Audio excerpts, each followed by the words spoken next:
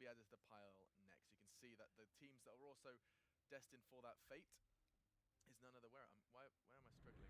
That was it, actually. Excuse me. Those were the two on 0-2. Right. That's why I'm struggling. There they are. That's what I'm looking for. Gambit FaZe is up next. CLG Hellraisers, North Na'Vi, and then you've got a whole stack of good games up after that as well. NIPVP, SKG2, and you end the day with Fnatic Astralis. That'll be those last four, especially putting teams in the playoffs.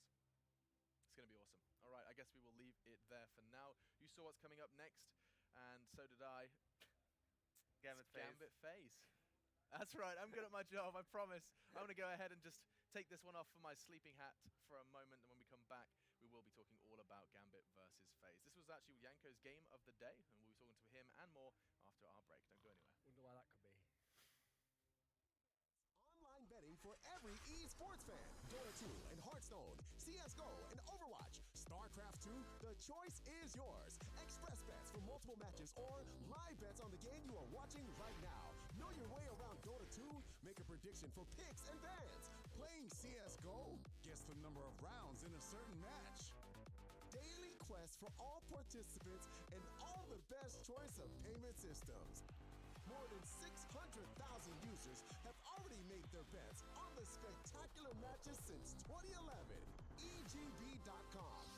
You know for sure who's gonna win.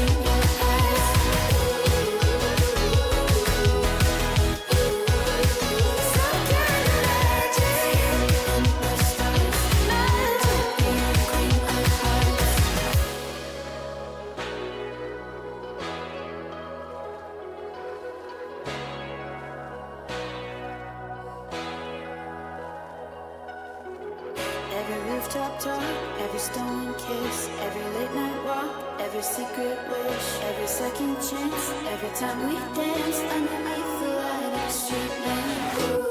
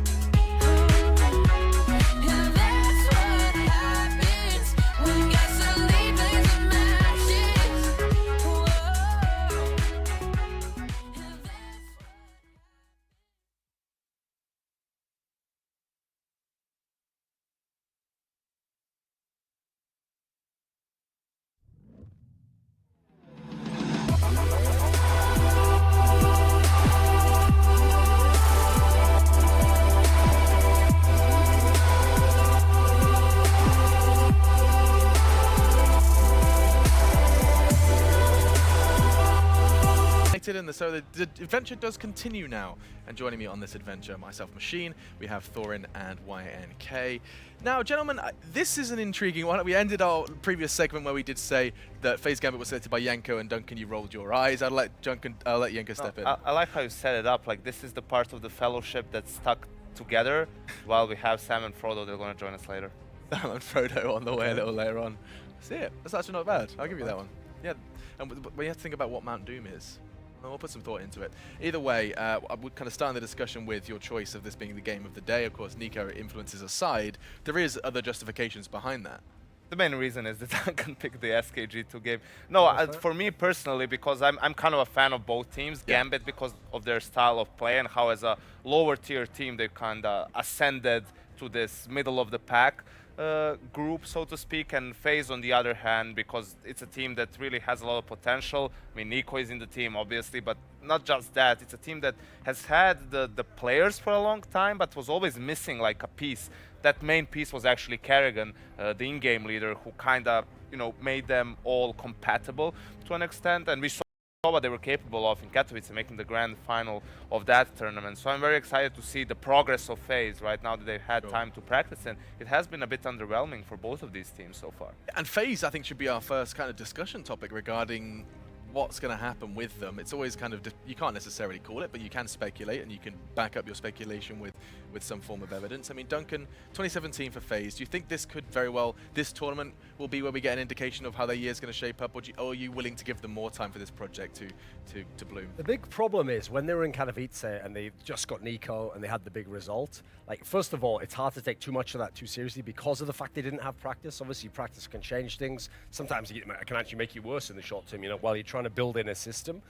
Then you've got to add in that, unfortunately, the side of the bracket they went onto was where we kind of got like good teams, but it wasn't the SKs and the VPs of the world. So they haven't had to actually beat a really, really world-class team to get that far. I mean, they even actually benefited from the upset of Immortals beating North. So I think North versus FaZe would have been a really crazy semi-final. Never had to play that. So they definitely had a good tournament there, but considering it was like a surprise second place, they had a little bit of help from other people along the way. So I feel like in best of ones, they did good in the group stage.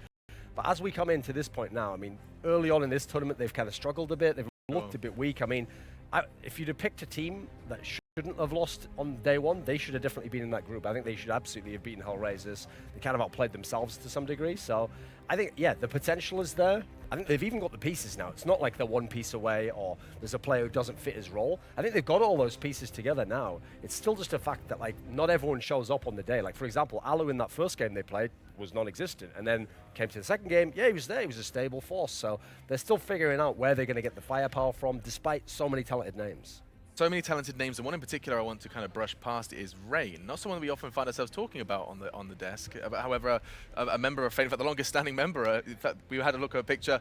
Rain is the only face that's still standing in this project that has been an ongoing project of multi-nationalities. Rain, what can you say about regarding him and his place within the team as we hunt for the fraggers? I think Rain is like a quiet star of the team. He's not a flashy player, especially when you compare him to the likes of Nico, for example. Sure. But he's that type of a rock player. You can always count on him to get you like the 1 or 2 kills if it's on the CT side. He's an intelligent player. He's going to be good in clutches. You know, I don't think it's even fair to say that he's not an exceptional player in any department. I just think he's like a very good all-around player, and that he's someone who's going to consistently deliver for your team. That doesn't necessarily have to mean that he's going to have 30 kills every other map. That's more of a Nico type of a player, but he's going to be there when Nico creates an opening. Rain is going to be there to follow up, right, and to like secure the round or do the next step, right? And I mean, back in the day, rolling back the years here, Duncan, when Norwegian Counter-Strike they had Norwegian rosters, I imagine Rain stood out as a star in that kind of lifetime. He was certainly one of the people we were looking at the time. I mean, actually, Rubino was pretty decent back then. They had a few, if we go far, like Polly was all right. They had a few names that were out there. Their big problem was, I mean, famously, obviously, in the Norwegian scene, they never had proper backing. So they only had a few teams that ever had the chance to. And I actually feel like they had London Conspiracy, they had the LGB, they had another one. I think they had a few of their players were in that Copenhagen Wolves lineup, if you remember. I remember Jacob was with Twist, etc. DreamHack London in 2015. So they had a few chances, but there was never any real breakout. Like, it was never like a top 4 finish at a big tournament or anything. So the big problem is they were always going to have to go internationally, and luckily Norwegians actually have the choice in theory of playing with Danes or Swedes. Like, they're one of the ones that can kind of bridge the gap there. So we have seen the likes of them playing in these other teams and having success. Obviously, doubt Rain would have had the success at this point in time. But I do feel like actually there's now enough of a core of Norwegians where one day I think you could have a team. It's just about whether someone would back it, you know. You've already got like 2 or 3 good names out there, Jacob, Rain, Rubino, obviously. You only need 1 or 2 more, especially maybe some of the younger players, and you could probably have a team there. But the thing about Rain is, it's the fact that it was in the bad phase teams. It was in like the old G2, the King Win, now coming into the phase that never made it out of the playoffs. That's where he actually looked pretty good most of the time. So whereas a lot of the others were really up and down, in general, he's never really underwhelmed that much, I don't think. And certainly won't underwhelm, as we had a chance to speak to him earlier on today. So let's actually hear what the aforementioned Rain had to say with this interview as he spoke to StarLadder earlier today.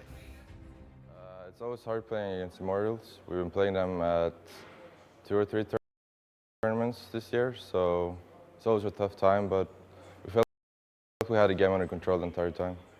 Yesterday at the start, it was more of a team effort, and Nico picked up the pace at the end and managed to secure some rounds, so I would give Nico the MVP. Yeah, we're ready to get our revenge. This major game was full of mistakes. We lost so many like pistol rounds or like eco rounds and stuff like that, so hopefully it won't happen again, and we managed to correct our mistakes from the major. Yeah, that's why we picked him up, no? We upgraded from races. We haven't prepared against Gambit especially. We're just trying to focus on our own game. The first day we tried to anti-strat too much, and now we're just going to go back to the way we did in Katowice, where we just focus on our own game and not so much on our opponents. 16-8 for us. And the question immediately directed to Yenko is, does he agree with Rain? We're not going to focus on our opponents, we're just going to focus on our own game. I'm sure you've heard that many times from many players. I think every team says that, and in general that's true, but I still think like Kerrigan and Robin are going to, you know, look up a couple of demos just in general, depending on which map they want to go for. I think that means just we're not going to focus heavily on anti-stratting and looking like what they're doing. We're going to focus on our game. We're just having some general pointers about how they like to play. And in my opinion, that's like generally the way you want to go. You don't want to get, I mean, we talked about this yesterday actually, Duncan, you don't want to get too bogged down in, oh, if this they do this smoke, this means X The only and Y. thing you should, like the way to anti-strat, in my opinion, in Tier 1 CS is you look for tendencies in certain situations. In like, when they lose a man, what do they do? When they're down a person, do they go aggressive? Do they play super passive? Do they gamble to stack a side? When they have an advantage, do they always like go to a side straight away, or can they do a fake? How do they, on nuke for example, if they lose control of yard, which player rotates to secret? Those are the things that you can use to anti-strat, in a sense that you know how they like to move, but only if you can find a pattern that you see it happening like almost every time, or at least 9 times out of 10. Everything else is just too random. It's like that story about where Device was studying the heat maps of the other AWPers. That's like an example of where it makes sense, because the idea isn't that you're going to always go to that one spot you saw him in a demo. The idea is more like, at this point in the map, they're always going to be here like 80% of the time in this spot. So you have a sense of, well, when you have to gamble on which angle to look at, then you have an idea that can give you information to help with, you know. I think that's also just like a star player's mentality. What he really means about that is he's going to focus on his own game. Because he's not even thinking about what some of his teammates are doing if they're on the other side of the map. So that's just the way star players should think that way. There's no way Karrigan's thinking that way. He's thinking entirely about Gambit, what map they're going to play, what demos. In fact, someone like Karrigan, I know from talking to him, he's a very logical guy, very methodical guy. So he will have literally done the proper homework where you identify like the 2 to 3 maps it could be. You start looking at the demos of like the 2 that's most likely, maybe the odd one or the other one, and then you've got your game plan in place. In fact, both these in-game leads in theory should be doing that. And of course, that is their opponent's Gambit.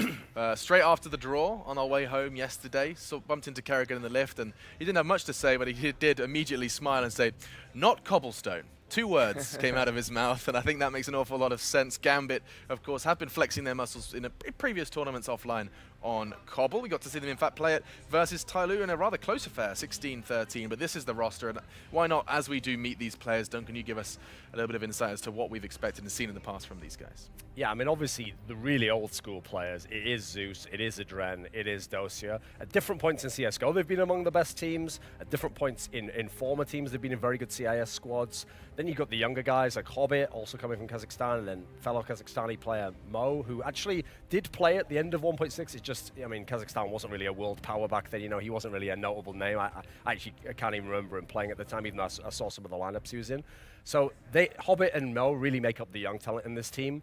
And I think the big problem for them actually is this guy who's on screen now, because the difference is Hobbit in general has actually been reasonably consistent in kind of the performances he puts in, but Mo can be so up and down. Like, I've seen games where he absolutely looked fantastic. Like, I remember a game a couple of years ago when he was back in Hellraisers where he had like 30 against Prime Fnatic, you know, and he looked absolutely incredible. Won them a game on Inferno, but then he can have other games where he can go against AWPers you don't even think are that great.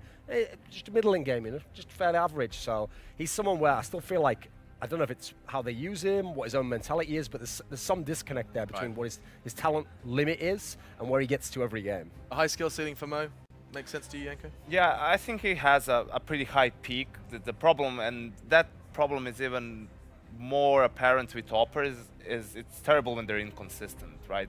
You need your AWPer to be consistent more than anything else, and in my opinion, you need to be able to hit like the easy shots, right? The solid shots. That's why you get an AWP, because you want to put him in an advantageous position to like hold a part of a map for you. If he can't do that, but he's gonna win you around every now and then by having like a crazy couple of flick shots, sure, but that should only be a bonus in my opinion, if you can even get that. The basis has to be like hitting the shots that you're supposed to hit. That's why, to me, it actually says it all about this current Gambit iteration, that Zeus doesn't just build the whole T-side around Mo. I mean, he's played his entire career with Markelov, Guardian. He has a good AWPer, he makes the whole T-side around them, and then other people have their roles after that. Mo is just a player within this team. He'll be on one side of the map, he'll take a shot, he'll have his certain peak that he wants to take here, but the game isn't predicated on what Mo does. Yeah, and of course, the game has been determined by one of our sponsors, EGB, as well, giving FaZe quite the distinct edge in this one, and that does lead us nicely into our own predictions. We hear what they have to say. I get to hear what you do now as well. Something as extreme as that, kind of almost a 3-2, 3-1? I think actually, I don't know how the model works here in terms of how the formula to get to that result is, but when you consider that essentially the guys from FaZe can just go ahead and ban the 2 really strong maps from Gambit, and then Inferno, which is the one that I think Gambit's trying to make like the 3rd map, I don't really know if they're going to be able to get it to that point in time. So we start out with a Mirage ban from Gambit. I mean, that's one that, like, it's fairly middling for them anyway, and FaZe is actually quite fantastic on that map, even if they're still trying to work Nico into the mix. Cobble was always going to be the ban, but as I said, it's not like it's only Cobble they're very good on. They're also very good on Overpass, but I know from talking to Karrigan, despite FaZe being good on Overpass, they are absolutely going to ban Overpass in this particular mix. And so really, what it's going to come down to, ultimately, I'm pretty sure, because at some point Gambit surely has to ban Nuke with the last one, is FaZe can either force it to cash again, which they might not want to do because of the Hellraisers game. I think they're going to try and force it towards Inferno. They're obviously going to be thinking about possibility for... I mean, if Nuke comes in next, Inferno, Cash, yeah, those are the two. So it's going to be up to FaZe to pick. I think they might just go ahead and do that. Do you think they'll go for Cash? I'd go for Cash, yeah. Yeah, so they've gone back to it again, but that's also because, you remember, obviously we know Zeus hasn't actually played a whole lot of Cash games in the last few years. So probably quite logical, yeah, because of the Na'Vi days, that was the permaban. So I think Inferno would have been fine as well. It's just that at the moment, Gambit has actually been putting a lot of work into Inferno. It seems like they're trying to stress that to be the next third map. So I think Karrigan has absolutely played this flawlessly in terms of the pick ban. I wouldn't be surprised if, for example, Adren is doing like some of the calling on this map for Gambit simply because Zeus hasn't really played the map with Na'Vi. And it's not just about like having the strategies on it. You need to know how the map works in terms of dynamics. You know how to react when your opponents do certain things. And you can see that the teams that Gambit played Cash against, to North they lost, and it was like two pretty weak teams that they've beaten, while on the other hand, FaZe had that map win over Astralis in Katowice. And it's such an interesting point, Duncan. I did a kind of, admittedly phase that out just for a second because I was drawn to seeing the map stats. And you're right, it does seem like with this 5 roster, it is their least played map and least successful map. Gambit, they've played it, just to show the contrast, they've played it 6 times in the entirety of this roster existing, in contrast to 15 times for Cobblestone. It's because the problem was the kind of joker card that Karrigan had was he knew he could force the nuke ban at some point in time. There's no way Zeus is going to let that through. So as a result, they've had to end on this scenario where, like, I don't think Gambit could have done a whole lot here. You'd have had to take a pretty big risk, and I think actually the guys from FaZe might have just gone into any of the other maps, like Mirage, if you left it open. It's just a flaw of the team right now. They have a pretty shallow map pool. When you take away Cobble and Overpass from them, you can't really pinpoint a map that they would be favored on against Tier 1 teams. We thought it was Inferno because of their performance in Vegas as well. But yesterday against Fnatic, they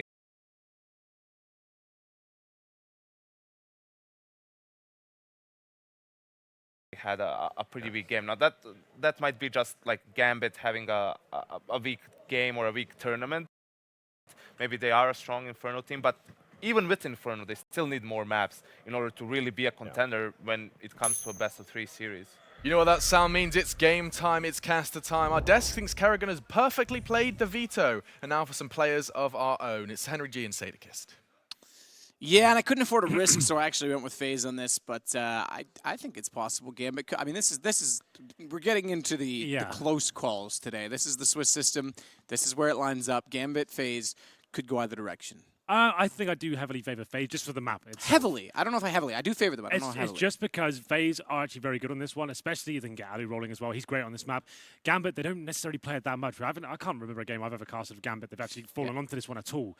So it's difficult to think that they can go toe-to-toe. Obviously, they'll give us a good game. They're much different play styles coming forward as well. I expect you to see lots of slow defaults coming in from Gambit, maybe some more methodical executions coming through. We won't see that much of that from FaZe, to be fair. Their kind of play style on this one is Karrigan, he's the bait most of the time. His teammates will send force towards one side. Karrigan will be slipping in towards B or towards Squeaky Door, trying to show as much presence of force rotations, and his teammates explode towards the other side of the map. They were very, very good at capitalizing and punishing Astralis for trying to take fights and peaks in B off the default. I think in that final, the best-of-5 final at Katowice, FaZe, I think, had the man advantage within the first 20 seconds on their T side 6 or 7 times, and it was usually picks over toward the B site that was the problem. So that is something that Gambit's going to have to be very cautious of and how they want to approach that, especially with a guy like Mo, if he's going to go for the fast stop or not. If they're going to try and get a CT with even just the rifle, the M4, in toward the vents, and if they're going to play vents, maybe try and push up and get to vent from mid instead of taking that fight. Like, there's so much things they're going to have to consider just in the simple setup against FaZe. Yeah, going back to that old battle as well, one thing I've always criticized, you know this, that for FaZe, they never really allow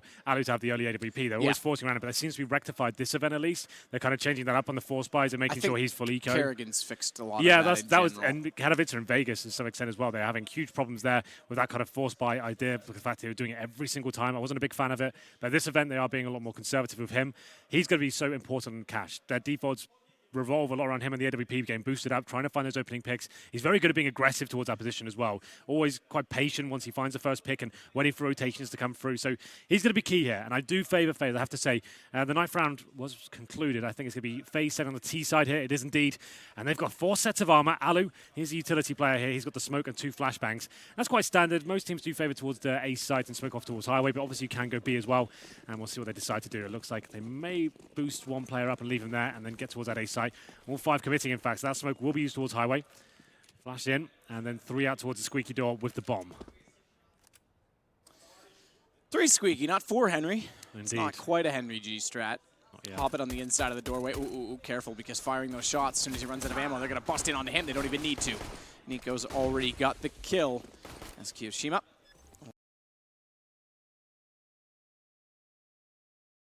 Will work his way onto the site. Kerrigan to plants. Wide plant as well. Covered off from A-main quite easily as Doja tries to fire back from the truck. T-side pistol going FaZe's way is perfect because we know they get rolling on the T-side quite quickly. So the good start should bode well for them if they convert this. We're not done just yet. Doja does have a kit. Adran's trying to work his way in, but look at Nico. Already wrapped around, makes the call. Guys, they're going toward the site. It's the headshot. Rain will close it out. Straightforward. Very straightforward there. FaZe not dropping a single kill. 2 towards A-main, 3 at the door. No default to kick things off. That smoke comes in after they find the first pick. They actually challenge 2 players towards quad. Manage to pick up the first kill. Then they explode towards the A site. Smoke goes down. Nico for the backstab. And he manages to flawlessly pick up the round. So, flawlessly indeed. An accidental buy of a Zeus, which was shot in spawn. Get rid of that. If you're going to accidentally buy one, I know like you don't care, so you shoot it, whatever. You might as well keep it. You never know. Why not? You get into a 1v5 or a 5v1. They're up, obviously, in this case. Just walk around the corner, get set. You never know. Well, for this round at least, Gambit, 4 sets of armor and upgraded pistols. Of course, Mo's the AWP. He'll just be down to the Deagle, no armor.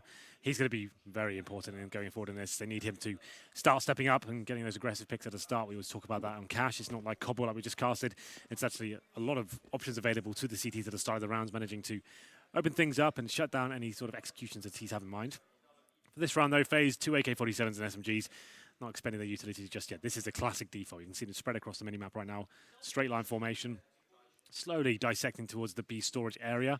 Haven't got mid control as of yet, but 3 players towards B suggests that's where they'll be ending up, especially now the bomb's in that position as well. Rain might stay and watch middle, whereas teammate Nico could patrol that area and stop rotations towards the vents. Could stop rotations toward vents, and speaking of, they'll flush them at this point.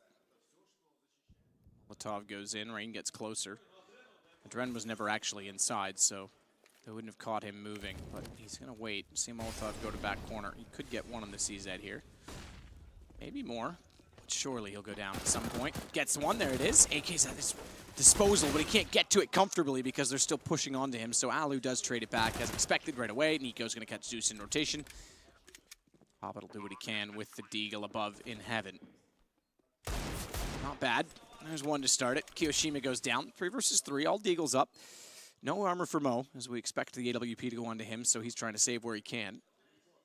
Doji and Hobbit do have armor, and as we mentioned, if they can get Halle right now, there's an AK. There'll be 2 AKs at that point, down inside of Checker. So this is a big kill for Doji to try and find, as he gets it as well. I thought for sure with the first shot going against him, he was done and dead. The problem is he's still being watched, so even if he wants to go for one of those guns, he's so low on HP, yeah, he's got to back out. Yeah. Good read by him in that sense. Yeah, he's got 5 HP. He can't recover the AK. Might as well save the armor and Desert Eagle there. But FaZe, although they lose 3 kills, there's actually a lovely little strategy there to just flush out every risk at that point. They Molotov towards events, like you pointed out, and then towards the checker box at the back as well. Unfortunately, the player on the close right manages to take them down, but they recover. Alu picks him up with the UMP, and then Molotov's on the side, flashes in as well. 2 players survive after that real nice shot from Doja. He shouldn't have picked it up. You're absolutely right. There's almost no chance I thought that was going to hit, but he manages to put it off and makes an expensive round for FaZe, but also quite comfortable. There was no chance they were going to lose that round at that stage. He was just managing to damage their economy. So full eco now for Gambit. Dosia, of course, saving that Deagle and body armor. So well, I guess we'll be the most impactful player going into this one. Full eco for the rest of his team. And towards A we go. 3 players towards that side of the map. Bomb down there as well. And a bit of aggression for the CTs here towards Squeaky Door. Hobbit and Zeus going to push. Nico to wait with the AK. Yeah, easy kills for him. Should be. Should be. They go wide. If he wasn't fully on it, paying attention, maybe communicating, looking at radar, could have been caught, but he's definitely ready that time. So They'll stay with 5 alive. Alu will ensure that continues a little bit longer. Doji can get one. Nope, Kerrigan's going to take him down. So all 5 stay alive. UMP Mac 10. I expect the Mac 10 to be gone out into the next round as we get Mo immediately onto a glass cannon AWP. That's all we wanted. He did not force buy in that second round, and now it's time to step up. It's always going to be a rough round for the CTs here. There's also obviously a lot of potential for the 5-0. You'll be going into this round with potentially no kits, maybe no incendiaries as well, and FaZe will be aware of that. That's why middle is so viable at this point. Obviously, the standard CT defense towards middle, smoke towards the main entrance, and then Molotov, or it's incendiary, I should say, towards the boost position. But that's not really possible after you lose that second round in the force buy. You probably won't have the incendiary. So that makes middle quite tantalizing for the T's. You want to go quite fast. Maybe boost 3 people up. Challenge, especially if you have the AWP there as well. We'll see whether Mo has a decent spawn. We have a technical pause coming in for now.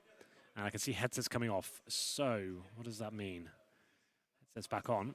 Maybe it was just a small issue there. No one pause called as of yet. Looks like it's Adren who's running the issues for now. We've been relatively stress-free. We had one nightmare of a game, the Astralis North one, with technical issues. Apart from that, it's been pretty smooth sailing, I would say. Yeah, very smooth sailing. But here we go.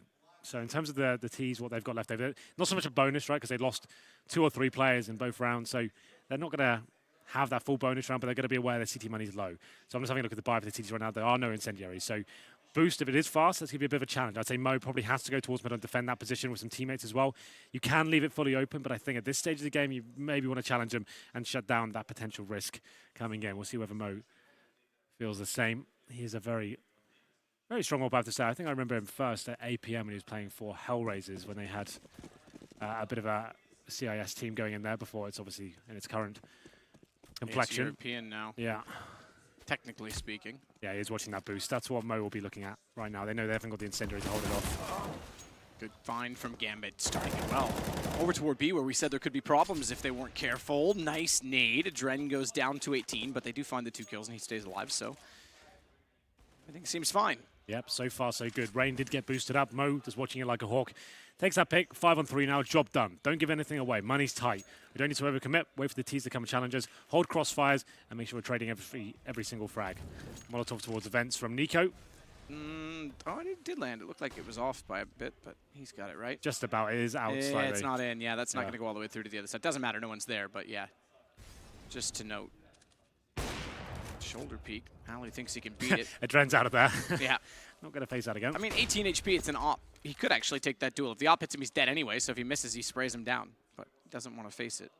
At this point, it's not, like I said, they don't need to challenge for frags at all. Just waste the time, stay alive, and Flash comes in. Mo doesn't detect Nico's got out. That's a problem for almost every team, but Mo does detect him in the end towards Forklift, and actually the round secured, especially with Alu on low HP. But Kerrigan, he finds Dosia, and looking for the second kill as well, can't get it. Mo with 3 kills this round. We said he had to step up here, and he does.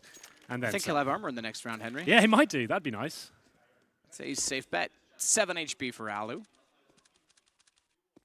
7 minutes in heaven. Wow. Nice round from Mo. Very good stuff for Mo to get 4 on a glass cannon. That's why they saved in round 2. Well, he did get a deagle, to be fair, but he saved the armor. He didn't go with armor. Yeah, like as long as you don't get the armor, obviously that's an extra $650. And if you get 1 kill with the deagle, you almost guaranteed the AWP. It says triple kill, but it's actually a quad in the end. That was a quad kill, yeah. The graphic wasn't even ready for how fast his last one was. Yeah, that's true. Yes, it's a very good round. Like we said, middle is always going to be a dangerous zone for them in that sort of round. He's there with the AWP, takes down Rain, rotates towards A, hits absolutely everything at that point, and that's the first gun round going in favor of Gambit. Much needed one as well. That would have been the 5-0 for sure. It's always a bit delicate for the CTs. Another technical pause coming in, so we're not quite out of the woods. And I can tell you, it's a problem with the keyboard for Dosia. And hands are up, the admins are coming. I'll have a look at the FaZe Clan buy as well while we're here. 4 sets of A keys. And what else we got? AWP for Alu. He's glass cannon this time as well. Has he got any more cash? All right. Apparently, Adren's got problems with keyboard. Yeah. That's why his headset's off. I don't see any lights. Probably backlit. Everyone else is backlit. It's dying. Power supply not sufficient. Possibly, yeah. If he's plugged in maybe a USB 2.0 port, something like that. Could just be the port's dead. Yeah. Could be anything. Could be the keyboard's dead. Who knows? Well, he doesn't seem to be unplugging things. Maybe the admin's beneath him sorting it out. Admin's under the table. Yeah. Moling away. The double AWP set up now for Gambit going forward. Mo will be joined by Hobbit. And Hobbit, we've seen him more before. He's actually very good at that weapon. We've seen some great performances with him in the past. We'll see whether we can step up here. The double orb setup on Cash, very viable indeed. It's obviously viable on most maps. I'd say Cobblestone not so much. It's normally the execution-based maps that's a bit troublesome. Like Mirage is very viable, but you go, as soon as it's detected, you'll see a lot of set pieces come in. Obviously, Cash has the option for that as well, but the idea is there's so many options at the start of the round, you can actively hunt for picks at the start. You've got plenty of options and room to move with, and that's why double orbs, especially if you have good spawns like Mo's got right now, he's got the best spawn on the map. And that suggests he might go towards Squeaky Door, or maybe towards Beast Storage a little bit more aggressively than usual. We're up against Alu, like we said, he's on Glass Cannon. Not such a massive deal at the start of the round. If he's going for picks and trying to shut down these orbs at the start, armor's not really a factor. It comes towards the later stages of the round. If he's holding quad, for example, and gets Molotovs or naded, he's obviously going to be much more vulnerable. But for now, we still are having keyboard issues, and they are discussing things. Zeus, you're not supposed to be chatting. You know that. Come on, guys. That's true, actually. Oh, they're even communicating through TeamSpeak. Throw the rules away. It's all fine. All the admins are there. Hobbit's obeying. He's taking his headset off. Everyone else has them in. If it's a keyboard issue for a Dren, they certainly aren't in any rush to fix it. There's got to be something going on. We can't see across the room. There's got to be something going on the other side of the desk where they're messing with the PC, I imagine. There's, beneath the camera. Lucas from HLTV as well, getting the action shots. He looks so different without his glasses. I didn't notice. I didn't get. He has not been wearing them this event. He's on to contacts, and that's part of his look. Yeah, it's true. He looked older without the glasses. Yeah. Well, there's the action shot of FaZe as well. They're having a little chat as well. Why not? Seems like everyone's just joining in. Shouldn't really be happening. I know I'm making a joke of it. That is in the rules. I mean, using. Yeah. The one leniency you could give is if the admins and TeamSpeak and they're just generally chatting, as long as they're not talking about the game. But in general, you're right. Yeah. It is supposed to be clear cut, no talking. Sit in silence. Well, I guess if they're both doing it, no one really can be punished, you know? Well, that's my point. They could just be chatting. Yeah. I'm only speculating, of course. Anyway, 3-1, and Eurechas have once Alu again. talking about Red Bulls and why he was on NIP. Do you remember that? Do you remember why he was on NIP? No, what do you mean? Because he has a big... You don't remember that? I don't remember that what you're talking about. That whole video with the team comms. I remember that when you said, are we allowed to have the Red Bull? Yeah, no, the other one was... Anyway, I'll show it to you later. It's fine. But that said, I think we're going to go to a short break. They are going to fix this up. Adren's just waiting for the admins to elect to do that with his PC. And Mo's asking, you have a new keyboard. I'm being told it's a Adren, but Mo's the one asking that. So, okay, new keyboard coming soon from Doja. Well, there we go. We'll take a break. We'll be right back. E-gaming bets, online betting for every esports fan. Dota 2 and Hearthstone, CSGO and Overwatch, StarCraft 2, the choice is yours. Express bets for multiple matches or live bets on the game you are watching right now. Know your way around Dota 2? Make a prediction for picks and bans. Playing CSGO? Guess the number of rounds in a certain match. Daily quests for all participants and all the best choice of payment systems. More than 600,000 users have already made their bets on the spectacular matches since 2011. EGB.com.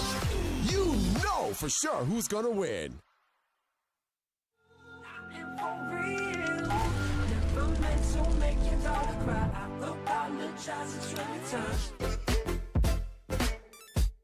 Yeah.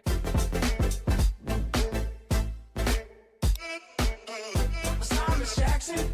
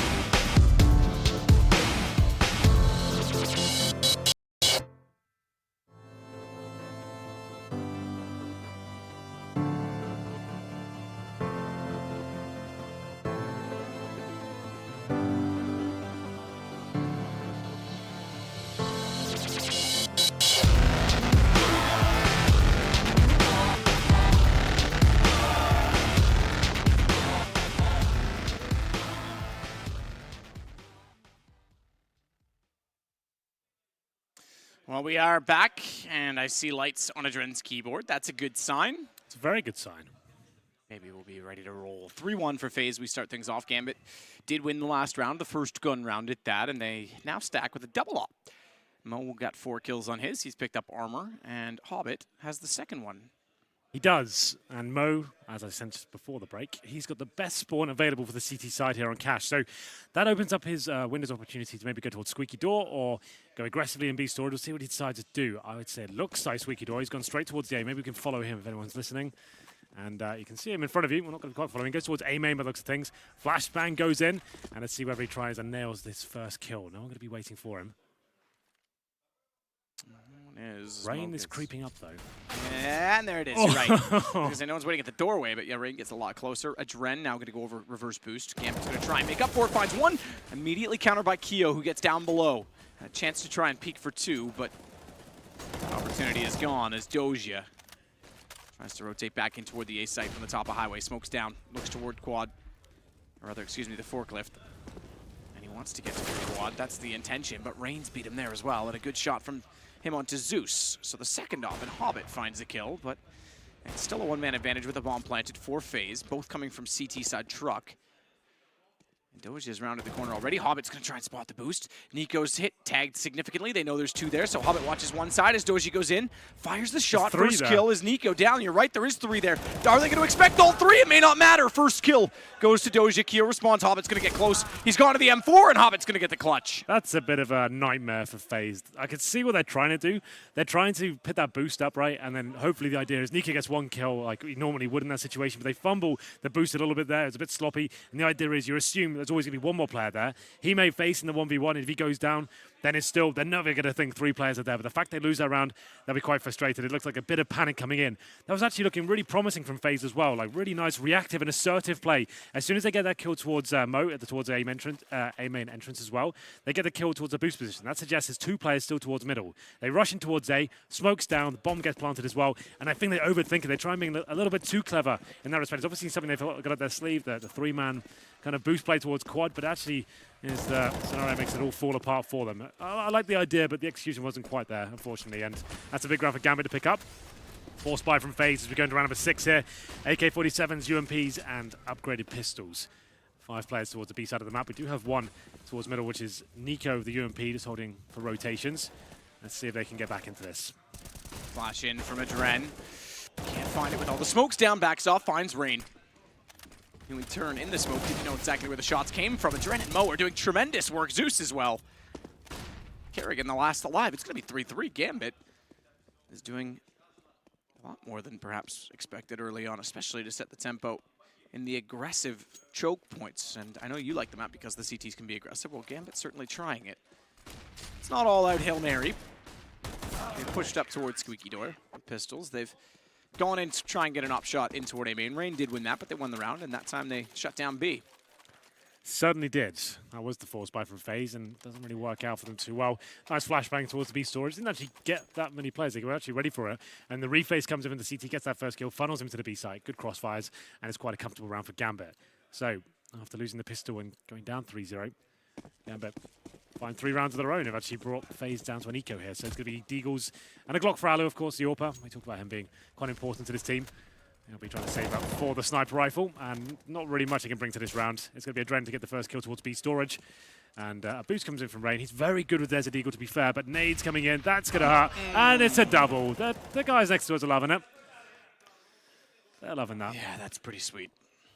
Go again, lads. Molotov now. Ooh, I hear it. Where did that land? Nice shot by Mo. Doesn't even matter. So, okay, so that's in the garage beside them. I thought it was going to get thrown toward the boost, but they cover it off. They get 3 kills. The Deagle's not amounting to much. Smoke gap. Nico with a Deagle is a threat always. Ooh, feet spotted, but Doji can't find exactly where he's gone. He's gone to the right, not the left. As the reload comes in, the door will open. Doji realizes it, backs off, takes the bomb down. All 5 up for Gambit, and all 5 down for FaZe. Yeah, another smooth run there for Gambit. 4 in a row now. I think their money's starting to get to a reasonable position. You can see Mo, he's actually just shy of $8,000 after the reinvestment of grenades, and most of them above 5K to be fair as well. So they're looking very comfortable. We've got a couple of buys in the bag as we get into round number 8 here. 4-3. FaZe yet to post a gun round here. Alu has got the AWP. No grenades to go with it, but Yorpers don't necessarily need them. Can be set up by their teammates. Like I said, he normally gets boosted up towards middle. That's what Mo has been challenging as well, so that makes sense. Zeus will Molotov him off at the start, though, so can't pick straight away. I'm going to keep following Alu on my own screen and see what he's up to. He's actually gone towards A storage for now. And smoked off. This will be a default once again. You can see him spread out on the minimap, that straight line formation. Two towards B storage, trying to shut down any sort of aggression that's coming in. Do it. Nico. Find it up for the wall. Pretty obvious someone's going to be aquatic to hit him shooting, so he's just looking. Oja, meanwhile, try and work a different angle inside of the side at quad to look into A main, and Nico anticipates that he might, tries to spray through it. Getting closer, but backs off from the doorway position as they go for the boost in middle instead. It's Alu above with the AWP. Needs a plenty. Last time it was 2 to this position to take down, I don't remember exactly, I think it was Kiyoshima last time. Either way, they won't be in a position to do that this time as Mo goes back in with the AWP. They've already gotten him beside the cubby, so he's got to be a little bit careful. Alu above and 1 in close. They're going to give up middle as well. They've got 1 in Z to play passive at Dren to make sure they can't push all the way through.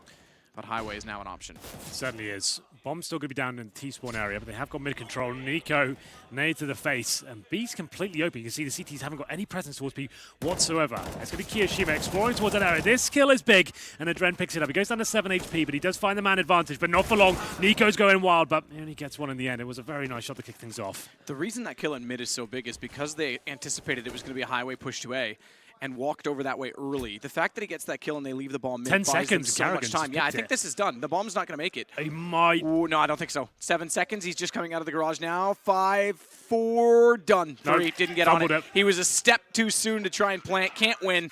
And that's why that single kill, they actually had B open. Based on an over-rotation, or an anticipation, I should say, from Gambit. They get 1 kill in middle, and rough. they lose the B site out of it. I mean, that is very rough. That's amateur hour. Got a bit carried away there. They're all focusing across the map. You can see them. There's like 2 guys in B, 1 in middle. Like, it was a complete mess, wasn't there? There was no final objective there. It's Carrigan who just goes, guys, it's 15 seconds left. The bomb's on a T-spawn. Yeah. Classic moment, and he has to pick it up and just run, knife out all the way to A. Open, but the thing is as well, he fumbled the plant a little bit. I think, had he not had that little fumble, you can press E when you get to the bomb side, the bomb out, and it actually instantly plants. If you go in and press mouse 1, I think there's a slight delay. Like, sometimes that's a small bug. Yeah, I think that's actually correct. Yeah, if you press E, I think it's instant. He kind of fumbled it, but looks at it. I'm not sure if he made it either way. I couldn't 100% tell you, but there was a chance he could have planted if he didn't fumble that. But that was sloppy from FaZe. This is looking rough for them. Not able to pick up a gun after getting the first couple of picks there. Everything was great. Lots of map control, push the CDs back. Players in B, finding picks towards middle, pushing up towards highway, and just left the bomb and spawn. That's why they take the tactical pause, a chance to calm down and work out what the hell's going on there. Allow Robban to come in and give them a bit of discipline at that point, maybe. Flashes to go through onto Alu. Doja does push up successfully as well this time at Squeaky Door. 3 stack on A, 2 push, 1 kill, and then they back off. FaZe is having trouble setting the tempo. That's what they're good at on this map, but Kiyoshima will give them a bit of hope because getting Zeus down on B after watching 3 push out to A means they've got to rotate quite a bit back toward the B site. And they'll start to get in a position to try and execute. This time they're all on the same page as well. 4 on 4. Molotovs go towards B. It's Alu trying to find the first pick. I can't say he's had a massive amount of impact, but I eat my words as he takes down Dosia, and Carrigan chimes in as well. That's the B site open. Bomb should be planted. Man advantage to FaZe. 3 on 2. Mo and Hobbit for the retake in. Hobbit's coming from mid-storage. Yeah, but Alu's ready for it. Hasn't seen anything to encourage a rotation toward vent. They're still intact. And they've already cleared out the B site direct, so not a bad shout for Alu to take a peek. Gets the second kill. Hobbit goes down. It's Mo to save the AWP. He's at truck. He'll wait. Gambit. They string together 5 straight rounds. 3 staying up is big for FaZe Clan because that means even though it's a reset, they'll be in a fine position. Yeah, especially that AWP staying alive as well. Alu, like I said, quiet game from him so far. As soon as I said it, he finds a nice headshot towards Checkers, and then nails a shot towards CD Sport as well. So nice work from him. Carrigan, he capitalizes. As soon as Alu gets the pick, he's striking towards the site, gets the trade. Only Nico, the only players to go down, but finally a gun round arrives for FaZe. They did win the pistol and got that 3-0.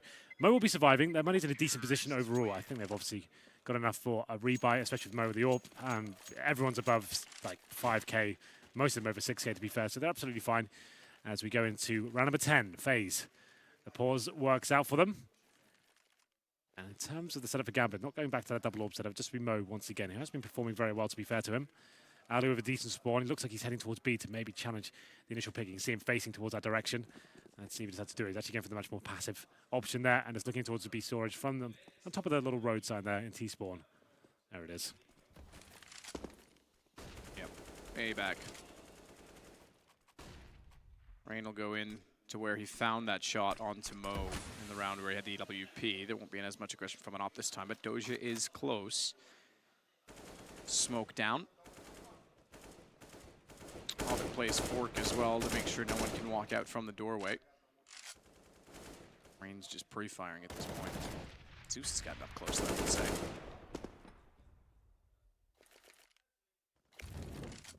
Molotov. Ooh, it's going to be fine, though. He's on top of the box. That's going to go behind him.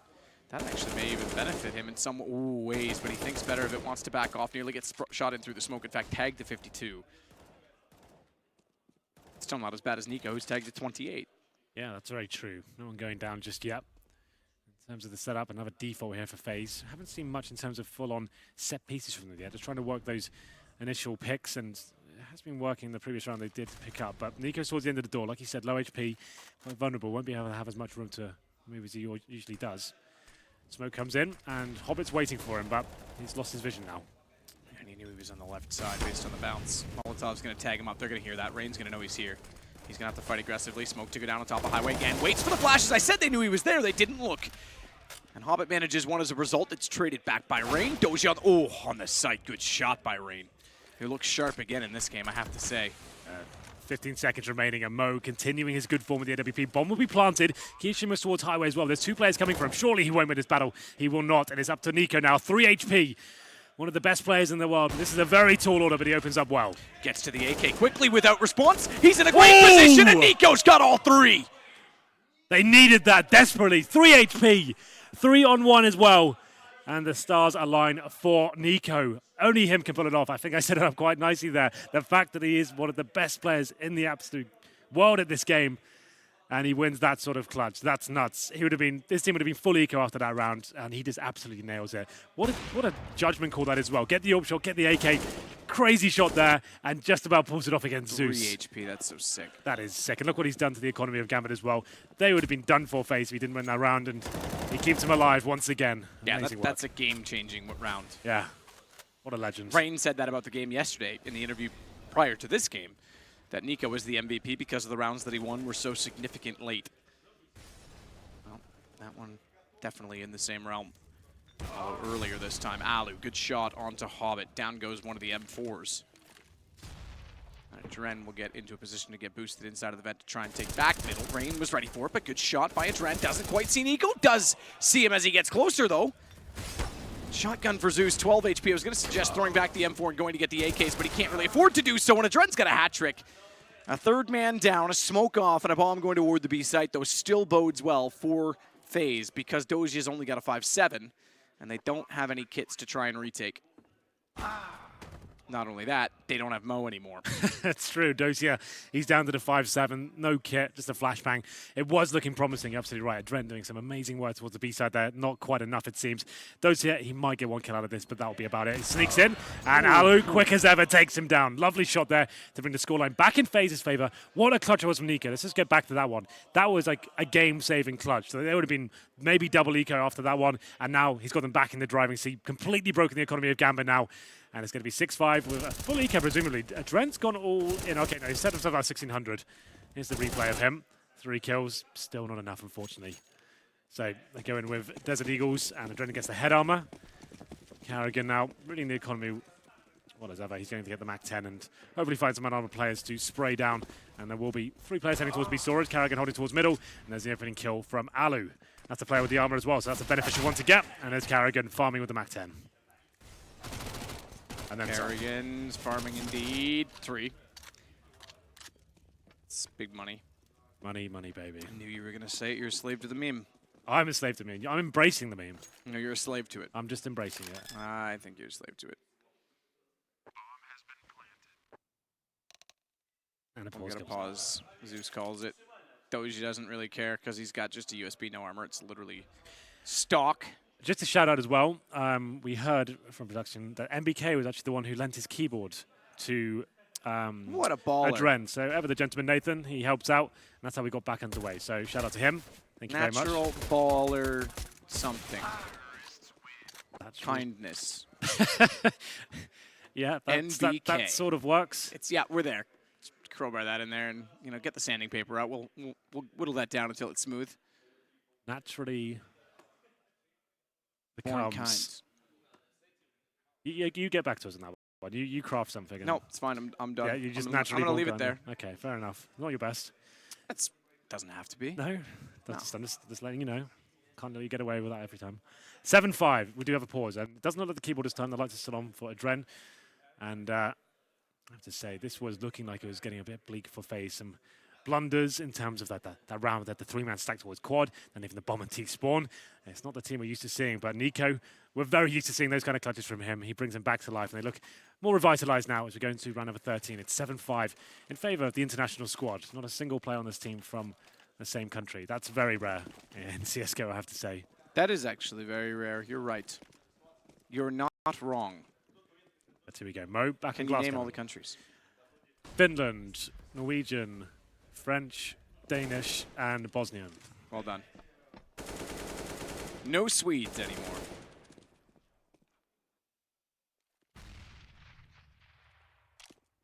Kiyoshima. Alu as well is going to away with the AWP. This is more the setup we were expecting to see where they try and get into B early on, but Adren's beat them here once more behind this box. They have Molotov this on a few occasions. Zeus was there at one point in time and then hesitated to try and move around. Big round for Gambit. This fully would lose the momentum if they don't pick this one up. This would definitely be FaZe taking potentially 9-6 and beyond. Not only that, Nico started off well by getting Zeus. First pick unanswered. Hobbit's so close on that smoke. He could open things up once again. He's going to sit with his face to the wall, and he's going to expect to be flashed in on. Instead, oh, Dren! Oh, goodness. Dear Lord! Leaves him with no ammo left, and unfortunately that means he goes down, but Dojia's there to respond to it. The tournament of whiffs. There it is, Nico. Okay, I thought it was going to be back to the wall. Hobbit tries to go in and compensate for what's going on at B, and Nico's ready for it. It relays information to Mo, who's got to hit those shots. Nico's in. And Nico could elevate himself above red to try and get the shot, but Mo's going to put himself in the corner to disallow that. They don't know where the second is yet. Nico's set. Bomb goes down. Doja needs to find Nico. Mo's gone. There's no way. He was going to win that exchange, and Nico is stepping up again. Yeah, he's playing out of his mind right now. That's exactly what they need, and FaZe run away with another round there. It came down to a 2-on-2, but Nico just taking them to school right now. 14 kills for him in total. It's quite a game from some of his teammates. Reruns seemed to have dropped off since the early stages. He did very well in the pistol rounds and anti-ecos, but hasn't really done much since then. And to be fair, Nico, when he's finding that many kills, there's not really much he can do. He's taking everything. So we go into round number 14 here. 8-5 in favor of FaZe. This is, I guess, I'm not going to say their map pick. This is the map they wanted. Like Gambit, not known to be an amazing cash team. They don't play it that often. A poor smoke towards middle there. Zeus, I didn't think he was going to get killed there, but he has dinked one and found a kill as well. He does get taken down by Rain eventually. It's going to be a 4-on-4, but look at the damage inflicted to Rain and Alu. Alu's so low. That pistol shot from White would take him. 14. Mo's getting closer. They're watching it, though. Rain's ready for it. Nico is as well, apparently. Yep. Why not? Leaves us to wait. Alu's still very low on the op. Okay, no, this is it. Adren. We are on it. I saw it on the map, but didn't quite realize. I thought maybe he was boosted. He's just forward of that. 1 minute mark here. So they've ascertained that the CTs only have pistols at this point. So 4-on-3, don't need to rush, don't need to overcommit. Just make sure you pick up the bomb. That's my 1 bit of advice for them. Don't leave that in T-spawn. That's one error you don't want to be giving away at this point. One player towards the A side, that's going to be Adren. The Eagle in hand, he's watching Highway for now. He's pretty much done for. Since he gives his position away, Nico, you feel like he's going to be hungry for him at this point, and he smokes him out, and he just has to move away at this point and actually get towards the bomb site and see whether he can get anything done with this Desert Eagle. Dren shut the door, but Trying caught. to be polite. Yep, caught by it. Rain will get the shot onto him. It's going to be just Doji and Hobbit remaining, and they're well over toward B, so this will be bomb plant in. 9-5, and as I said, it could easily go 10-5 after Gambit got 5 in a row after losing the pistols. So Hobbit gets Alu down at least. That'll give them a gun. In fact, it gives them not only just a gun, but an 8 WP. Now they can rush B. Yes, they could, yeah. Well, this round's over, unfortunately, for Gambit. They do save the AWP. Hobbit has found a kill. They sit on the UMP as well. In terms of loss bonus, they've lost the last 5 rounds in a row. After the win streak, Gambit had a 5 rounds. That clutch really has got FaZe back in this game. It's going to be 9-5, and then look at the double digits going to the final round. Dosia, there is quite a lot of whips going on in the server today, but to be fair, here's the UMP and got caught out with a tight angle. Couldn't quite find the frag. And Nico, he's still hunting. He wants absolutely every kill available to him.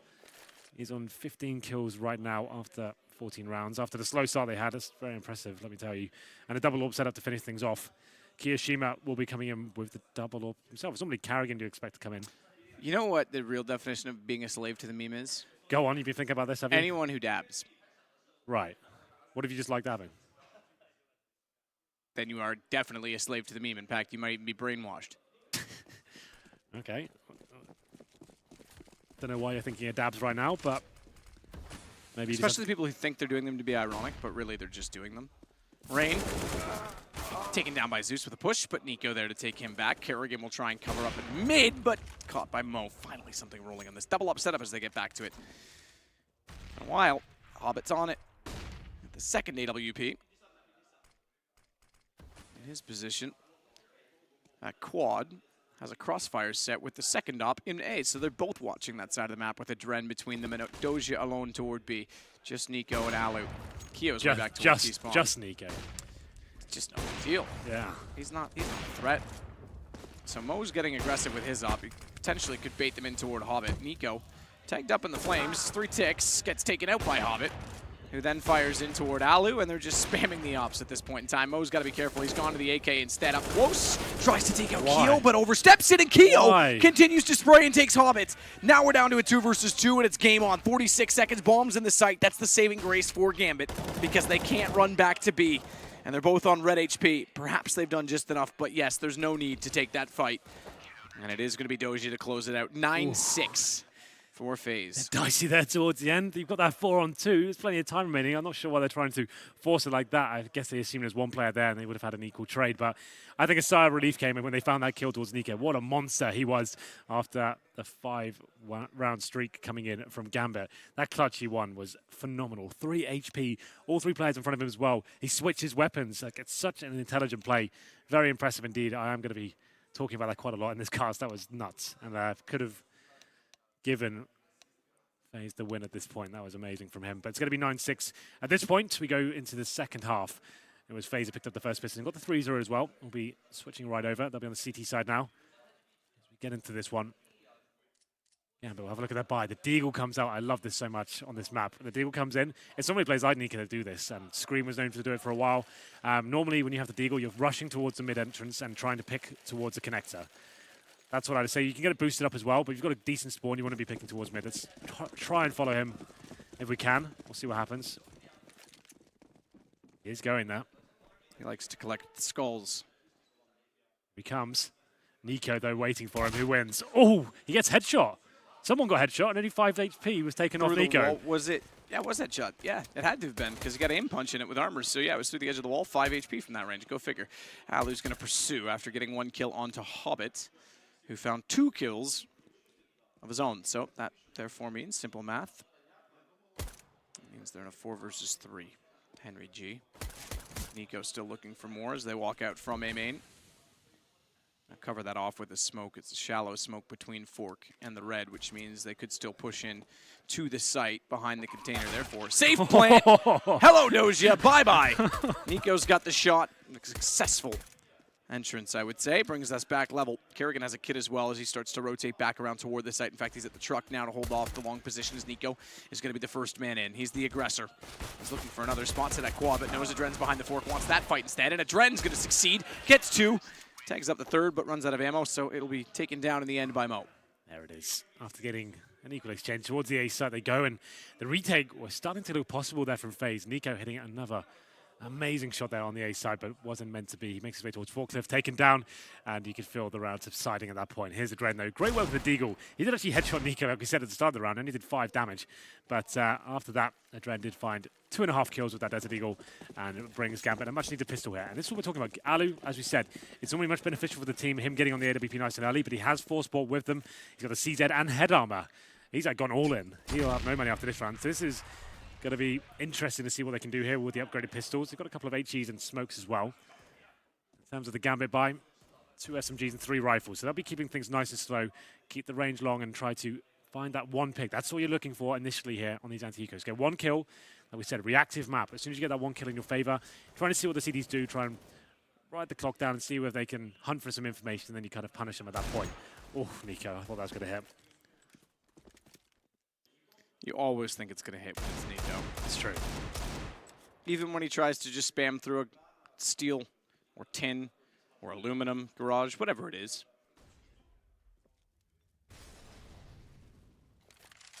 Mo will boost up a Dren on top of the white box. Kerrigan with the the CZ. We'll wait to see if they push over. Gambit getting ready to attack. One still up close, is there not? No, they both got back through the vents. I thought there was still one in the corner. They check it. Nade in. Decent damage. Big nade. Kerrigan goes down to 53, but he's going to hold position, which means he could get a headshot. Oh, he does get a headshot. Zeus goes down to 3, but it's not a kill. Alu now has to follow it up from inside of the site. Keo's rotated above to heaven, and Alu's going to try and spray through, but gets taken down. Keo gets the 1, but he follows up. Look at Nico and Rain. They've made this close. In fact, they've got this down to a 1 versus 1. It was a 2 versus 1, but Doja turns it around and gets both with the UMP. A little bit scary there. The 1v1 comes in with Nico on the Desert Eagle as well, but he can't adjust his aim in time, and Dosia finishes the round off. That's big news for Gambit, though. They've got a full eco up against them now, a chance to calm things down, get their money back in a decent position and phase. They did a lot of damage, but they want to make sure they don't give anything away. Can't really force buy around this. So we'll get some upgraded pistols here. Nico with the Deagle once again. Kerrigan back on the CZ. He's got a smoke. So where does he use that? Maybe smokes towards middle and then tries to boost a player up. That kind of makes sense. We'll see whether he decides to do it. I think the smoke does come in towards mid. And it's going to be his teammate, unfortunately, getting taken down. Alu just with the USP. Tucked in the corner. Almost impossible for him to do anything here. They're going to check this. Or will they? Sort of. Sort of. Yeah. Second man in does. Yeah. Hobbit jumps around the corner. And he'll pick up another kill on the MAC-10. It's down to Nico, 1 versus 5. And he'll go down. Mo's got the kill. And we said they needed the consistency from Mo. It hasn't all necessarily been on the AWP, but he's up to 17. He's only that of 2 behind Nico. Hobbit's to 10. The lowest fragger right now is Zeus, who only has 4 kills after 18 rounds. Yeah. Speaking of Mo, there you go. Too bad. Full eco, but they all count. And it's tied things up. This game very well could go the distance at this point. Nice triple call there. The skull's coming out. Some cool graphics coming in. That's what I was saying, the skulls. Yeah, I didn't know what you meant. What you're on about. I was like, has he lost his mind? I noticed. Pay attention. I should. Right. Right. That would help. Come on. Although I did lose my mind. Yeah. At some point a along the long way. time ago. Yeah. Well, it's Hobbit that jumps in past the smoke to check checker. Check checker. And if there was someone in there while he checked checker, he could checkmate the person in checker. Yeah, keep going. Kerrigan's got Hobbit. Let's keep going with the game. Because FaZe finally with a man advantage in a round. With Zeus and Doja left on the SMGs. Yeah, indeed. It's still a rough buy for the CTs there. You can see after losing that second round, although it came down to the 1v1, they can't get the AWP. And Kerrigan, even on that first gun round, is down to the SMG. But he's the player that get the first kill from the vent. So they're okay for now. 1 kit available for him. I guess that's why he's down to the SMG to guarantee they have a bit of utility to work with. In terms of the diffuse kit and smokes. Bit of noise there towards middle. And Rain's ready and waiting, so he probably heard that. Rain, yeah. This is it's such a hard shot there, by the way, straight up. Straight, yeah, yeah. Can't really do much about that. We'll see what he can do. Readjust himself. It could be at the wrong time. Or the perfect time. Perfect. Okay. Rain just backs up, takes 2. Kiyoshima's got Doja. The bonus round is not going to work for Gambit. Unless Adren's got something up his sleeve that I've not seen. He will get one from Nico. Has to take the shot because he was hoping he would reveal more, but he did check to his left and couldn't risk it. So there's one down. Has bomb. Does he fancy the plant to get more money? He might as well. Try and bait them in. Gets one, gets two. What? Maybe he's got something else in it as he peeks to Highway. There was low HP on the first. Nearly gets a lineup. That's costly, though, for FaZe. That's real costly. How has he pulled that off? I thought, okay, definitely get the plant in, extra $800 per player. But that's almost even better. You're punishing FaZe, who have had a rough start to this game after forced buy in the second round, and now a very close one there. Still plenty of money for Gambit to buy, and if they win this round, that could mean double eco for FaZe. So that's also just as beneficial as getting the bomb down there. Another triple kill for Adren. And I thought he'd just get the plant down there, 10 seconds remaining, and guarantee the extra money, but this is great. I like that a lot. How fast is that third kill coming in as well? That's a sick transfer. Super sick. That's amazing. And he peeks out the Highway. He could have easily got the fourth on the low HP. Even then, if he went back and planted, would he get the first three? That was, yeah. Nutty. Did something to my nuts, tell you that much. Christ. Tingling? Yeah, a little bit. That's not my spider sense. Mo will work his way in with the op toward A main. And I'll smoke that off. Kia wants to get close again. Try and replicate that which Rain was able to accomplish on the M4. But it's a UMP for him this time. Again, they've damaged the economy so much with those 3 kills of Dren. Terrific job. Just when FaZe thought they were in the clear. Gambit now boosting above the smoke in A main. Might want to drop off now, considering the smoke dissipated, but looks like they might commit to a little pick here. Mo just trying to find any CTs that might be hiding towards MBK.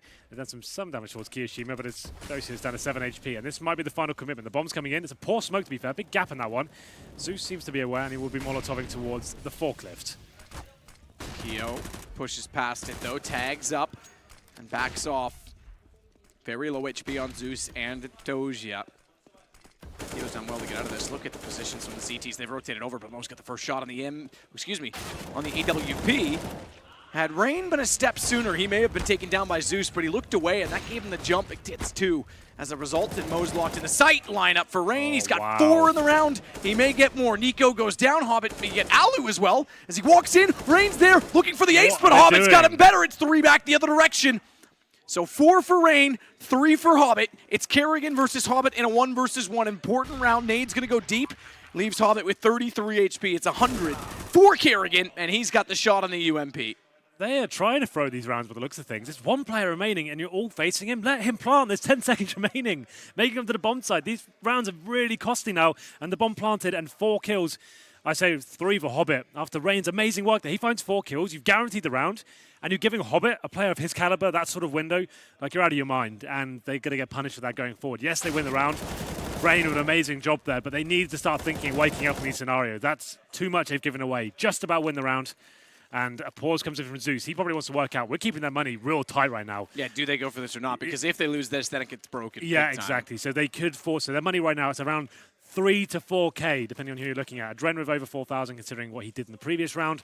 And considering how low the money is for the CTs, that's why they're taking the pause right now. Is it worth it? Do we take this gamble right now and try and force into the round? If we win it, it's double eco for sure for FaZe. 2 rounds, and if you've got 1 player remaining after blunders from them, and you'll tilt them out of control at that point. After those sort of mistakes being made, they'll be feeling the burn. And it could be an interesting idea. I wouldn't be totally against it. It's definitely a gamble. Yeah. And it looks like Dosi has gone all in. He has. They're doing it, Matt. This is one of those questions where Zeus calls the pause and looks and says, do you guys believe? Do you think you can hit the shots? I would say, yeah, it's best of 1, right? You've got to take some risks at some point. You've broken them down. You know they're going to be weak. It's not disastrous for FaZe. They still have 3 M4s. The UMP on Kerrigan, who seems to be finding kills with that. Alu still has the ult, but if they lose this round, Gambit, they find themselves maybe 3 going forward. In total, including this one, I should say. That'll be a double eco after this. Nico will go toward the ace site.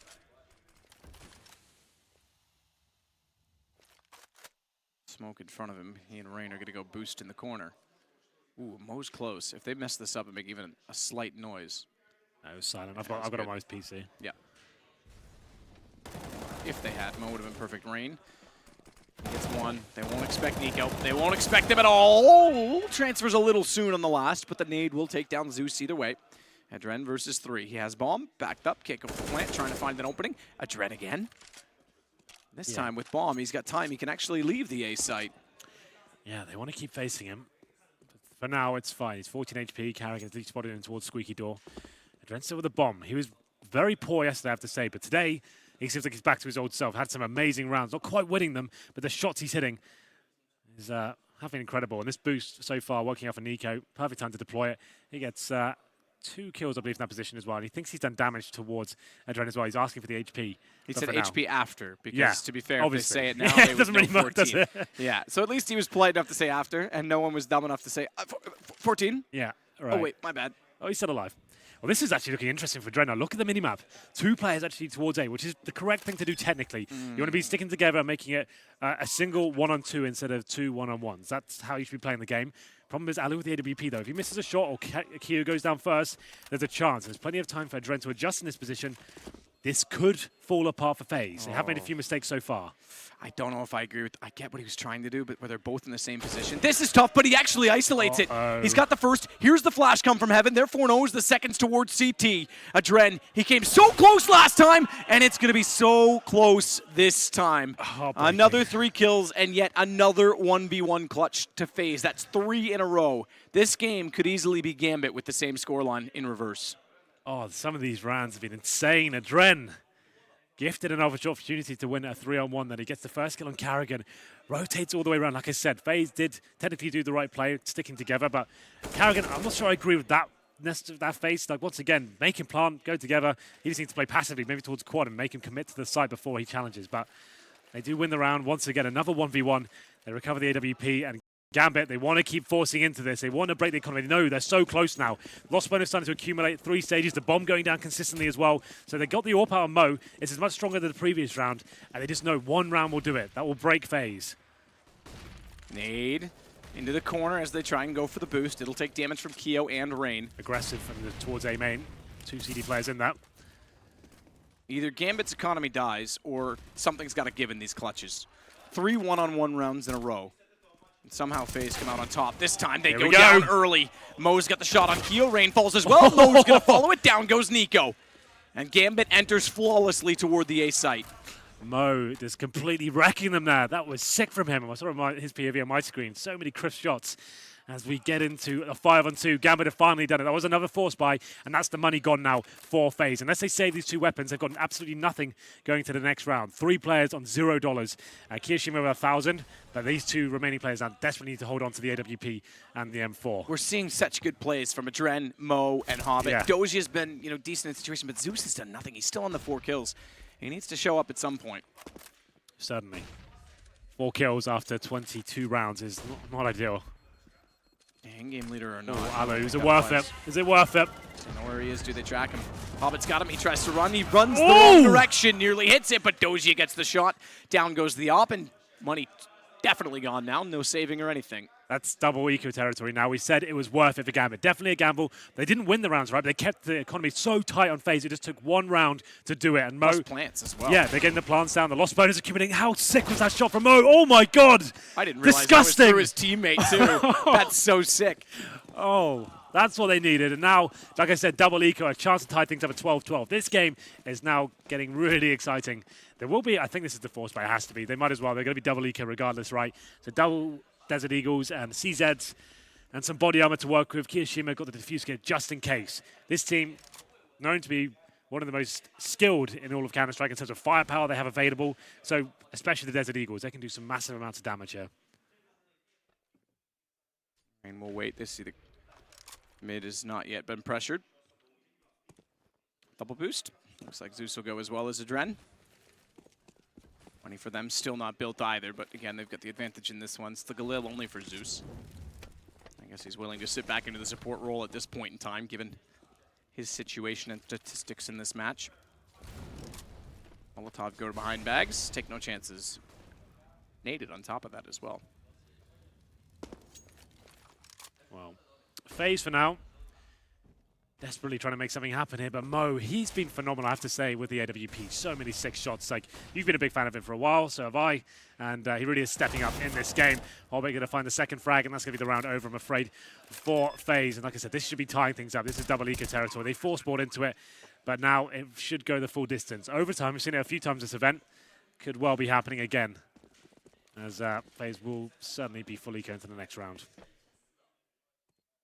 Doja checks behind the truck to make sure the immediate threat isn't there, that no one can surprise them. He'll sit and wait. Wait and let the bomb tick away. So they'll try and save the CZ, Steagle, and body armor. Obviously, the kit's worth $400 as well. So that's worth it. We'll see if they can get some exit frags here. They are setting up a little crossfire towards T-spawn. Alu and Karrigan towards the useless area there. Bombers go off, and I guess no hunting required at this point. Let them keep their deagles. They can have them. They don't want to risk their economy here, Gambit. Like this, it's not much they can do. They're going to be EK regardless. Sure, they'll keep some CZs and deagles. You play the round correctly, it shouldn't be too much of a problem. Now this is starting to get a little bit scary for FaZe. They still have the advantage for now, but like I said, they have to eco here. Second stage loss bonus, they'll get third stage into next round, which is $2,400 on top of the 2K they have about now. That's enough to buy up with. Won't be the best of buys, but certainly won't be the worst. Round number 24. Mo coming to shows Zeus, to point out, you've been kind of mentioning it, still on 4 kills. That's kind of nuts, but his teammates are stepping up and going above and beyond.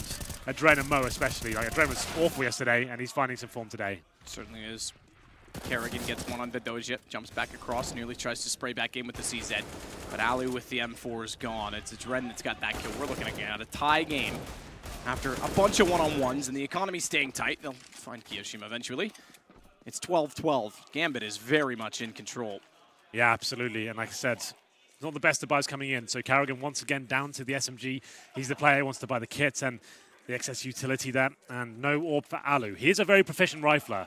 Don't underestimate him with that weapon. Like a lot of AWPers are not good at both disciplines. They're very good at the AWPing and maybe drop off with the rifles. Alu's not one of those guys. He's actually very good with the M4. So they can still do stuff with this, but it's just not as beneficial. The CT side, obviously, as we discussed before, it's very beneficial to have the AWP to get those opening picks and be a bit more aggressive.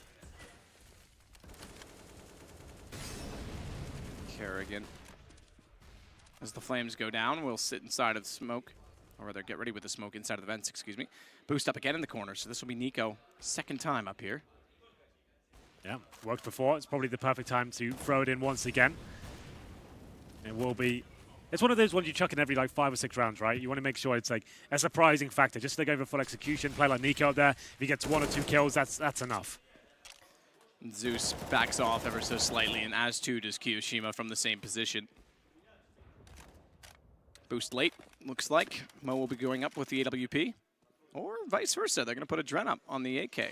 That suggests he'll be an A-sided attack now. Leave Adren there. He won't be actively looking for a pick at this point, but when they go for the full execution towards A, he's there listening for rotations, giving information, and then ultimately the backstab, that will be coming in. So watch out for him.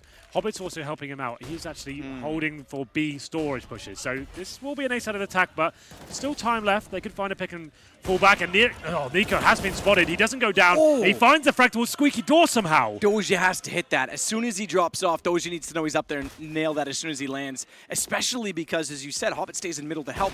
It means they've only got 3 players, now 2, to attack the A site. They've lost to Dren in the boost. It's Keo.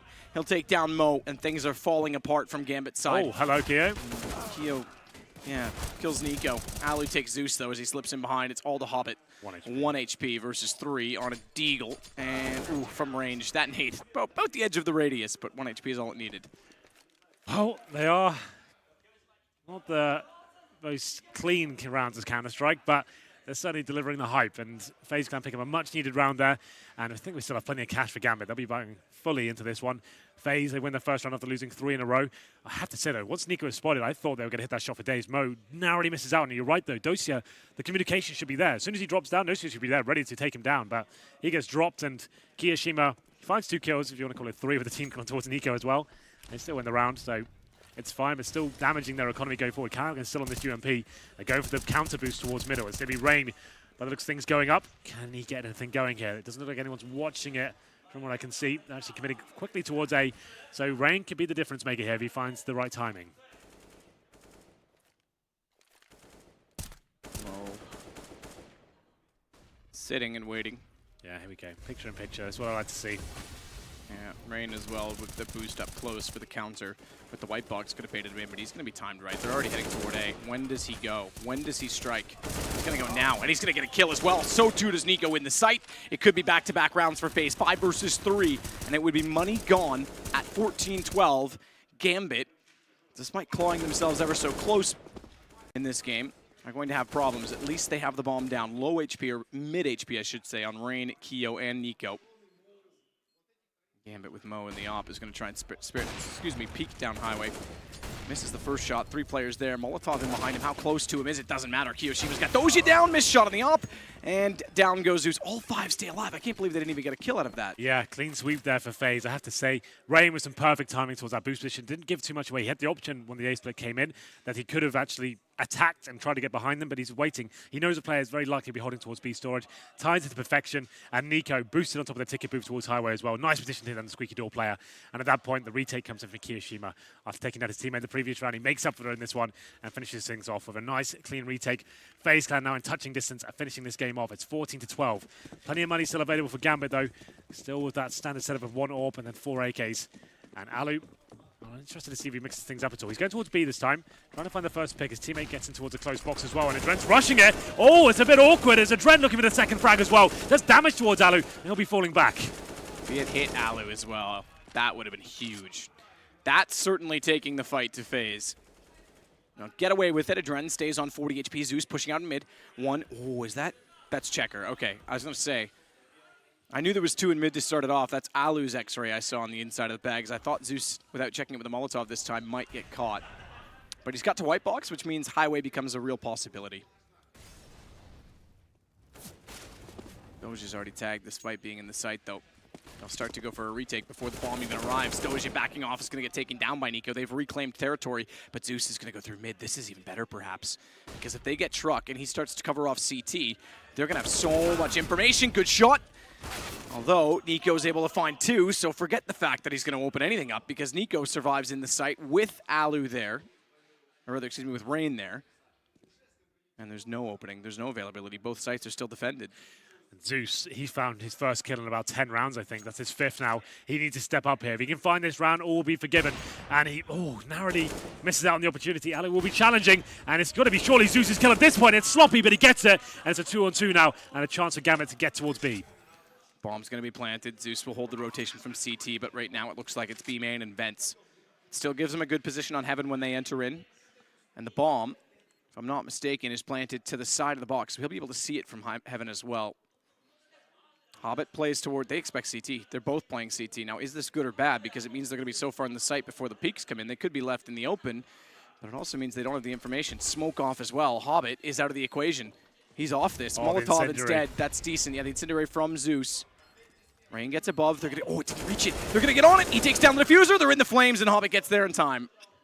There it is. Gambit managing to pull one back after Nico finding 3 kills. It's Zeus with the intelligent play there. That's actually, like you said, his first... Yeah, like 3 that round. Yeah, his first kind of contribution to a round in the last, I think, maybe over 10. He hasn't found a kill. That's kind of nuts, but like I said, they win that round, all will be forgiven. He gets himself towards Connector. Not the best of kills, but he finds a couple in the back, and Alu missing some shots allows him to get the second. His teammate plants it towards B, and nice, intelligent incendiary towards the bomb at that point. And Gambit found a lifeline.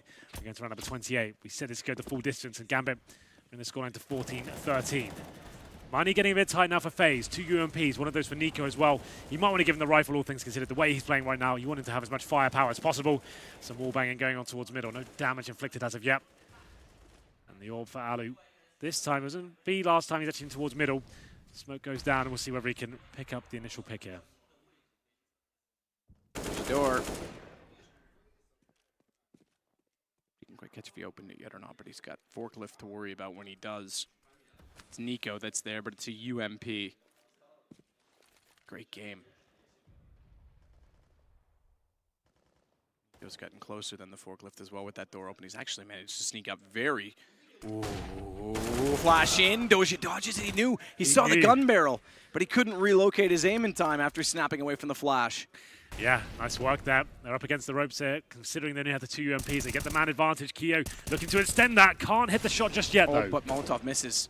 Because Adren gets pressured, he doesn't bounce it correctly. He can't flush him out. That's actually a big play because if he gets him out of that corner, which now they will, but they have to use more utility, and Keo's going to smoke it as well. If they get him in transition, they can start to open up middle with just Rain there to defend it. They will eventually find Keo, but Rain needs to get headshots. Can't. Zeus will get it back. So all things do go the way they should have if the first Molotov had landed. Kerrigan, gun not drawn, manages to pull it back in time to take Zeus, but small pit found by Adren, misses from Alu, and they'll start to push the site, or will they? Bomb goes down. Another kill for Alu as he looks back toward Checker, and it's all onto Mo, who's got a little bit of time before Nico's going to arrive.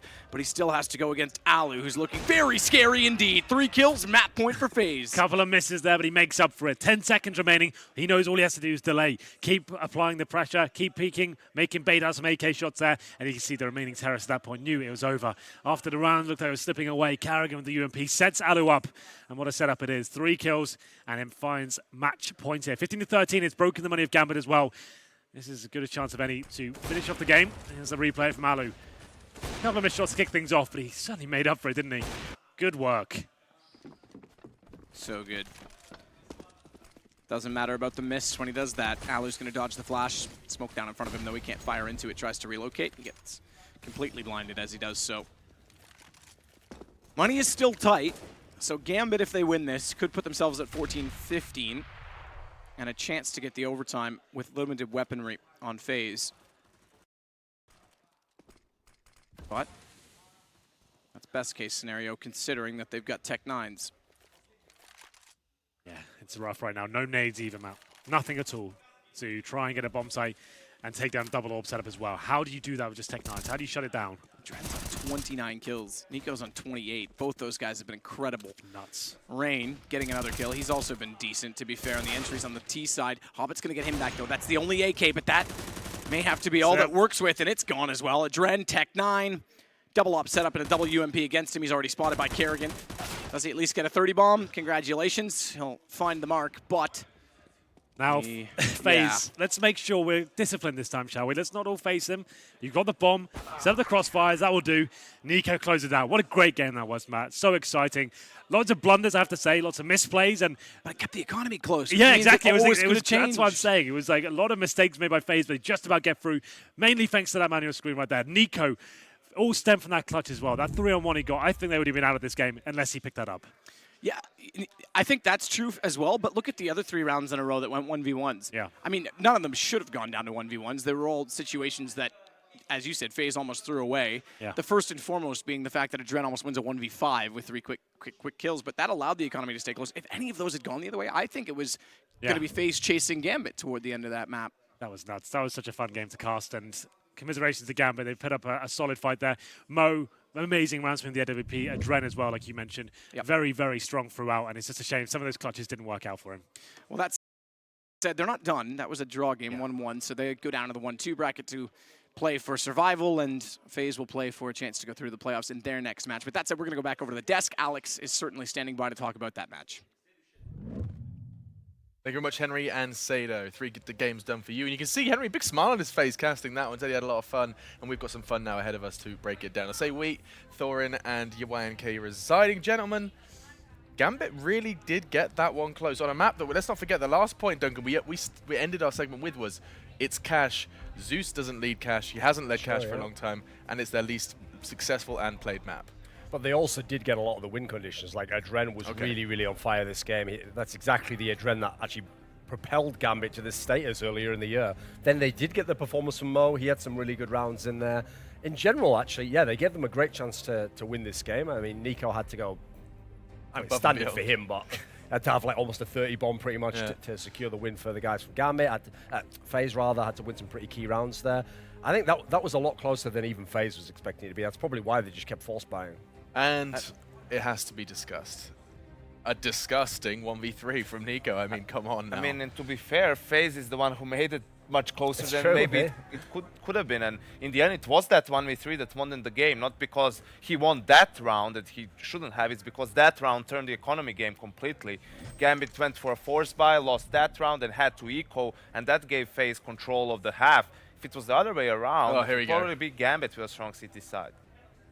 Now, I mean, Yanko, you're watching this 1v3 unfold, and I mean, there's not too many faults to what Gambit were doing there, right? I mean, trying to peek together, you know, I mean, he had an AWP initially, obviously. You don't necessarily know he changed to the AK, so I thought it was pretty reasonable. I think, like, the first guy, there was nothing he could do. He couldn't even know where Nico was exactly. But after that, you kind of need to space properly so that he doesn't have a chance for 2 1v1s. Like, the first player even only needs to like jump across so that the second player can get the kill. The problem is the first player was the guy who had 100 HP and Zeus only had 20 something.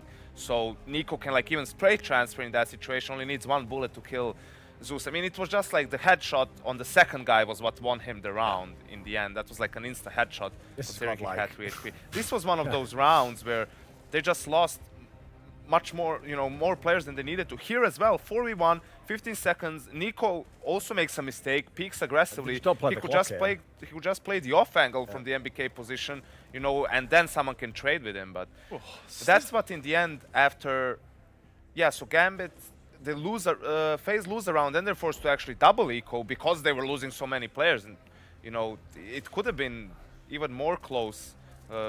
Gambit definitely could have won this game. Dren is actually a player where when you play, obviously most spectator modes just keep the X-ray on all the time. When you watch the X-ray mode, I wonder how many people who are like newer viewers actually understand how good he is in terms of his game sense, because it looks like he can just see them through the wall. His game sense is unbelievable when he's in like when he's like pushed past a spot and he knows when someone's going to come and when to peek, when to draw them back out. He's so unbelievably good. And the thing is, I said it how before the game I was looking forward to this game because both teams were really underwhelming for me, and I'm still not impressed by them. It was still a very messy game of Counter-Strike. FaZe obviously very undisciplined, but if we disregard that, even like general movements around the map, the way the executes that they went for, initially we still saw a lot of those like let's just go away from both teams, and you had those post-plan situations. FaZe towards the second part of the first half did a slightly better job in terms of what they were doing around the map. That fake that they tried to do in the game against Hellraisers actually worked this time because Nico was in main and because Hobbit for some reason felt like he needs to check main aggressively. That was also a slight mistake. But yeah, all things considered, still a messy game, but FaZe managed to come out on top, mostly thanks to Nico.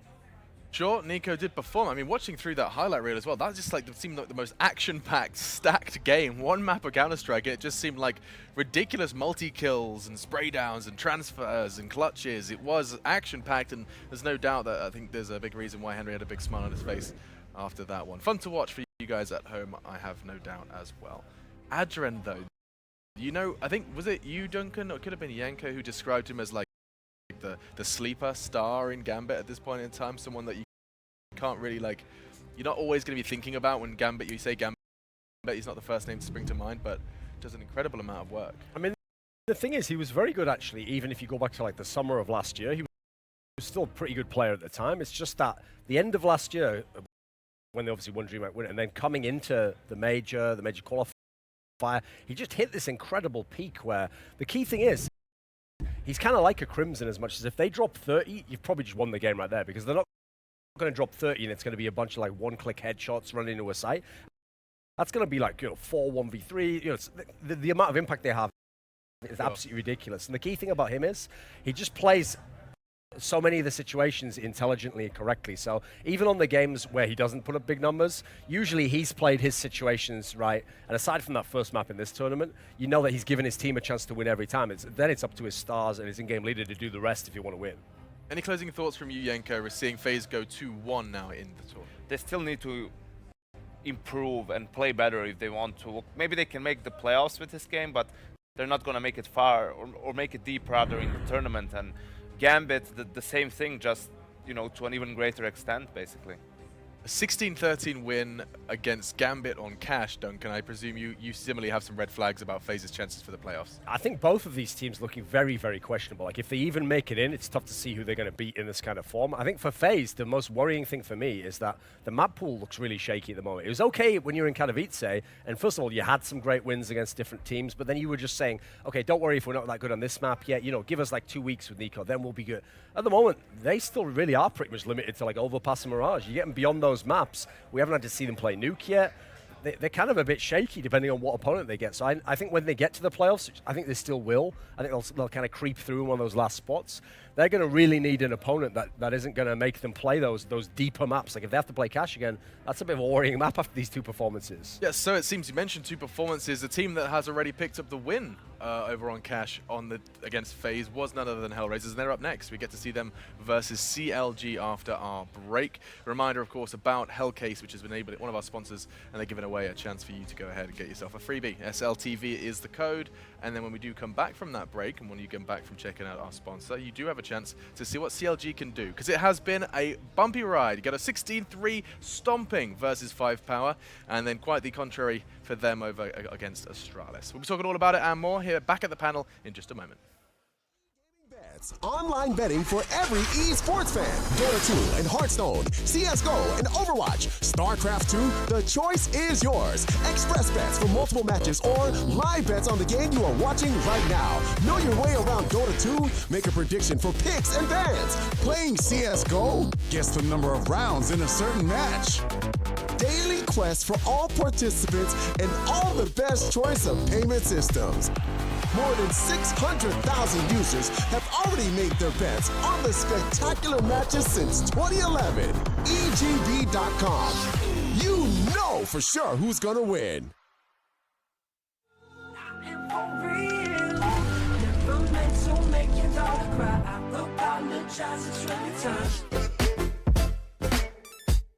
Yeah.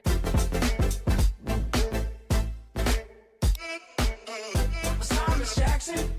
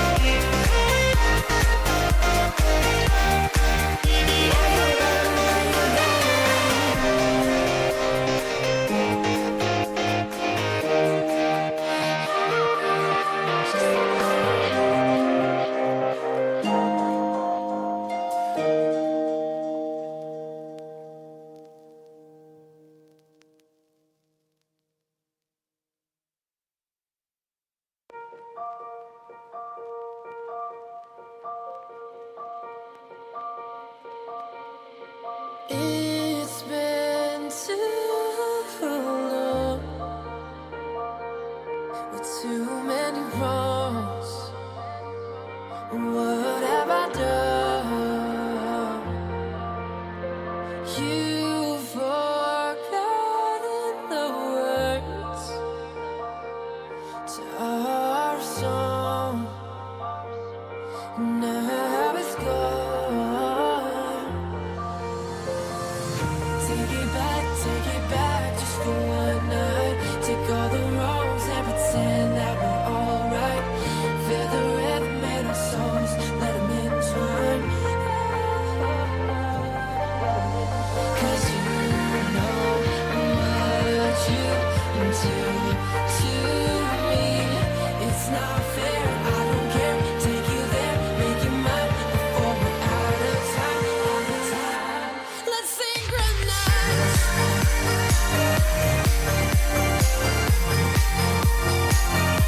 Let's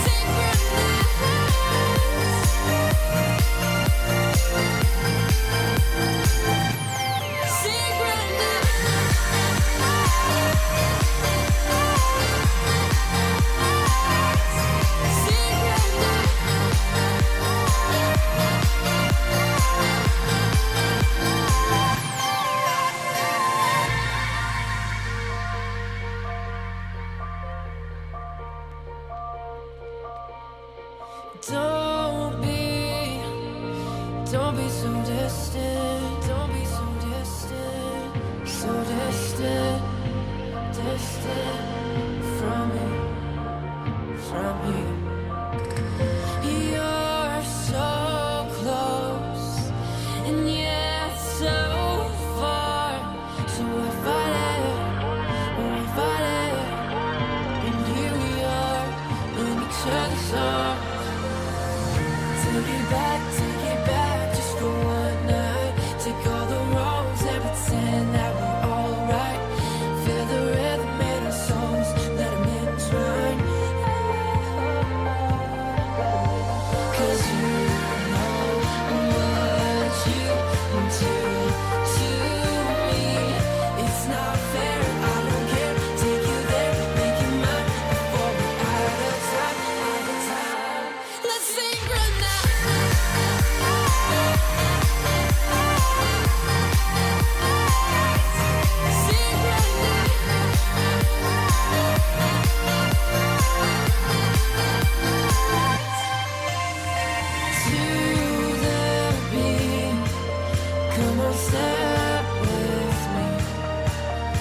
Let our bodies sing in harmony till the morning light together.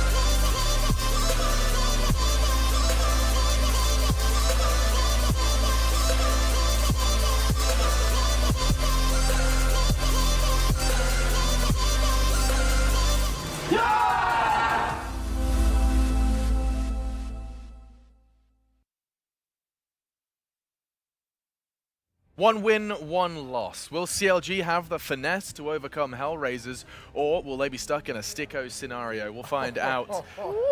Jason Moses O'Toole and Janko Wajngibunovic warmed up and hollering. ready to go. Caffeine. Caffeine is a great It's thing. unreal. Feeling fresh, absolutely I am. The sleeves are rolled up. We're here Yeah. to chat-wise about some of your favorite Counter-Strike characters. It is indeed CLG from North America, and we have Jason from the very region. And then from Hellraisers, we do have an assortment of Slovakian, Ukrainian, and Hungarian, which is where we're going to go and get our Serbian involved as well.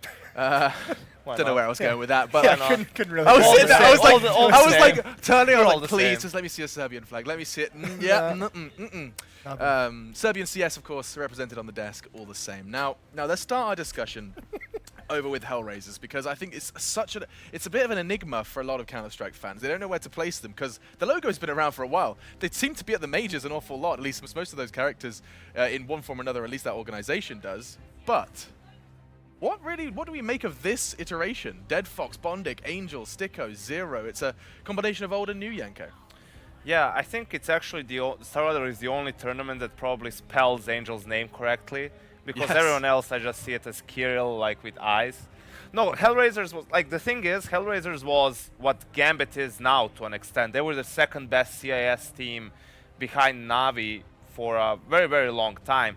That was the team that was previously Astana Dragons, which was, supposed to be the super team. It was formed in late 2013, I believe. So for a while, they kind of lost their identity. They lost some of their star players. Sure. The likes of Adren, for example. He played in Hellraisers before. So they were kind of struggling to find identity. It was then they get Bondig. Then it was like, okay, let's bring in the non-CIS players, Tico, Zero, and so far. And now they actually have a pretty well-rounded team. Dead Fox, you see him on the screen, the latest addition to the team, the primary opper as well. And they have the experienced in-game leader in Angel too. So they have a pretty good combination of players. It's just a matter of what is their peak, where is their high. Most of these players are very young. That was Stico, Zero, so they have potential. They have careers in front of them. It's a matter of whether they can basically fulfill that potential, whether they can be a consistent contender. We saw what they're capable of at the major qualifier. Well, let's stick with that thread then, Jason, because we spent a lot of time talking about what FaZe can do in 2017 and potential. Janko's used the word potential a lot here for Hellraisers. What do you think when you think about the potential that this roster houses? I mean, yeah, they obviously have some talented players, and I mean, obviously you can talk all you want about potential. I don't know when they'll end up, if they'll end up realizing it. I guess. Sure. For me, one of the big stories about this team has always been the fact that Bondic, when he was in Flipside, he was like the star player of that team. He's the one, we talk a lot about how good of an in-game leader Blade is and how he's always, found success with very little to work with. And one of the driving forces behind some of that success, in my opinion, was always how well Bondic was playing. Coming into this team, I think he's not having that same impact. Whether it's the players around him, whether it's the lack of the in-depth tactics that Blade obviously brought to the table. I think this team is kind of really missing the fact that Bondic at one point, sits extremely close to his screen for some reason. I think the main reason is, like in Hellraisers, he's sitting a bit further away from the screen. Look at that! His time in That's Flipside. unreal. His time in Flipside, he was even closer. Like he was like in the game. So I think that's the main reason. He's a little upset Virtual Reality hasn't been released for Counter-Strike. No, I just yet. think he's playing 640 by 480 in the actual box, so he has to be this close just to actually see the screen. But no, Game Boy Gaming. He's not that same powerhouse that I felt like he was in previous teams. So at the moment, it just feels like this team kind of what we saw against FaZe on Cash. They live and die by the success of Dead Fox's opping and his aggression. And I think that's something that if they want to have consistent success, he needs to find a way to be a consistent opper. I think the main reason for that is that Bondic was very good in Flipside in that specific role that he had. For example, I always used to point him out when they would play Mirage, T-side. He was one of the best at playing A-apps. Hitting good timing when you go for that A-split, when to push through the smoke, when to take that peek and help his teammates, and when to just wait. I don't think he's like star player material in a sense of being the playmaker. I think that he can be very good at like being the second or the third star of the team, following up someone who's going to lead the way for Hellraisers.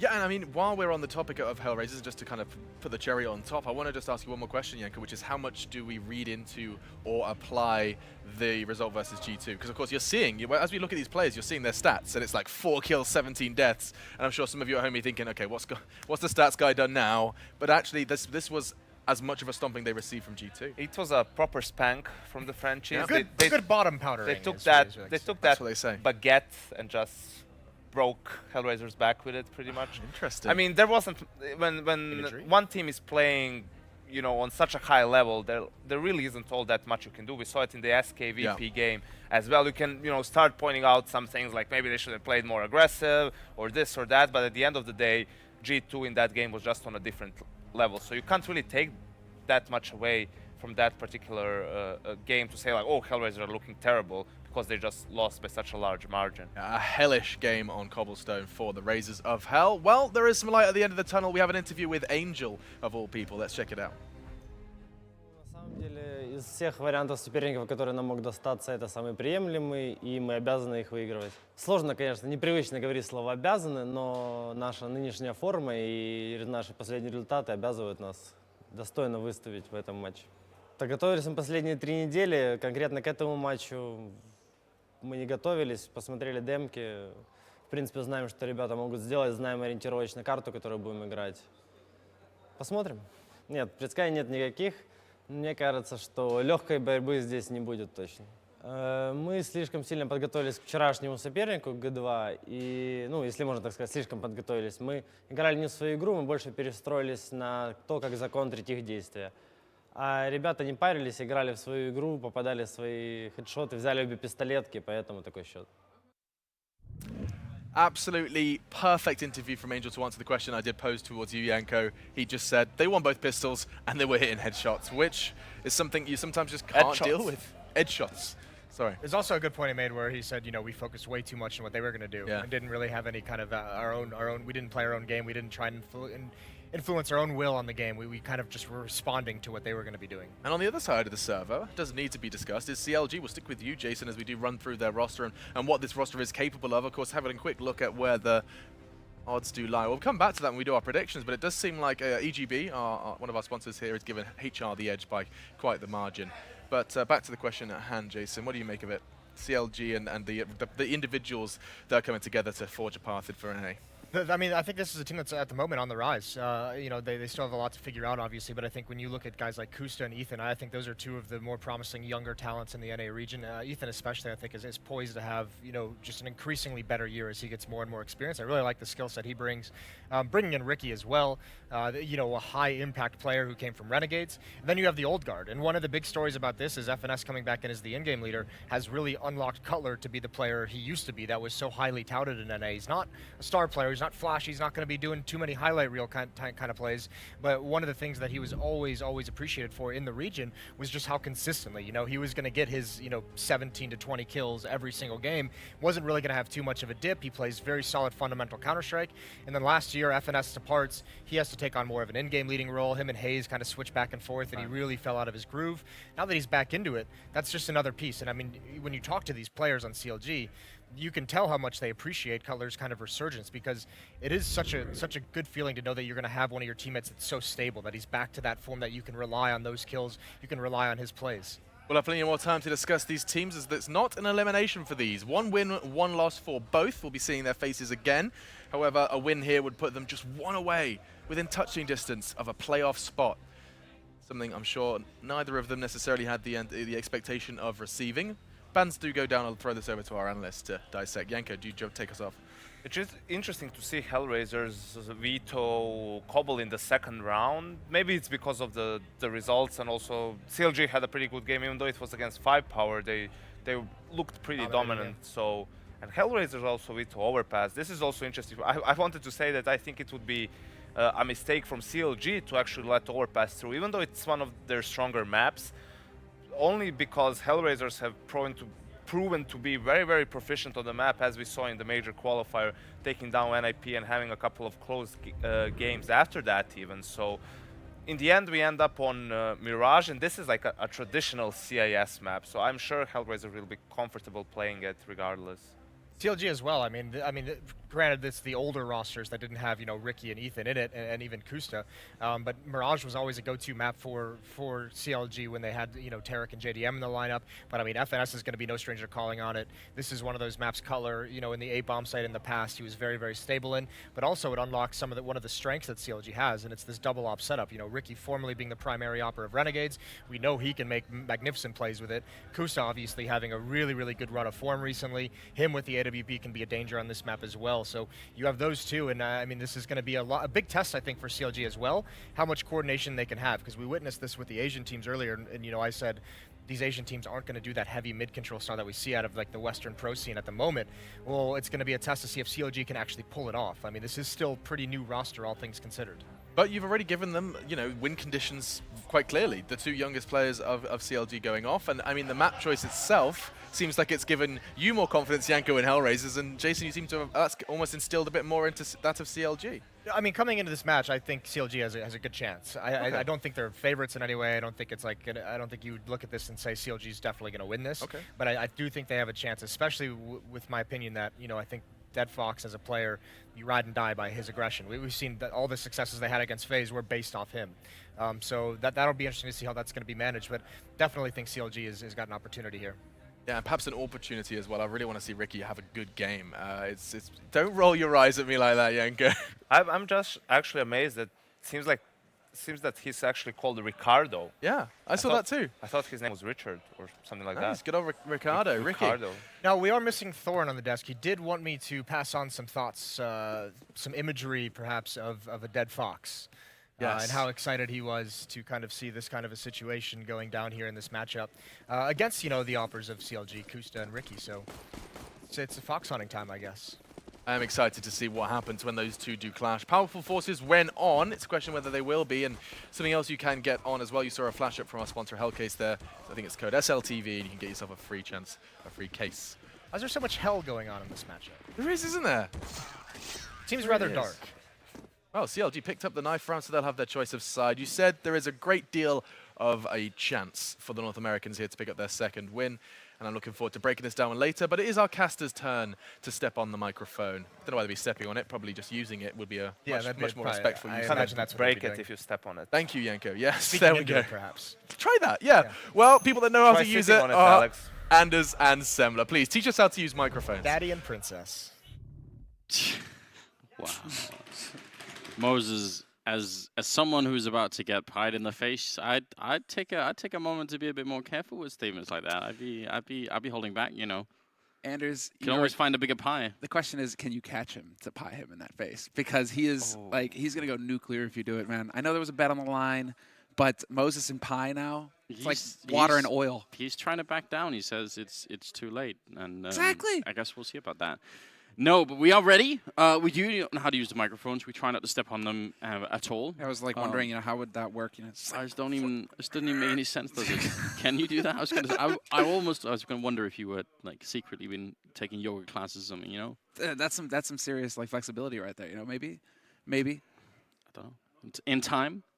Right, we are going to head into the game. It's going to be on Mirage, and it will be CLG and Hellraisers. I'm looking forward to this one. A bit of a weird matchup, I think. Two teams that don't very often get to play each other. And with some... I mean, I'm excited to see Kusta play. I think he was put in such a weird spot when he made his way onto the pro scene, just because of... you know, the hype that was coming in, and then it seemed like he got a role that was really, really big, maybe too big, right? And then he sort of disappeared for a while, and now he's back. Who do we point fingers at, right? You know, who's responsible for that hype? Maybe definitely. Maybe you should Momo. give that pie to Kusta and let him go to work. He's responsible.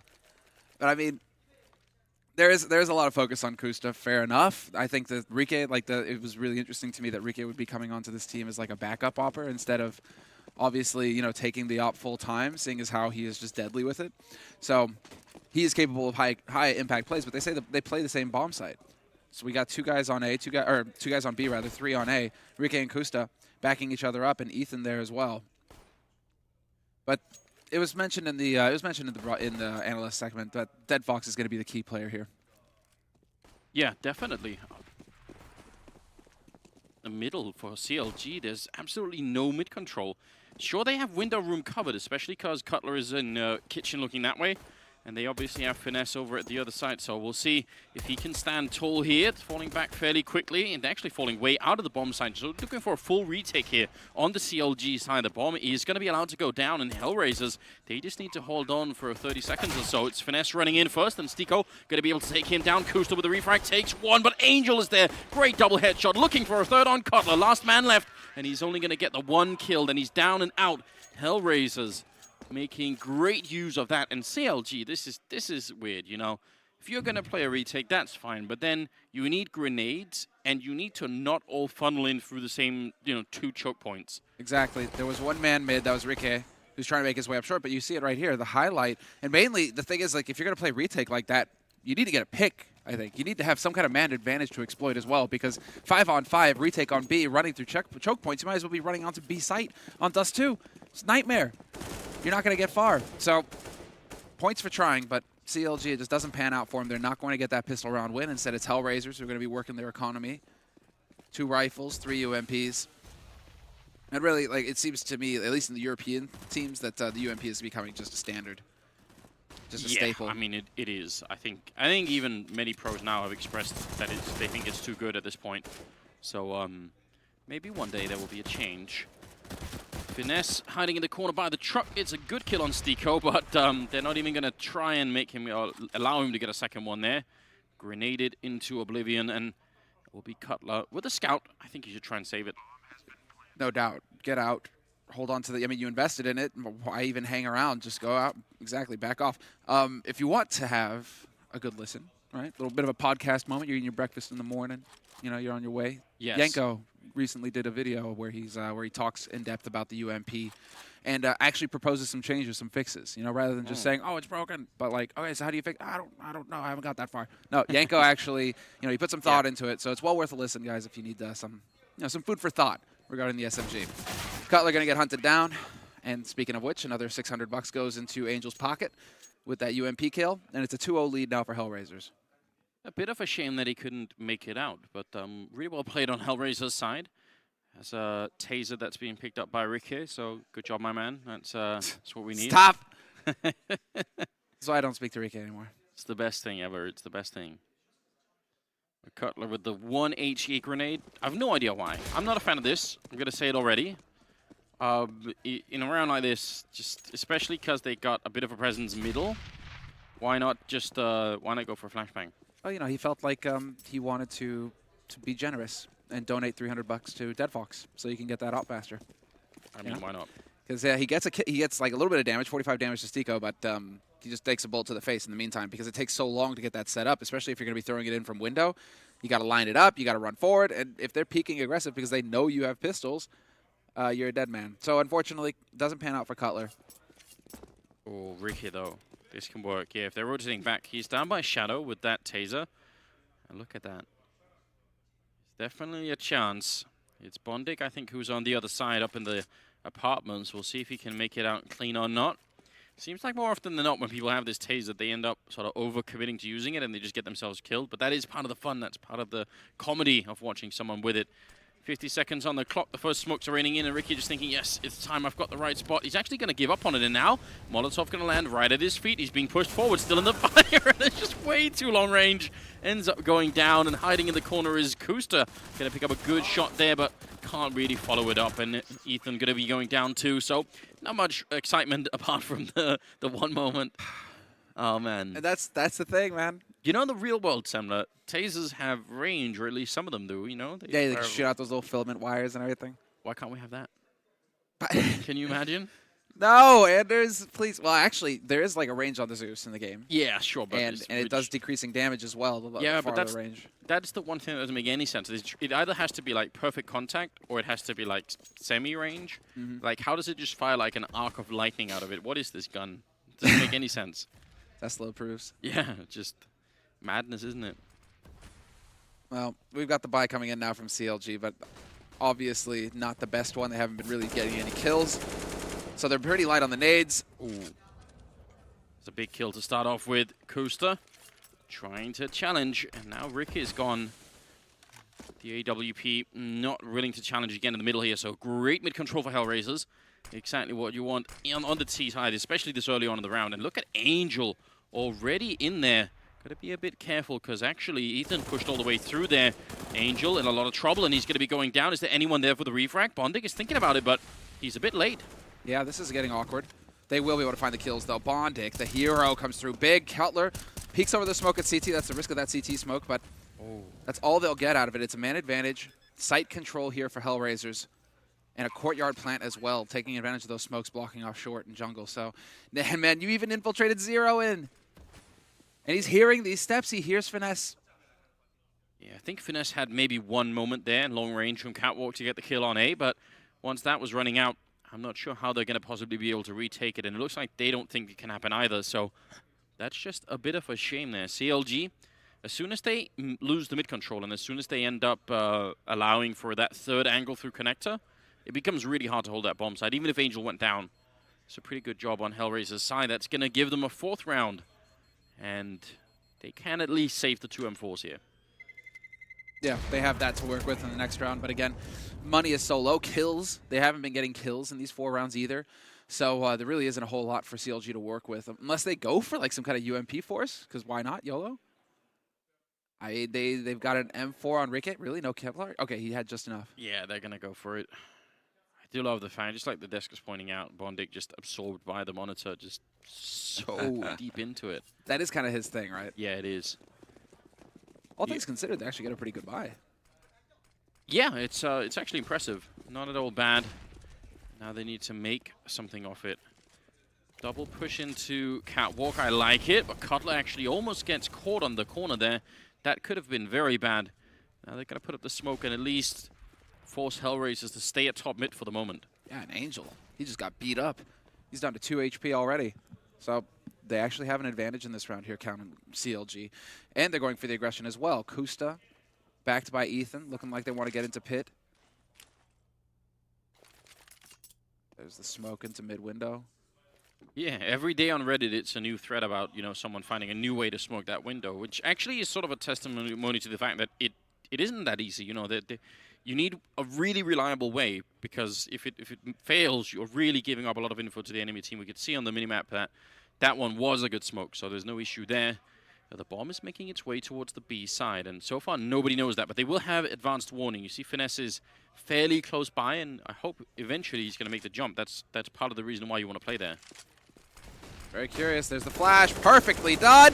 Angel leading the way because he's so low on HP, but somehow Bondic loses that duel. That's going to put Angel in a bit of a tight spot. Decides to back off, and in the meantime, the push has begun. FNS in the perfect spot to catch Zero in the back as he jumps out of the window, but he's going to get traded by Stiko. No chance there for Cutler to reply. Oh no, Cutler way out in the open. There was only 20 seconds left. He just had to wait for the bomb plant, but he was walking around a bit too much. Grenade going to land at the feet of Ricky, so he's down to 77, and controlling top mid is Angel, and that's so huge. Even though he's not going to see anyone, he can call it out to his teammates. No one's coming from short. Don't even have to worry about that. And now Ethan has to just try and make his way out. 1 versus 3 here, so Hellraisers, even though the fake wasn't, you know, the best fake of all time, great shot from Angel. It worked enough. It worked enough that they could actually get in there. And it's just coming down to these shots. Right now, CLG struggling to hit them. See, this is the thing, Samler. The counter-terrorist forces, they brought this sort of tank, practically, to the show. Why did they leave it at the gates? Why not just drive it all the way in onto the bomb site? Seriously, there's enough space in mid? You could easily get it there. That always reminds me, makes me think of how somebody actually figured out how they got the car up to top Banana.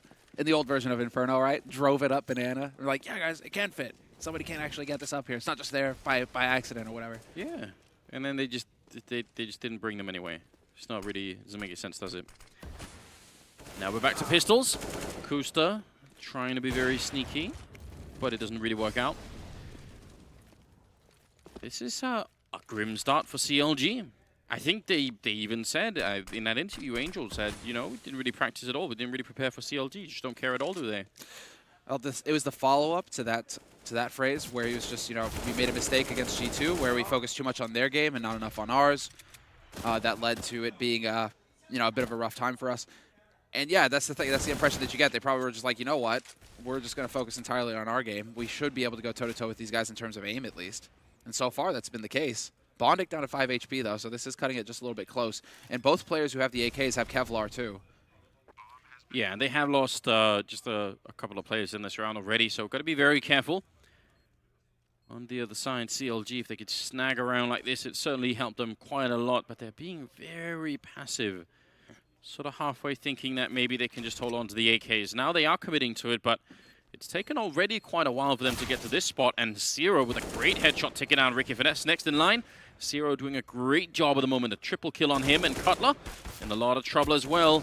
And ends up going down. Zero actually coming in for it at the end with a quad kill. And a 6-0 lead. Hellraisers looking much better than CLG at the moment. Yeah, it really does seem like Hellraisers. They're winning the duels. When they're getting into after-plant positions, they know what to do as well. They're handling it well. So this is definitely looking like Hellraisers have the situation under control, but now we get to see a bit of a change coming in here from CLG, taking advantage of their strengths. They've got the double op in play. Kusta, Rike, both of them with the sniper rifle, and split up as well. Looks like Kusta's going to window, and Rike is going to be holding from CT. So at least a little bit of mid presence here. No smoke in mid. Well, delayed. Very late smoke to that mid window there. And so Kusta finally going to have to fall back, and it's going to be a focus on B side here, wow. Looks like, for CLG. I think they actually put 3 smokes, catwalk, mid, and window. So that's a really big sign that maybe they could be middle, but in fact, they're coming 4 people out of apartments and ramp right now. That could catch CLG off guard. Oh, what a shot coming out from Dead Fox. Ricky looked like he was obscured for a minute by the grenade there, but now it's all on Ethan. He's in the corner with the M4, 20 bullets and 4 people to kill. As soon as he fires this gun, he's going to be in so much trouble. He walks in behind, can't stop the bomb, but they do practically line up. He gets one, but he can't transfer the spray onto the next. Angel will take him down, and now it's 3 versus 4. They have to go for this, but they're just getting shot down. Bondic taking out Finesse, and Kusta and Cutler might as well just walk away.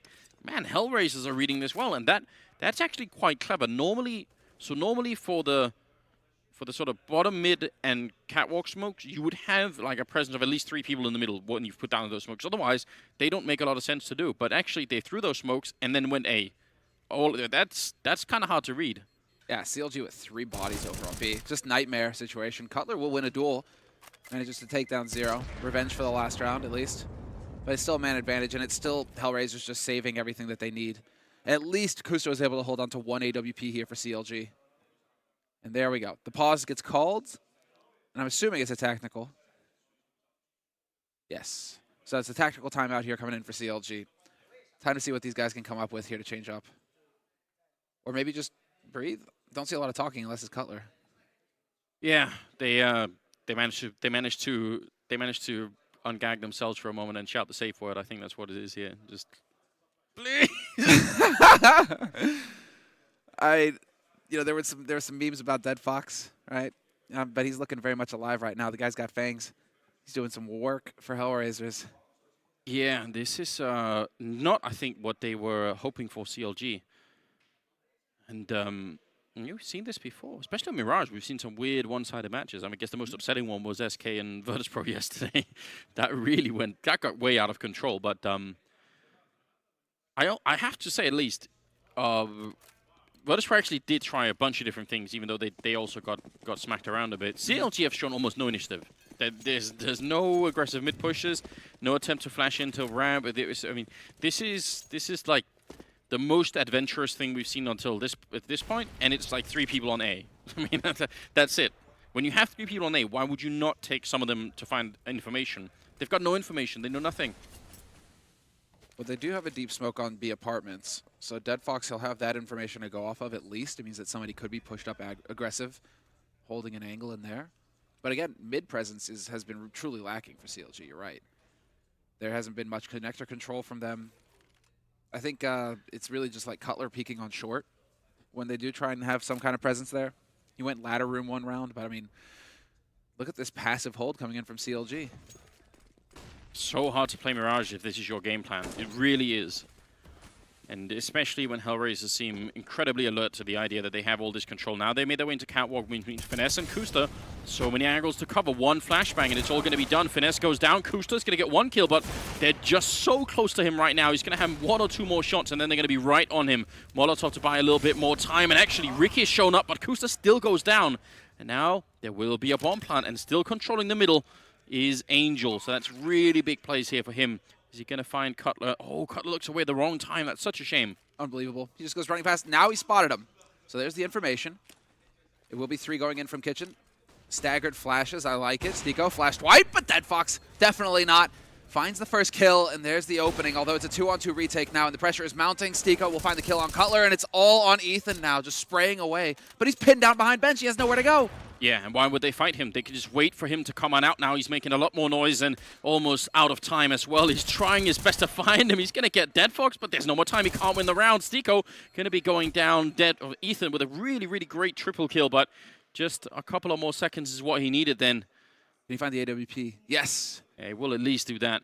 But this is again the problem. When you have 2 people on B, it can be hard enough for those 2 people to just hold the apartments, because you do, after all, have both the window and the platform for them to walk out on, and with the right smokes and flashbangs, that can even work just as a straight B push. But once you open up Catwalk as well, it gets so much worse, and that's what just happened. CLG, time to man up. Gotta go in there. Look at that. All right, hold on. 2 guys going window this round. Yeah, there we go. Cutler and Ricky pushing mid. There's the mid presence. They're finally changing it up. Angel gets the flash, though. That gives him an opening. Wins the duel. Spots the second. He's not going to win it, though. 67 HP. Ricky survives. And Finesse on the other side, actually pushing into apartments. There's a lot of people here, but I still kind of like this. He's got Zero right around the corner, and he's going to get the better angle. Takes 1 down, more coming through. Oh, no, Finesse trying to unscrew the silencer in the middle of it. That's definitely a misclick. And now in the window, Ethan not really alert to the fact that they were pushed up that far now. Kuster and Ricky are left 2 versus 3, but at least they tried something. At least they tried to convince us, Semler, that they actually wanted to play the game. Perfect now, and Dead Fox realizes the timing. Ricky is about to walk right into an AWP. Oh, no! Have faith in your teammates. Dead Fox, that was sloppy. That was sloppy. Was it communication, a lack of? It's going to be on Bondic now to be the hero, and it's not going to happen. Kuster will find the shot before he can get out of the angle. But that's actually just sloppy play there from Hellraisers. They had that on lock. They had 2 guys to watch Kitchen. There's no reason for Dead Fox to be looking Kitchen window like that. He just needs to focus on B apartments. That's his role at that point.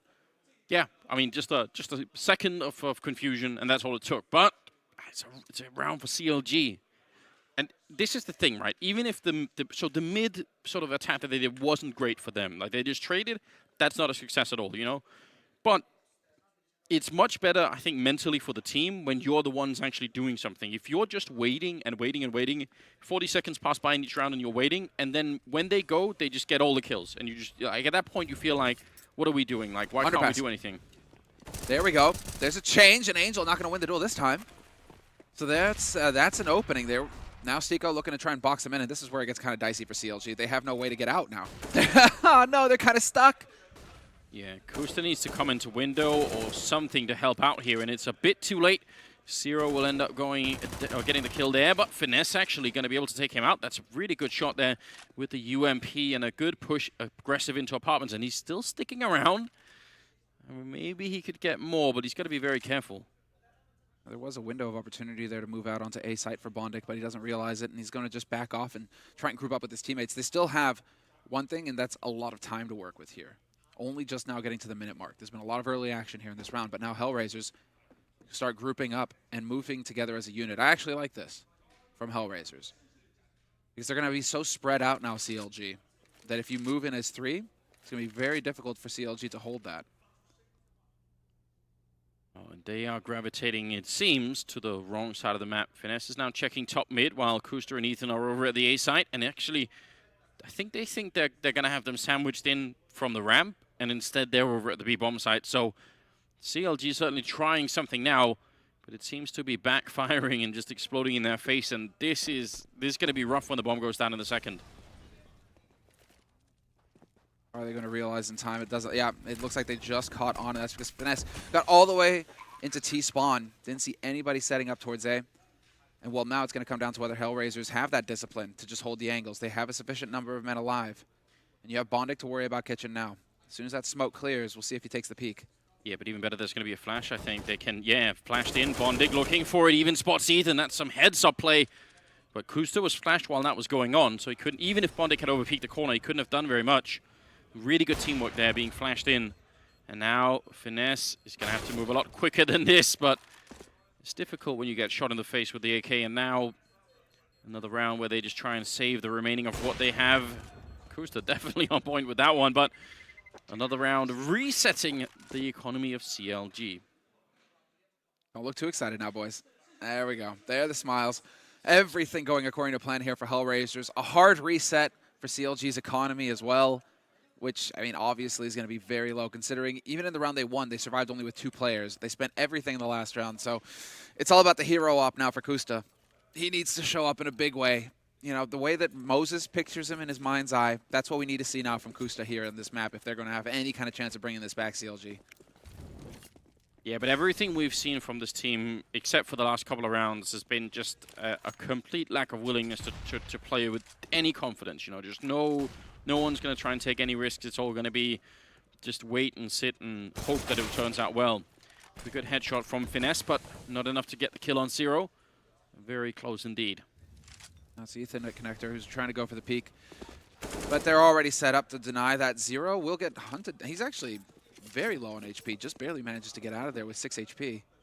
Stico down to 44. Rike playing aggressive B apartments though, and he might be able to run into Zero, which would be great. One shot with that USP and he'll have an AK to work with.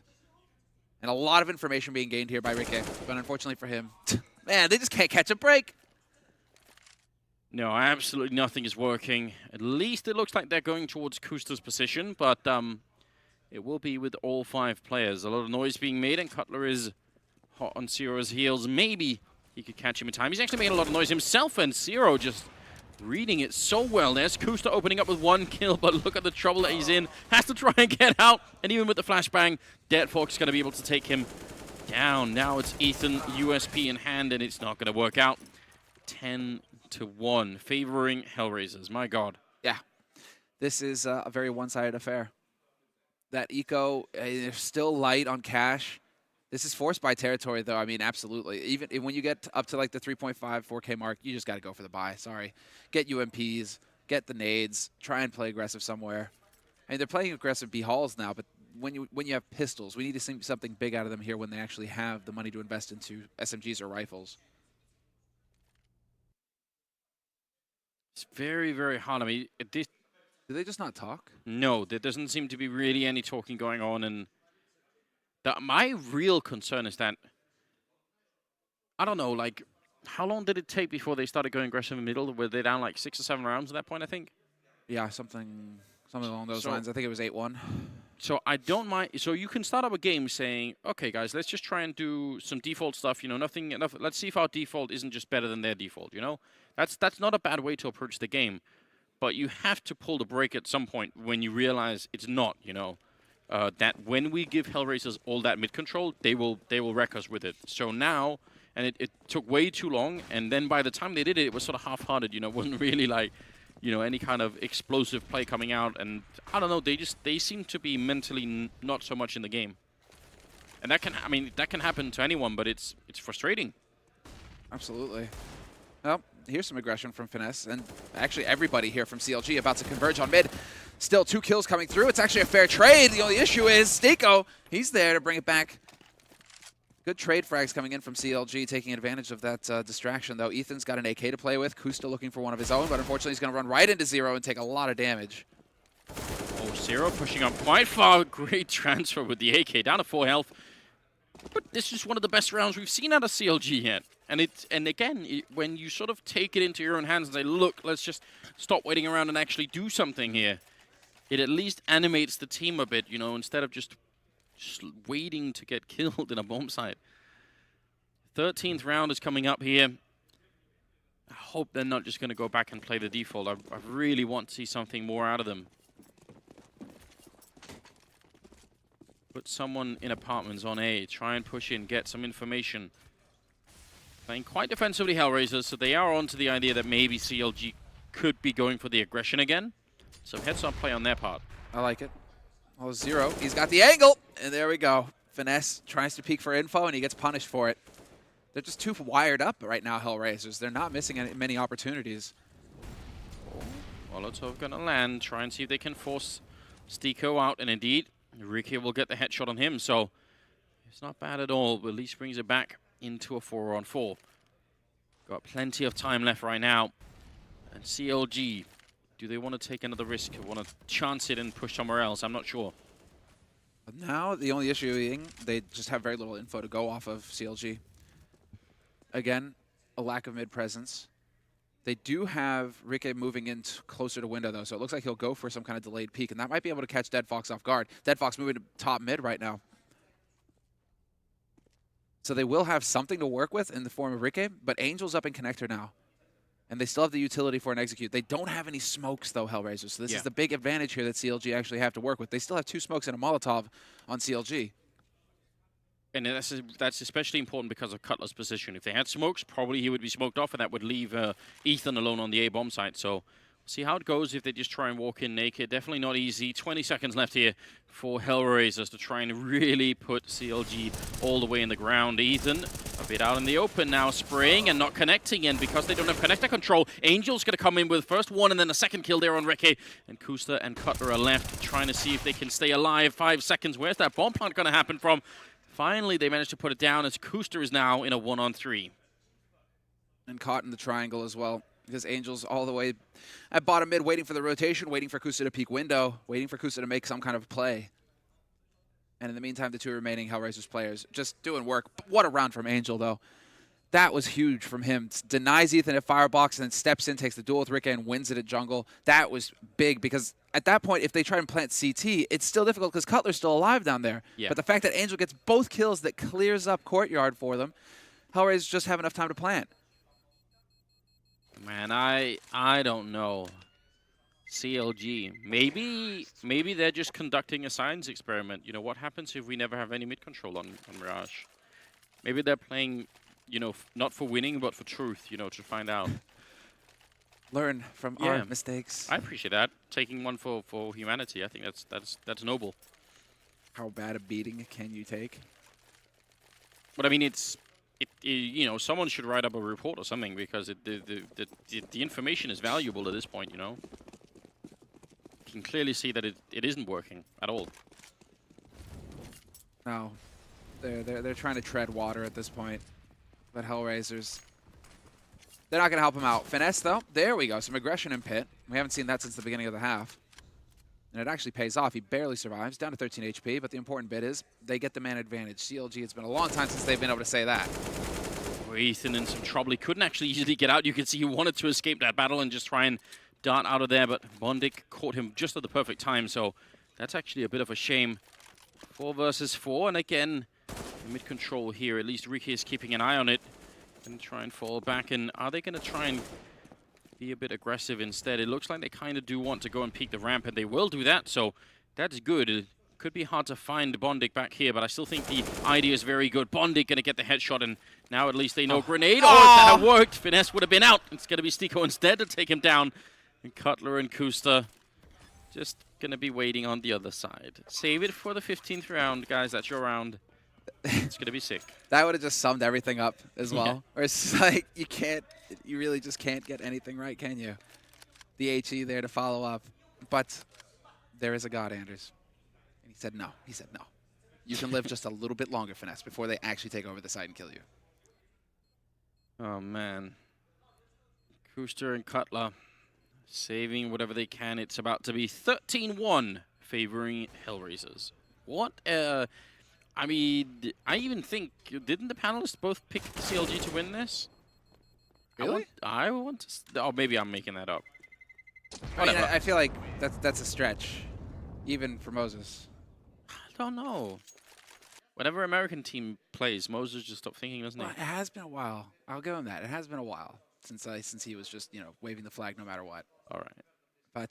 But you're right. I mean, this is just a fully equipped Hellraisers going up against. I mean, it's just a reasonably well-equipped CLG, but it really is difficult to find what CLG can do to get back into this game mentally. 13-1. And right now, Hellraisers have just had everything go their way. The HE is going to get missed by Ricky, unfortunately. Points for trying. I do like it. And Kusta's going to take advantage of this and find the opening kill. Now it's a matter of holding on to this advantage. It's not bad at all. The downside is that Finesse is alone over on this side of the map. Smoke is up as well. They're going to come right through any second now. Waiting is Zero. And that's such a good angle. I love to see that shot from his point of view. Angel going to be taking down Ricky. And a preemptive grenade, trying to guess that someone could have been there. The bomb is making its way in, but Kusta's doing work and taking down Angel. It leaves it in a 3-on-3, but once again, they're quite far away from the bomb side here. This will not be easy. And there's still 2 Molotovs and a smoke left on Hellraisers. They can just wait this out with the grenades. Yeah, Cutler needs to make that nade count. There it is, the flash in. They line up. Bondik has the info now. He knows the second player is coming in from Kitchen. And so that's going to open it up here for Cutler to be the hero with the UMP in hand. Prove to us that it is OP, Cutler. Find the headshots, or get shot, or just get shot in the face. 14-1, ladies and gentlemen, in favor of Hellraisers in the first half here against CLG, who were, as I said, probably conducting a science experiment. Just wanted, the sample size is small, but the evidence is overwhelming. Don't just play passively and far back on the bomb sites. I mean, any round where they tried to go aggressive was marginally more successful, at least. We'll have a quick break, guys, and then we'll be right back with the second half. Stay with us.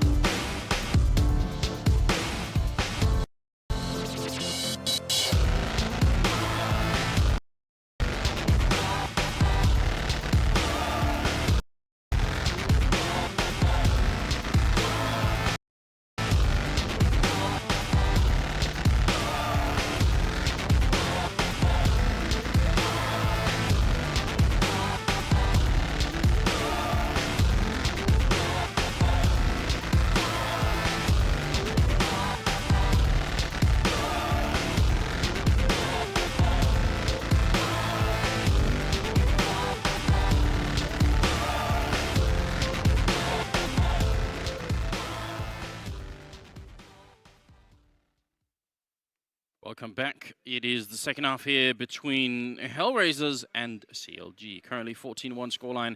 There's no disguising this, Samla. We can't pretty this up. No. Doesn't matter how much makeup you put on this. It's I, bad. I think this is exciting, Anders, because we're getting to see the new episode of Rick and Morty live here. You know, science and the absurd. Yeah, I like it. I definitely like it. I haven't actually seen the latest episode. I know it was leaked or something, but I haven't either. I'm just have to catch up. I have to catch up. Man, this is this is very bad indeed. No one above 10 kills on the CLG roster, and the lowest on Hellraisers is 10 at Stico there, and then it just goes up from that point on. So, all in all, yeah, just not a good time. Everybody's had their moment on Hellraisers. This is definitely one of those like feel-good kind of matches if you're Hellraisers, because you're just going to feel like, right, we can take on the world after this. And, well, we'll see how this pans out, because CLG going to fully commit to a very quick A execute straight out onto the A site. 3 players are over on B for Hellraisers, and so they're going to focus on the retake. But I like this. You want to go for the retake on A much more than you want to go for the retake on B. Bondic falling very far back, and that's smart play. He realized he couldn't stay there for very long either, so full retake instead, and we'll see how that's going to work out. They're going to try and group up and see if they can hunt him down. This is a great job for CLG right now, taking their fate into their own hands. Ethan, Kuster, and Cutler as well with a headshot, taking down Zero. It's all working out right now. Stico trying to get in here, but the bomb is already planted, and it's going to be near impossible to make this work. Stico up on the high ground there, going to pick up a kill on Kuster, but and actually a fadeaway shot on Ethan. Still not going to matter. There's just too many targets inside of that bomb site, and he has to back off eventually, just looking for the exits and looking to save the armor here if he can.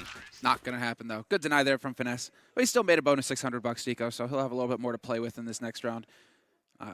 You know what kind of a match this is, though? You know when you've got like an up-and-coming boxing or MMA talent or something? Sure. You make them play all these flunkies so that their score looks really good. They go, oh, he's 10-0. He's never been defeated because he's been, fighting high school kids. So this is what it is, This Hellraiser's being like, yeah. And then they'll go up against the Tyson.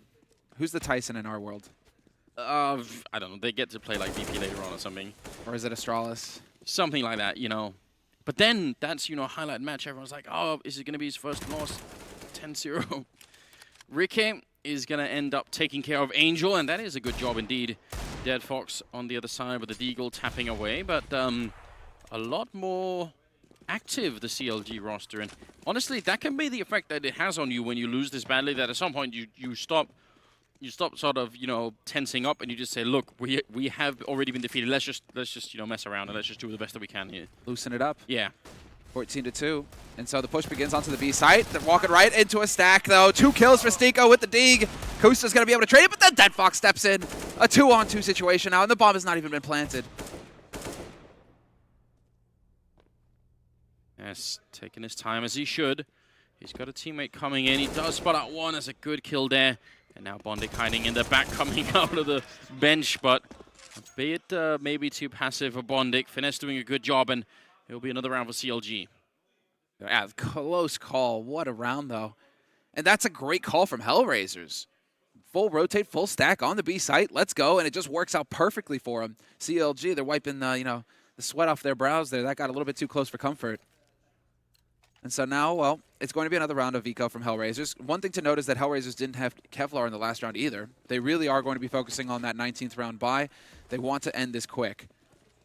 Don't let CLG start to pick up momentum and draw this out. End them in just a moment. Nice flash in the mid, though, and here's the aggression. Hellraisers taking the fight to him. Including a team kill from Dead Fox onto Zero. Cutler getting his share of the action, too, so a bit of a shame, but I still appreciate the attempt. Stico goes down. This is what I was talking about when CLG were on the other side, right? When Cutler bought the 1 HE grenade. If you buy the flashbang instead, you can set up for those type of plays. Now, it didn't work out, but the idea is solid.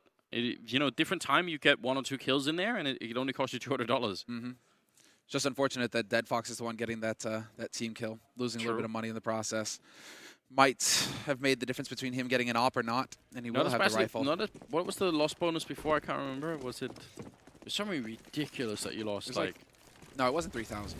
Why am I thinking 3,000? I think it's like 300. It was now, but it was way more in the past. I can't remember. They had to nerf it at some point because it was like you were just done whenever that happened. if you're an eco and you happen to kill your teammate by accident because you're running around a Yeah. corner, and then it's like, oh, well, I guess this whole round has been wasted for me. Yeah. Someone, I'm sure Been a someone long on time since we've social even thought media about that, remember. though. It's going to get tens now, 14-4. CLG now playing on the T side, and actually Ethan had the right idea, and it didn't look like he had the time to get that shot, but didn't really pull the trigger quick enough, and Dead Fox will take him down instead. Now they've got some tentative mid control here. They got the smokes up for window and connector both, so they can make their way onto catwalk.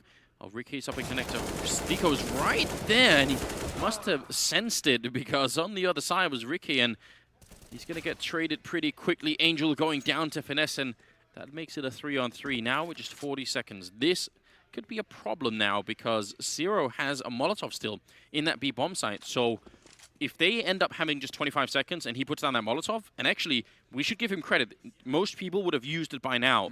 The fact that he saved it could ruin the round for CLG. Oh, you just hope that he gets this jump peek, that he spots him. Doesn't look like it, though. He's going to be backing off. He spots Cutler on short. Gets the shot. What a shot from Cutler, though. Turns it around. The headshot to save it all. If he goes down, that's pretty much it. Instead, now they have a man advantage holding on this B site. A very tough situation now for Hellraisers to get back into this.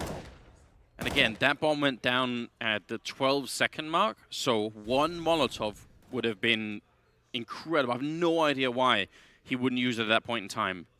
Just fall back behind bench and throw it anywhere almost. Just throw it onto the bomb side if you wanted, just to buy the time. It could really confuse them. I think Zero lost track of the time then, because otherwise he shouldn't have gone for any of those fights. Regardless, it is looking good, and obviously not going to be any kind of a retake here. Bondik doesn't even have a defuse kit, so he's just looking for exits, and he'll get one, and that's it. So CLG holding on and looking better right now. Whew. Saves the op as well, Finesse, so well played on his part. But 5 rounds on the board now for CLG. That's a feel-good moment. Hellraisers still to do anything here in this second half, but this round they're going to go for that half by invest in the pistols and the Kevlar. And, of course, Dead Fox has got that AK that he saved. Is he actually passing it? No, he can't possibly be giving it to Angel. Stico instead. Dead Fox investing in the UMP. Okay, let's go. They actually have a little bit of firepower to work with here. Why not? Just trying to get the most out of it. Bit of a stack towards the B bomb site. And Angel and Dead Fox over at the other side, so not sure why they wouldn't group up. Oh, look at this boost here. Stico looking all the way over from the bench. You know who put this in a video at one point, Samla? Who was that, Anders? Can't remember either. Yeah, it's an interesting. I mean, this is the sort of stuff you would only do in a round like this. I mean, it looks so cool. It's, oh, why don't people do this more? Because it is kind of a ridiculous thing to do. But so if you have, normal rifles, it is not worth it. You will almost always end up being out of position. But a round like this, why not have some fun? And you do have, you do have Zero watching short for you as well. Yeah. You'll have some early warning, but it doesn't look like they're going to get to show it off this time around. It's not going to work, even though that would have been perfect with that AK. You get a headshot, you start strong in the hold. Instead, they're gravitating towards that B site, Hellraisers, and that's just not where the action's going to be. How did they get these camera shots so quick? SLTV, they're on point with this stuff. Angel now holding over by the ramp, and there's just going to be way too many people here. 5-7 in hand. He actually does get the headshot on the first, and he's looking for more. Oh, God, that was a clench moment, wasn't it? Stico goes down. Just imagine if you got a couple of more kills there, Angel. Dead Fox instead going to be picking up Kuster, and Rick here doing a good job in the middle, controlling that connector, and Bondik now last man left, and Rick here going to take care of business. Triple kill for him. It's a very good job, and 6-4. I mean, this is depressing. Now I'm getting really sad, Semler, because this sort of means, this logic is not always infallible, but let's just take a moment to think. What if CLG had started T-side? Right now they'd be 6-0, and we'd be saying, my God, CLG, they're doing such a good job, right? It's only because they fucked it up so badly in the first half. They got beaten, man. With the stick. 14-6. Dead Fox has got his op now, though. So we can see him go to work. He was definitely finding picks all over the place with it in the first half, and so now that he can set up shop, he's got that angle in mid going. And well, interesting here. CLG in this round at least completely giving up mid. Just Kusta holding super passively. And everybody, in fact, just waiting to see if Hellraisers are going to be aggressive. These are the sort of calls you have to make every once in a while. I actually think it's well worth doing this because you can't obviously know when is the time when Hellraisers are going to try and switch it up and say, okay, let's go and fight them pretty aggressively. They obviously thought it was going to be maybe this round, so they would have been well prepared. But so far, all they've really done is waste their own time, except for Ricky, who gets the headshot there on Dead Fox in the middle. Strong kill. Rick is really stepping it up now. That's encouraging and exciting. CLG, they've got a very, very long road back, but let's not count them out yet. Stiko, oh no, the timing. It couldn't be worse. Down to 20 health, and they've lost completely control here of the connector area. Ethan goes down over at B, but that doesn't matter right now. They can still get onto this site. Stiko trying his best to do the damage from the back here, but one grenade, and he's going to be out of it. And there's the Molotov raining on in. Stiko gets a kill before he goes down, and now charging through the smoke is Angel. He's going to get dropped. Bondik goes down, and that was Cutler getting the kill. Zero, can he clutch it? 1v2, single flash, no kit picked up. Luckily for him, that smoke is clearing fast enough, but he has zero information to go off of, and better yet, now they're just changing it up. Yeah. This the longer this goes, and you guys can see it thanks to the bomb timer, more impossible this is going to get, although he has picked up a kit. You want to try and think about saving Dead Fox's op at this point? I mean, he's taking his time checking these angles, but it's just not going to happen. Cutler drawing his attention over to Pit. That's going to open him up to get shot in the back. He realizes where Finesse is now, though. Just goes leaping in, looks for the fight, finds the one. And the bomb isn't planted for Cutler! The bomb isn't planted for Cutler! Oh, no! Oh, they get it just in the nick of time. Oh, my God. That was very, very close. And tactical timeout being called for Hellraiser's time to calm everybody down.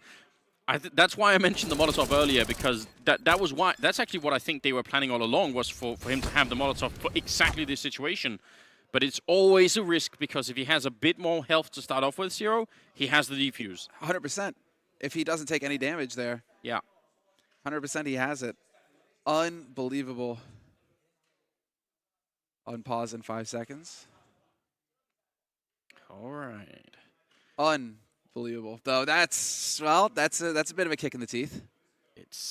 They're really stepping it up. Like we said at the beginning of the half here, if you were watching, nobody from CLG had more than 10 kills. They were all less than 10. Now, it's only Ethan at 9 and everyone else, 13, 14, 15. So everybody collectively, the whole team, is really stepping it up. And we're at 7-14 here. And Hellraisers are now in a similar weird position. They never have money to really buy anything. And they're not looking particularly proactive either. Now, finally, there is a bit of a push. But sort of like with CLG, a lot of these pushes are happening when they just have pistols. And then when they have rifles, they go back to not really doing much of anything. Yep. So will they have the early warning? There we go. Ricky opening it up. Looking for the shot. Not going to find it, Stiko. And Kusta wipes out Bondik. So very quick play here onto the A side from CLG. Not wasting much time at all. Angel, obviously know now that somebody's made its way through the murder hole. And well, that's why we call it that. Because you are just a sitting duck if somebody is watching you try to make your way through into jungle. Yeah, that just really cannot work, can it? Angel hoping for just the head of Ricky, or anybody really at this point, show up and get some kind of exit here. But that will make it an 8th round for CLG. See what, if Hellraisers can manage to solve this puzzle that CLG really never did when they were on the CT side and try and get back in. They should, I mean, considering how that first half went, I would expect them to have more confidence and maybe a bit more firepower too. Mm-hmm. Or just, Anders, we missed the memo, and Mirage is now T-sided. Heavily T-sided, in fact. Why not? Because it just doesn't seem like anybody can really get their CT side rolling on this map, at least in the last 2 maps that we've seen. You think about again, you can have the 3-man push to top mid, you can have the double push into A apartments, double push towards A ramp. Like, there are tons of different approaches. Now it's just Stiko pushing A apartments. That's great. If he wins this fight, then suddenly everything is working out great for them. He's certainly trying, and I think Ethan spotted him on that side, so they know that he's up there. And that even that will put so much pressure on CLG. Now they really have to worry, and it should be a really slow round for them here. Even if Stico's fallen all the way back, Ethan is still wondering if anything is happening over there. I like the wall bang down into underpass. Sadly, nobody was there. Minute 15 left on the clock, and they have taken control of Palace once again, and so CLG can go back to basics if they want. Kusta was holding in pit. Double incendiary used there by Hellraisers, though. They're getting a bit thrifty with their nades. They need to be careful about that. With a minute left on the clock, and CLG hardly having used any of their utility at all. This is definitely advantage CLG. What's the end game? The bomb is all the way over at the B side. No one's even picking up Cutler, and Finesse is running as well. Maybe Finesse just got the call and said, wait a minute, we're lacking something here. Because if they want to crunch on the A bomb side, and that I think is what they do, this is so little time left. They feel like there's just confusion on this team right now. 30 seconds. The Molotov goes up from Bondic. He's going to turn around, but he will get shut down by Kusta. And now Dead Fox, 1 or 2 kills here, and they might run out of time on the CLG side. 20 seconds on the clock. They need to be very, very careful. And the rotation is starting to happen here. Coming in through the window. Cutler looking for the spray, but he goes down to 0. That's not a good start. A lot of Molotovs raining in towards jungle. The bomb will be going down, so no one able to stop that. It's still a 4-on-4. And that's a nice long-range spray from Angel.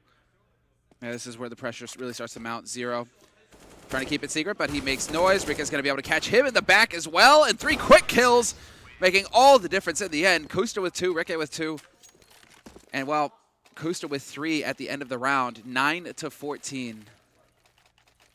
Hellraisers just unable to win these fights, to get these retakes going on the bomb sites. I mean, we're just seeing mirror images of each other. It was the exact same story throughout the entire first half when Hellraisers were finding it easy to get onto the bomb site, and then holding it as well wasn't a problem. Yeah, it ended up being 8-1. That was when they finally won one, and actually it's been very similar. So if it is going to be an exact mirror similar, then this is the round where Hellraisers pick up the round, but they just don't have really very many weapons for it. But let's go. Let's go. 3-man push down towards ramp. Finesse flashed for a moment, has to fall back, and Dead Fox thinking about it, but won't be pushing all the way in. There's confirmation. Yeah, he sees it. He knows it. I don't know. That last round for CLG did not exactly make me very comfortable. When you pick up the bomb and be always at 37 seconds and you have to run to A, if there's anything you haven't thought of, the guy hiding in a corner somewhere, a Molotov that goes down in the wrong position, so now you can't plant where you wanted to, like any of those things, and things can get really tricky. I think they even messed up their first CT smoke as well. Had to recommit with a second CT smoke. Yeah. But it does, it's still a happy day. They are able to make it work. There's not going to be anywhere to go for Finesse. 1-for-1 trade. That's good enough as far as Hellraisers are concerned. You can Stico hit a headshot? No. Rike shuts him down immediately. So now, Bondic, it's a case of you just holding on to that AK, man. Get out of dodge. Pass it to your teammate. Yeah. Save the AK for another time, even though it would be cool if they could get the exact mirror in. It's definitely not worth it at this point. So Angel is going to stick around instead with the P250. Trying to see if we could get more exit kills. Maybe steal on the AK somewhere. Cutler.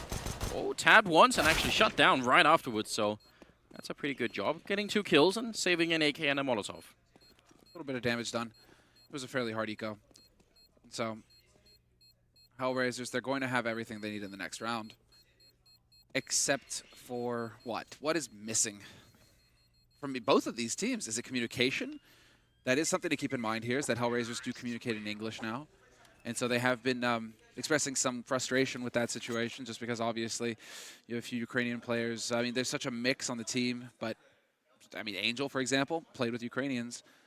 So now he has to change up how he calls and how he actually managed to get information across. That is going to be difficult. Yeah, but the thing is, you don't really need that much elaborate English to say, you two push top mid, I'll flash you in. Like, it's sure. I don't think it really has to be any more complicated than that. Someone made that call sooner rather than later. Now they're back to more of a default setup here with Dead Fox on the AWP. And trying to see if they can maybe make it work. CLG on the other side, setting up with a bomb outside. Cutler top mid. Rike, though. Maybe he's going to try and make some noise over on that side just to maybe draw someone out of middle. He's falling back and reconnecting with everybody else, actually. Time for a full A execute with smokes. You got Cutler holding mid for the rotation. The setup's pretty good for Hellraisers. If that is what's going down, then Stiko, if he can stay alive even for like 7 seconds in shadow there, that should buy enough time for Dead Fox and Bondic to get some kills in. Like either one of them should be able to sort of push as he's drawing all of the attention out. So we'll see how that's going to work out. Definitely a good setup here at the A-bomb side for Hellraisers. Let's see. We have the setups. And it's clearly just like counting down. There we go, 45. The smokes go out. And there's the full execute. They have 2 players within the smoke radius, though, and they have to be the heroes here for Hellraisers. Bondic, you've definitely fluffed it a couple times this half. It's time for you to step up and get the job done. Oh, no. Not the best start there. Stiko going very low, but so is Kuster on the other side. He's going to win the first fight there with the Tech 9, and now Bondic. So many angles. You see the trouble immediately when they lose Stiko there. Ethan going to take care of Bondic, and he goes down to Angel. And Dead Fox unable to stop the bomb plant. It would have been great if he could have, but it's still a 2-on-4. So CLG managed to make their way through. This is turning into an absolutely ridiculous match. We're about to be at 11-4 here. Cutler sneaking up behind Dead Fox, and that definitely cancels out the round here. My God, CLG, if they had played this first half, it would be 11-0 now. So we would have been, you know, in reverse. Been talking trash about Hellraisers and how bad they're playing. Yeah. It's funny how situations like that work out. There's one parting shot from Zero. Great. Joy. Unfortunately, you're not going to survive much longer than that. And another timeout getting called. The thing is, I mean, it's unbelievable how much hinges on the first engagement between Stiko and Kuster up in the apartments. They both shoot each other down to about 10 health, and Stiko actually thinks, I can't just wait here because I'll get shot in the back. And that's smart thinking, so I'm gonna have to go fight him. Now Kuster wins that fight, and at that very point, Bondic is like, well, hell, because now Kuster is gonna come out of apartment and shoot me with the Tech 9 any second. Yep. And if I try and fall back, I'm gonna get taken out by Tetris. So I can't really do anything. I'm completely stuck here. So if you think about it in reverse though, if Kuster goes down and Stiko's still alive, then they have Bondic and Stiko with a crossfire towards ramp, and they probably win the round almost instantly. Well, was he thinking, what the main thing is like, if you're going to make a decision, you should probably prioritize the guy coming out of Palace. And what I'm wondering is, was he thinking that his teammate from CT was watching ramp and then, like, slowing things up for those guys there? Because he spotted the guys coming out from ramp. He spotted multiple guys coming out from ramp. So he has to know that if he gets around on the left side of that box, he's going to be screwed in a minute. Yeah, it could be. Well, at least they have somewhat of a buy here. Dead Fox making sure no one can sneak through the smoke, and for once they actually show an interest in taking the mid control. Stiko and Angel also lingering around there in the ladder room. Just what is going on? That's a question that a lot of people are asking right now, Anders. Yeah, I was just wondering about having 2 people in here. Could be a big surprise. For sure, if you take down one person here, you're not going to expect the other person to come running out right afterwards. So that could be a bit of a trap there. But it looks like it will be another execute. So let's see if Bondic and Dead Fox can hold on, or even just get a kill and call in for the backup. You're desperate at this point for a kill. Yeah. Just get a kill, and that way you can set up the retake. You have the man advantage, because right now you have no idea. And they're doing it without the smokes as well here, counter the CLG. So they're really trying to draw this out as much as possible. But Dead Fox will find his pick, and he needs to stay alive at this point. The smoke is finally going to go down on jungle, but the damage is done. It's a good flick for Dead Fox, but he's going to get grenaded out of there. Can't see a single thing. Cutler re-smoking that angle too. Really good job on CLG here, and it is a 4-on-4. The bomb about to go down, or it is down now. There are no more grenades on the CLG side, so that's going to be kind of a cheeky Molotov. But on the other side, Hellraisers, they have all the grenades you could possibly want for a retake. This can actually be done. Now they're grenading all the corners. They know no one is going to be holding from there, so they're slowly isolating all the positions that CLG could be holding right now. Finesse up by Tetris. He's going to have a grenade too, has to fall back. This is very well played. The only thing is they're running out of time. Stiko Angel picking up 2 big kills here. It could be working, pushing through his Kuster. He goes down. Ricky next in line. And the defuse, is there going to be enough time? Barely they have it.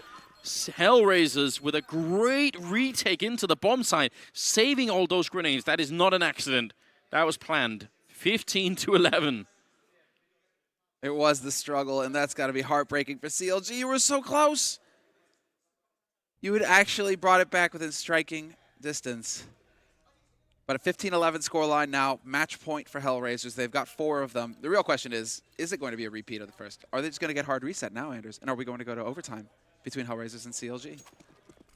We saw it earlier today. That was the first thing that happened today that started things off. The overtime between Tyloo and MVP. MVP won. Tyloo are now out of the tournament. This isn't an elimination match. This is a draw match. Both teams are 1-1, but still. Oh, Dead Fox doing his part here, taking down Ethan. Gonna be falling back. That's a good job. Don't go for the cold zero play. It's not worth it. Very well done. See the difference there, the patience from Dead Fox. And he had his teammate watching short as well, so he knew he had a way out. Oh, Angel pushing all the way. And how does he not win that fight? Finesse was making so much noise, and he should have had the element of surprise for sure. Stico gonna be trading some grenades, and oh, he's not gonna be able to make it out. Kusta finding the shot. Hellraisers have been watching Tyloo. You're like, yeah, all right. Man advantage for CLG now. I wonder if Angel hadn't jumped, if Kusta could have seen him from down there. If he had just sort of, tried to slither by, maybe that would have worked out better. Now Cutler up in the window, Zero right on the other side. Cutler's going to be careful he doesn't get sandwiched in, because Dead Fox is potentially coming in through the ladder room as well. There's a good little flick to take down Cutler, and that makes it now a 2-on-3. Kusta and Finesse left. And with just 34 seconds, this could get very bad. Bondic has a great position right now. Yeah, what's going to happen here? FNS pushes out. He gets spotted. Bondic knows that somebody's through to jungle. Easiest shot of Bondic's life. Can't mess that one up. And well, now it's going to be on Kusta. 1v3. 17 seconds left to get that bomb planted. How do you even play this? I don't know. There's no sure way to win this round. Coming through the Tech 9, he's going to take down one. Goes for the plant inside of the smoke, and Bondic will end the game. 16-11 here, favoring Hellraisers after an absolutely dreadful first half. 14-1 in the first half. Then they take, what, like 10 rounds, 11 rounds, something in a row, or 10 rounds in a row on this map, and then they lose it anyway. What a soul-crushing game for CLG. It's just agony. But also, I mean, you saw the shake of the head from Angel. He, he's just, at the end, he stands up. He's not even happy. He's like, what was going on? How do we go 14-1 in the first half and let it get back into double digits for CLG? Still, CLG showing that they did have some fight in them. Nice T half from them, at least. It was something to work with. But, yeah, you can tell. At that point, you'd want someone to just stand by with, like, I don't know, like, a taser and just put it to your temple and just wipe it from your memory. Just forget the game ever happened. Yeah, I think we saw an impression of that yesterday. Just not a good time at all. No. That's just, we knew that this game would be scrappy. Both of these teams but fairly evenly matched, although I would say that we've seen more out of Hellraisers recently. But the CT side on Mirage, SKVP yesterday, today this match, I mean, what is going on with the CT sides? Yeah, no, I mean, I feel like at least VP tried a bunch of different things. It just seemed like it was just SK's day. But these two teams just both played some really, really passive Counter-Strike on the CT side. It was hard to watch. I mean, definitely was. We'll see what the panel says. I look forward to it. We've got Alex ready.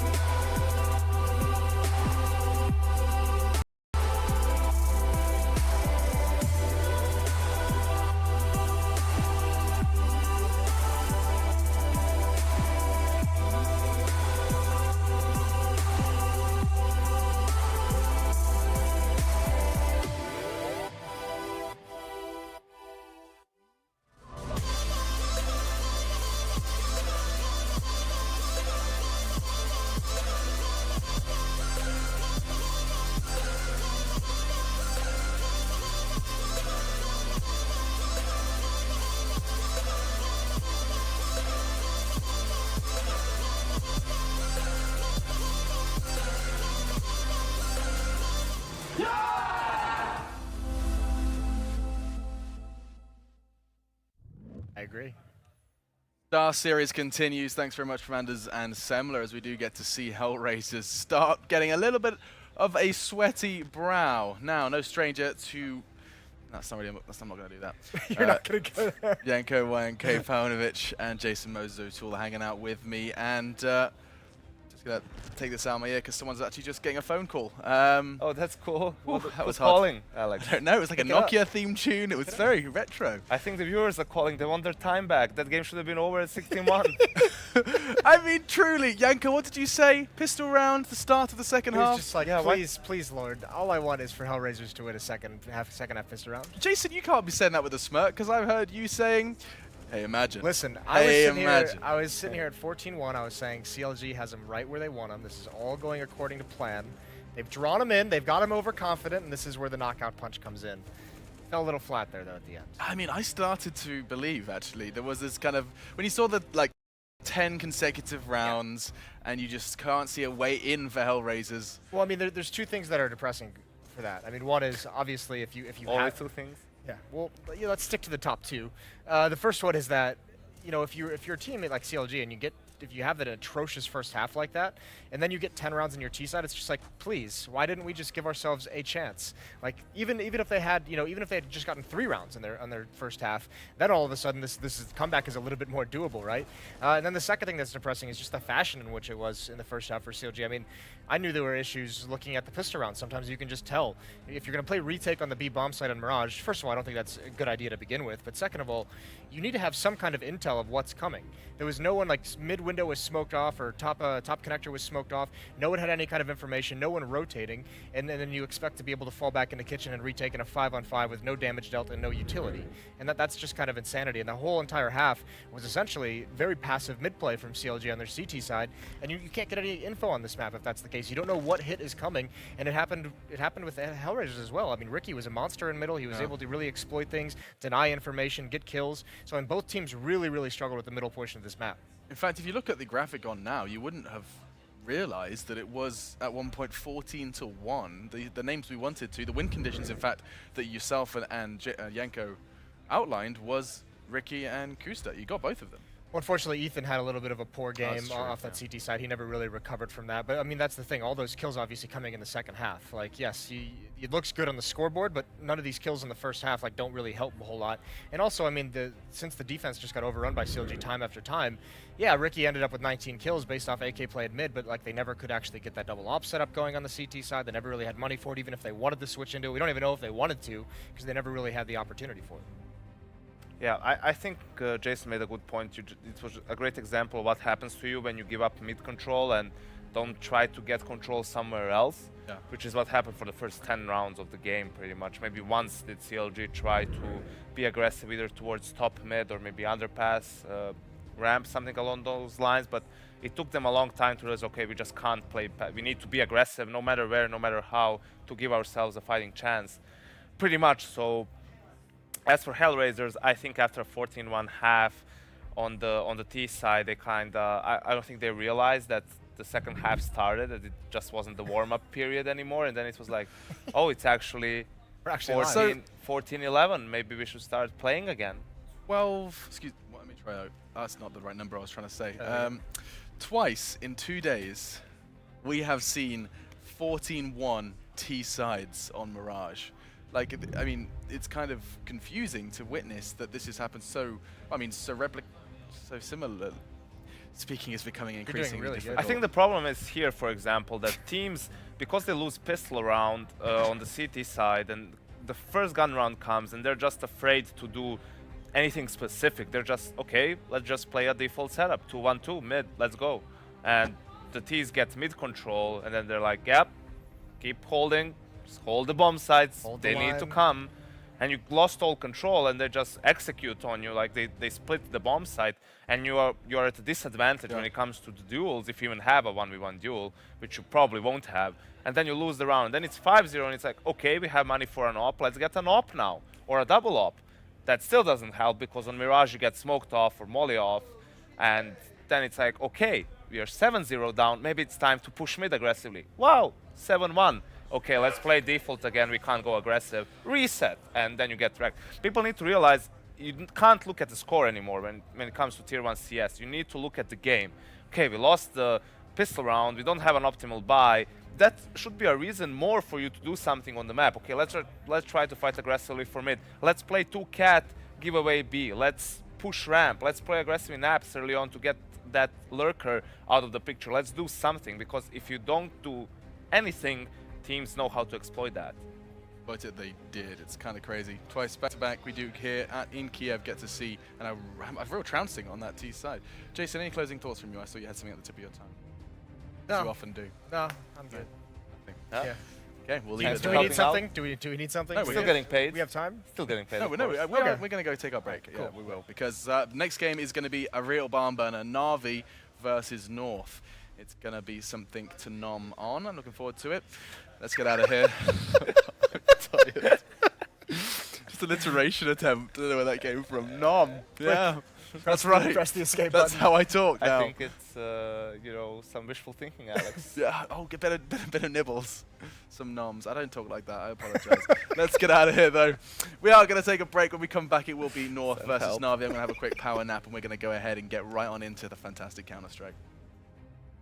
Online betting for every esports fan. Dota 2 and Hearthstone, CSGO and Overwatch, StarCraft 2, the choice is yours. Express bets for multiple matches or live bets on the game you are watching right now. Know your way around Dota 2? Make a prediction for picks and bans. Playing CSGO? Guess the number of rounds in a certain match. Daily quest for all participants and all the best choice of payment systems. More than 600,000 users have already made their bets on the spectacular matches since 2011. EGB.com. You know for sure who's gonna win.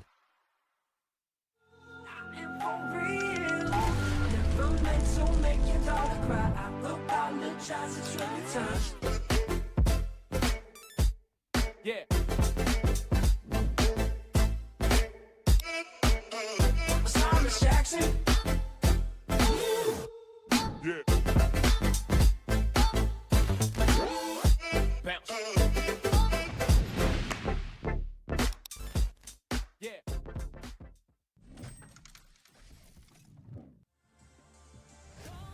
Just like you never broke my heart, like you never said the words, two worlds never further apart. Go, life will never be the same, but I will keep on finding my way. I move on to get to my brighter day.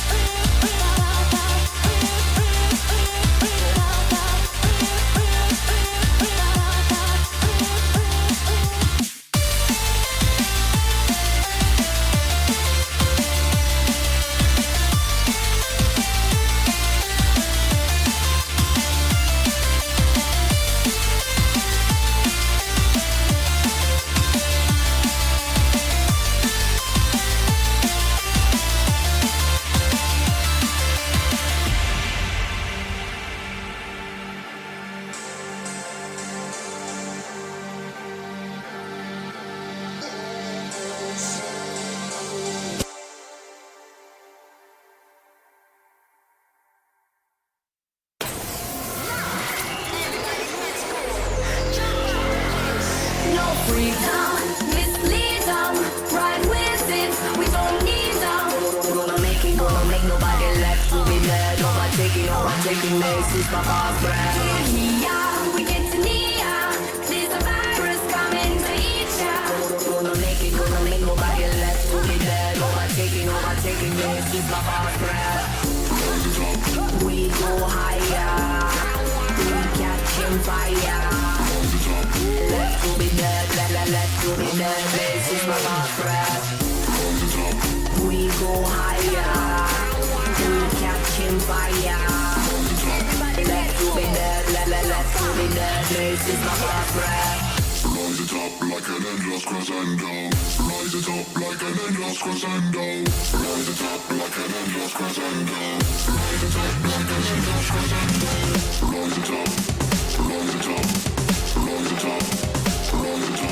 Rise it up. Another best of one now here in Kiev. Will the opportunity be seized by Na'Vi, or will we get some magic from North? It's going to be intriguing to find out, as we have just one map to determine who will pick up another big win as they battle for that playoff spot. Some secured and some teams gone already. The Chinese presence at this tournament has been nullified. Some of these teams, in fact, meeting them, but we are going to be introducing our panel. It is none other than Thorin and Moses. So, when you start talking about this one, which is of two very heavy hitters in both this tournament and Counter-Strike, I think I'd like to start, Duncan, by just kind of reminding everyone that there has been a switch-up that isn't necessarily visible to the average viewer that just tunes in and sees the 5 names in the server for Na'Vi. Yeah, because actually they've removed long-time coach StarX, who obviously used to be a player in the team before that. And most importantly, he wasn't just the coach when you think about 2016. He was actually the in-game leader as well before the Valve coaching rules. So he was quite instrumental in kind of taking the blueprint of what Zeus used to do as the in-game leader, and he really kind of like extended it out even further. And it became more extreme, but also more effective. And so you've seen with this Na'Vi lineup, which remains the same in terms of in the server, the performance hasn't been up to the level they hoped when they got Simple. They wanted to be winning huge tournaments, and they only did that once, and then aside from that, no other finals. So they're a team where it was clear that some changes needed to be made. A lot of people obviously were looking inside the server, maybe they change a player, but instead they've decided to remove StarX as the coach, and they've brought in someone who apparently was their analyst before, Andy, with an I, and he's the coach now, essentially. So we don't really know what to take from that because he's a guy from the CIS scene. I haven't actually seen any English language interviews with him, so we don't know what philosophy he's taken, but one must assume it isn't going to be the same as StarX, otherwise why remove StarX, you know? So presumably he's got a different perspective on how to play.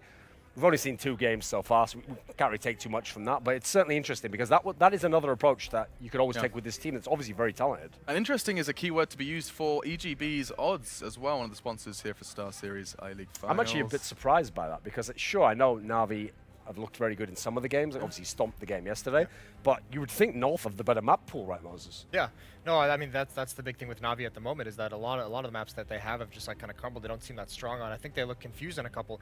I think the big thing with Andy right now is the big takeaway we're going to have from everything we've seen from him so far is that interview that Guardian gave, where he basically just stated, Andy came in and said, I know how to fix the problems. Like I know exactly what to do.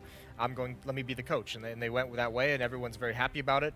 T sides look pretty good. I think the CT sides are rough, but one thing we saw yesterday that bodes very, very well for Na'Vi is Simple played so well within the team against that was against Fnatic on Overpass, and one of the reasons why he was playing well is because they let him be aggressive to open up rounds, and they do that on Overpass frequently. He has very consistently like two to three rounds per CT half. You'll see him push up those stairs to that fountain with an M4. Normally you just see an Alper take that pick and fall back, but Simple would do it with a rifle. And if you're going to make plays on the CT side that allow Simple to be aggressive, put him in a position where he can make some of the plays that he likes to make, kind of unleash him in that sense, but then also have the fallback plan because it's a designed play, that's going to help you out a lot. That's also going to give Simple the opportunity to be that dominant force. Hashtag just simple things. Definitely needs to be a recurring hashtag, as he is looking to be returning to some of that former form that we have seen from him in the past. Now, Duncan mentioned earlier that we haven't seen too much surrounding Andy, this new addition into the coaching role for Na'Vi. Not necessarily a new addition to the organization, but we do have a chance to go ahead and take a look at what he said to StarLadder earlier today in an interview.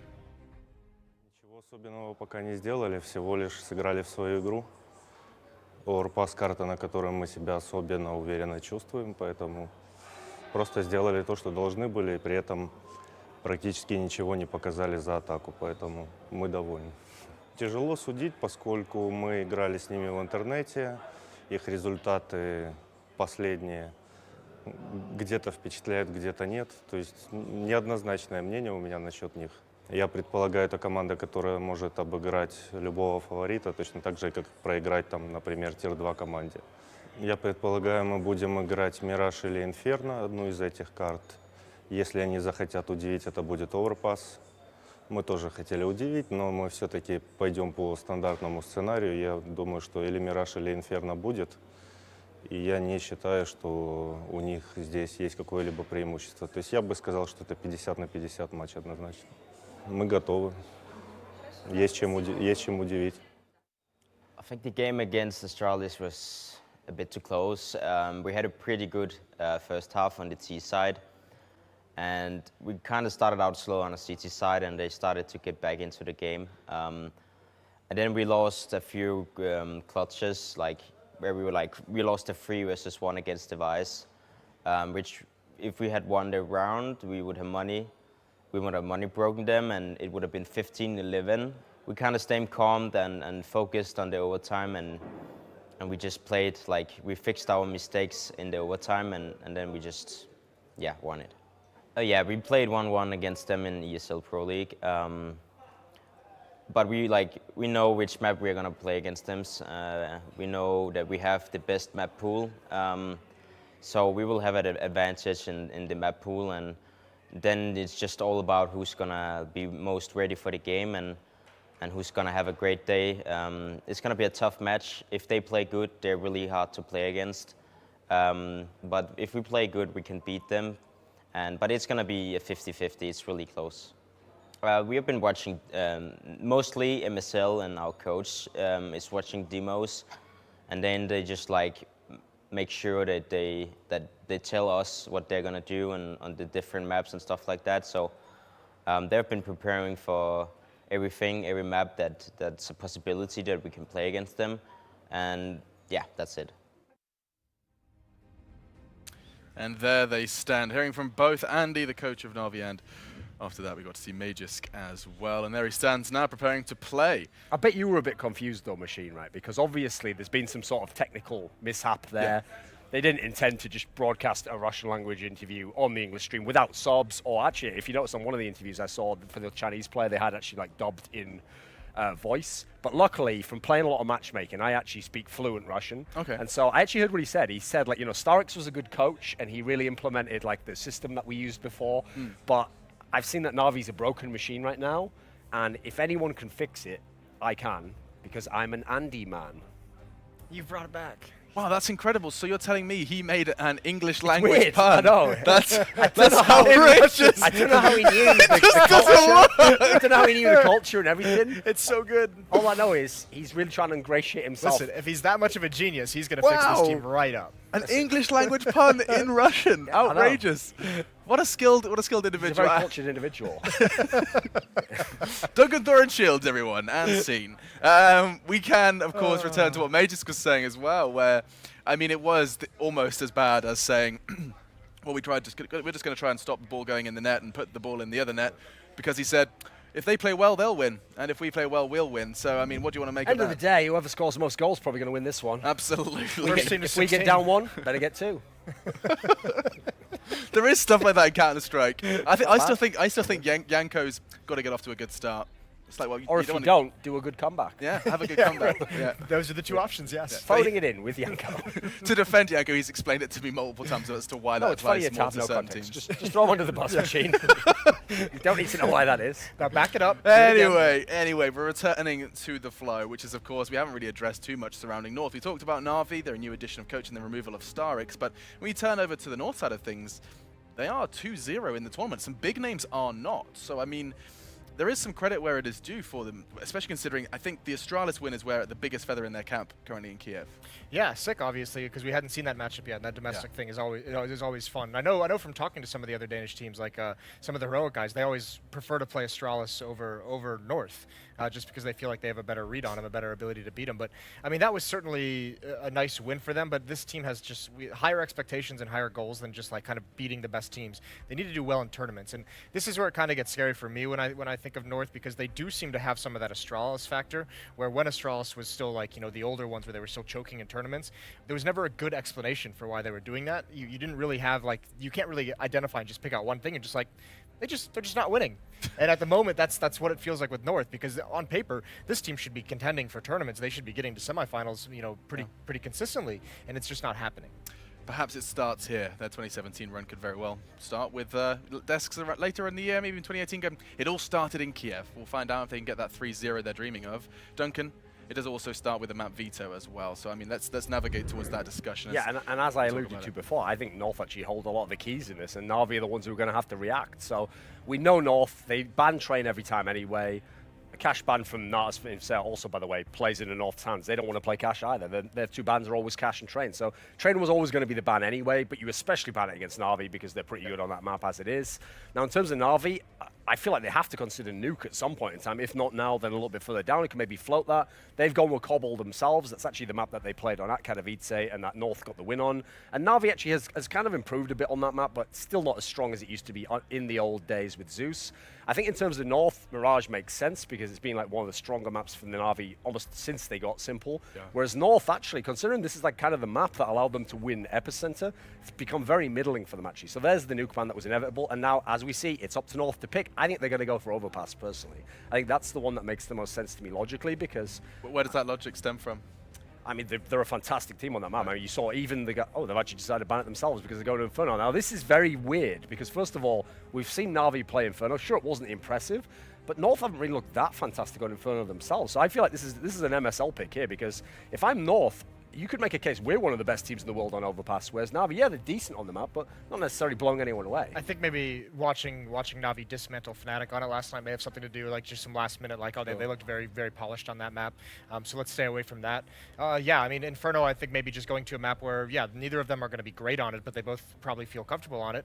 North, remember, I mean, at one point they called this map, the Joker pick from DreamHack Las Vegas when they lost to Optic. And then they came back later on in the tournament and looked much, much better on Inferno. So I imagine this is a map that they've continued to work on and continue to improve. But one thing that we saw, Na'Vi do well on this map is Guardian. He was phenomenal on this map. So this is another now that was against 5 power, to be fair, but yeah, still, you have to be careful when Guardian has that AWP and he's playing the form that he's had in 2 matches in this tournament so far. This is a scary proposition for them. Now, it makes you wonder if the Na'Vi game yesterday on Overpass scared them away then, because obviously that CT set was absolutely ridiculous. Yeah, it was dominant between Guardian and Simple. The plays they were making is just, any team would be scared to go up against that on an Overpass. So you could describe them as win conditions, and when they both do show up, it was evident of just how easy that was for Na'Vi. Now, a question that really is regarding what happened with Astralis on Inferno yesterday. An 11-4 start for North. They got a blazing start on Inferno. T-side as well. Double digits going up against Astralis, their rivals. And I want to know what necessarily springs to mind when I mention North's T-side on Inferno. How did 11 rounds come to be? Does anything particularly kind of ignite in your mind? When you see 11 rounds on a T side as well, like one of the big thing that's always going to be in play is the economy. Like this is just one of those maps. I mean, it happens a lot on other maps as well, but this one especially, CT teams need to have the utility to be able to hold you back. So it's one of those halves of Counter-Strike where it can be very snowbally. It's very difficult without the proper utility, without the proper weaponry, to be able to stop T-sided teams on this map, because they have a lot of different options, a lot of different ways they can use their utility in turn to flush out positions. So even if you're stacking a bomb site, Molotovs can go everywhere, smokes can go everywhere. So it's just pretty dangerous, and that's kind of what it feels like, is it just snowballed out of control for the Astralis side. I mean, to me, that was an example of where I can understand now why they specifically wanted Inferno for the Astralis match, because Astralis had only won on Inferno, they'd never lost, and as a result of never losing, in theory, there might be some things in there that people just haven't exploited yet, and so it looked at when you played the game, like, I don't see MSL as someone who's like, can read everything inside this live server, but I know he does his homework. It looked like he'd really figured out the tendencies of Astralis. None of their stacks ever worked, none of the fast rotates ever worked, and I have to say, since Jason's been bringing this theme up again and again about Na'Vi, about how he thinks the rotations aren't very good at the moment and the reads for when to do that aren't so good, Inferno throughout the history of Counter-Strike has been the rotation map, because it's the map where you gamble the guy over from B to try and get 4 stacked onto A, and you've got to get that man over really quickly when they take over the B side. Especially, I actually think in the newer version, you've got to be more proactive early on. With all the smoke opportunities, you can get really locked out of that side. And I mean, if your initial defense as CTs on this map for top banana, like we see Virtus Pro do it really well, how aggressive and how consistently they can stick around and be a force and just have presence over by that old car, that wall area, right at the top of banana. You need to be able to do that, and that again requires utility because you're going to have flashbangs thrown out. You need to be constantly have that smoked or molotoved off, and that's the thing. If you can't win that battle, then you are limited in how you can rotate because you have to be honest. You have to almost keep 2 players there. You can't cheat anyone necessarily away. So it is like a very big. This map is frequently won and lost by that banana control. And if you look, North actually play the old school style, the 1.6 style of how you play the T side, which is you never do fully commit all your men until they're literally on the site. So as a result, you always have someone near either stopping the rotation from the banana or like trying to hold that extra guy over. And the success of how you can do that just makes it easier to hit the A side. I'm just looking forward to seeing more T1 Inferno. It's kind of feels like this tournament we're getting to see even more of it. Started over in Vegas and has continued ever since. Now though, let's go ahead and get ourselves ready for that knife round. A quick reminder, of course, that this tournament would not be possible without our sponsors. We mentioned some in the past. This one is for Hellcase. You will have seen them around, even on team shirts, and you can get yourself a free grab at one of those cases. SLTV is the code, and you can go ahead and see it there beneath me as well. SLTV all in caps, and you get yourself a free case. So, knife round. We've just talked about the power of these, well, but not only the rotates on the CT side. Does that mean you're suggesting that should Na'Vi have a choice, you'd want to see them starting on the attack? I'd rather if I was them, especially because then you really know how much you have to gamble on the CT side. Like if you're not a team that's good at making the read, you have to just outright gamble actually something. You can't just play default only. Yeah, I imagine though. I mean, I think teams still prefer to start CT on this map, despite what we're seeing in these score lines. I think they still want to just start on that defensive side, which, you know, with the way you think about Inferno, and this has probably changed, but since it's still so new, it probably hasn't quite registered and stuck in some of the minds of players. You're still going to think of this as a CT-sided map, right? Even if the results are showing otherwise in tournaments, you're still going to be saying we should get on that CT side, just rack up as many rounds as possible. Question redundant though, as the Danes get their first knife round win of the game, and they're going to have a choice of side if we prepare ourselves for a best of 1. The winner of this map is locked in for the playoffs of what is a very scary tournament to lose here. I mean, we've seen the teams already sitting in the bracket they would be thrust to should they concede a loss here. Big game for them, and big game for our casters as well. Let's jump in with them as we get another fantastic game here in Kiev. Thank you very much, Alex. And yes, indeed, we are ready. It's going to be Inferno with North and Na'Vi, and I'm excited for this one. This is going to be one hell of a game. And there's one thing that I think people forget about this game all the time when Na'Vi are playing it, is that Edward is such a good player on this map. And I don't know why we always forget about it, but he just has a really good mind for playing Inferno. Always has that. Yeah, I mean, he's held that short region, basically. He likes a lot to play the boiler area. Basically, that mid area is Edward's stomping ground, his turf, and it's one of the best spots to basically hold angles and look for headshots. And when you're playing pistol rounds, those sorts of things, when you've got that USP, that's when we really can see Edward go ham. So, I mean, sure, definitely excited about that. I want to see the battle between the Operas, though. Yeah? That's what I'm about. Who do you think is going to win this one? Let's go, Guardian. Give me a third day of you just wrecking house. Yeah, he's been on the up and up. He's really been improving. So if he could do that again, I mean, if you're in simple play like they did yesterday, then it's done. Like that's just so much firepower, isn't it? Who do you think's got this? Who's winning it? I think Na'Vi. All right. Yeah. I mean, like I said, I think Edward is a monster on this map. I think it's gonna be on Edward to change this map. And we saw that yesterday, right? You know, it really was like the Guardian, simple, Edward, neck and neck, all keeping up, all looking really comfortable. And so it's like, okay, maybe they don't have as much polish on Inferno, right, apart from like the personal level that we can see out of certain players. But I just feel like right now Na'Vi as a unit, they're finally stepping up. It feels like they're finally gelling as a team. And so on Inferno, which is really just, I'm so happy it's back, Anderson. Like, really, that just makes my day, makes my year. Inferno is back. No, this is the map. It's such a good map, and everyone seems to like playing it. Like, I've not seen too many complaints out of the pro scene. So we'll see how it's all going to unfold here. It's Na'Vi starting on the T side, North on the CT side. And all they have for utility, and this is a bit interesting, is smoke and flashbang so far. There's really no kit going to be picked up. That's bold out of the Danish side. I'm not sure about this. Over there on the other side, all armor, and then the one smoke there on seized. And so let's see, already getting some banana control. They know that they can play it fairly aggressively because they are, I mean, likelihood of there being HGs in play in the pistol, not too high. And so a little bit of a peek there from MSL to start things off. Sees the bodies. But the smoke has now been used by Magisk. Or Magician. It's very early on considering they only have one of them. So you put it down at a minute and 30 seconds. Na'Vi aren't going to care about that. Like, there's no incentive for them to try and push through. So I'm not sure about that one, but A little bit of an early engagement out on Banana. And Seized will be lingering around just to make sure that they don't sneak out and see that no one's actually here. That's the one thing he has to make sure that they don't realize everyone else is up. Simple firing the Glock up in the apartments. I'm not sure about that. Yeah, I would prefer if they were completely silent until the very moment they strike. What is this? Well, yeah, is this misinformation? They're just trying to mess around a little bit here, mess with North's head, get them guessing, get them wondering if it is going to be B after all. They haven't seen anything now on North side. It's only the sounds that they have to go off of here. But there's the flash, and the push begins, and Cajun, 1-for-1 trade already. AZ, though, from the pit. They weren't expecting a second man there. Oh, so good. AZ looking for another headshot there. Edward's still alive, but in a lot of trouble. He has to be quick right now. And AZ finding a third headshot, taking down Edward, and leaving Seized. 25 seconds, the bomb up on the balcony, and how could he possibly do this? The rotation is in full effect. They're all coming for it except for Magus, because making sure that he's not somehow snuck back to B. Maybe they don't know the bomb is up there. It doesn't seem like it. MSL now by the box. Seized getting the 1 kill, but there's only 10 seconds left, and AZ still hiding down there. He's going to get the kill, but I don't think he can do it. I don't think there's enough time. Oh, no, that's so disappointing. He's going to get it, but it's just too late. The round is going to be won by North, and that's very upsetting, obviously, for Na'Vi. A great job by Seized, but he needed 3 more seconds. He needed like a solid 10 more seconds to jump up the balcony, pick up the bomb, jump back down to the site, and get the plant. Ah, what a play, though, from AZ. You have to give it to him. I mean, Cajun got his kill from balcony, yes, but that AZ, he did it perfectly with the USPS as well. They just didn't know where he was coming from. But to have that second man lined up in pit, that wrecked everything for Na'Vi. Those 2 kills right there made all the difference. Now, all UMPs on the north side.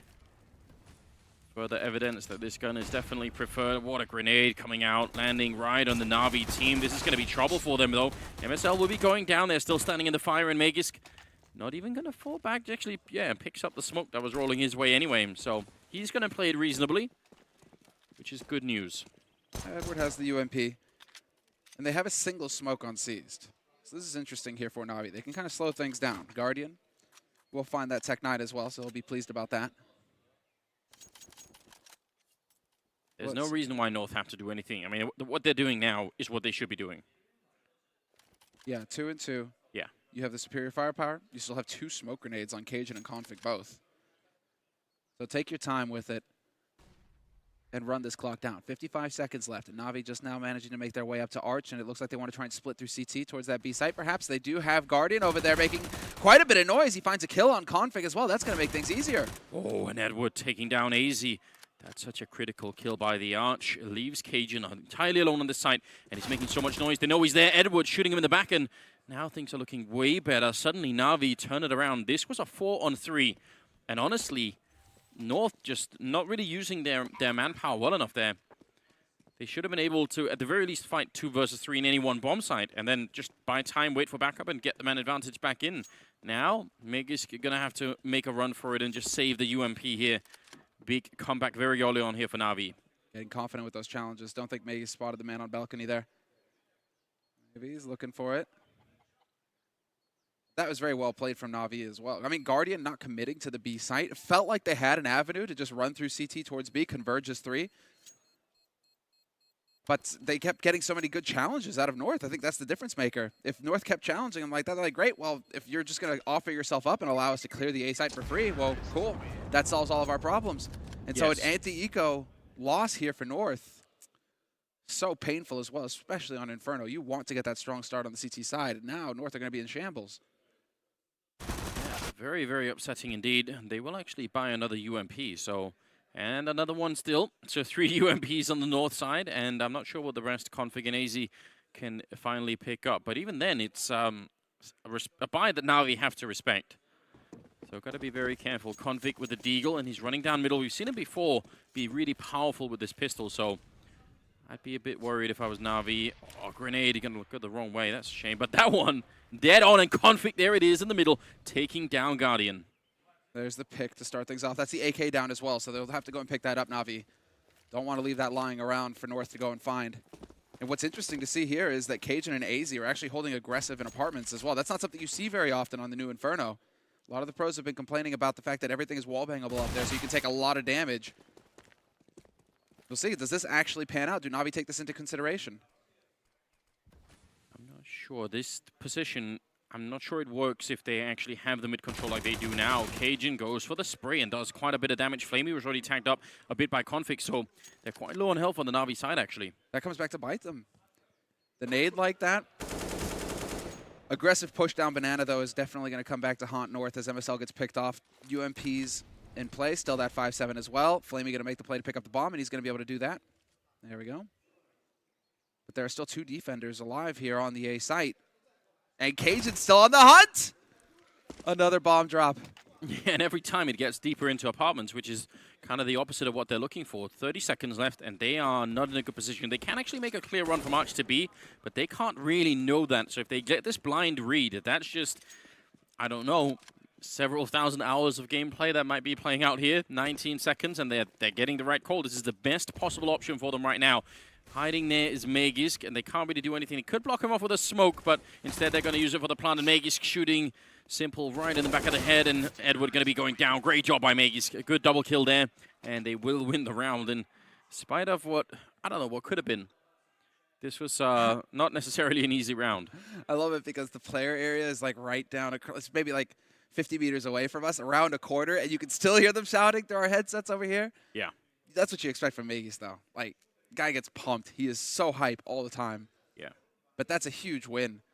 Still, because of just, now how proficient the pros are getting with these UMPs, it's just, it's the new Tech 9, except that you just make truckloads of money with it, and you can take fights long range. Okay. There we go. Well, that's an AK finding the kill, but still. AZ looking to check out the apartment to see if anyone was up there, anything was going on second mid. It is a good little jump to be making, but if you stick around, I don't know. I don't know about that. You're in for a sad time. But look at the rotation now. Basically 3 on A. And there's the spot for Miggy. He picks out one. Will he see a second? They could try and peek them together, and Flamey jumps the gun, doesn't wait for his teammates, and so there's no possible trade into a 4-on-4 now. That was a bit of a shame there from Flamey. Oh, Edward through the smoke. That was against Magisk. Both of them shooting with unsilenced weapons, so the tracers are, you can spot them. You can sort of try and guess it, make the calculation, and figure out exactly where they're shooting from if you're quick.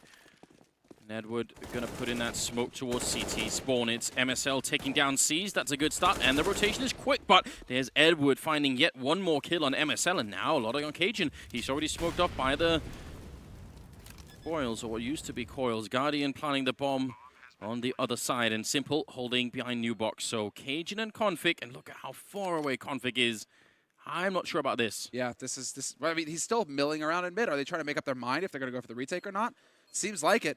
But now Config has to deal with the man holding in Banana. Cajun knew that a player was holding him back corner. He heard him move back there earlier, and so doesn't work out for him. And now while Config, he's in a bit of a tight spot. Yeah, if they played this one safe, then there's nothing you can do. He realizes already just going to be falling back. I don't know.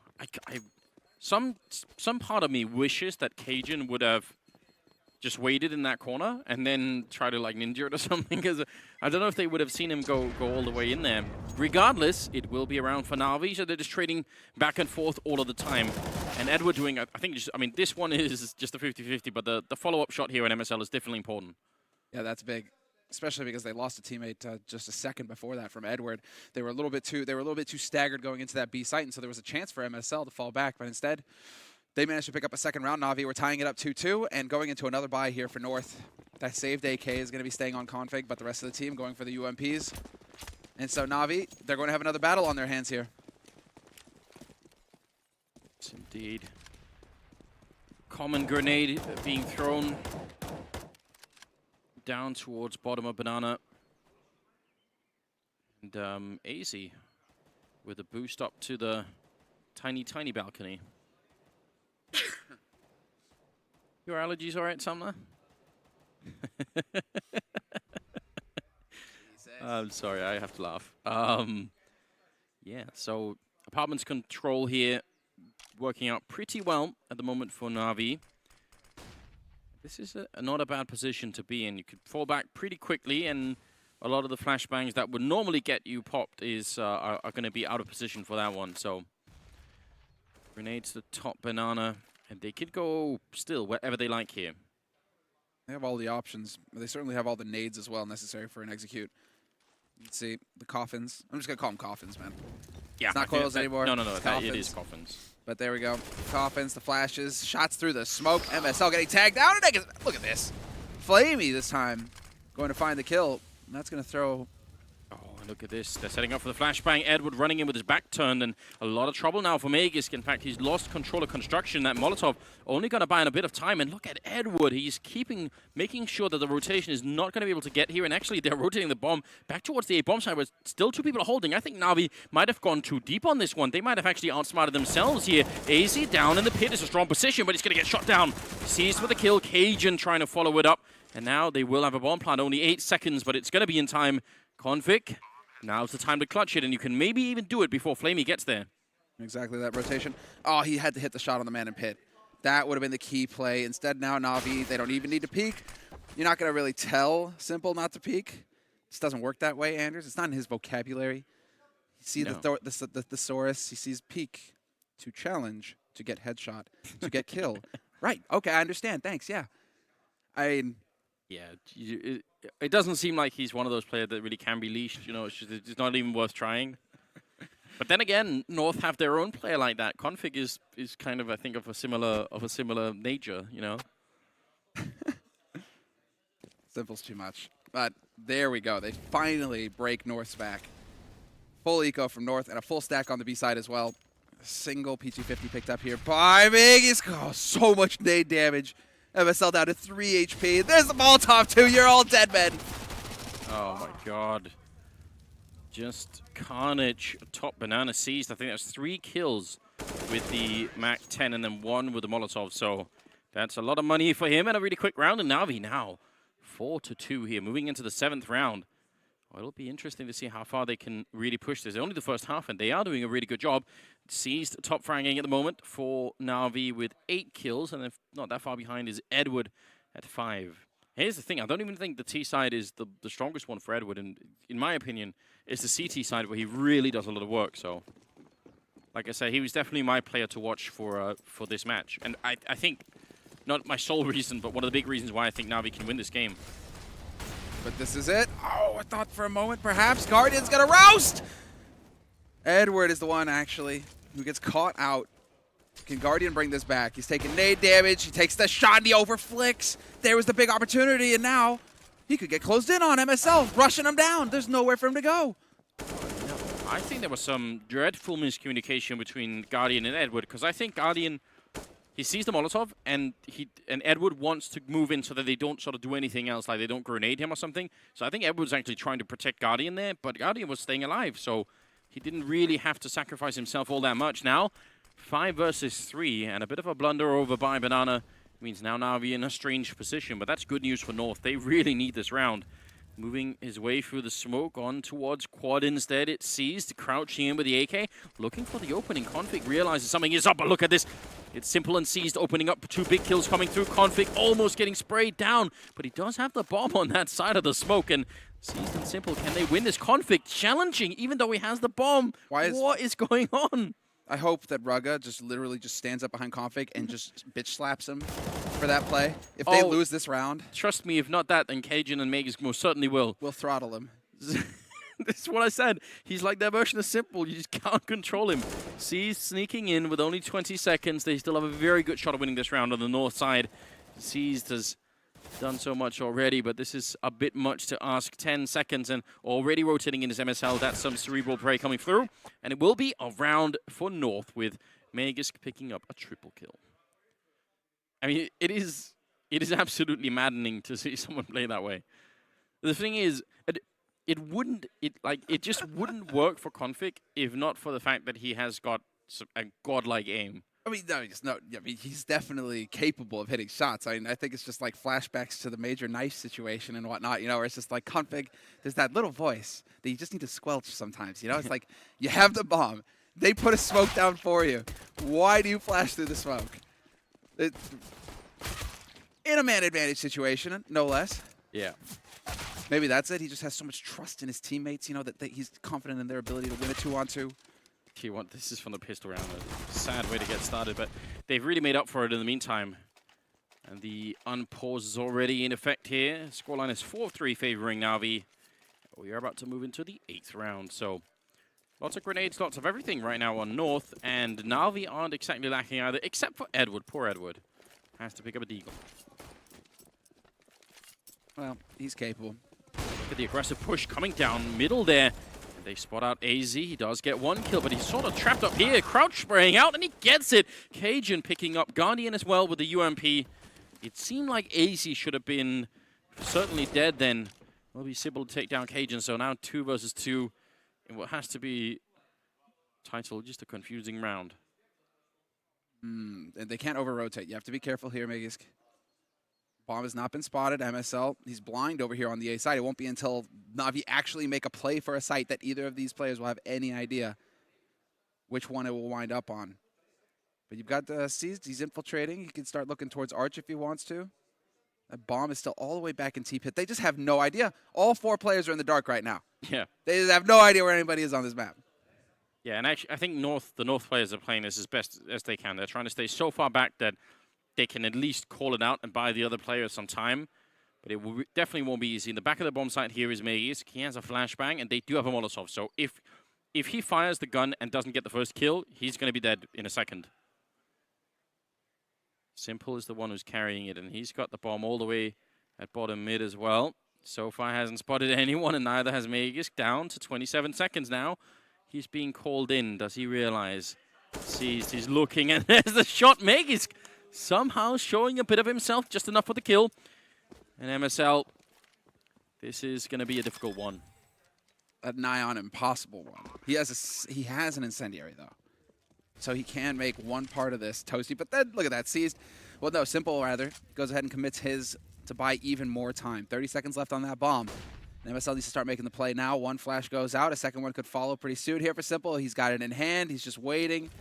And there it is. The incendiary gets used. MSL turns away, and Seized finds the shot just as the opportunity presents itself. 5-3 for Na'Vi on the T side. And there's MSL.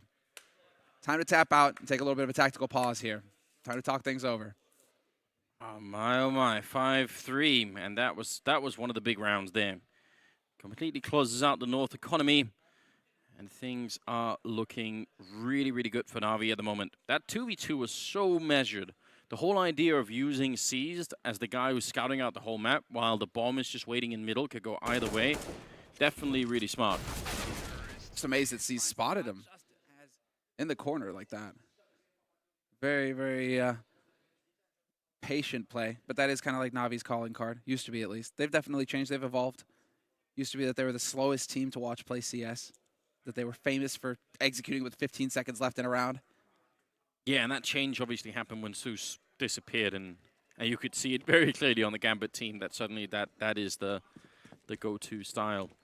All right, we're in the 9th round here, and actually North force into this round with UMPs and Deagles. I am not sure about this. Maybe they would have had to double save, but regardless, when you do this, you're keeping yourself out of the AWPs, and why wouldn't you try and play with at least one? I'm not sure about this. Speaking of which, Guardian, he had an AWP and lost it that round. It's actually like it's a different game from what I was expecting for sure, because both of these teams are so hungry to go for 4 spies, refusing to bend. So there's one, but there's the shot coming in from Seized. MSL had already been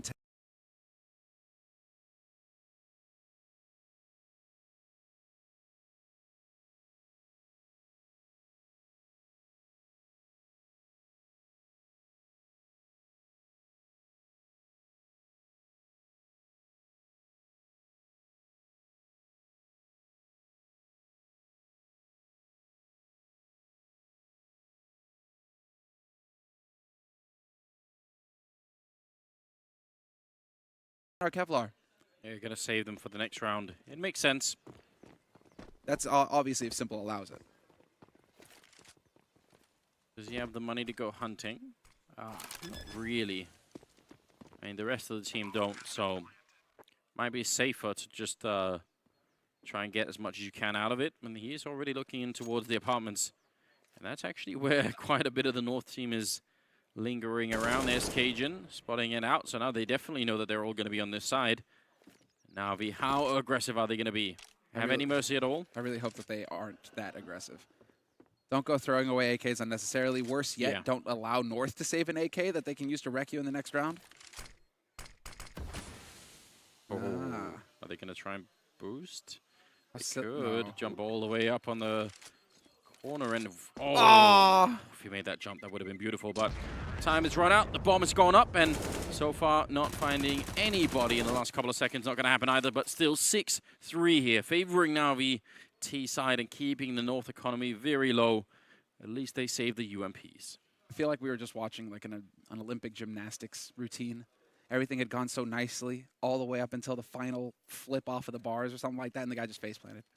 Yeah, he was on his way to gold, Anders. Instead, he got nothing. Very sad, very sad. Easy.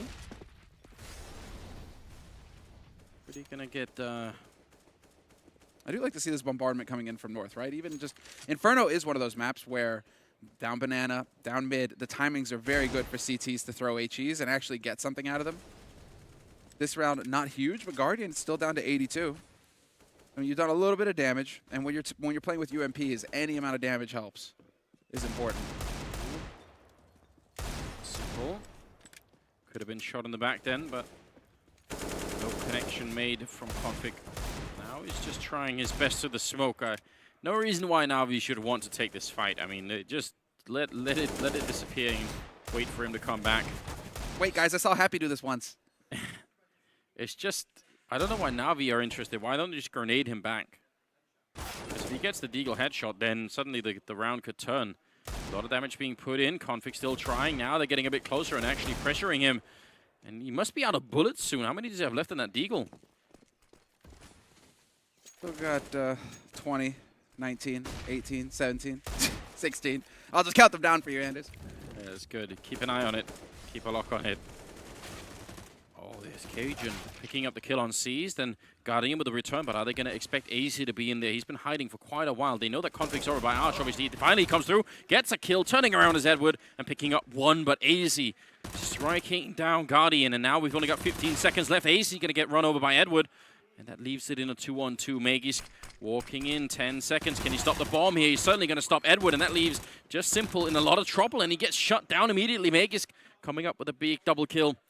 And now it's 4-6 here. That's a big round for North to win. And the whole strategy of saving the UMPs and everything works out.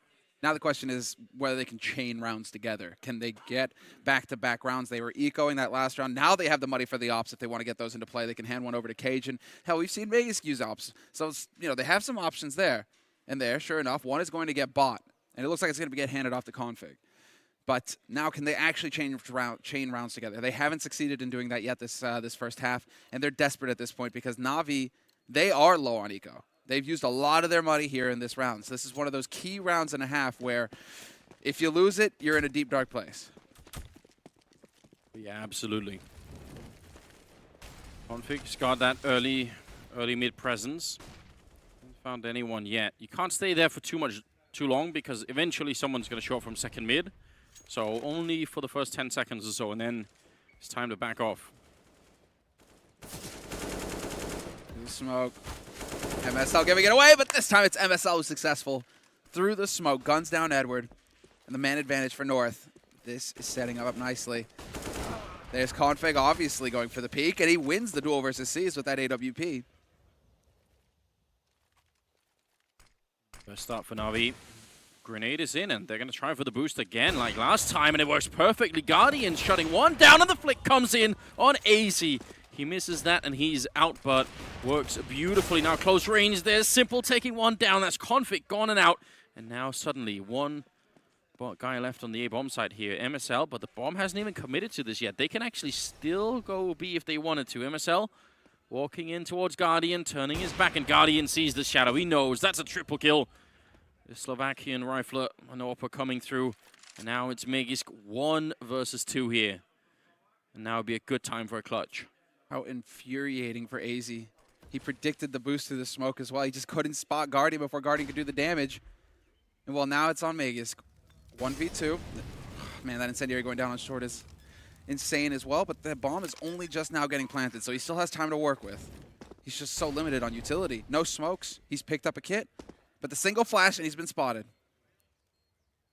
Oh, they know. Magisk just looking for the right angle, but they've got the perfect crossfire set up right here, making a lot of noise there. Magisk not going to be able to do it this time, shooting and turning around. It's all over the place. He's in the sight. Going to get shot in the back. That's a quad kill for Guardian. Exactly the kind of play we were hoping for going into this match, and he's really delivering. It puts him up in the into the double digits as far as kills are concerned. One big round to make the difference, but more importantly, North, they can't chain rounds together, Anders. Nope. What a nightmare. Well, they're really getting shut down here.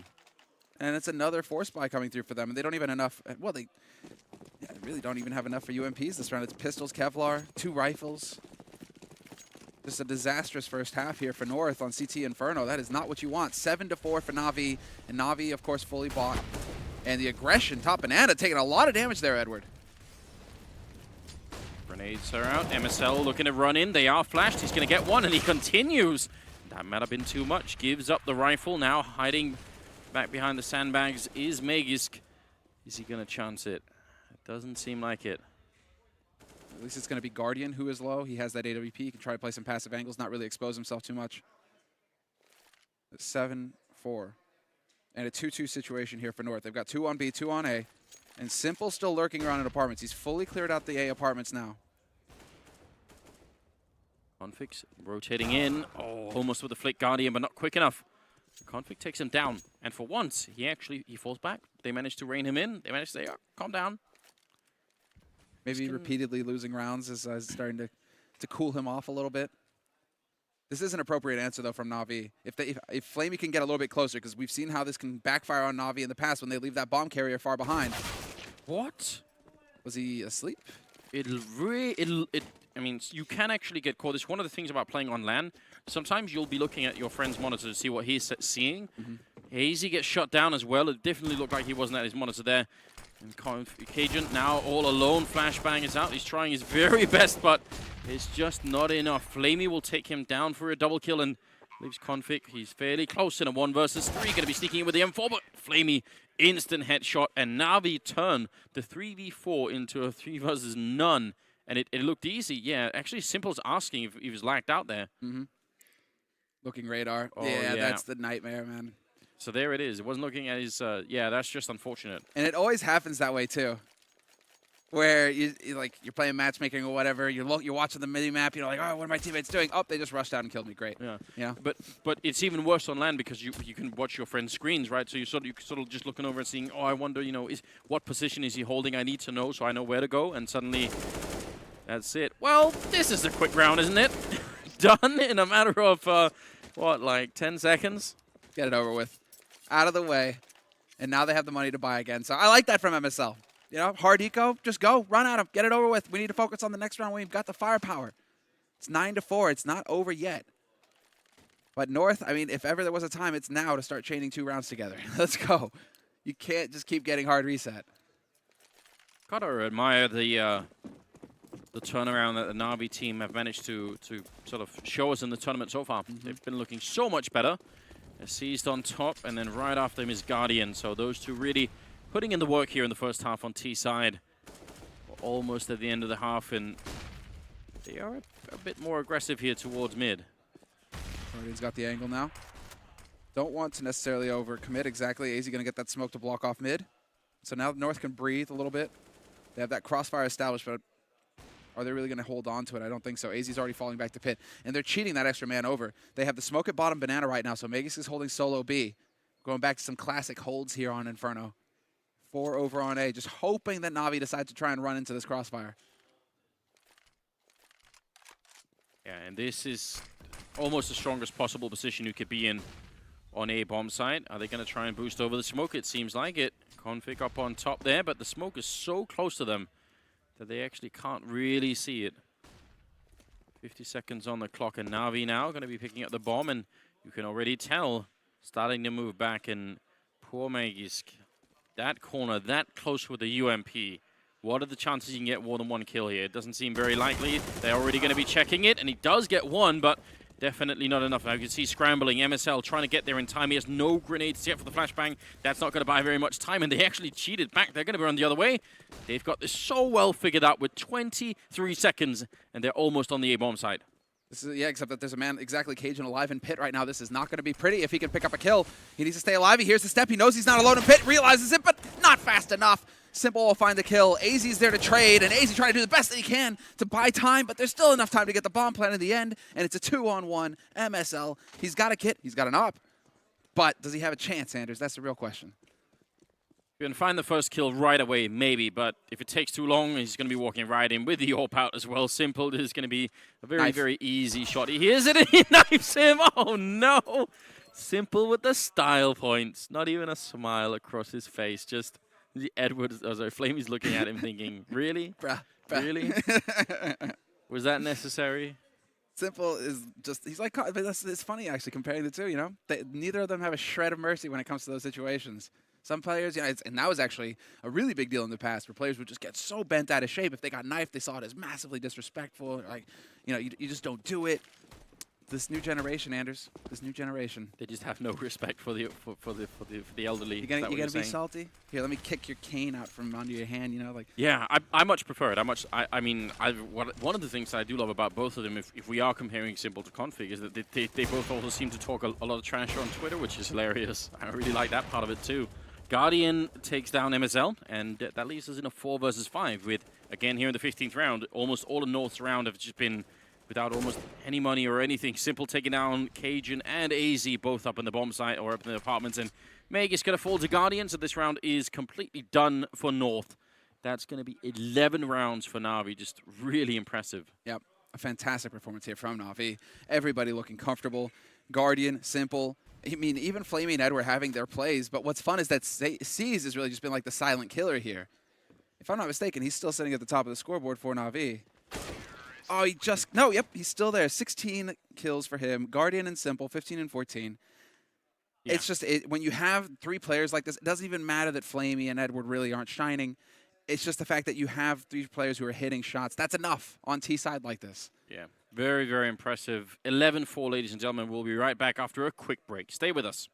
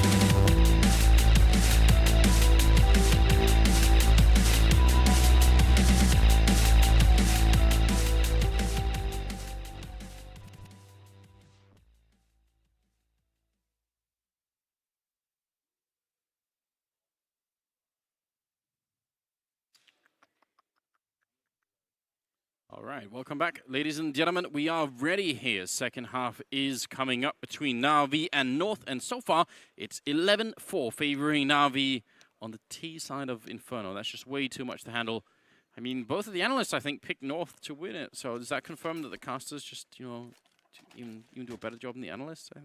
I mean, it's obvious, especially when you and I, we seem to have developed over the past couple of days this power to influence T sides. Like, we're like nitrous, you know? Yeah. We just boost them because all of a sudden it's just everything is flipped on its head. No CT side is infallible, especially when we're casting, Anders. It is pretty maddening, especially on Inferno, where you can get such incredible lockdowns, but you kind of do need the economy, and they certainly never had it now. Running up to top Banana, you see, he's thinking, wait a minute. It's more than just a couple of people running this way, and he's going to get run over very quickly. That was Cajun leading the charge, and now they're on the bomb side with the bomb, and it's going to be a quick plant as well. They do have a defuse kit on Flamey, but this retake won't be easy at all. Simple, looking for the fighting construction, and they actually managed to deny that, but Edward, look at that, boosted up on top of the smoke as Simple taking down Magisk. Oh no, North, you've done so much work to get this far in. Now it's a 4-on-3, and they have the time for it. AZ gonna get shut down. Guardian coming in with a kill. Now they're both out on Banana. They're getting locked out of their own bomb site. Config, now the last one left fighting and hiding in the corner right here. Can they do it? He gets another kill, and the bomb no longer being defused. Flamey has to fall back. He has got it, and he's holding it right now. Config gonna go for it, and it will be in time. Config with a quad kill to save the round for North. Unbelievable. And a repeat almost. Like, almost perfect repeat of what we saw yesterday between North and Astralis, where it's just, again, the clutch saves it on the T side for North. Unreal.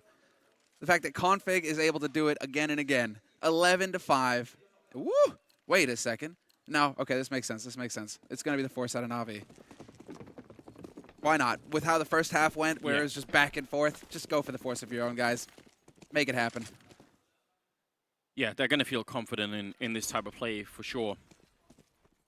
Bit all over the place here. Simple. Not quite connecting with the Deagle. Trying to see if he could shoot through the wall, which he can. Config going to be finally taking him down. Close range, though, is Edward with the C-set. 75 going to get one, and the second headshot coming through. Sorry, Flamey that was. And they get completely knocked out. Just that C-set up close, man. Get out of his turf. Now he's got a UMP. They can get 2 guns, an AK as well on Flamey, and the shots through the smoke. God, you know, I shouldn't just be laughing, but it's so ridiculous. They're getting wrecked. There are some days where just everything is working against you, and this seems like one of them for North here. AZ is certainly going to be displeased at the current situation. And up at the A-bomb site, it's Edward and Guardian holding. And they're in pretty safe positions. Oh, that they are. They've fallen. I mean, these are the defensible positions on A. You play from pit. You got to man up in apartments as well. He's your insurance. So we have to see. Although Maze is making his way up there, so he might be able to clear out that spot. I don't know. You were hyping him up, Anders, but it is going to be Edward's time to shine. Yeah, absolutely. But here's the other thing for North. 20 seconds left on the clock. They need to move right now. And coming in with the bomb there. Meg is trying to make his way through. Guardian picking up both the kills and dropping the bomb. And Cajun now, no chance in hell. Trying to get into Library. Going to be able to take out Seized. That will pretty much be it. Flamey goes down as well, but it won't matter. It'll be Na'Vi stealing the round back with just a random buy here. What a game. From North's point of view, this is just painful. That's unbelievable. Did Simple just high-five Flamey's chest? Hey, that's Flamey. What a round. How does it... I mean, AZ was just running in the background. I'm not even sure Guardian was shooting at him. He was just collateral damage there. So low on HP. But these pistols, devastating. Again, and look, just quad UMPs across the board for Na'Vi. Trying to maximize the number of nades they can put into play to hold North back. And North, of course, going for the force buy. They can't let up. They need to do what Na'Vi did to them in the first half. They have to turn this into a tit-for-tat situation. And they will come out ahead if they can.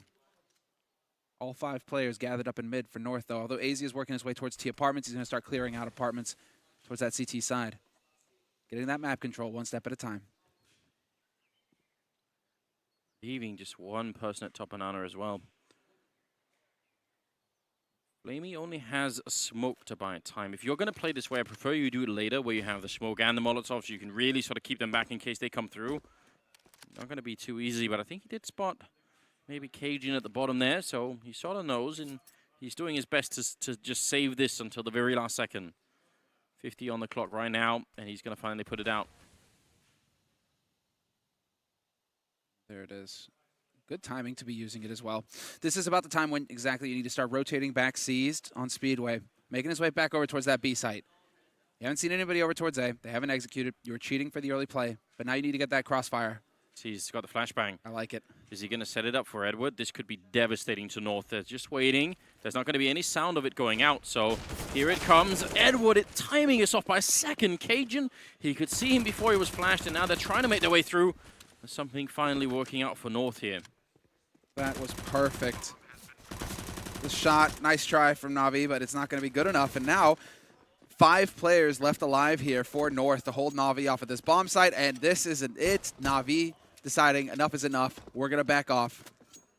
Yeah, they're going to quit that. I don't blame them. I don't think it's worth it anyway. Why not just save it? We saw actually North do something similar where they just sort of all stacked on the A bomb side and saved the UMPs, and that worked for them. They won the following round with that. So similar logic being applied here for the Na'Vi team, and North making it work.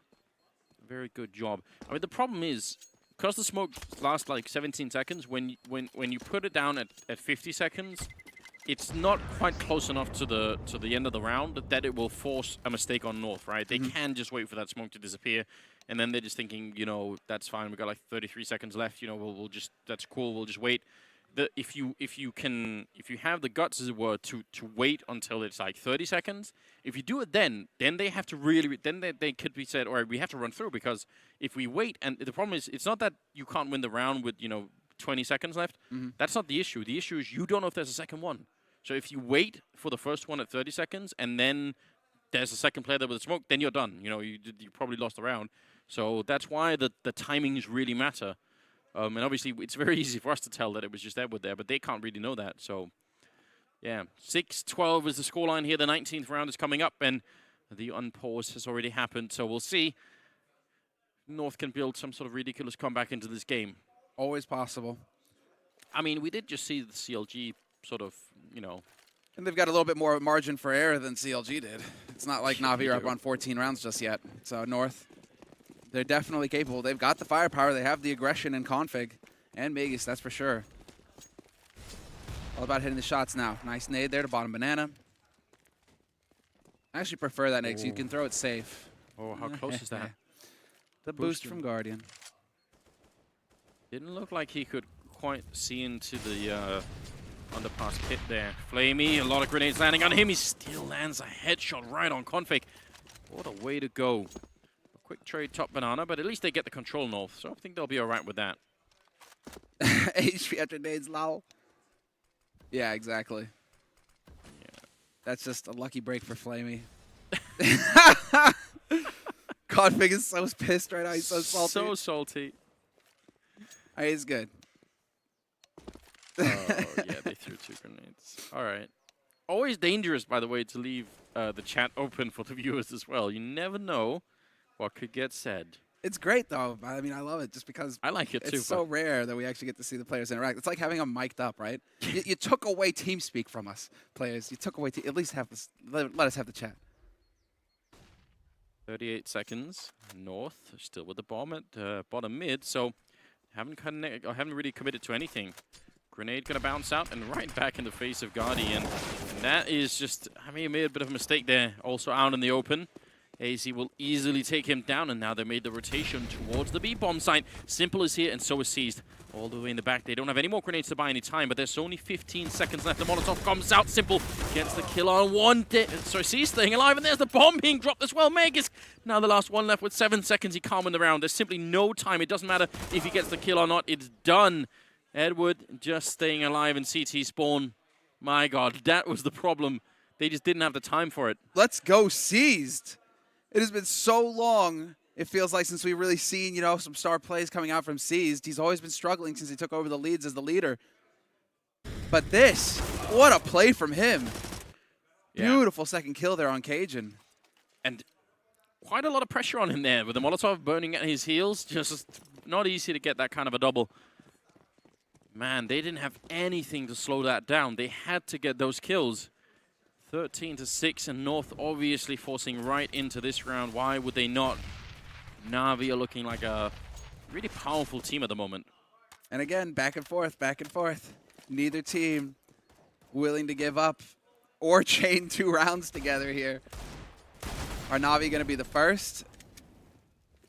They're playing so passively on A here. Look at this from Na'Vi. Guardian, Simple, Edward, all the way back in Graveyard even. Yeah. It's slightly crazy. I guess they're just, this is the answer if you're trying to avoid the Tech 9 rush or some kind of very quick, explosive play. You being so far back kind of allows you to try and take advantage of your rifles. Still a scary proposal, though, because you have very little information to go off of. Although Seized, he has found an angle to be able to look down Banana and get some info. Yeah, and that's all he needs. He just has to be the first point of contact so that if anything comes up, he can call it back. They don't have really any more grenades left on Na'Vi. One smoke there on Flamey, and that's about it. And now, AZ has jumped down in the pit, somehow sneaking past each other. Seized goes down over on the other side of the map, but there's still 4 people on this bomb side, and I think they've realized Simple's looking up there, almost spotting out AZ. If he makes the jump over, he's probably done. Guardian gets 2 big kills, and Meg is coming in with a shot on Edward, taking him down. A refrag config is gone, and now, and look at the spray transfer coming in. Simple with the headshot, and it's going to be all done. And Na'Vi with 14 rounds. Great play from Simple. And you see what the problem is when you got that many people in the bomb site. There's just always someone else to take over. Especially when you're just keeping hidden the whole time. They never know. But that passive play ends up working out perfectly, in large part due to Simple just managing to hit those shots at the end. I like the play from Seized. The fact that, you know, he's not seeing anybody B at all, and he decides to play aggressive. It almost came back to bite them. But North with the force buy here. Obviously, it's 14-6. Na'Vi 1 point away from match point, and there's the shot from Guardian. He's got his AWP back in hand. You gonna play aggro mid on me? I think that shot even sort of went up with the same time as the grenade, didn't it? It's almost like an Unreal moment. You remember the laser gun where you could shoot your own, you know, your own lasers? Oh, right, okay. Unreal tournament. I thought you were saying, like, you know, that you had seen a moment that was Unreal. Ah. No. Yeah, I was like, wait. Reference game, looking for it. Man, Tech 9s. 3 smokes, some flashbangs here. Top Banana. Seized will put up the smoke, and he could have been punished for that, but now he's going to be falling back, tossing grenades out left and right just to try and stay alive. Maybe a slight bit of panic, but now he's at least behind U-Box. The spray takes a bit too long, and AZ's there with the refrag, so good entrance from North now. There's still a man down, but at least they're going to get the bomb plant here. Yeah, 1 for 1, though. Now they have a rifle on Cajun, but still, Megiskin AZ, low on HP. Those smokes have gone down fairly quickly, and so they should start to clear up soon. 30 seconds left on this bomb. And there's the deep flash. Edward setting it up for his teammates. Flamey just waiting for the smoke to clear. Finally, it's going to happen. But Cajun's got the angle. Going to go a bit aggressive here. Megas giving up. AC next in line now. Just Cajun in the back. He gets 1, but there's too many angles. He can stay slightly covered there, but great retake for Na'Vi. Guardian picking up a triple. And 15-6 match and map point here for the CIS team, with currently Guardian top fighting at 24 kills, overtaking everyone at the moment. What a great job for him. Yeah, he has had a fantastic tournament so far. You need 3 map wins to go into the playoffs, and Na'Vi, they have plenty of chances now to just crush through. And so they've been struggling for so long. It is really refreshing to see Guardian returning to his old form here. In particular, Guardian. There's a lot of talk about Seized, obviously, since he took over the in-game lead role. He's been struggling, but Guardian as well has definitely fallen off. Not so this tournament. Again, another quick push to top Banana, and it can't get any better than that. Instantly shutting it down. Smokes are up, and the rest of Na'Vi, why not just wait? I think at any point in trying to retake this, maybe look for exits if you really want. You can see that Simple wants to revenge Flamey and Seized who went down, but not worth it. Yeah. What's their money like right now for Na'Vi? Eesh. Yeah, throwing away guns right now is definitely not the answer. You don't have a strong economy to fall back on here. So good there from Edward. Manages to stay alive. Hold on to that AK. And Guardian, if he can hold on to that AWP, we've all seen what he's capable of. Yeah, definitely the thing to do here. So, I mean, you get that kind of entry. It's all good, but it's very hard to repeat. Yeah. You keep doing that, eventually you're just going to run into grenades and molotovs and it'll be all over. Did you see the gun barrel? Yeah, easy. Not able to find the kill though. 7-15. They would need to win 8 rounds in a row here on the north side to have any chance to actually make it back, and then it would be overtime. It's doable. Doable. But right now, I think that Na'Vi should have the confidence necessary to just shut him out. They will go for the buy here, Na'Vi. Forcing up. Guardian was able to save his AWP, the AK on Edward, a UMP and M4 and a FAMAS to back them up with the actually, you know, a fair number of nades. And so let's see. How are they going to get used? Seized with the banana and the HEs. Wow, just a full bombardment. They didn't want to. They didn't want to go through the same thing again, Samlet. They got tired of that really quickly. Clearly. Shame it didn't pan out. That would have been atrocious for North. Not that I'm rooting against North, but, you know, just like the money HEs like that, the Kobe's, the carpet bombing. I mean, North will have heard that. They realize a lot of grenades have already been wasted. Now there is a bit more aggression going on Banana, but also Simple walking right into the boiler room and gets taken out by AZ. Can they get a refrag quick here? Looks like they're about to get caught somehow. He's blocking their way. Seized inside the smoke. They're trying to get through, but he's actually traded places with them. And MSL realized a good job on him. And AZ taking out Edward, leaving Flamey and Guardian again just across the map. And suddenly, things are just in sync for North. It's coming together. I mean, again, they're going to have to save. Again, Guardian in position with that AWP. It's like Flamey's thinking about it. That's just unfortunate for Seized. Obviously, you know if you're North, there's no flashes going in your faces. You've got nobody backpedaling from your team, so something's got to be amiss here in mid. Thing is, whenever that happens, you run into someone in the smoke, your first thought, or at least my first thought is always, how long is this smoke? You know, I'm just never getting out of it. Eventually, we wait a minute. Then you're like, thanks, Volvo. I found a pixel or something that I'm getting caught on. Yeah, that's the other thing. No. Guardian down the half, and they're all over the place. Flamey selling out Guardian, saying, look, you know what? Just sandwich him in. I'll save this for Mars. And actually, I'm going to go and challenge anyway. That's bold. Oh, that's unfortunate. MSL managed to get the op. Wasn't able to save it there in the end, Na'Vi. 15-8 is the scoreline here. And we're about to enter the 24th round. See what can happen. Saving that one from us should make a big difference. Oh, 3 grenades, though, on Na'Vi. Come on. 4 grenades. Let's go. Let's go, Flavey. Don't be special. Get the 5th grenade. Oh, it's not going to happen. He's not feeling it, is he? Or I guess he's thinking, I've got the FAMAS. Are they all going to group up? Yeah, so Flamey's over by A alone with no grenades, and the other 4 are in B. Just, if you're watching and you want this to happen, just channel all your energy into, it's going to have to be into the mind of MSL. Just try and make MSL think that B bomb side is the right one to go to, because this could be hilarious. I mean, not for North, but yeah, right. But for everyone else. Looks like they are taking control of apartments for now on the north side, and that's a reasonable idea. They cleared it out. They got that apartments control over towards A at least. North, and they are being methodical about this. It's only config at top banana. So this is looking like it's going to develop into a mid-take here. Flamey alone on the site, but this time Seized has actually rotated around. One nade goes out and does tremendous damage to Cage, and he's down to half. Now they're going to have those 2 players, and the full rotation looks like it's going to be coming through here from that B site. Yeah. The artillery is being wheeled in to the right side of the map. The problem is it's so much more difficult to actually use your grenades on this side in a reasonable manner, but maybe they could. Guardian has got one primed. It's going to land at the corner and just do a tiny bit, a bit more coming in. There's the 3rd one, and actually MSL gets completely blown up, and now they're very low on health.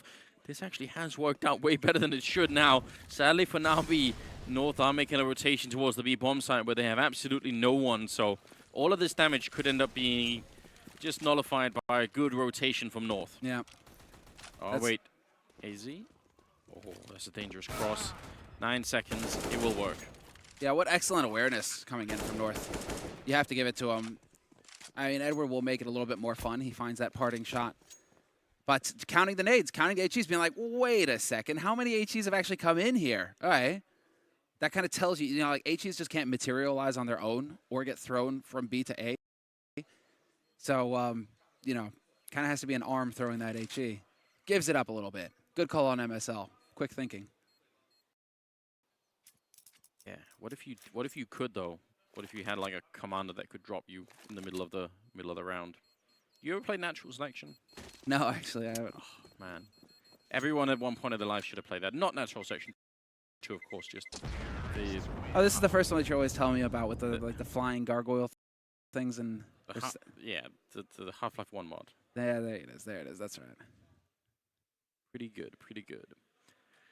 25th round here. Scoreline 9-15. I mean, if I was Na'Vi right now, I would start to be worried because the problem is that, you know, yes, you're 6 rounds ahead, but all of these 6 rounds aren't going to be full buy rounds. You know, if they were, then I wouldn't be worried at all. If I was, I think, yeah, that's fine, no problem. But you know, every other one is going to be a save round, and if you mess up even a little bit, it could be even worse than that. So we'll see. We'll see. Certainly becoming an interesting game at the end of this one. And North doing a good job of not giving up, unfortunately, Edward. Oh. Gonna have to go for a second shy. And he's actually not. He's held off. So no boost on short. That's well, I mean, we'll see. I'm just glad to see Cajun have that AWP. Start putting that into play. Broadens the options a little bit here for North. At this time around, they are playing very passively, Na'Vi. And in fact, apart from the nade barrage, Na'Vi not really going for that North style, that Danish style, where you get that smoke down to the bottom of Banana and trying to control Banana quite a bit. It's been a lot of passive play over on B. North clearly taking advantage of this. Smoke is up, simple. Trying to see if he can boost over it, but it will block up, I think, most of his vision. Anyway, they will have heard anyone else in the middle, so maybe they can guess that something's going on. Indeed, they are guessing it. They're making a full rotation towards this B bomb side. This is smart play from Na'Vi right now. The Danish team trying to make their way through. Grenade, I think it's going to go a little bit too long, and AZ takes the face-off, seized, and the follow-up double kill there coming in. Just not working out very well for Guardian and the rest. Simple also alive and getting the rotation in, but they will get the frags. Suddenly, North just let go of the round. They were in the perfect situation. Magus has to try and save them. If he goes down, it's done. Spraying through and nearly taking out Simple. And goes for it one more time, and he's going to save them. Magus with the triple, and 10 rounds for North.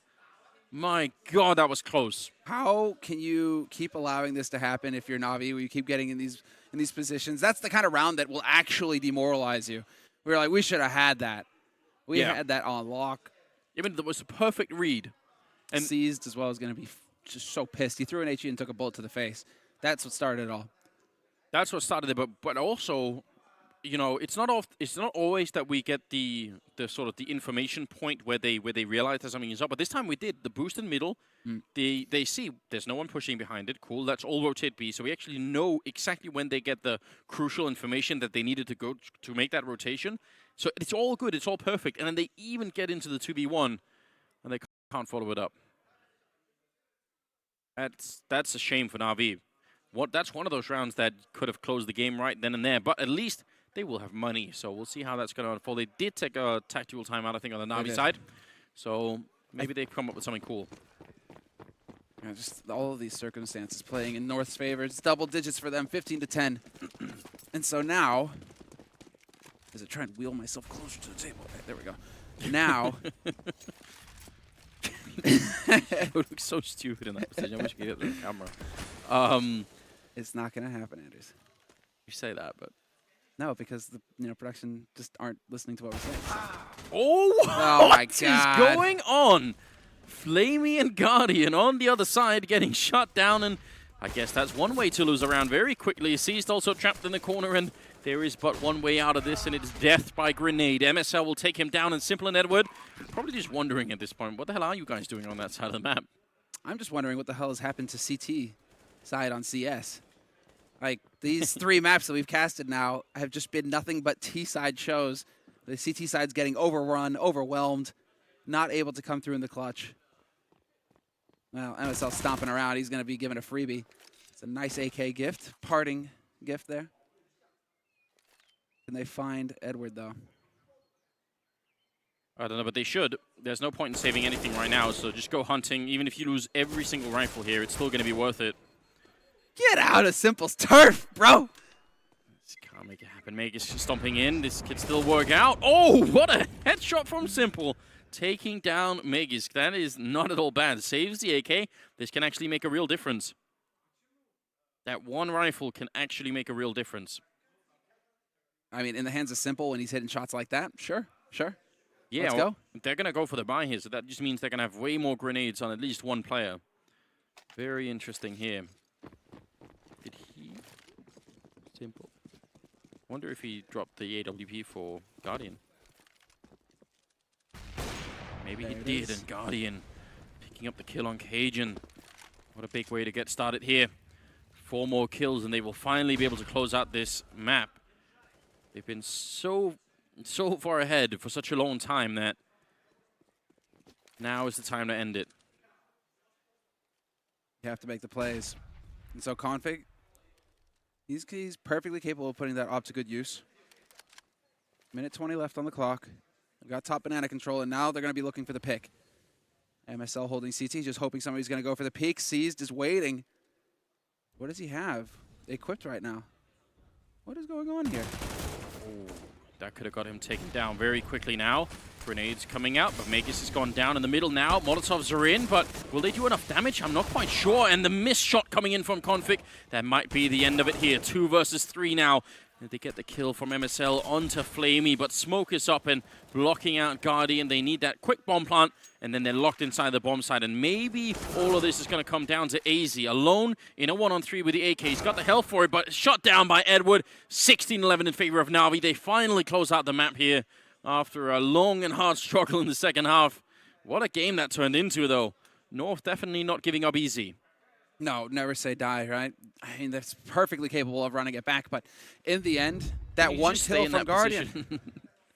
I just partly want the audience to see how I stupid it I is. just wonder, like, if it is going to show up on camera, too. I don't know. But I don't know, probably will. like, my head is going to be, like, decapitated out of the shot. So just like yesterday, the 2 top fraggers were Simple and Guardian, both with 27 kills. That is an absolutely nightmare scenario for anyone who's going to play Na'Vi in this tournament. And you know, as soon as this was announced, that was the one thing everyone had to hope. Let's hope they never both play well. And right now they are. That means they could probably beat almost anybody if they do this. Mm-hmm. And the leadership question as well. I mean, that's been like the big question, right? Just, whatever. I mean, that's been the big question, which has just been a question of leadership. StarX. This is how Selma's been casting the game, by the way. It's very distracting, you know. What's up, everybody? It's perfect. Look, you see like the angle of the cameras down here. I'm sitting upright. I got a good, posture. It's comfortable. Mentally ill. There you go, guys. This is how you cast. I just have to.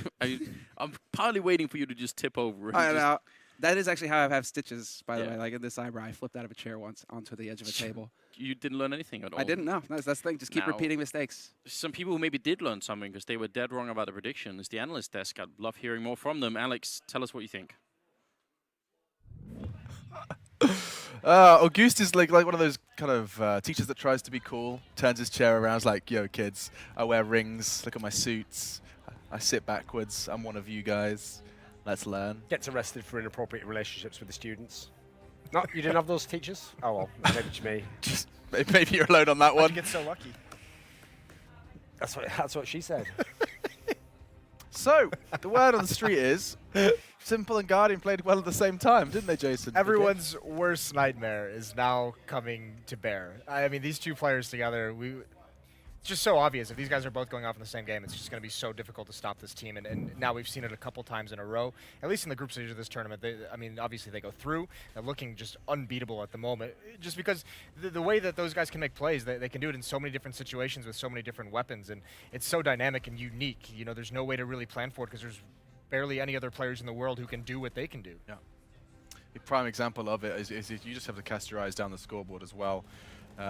ADR both closing in on 100, and in fact 100 on the dot for Guardian. 27 frags apiece. Duncan, it was spectacular to replicate what they did on I mean, you've got to start with that win condition, because if that continues, if they can both play, they don't have to be at this level, but just well, then Na'Vi already very dangerous team in terms of fragging. Then you got to add in this game. Seized had like a real throwback game to almost like, we're talking almost a year ago, before he took over leadership, because when he became the in-game leader, his game didn't just struggle, it went in the toilet completely. He had a really big trouble having those big-time games he used to have. And then you got to add in, if you want to just see a real example of how crazy the firepower is in Na'Vi at the moment, in these 2 dominant performances they've had over Fnatic and now over North, Flamey's just been chilling. Sky hasn't even had to do anything. He was the guy who had to carry them into the playoffs of the major. So that just shows you, people thought it was an exaggeration for all those months when analysts kept saying, you know, oh, if you just look at the roster though, think what could happen. They wanted to be like, no, obviously that's not the case. You know, these players aren't as good anymore. It clearly is the case that, you know, they weren't being used correctly. And now we don't know if this can continue, if this is repeatable, if there's a formula here, but certainly looking very good at the moment. And I don't know what the Andy guy actually did say, but at least in the initial part, it seems like he's killing it. Yeah, I mean, you have to give him a lot of credit for making this team look, I mean, because they did look just dysfunctional for some time, and now it's frightening. And that's the big thing as well. I mean, once you even get past those three players, I mean, C's, as you mentioned, like, there was a time in Na'Vi towards, you know, where he was just like one of, it's almost like a carry for this team, where he had a good stretch of months where he was dropping many multiple kills. He was up in the 20s. I mean, he's almost like a Zipnix type player, where he does have that little bit more of a passive play style, a little bit more of a cerebral play style, and he racks up the kills from there, and that's a very effective way to play the game. But I mean, we haven't even mentioned Edward yet, because Edward himself can take over games. We don't see it very frequently, but he has had those games where he's just unstoppable. And the difference is, when you think of the game we had yesterday where North played against Astralis, North outfragged Astralis in that game. They were the ones who had the 3 players who were right up, one of them being AZ. He actually took over the game. He had like 30 kills or something. Then you had Cage and B in there. So you had crazy amounts of firepower from North, traditionally like, you know, a tactical team, and they didn't get a whole lot of it today, actually. That's one of the areas they really struggled in, and they didn't have that great T-side. I mean, that's the contrast, truly is that we got to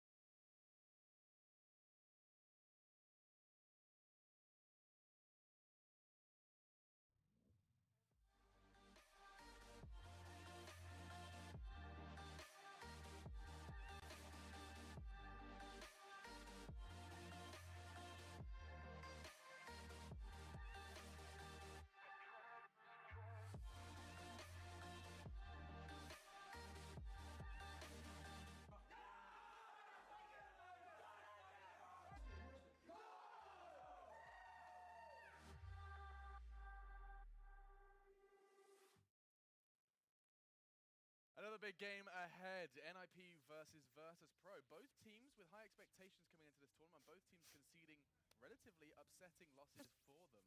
Will they be able to get right, or will it simply be too easy for the polls? We'll find out, though. Joining me is Thorin and Moses.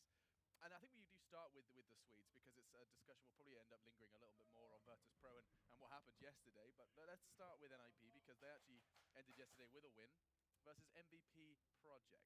Take a nice pause before the P. Duncan, I'm looking at you for this one. There is very little positivity about NIP on this desk, and I was wondering, if I forced you to, could you find me some? I believe Jason picked them to make the playoffs. Definitely a person to go to for positivity is Duncan. That's positive, always, right? you see? Can Jason Kustafan O'Toole. Open up, you know, like right at the bottom. Picked them to make the playoffs. Someone's looking out for them. This was like a week ago, though. That's, Yeah, you know, okay, fine, that's fine. What happens in a week? But if you could, if you reach into the back of the positivity shelf and find something for NIP. I mean, for a start off, if Virtus Pro play anything like they did tomorrow, that already is an equalizer because VP didn't turn up yesterday. Rather, they didn't turn up at all in that match. Actually, they were really, really poor and didn't look anything like the dominant force we've seen in the last few tournaments. Then you've got to add in. I do think that they're still in the process of integrating Draken into the team. Like, he's clearly a good player. Just getting that kind of player equipped. I mean, since Alu, they haven't had a true dedicated AWPer. And so I think they have been missing that dimension, because obviously it's their star riflers that have been having the off games. So I think if they can just get Draken rolling, remember, Virtus Pro doesn't have a dedicated AWPer. They use Snacks for it sometimes. Pasha very rarely actually picks it up nowadays, but in theory he can pick it up. So actually they could have the AWPing advantage in the match. That would be an interesting wrinkle to throw in there. I think in terms of tactics, I mean, they have got Threat actually out of the tournament with them as far as I saw. There you go, so that's true. They haven't had him for a while, if you remember. I don't think that means much at the moment, though. My look at NiP is that they're just stuck between two different play styles. They don't know which one they want to do, and the fact that they have Threat at some events and they don't have him at other events means they're not like super dedicated to that one style. So if you're never going to learn one style or never practice one style fully and just commit to it, you're never going to get good at either one because they just keep going back and forth. So this team just strikes me as like, and it's crazy to think with all the pedigree they have and the legend status that some of these players have, that they have like this confidence issue in how they want to play and they don't know where they're going to go. So that's one dangerous thing. And by the way, it's also going to limit Draken. I mean, as a new player coming up to this level, not a lot of experience at this pro level, he's going to make mistakes to begin with, but if you're constantly shifting between a loose play style and letting him have that freedom to make decisions, and then a structured setup with Threat, and you want him to play within the system, he's going to just be making mistakes. So you need to get something consistent so he can improve, and that should raise the overall, theoretically. Theoretically, and it does seem like a recurring theme here is time. Time for Draken to settle, time for NIP to work out what they're doing with guarding leadership, and they don't have it here. This is a battle that they have to win, truly. I mean, against Virtus Pro of all people, you saw the odds there. EGB giving it the edge to Virtus Pro quite considerably, but look at this. Smiles, positivity from the Swedes, and there is the mentioned Threat, someone who had such a big influence earlier on. Duncan have had to move away from that given the change. Did it really, the NIP drop, correlate with the coaching ban, or was it a bit more? I mean, they did win a tournament fairly soon after, obviously, the last season at StarSeries, but I do think that overall, I don't think it's that move directly like crippled them in that sense. It meant they couldn't play that style anymore. But if you notice, when the team then started to naturally have a form drop-off, they clearly made the choice to go away from that style and actually go back to the old Exist style, which is quite a loose style overall.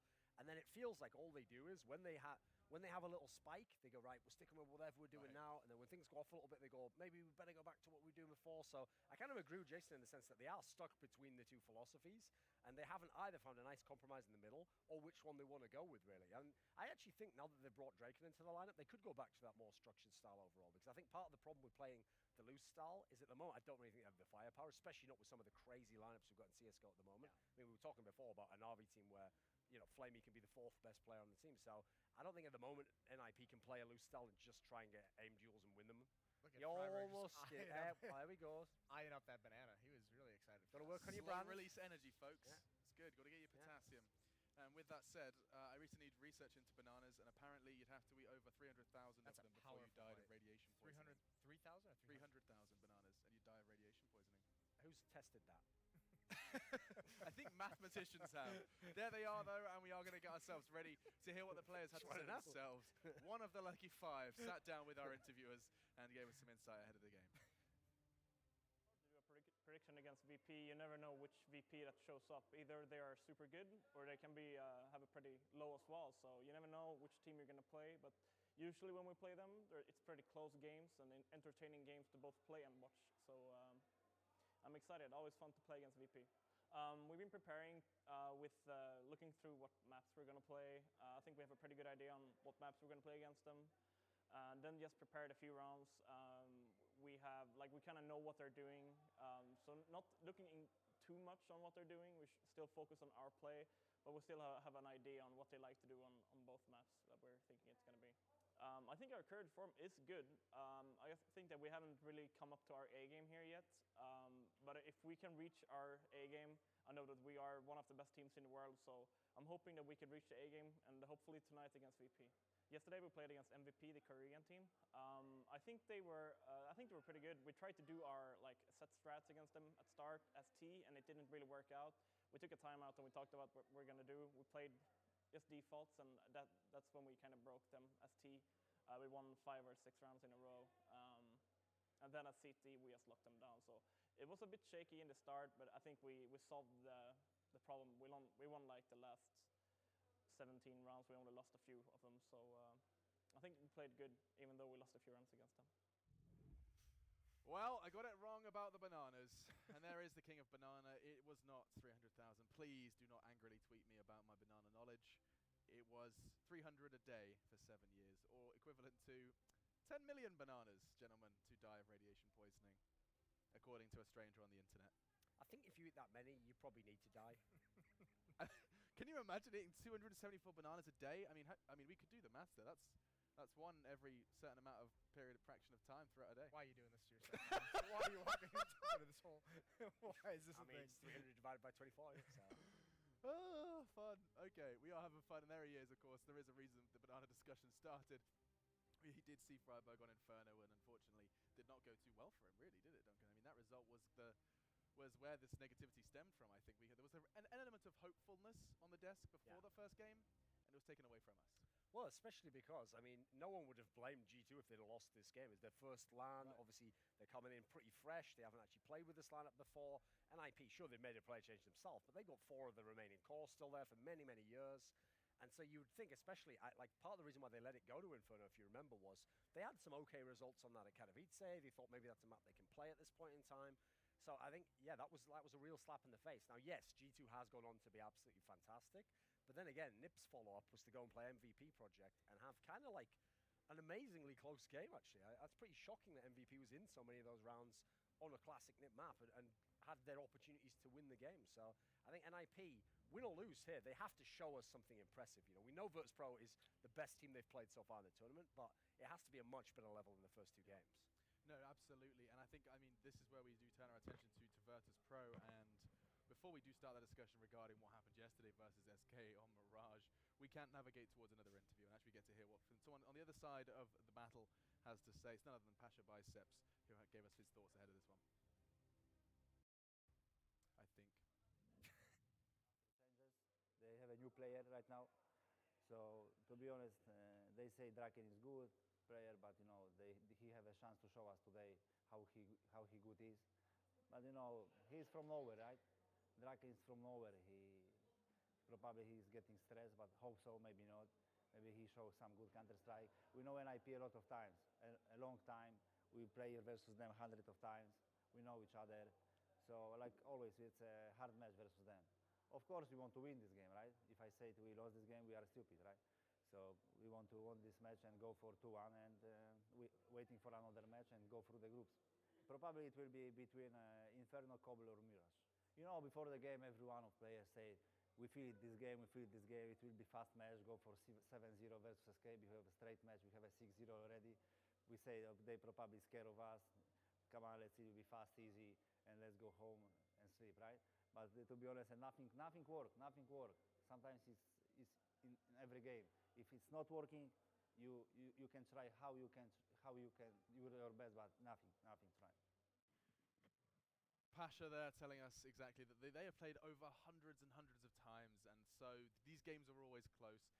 However, with that said from Pasha, they have yet to meet in 2017. This year has not had an NIP Virtus.pro, and so that debut into this year will start here in Kiev. Things have changed, of course, for NIP, and therefore expectations will be set from this very map. But when you look at that Virtus.pro roster, I do have to finally get to that point, Jason, where I ask you, what do we say about yesterday? They were smiling and laughing it off, which is probably the only attitude you can have after a 16-2 thrashing. Yeah, that's one of the benefits of this team is with the amount of time they've been together and the amount they've gone through. I mean, they do have that ability to kind of shrug things off, especially a huge blowout like that. That's one of those games. As an experienced player, you just say, not our day. Like, you know, it's easy to forget about those ones. So they move on. I think the interesting thing about this team is, you know, we can talk all we want about, you know, how good Snax is, one of the best players in the world. Some of the crazy teamwork they have, but this team, like, to get out of their slump, the key to unlocking them and getting them back in form in early portions of this year, the end of last year, has been Pasha. His resurgence to form has been so incredible, and he's actually like one of the most fun players to watch, because when you actually watch him make decisions in game, you're like, no, please, Pasha, no, don't do that, don't do that, and then he gets 2 kills, and you don't really know how he's done it. But he's such a force, and I mean, even Neo in interviews has been like, we felt like we needed a little bit more, specifically on Train. They've been like, yeah, we needed a little bit more power over towards Ivy. I felt, so I put Pasha there, and it's been great results. So this team just is very, very good at switching up their roles when they go through these kind of issues, when they need to change things up. It's always the roles within the players. And change things up, they may have to. The only map they've played so far at this tournament is Mirage, and Pasha even did not hesitate to bring that up as, and there it goes. Always been nips. Always been nips on that, yeah. So, I mean, the weirdest thing for me about that game yesterday was just the fact that there was no comeback potential. It's like what Virtus.pro built their name on, and they had nothing. So, cash ban, I mean, that's fairly standard there. I mean, I don't think it's that much of a threat when you play NIP at the moment. NIP has to take out Train. I think most people at the moment probably acknowledge VP is the best Train team. I think at this point in time, Overpass has to go out at some point. That goes out as well. Right, now we want to see, does anyone want to play the Inferno game? Now, I think NIP, probably not. So they're going to go ahead and ban it. I think so now, it's gonna be Nuke. VP gets the choice. I think they should go for Nuke here. Obviously, NIP used to be pretty good on it, though. So let's see. Cobblestone's obviously another option. That was a pretty bad game against MVP Project, I think. So either's fine, actually, for VP. Those are the 2 strongest maps for them, and they're getting the pick between them. But I think Nuke would be the obvious one, because they've still got a crazy record on it. Aside from losing that game to Heroic, I think this is the right choice. It used to be very good for NIP, but that was the old NIP, and that was literally 6-7 months ago. It's been a while since NIP's been even that dangerous on this map. I mean, the one thing they've always had on this map, and even more recently than that, was good CT side rotations. NIP has always had that part of it down. It's whether they convert the kills with their current form. Are they going to be able to actually win those battles? And I think also, I mean, if you're VIP, you might look at this and say, Nuke is a map that, with NIP being this good on it, maybe you want to go away, but Virtus.pro has always shown that they're willing to pick a map that is strong for their opponents, almost like to prove something, almost to just be like, we will beat you on your best map. We are the better team, and this is how we're going to prove it. So it's no surprise to me that it goes to VP. I also think Nuke, by the way, between these 2 teams in this match, I think this is probably the most exciting map we could have gotten. I think, yeah, there's going to be a lot of hands rubbing together for this one, because whenever I've looked towards anyone on the panel, Duncan, yourself included in this, when I ask who is, do you think, battling for the top spot in Nuke, these 2 names are pretty much at the top of the list. VP especially, I mean, they've kind of almost been uncontested the last few months, because before that there was the little trio. Okay, when Nuke first started to get adopted, it was Dignitas, now North, it was NIP, and it was VP. And VP were the ones with the streak, but people wouldn't play them on it, they'd just ban it.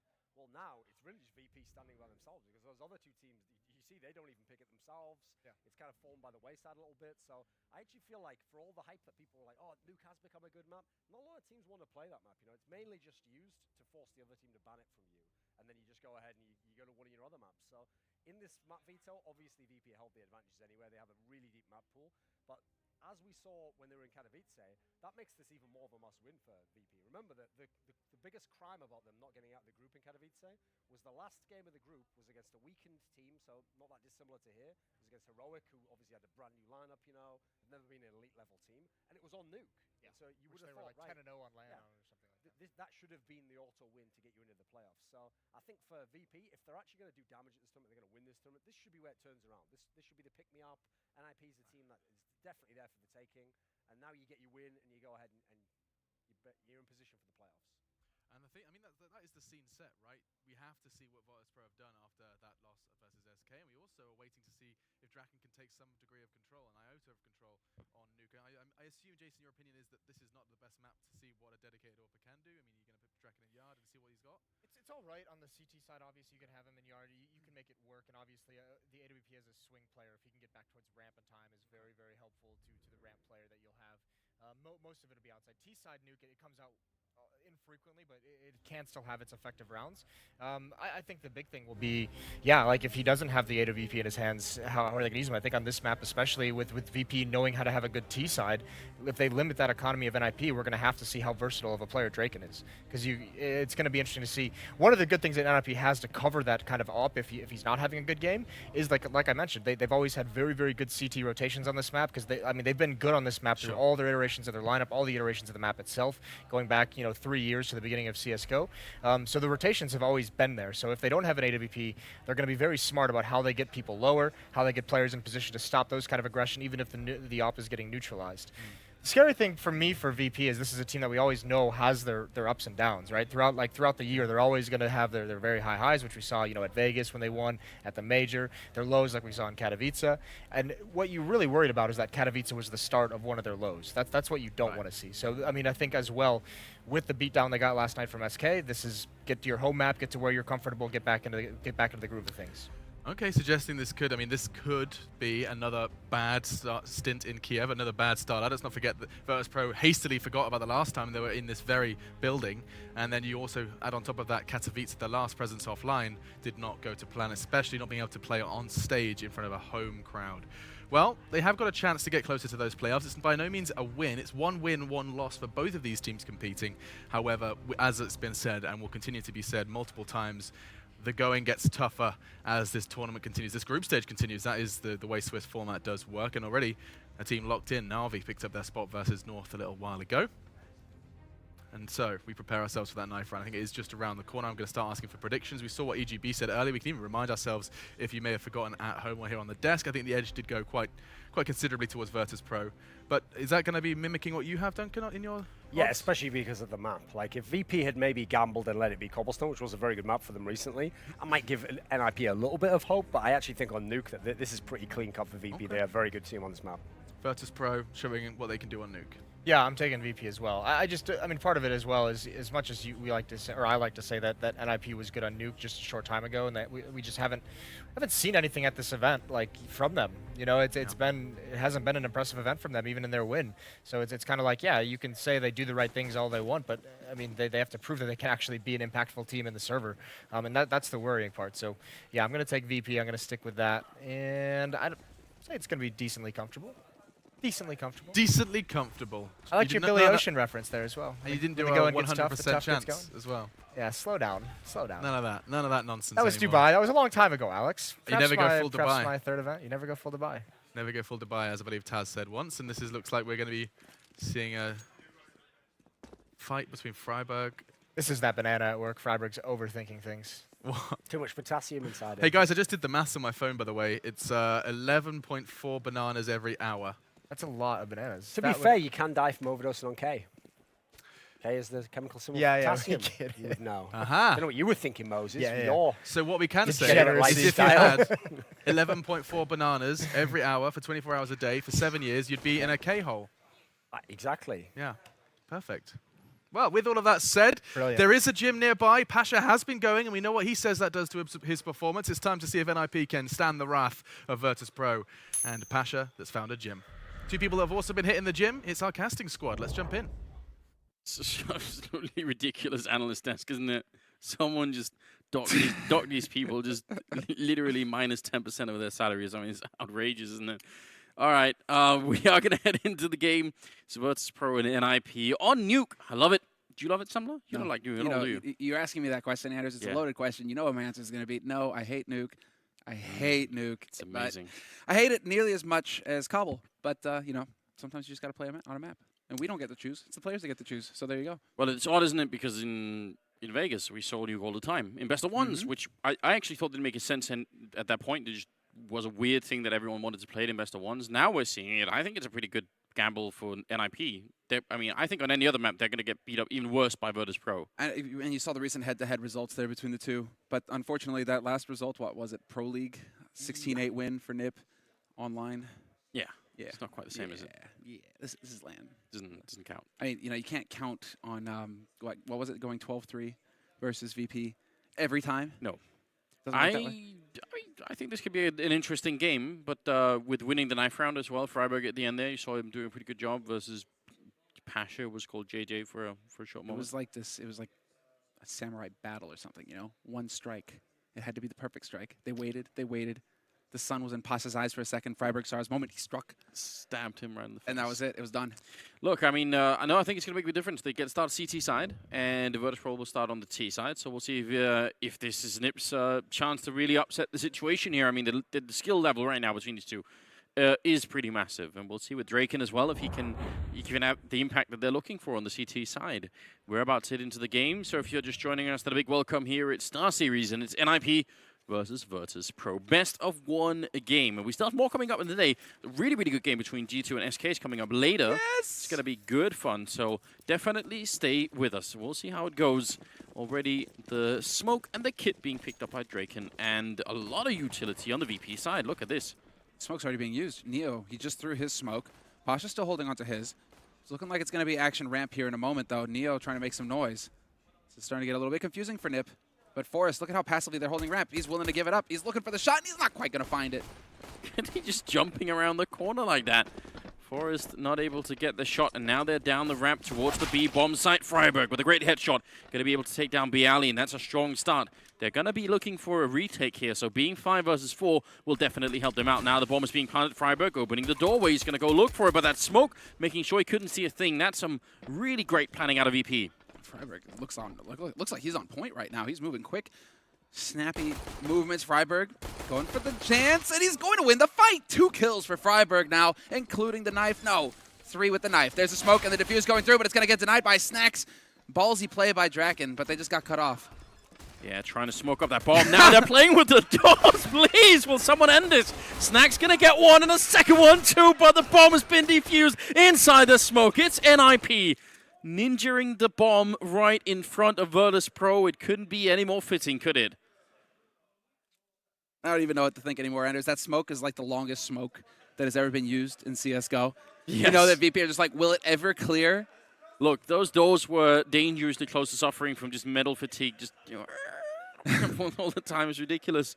All right, well, with a bomb plant, instead of saving for AKs the next round, Virtus Pro have lost their minds and have gone for Tech-9s, Mac 10 and what, 2 UMPs here instead, trying to see if they can bring it right back in the face of NIP in the following round. This is, I think, way too much. Dragon's got his scout. It's a risk, high risk, but high reward. You do not want Nip getting that economy built up on Nuke. CT side, if you can put a halt to them early, if you can limit their nades, this is the gamble from VP. Bialy not quite going to spot the man. Unfortunately for him, Forrest is pushed up by Big Red out in the yard.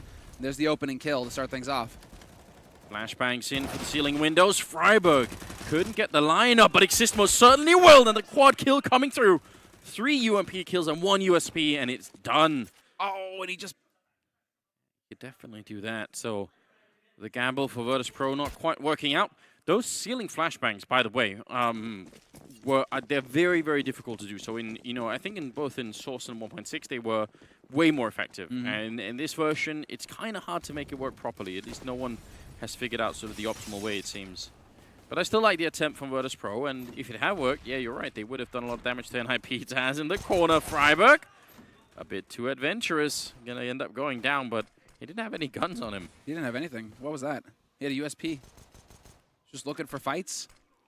Forrest gonna try and buy some time out in the yard. Gets the goosh headshot down to 1 HP. Snacks. And there we go. That was just enough to give Pasha an edge. Why NIP? Why is this happening? Even if he just had the USP, I'm still not sure why he would even feel any inclination to go and look for that. They knew what rifles they had last round. They could be almost 100% sure that Virtus Pro wouldn't have anything in this round. So just wait it out. Now, 3 versus 5, and Draken getting shot in the side of the head. Get right, picking up a kill, but... Oh, no. Not like this, NIP. How fantastically amazing would that be? Taz knows that he's close as well. He's waiting for the moment. There's the flash. Runs right in. Could pick up the scout as well. He didn't see the man below. And Exist is now the last man alive here on the A site. 1v3. Can he hold the line with the UMP? He nearly did it. Not going to happen. Too many targets. I don't know why they just did that. Well, you know, you're feeling confident. You're feeling pumped up. Exist just wrecked them single-handedly.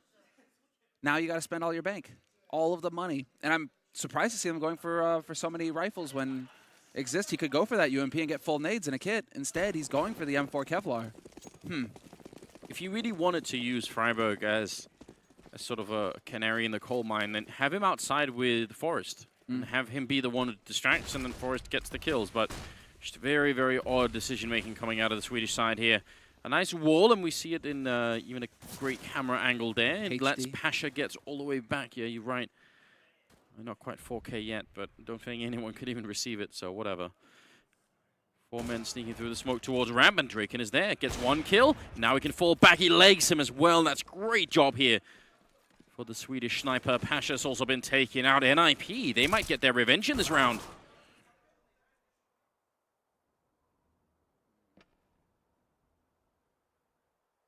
And Snacks left, and not really for much longer. Snacks, they've only got the kill on Existent. This is brilliant. I really think it was a stupid mistake for NiP last round, but if they can bring it back already, then it will make up for, well, it'll maybe even do more than make up for it. Snacks goes down, and now the VP economy is looking really weird. 2 of their players could buy. The other 3 would have to go for Tech-9s. Question is, do you want to take that risk?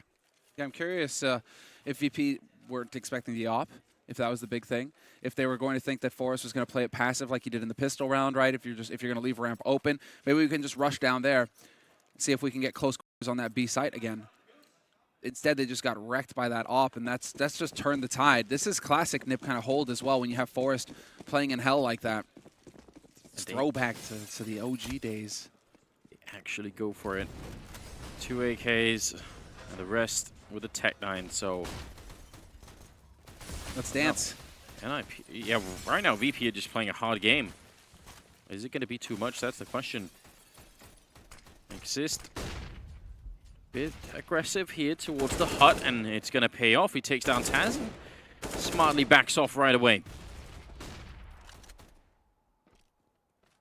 What is this setup going to be here for Virtus Pro? Snacks has got the smoke and flash combo here. 4 players still alive for VP, but no closer to getting onto a bomb site. Yeah, I suspect this smoke is going to be for main, or mini, if you prefer. It can work really well, so that will at least make sure that Draken can't get in too quick. Yeah. Oh no, it touches the Molotov. That means it.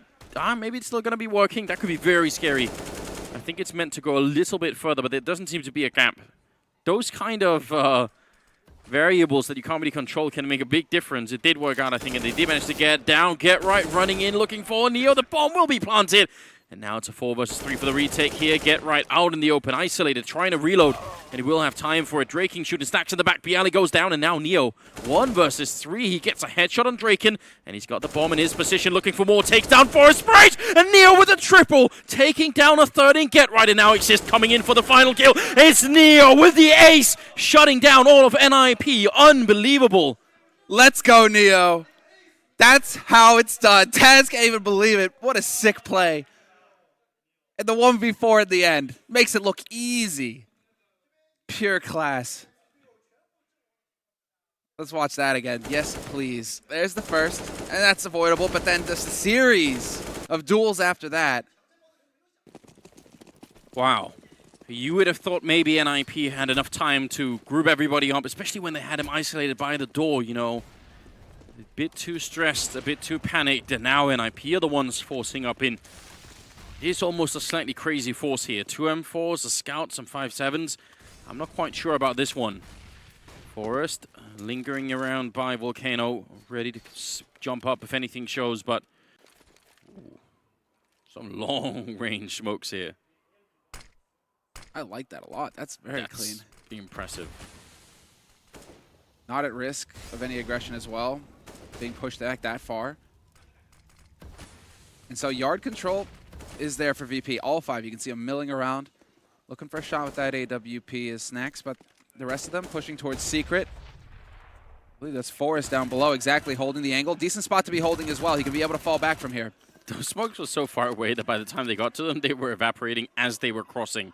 If that was an AWP and not a scout, and Draken was in the right position, you can get killed like that.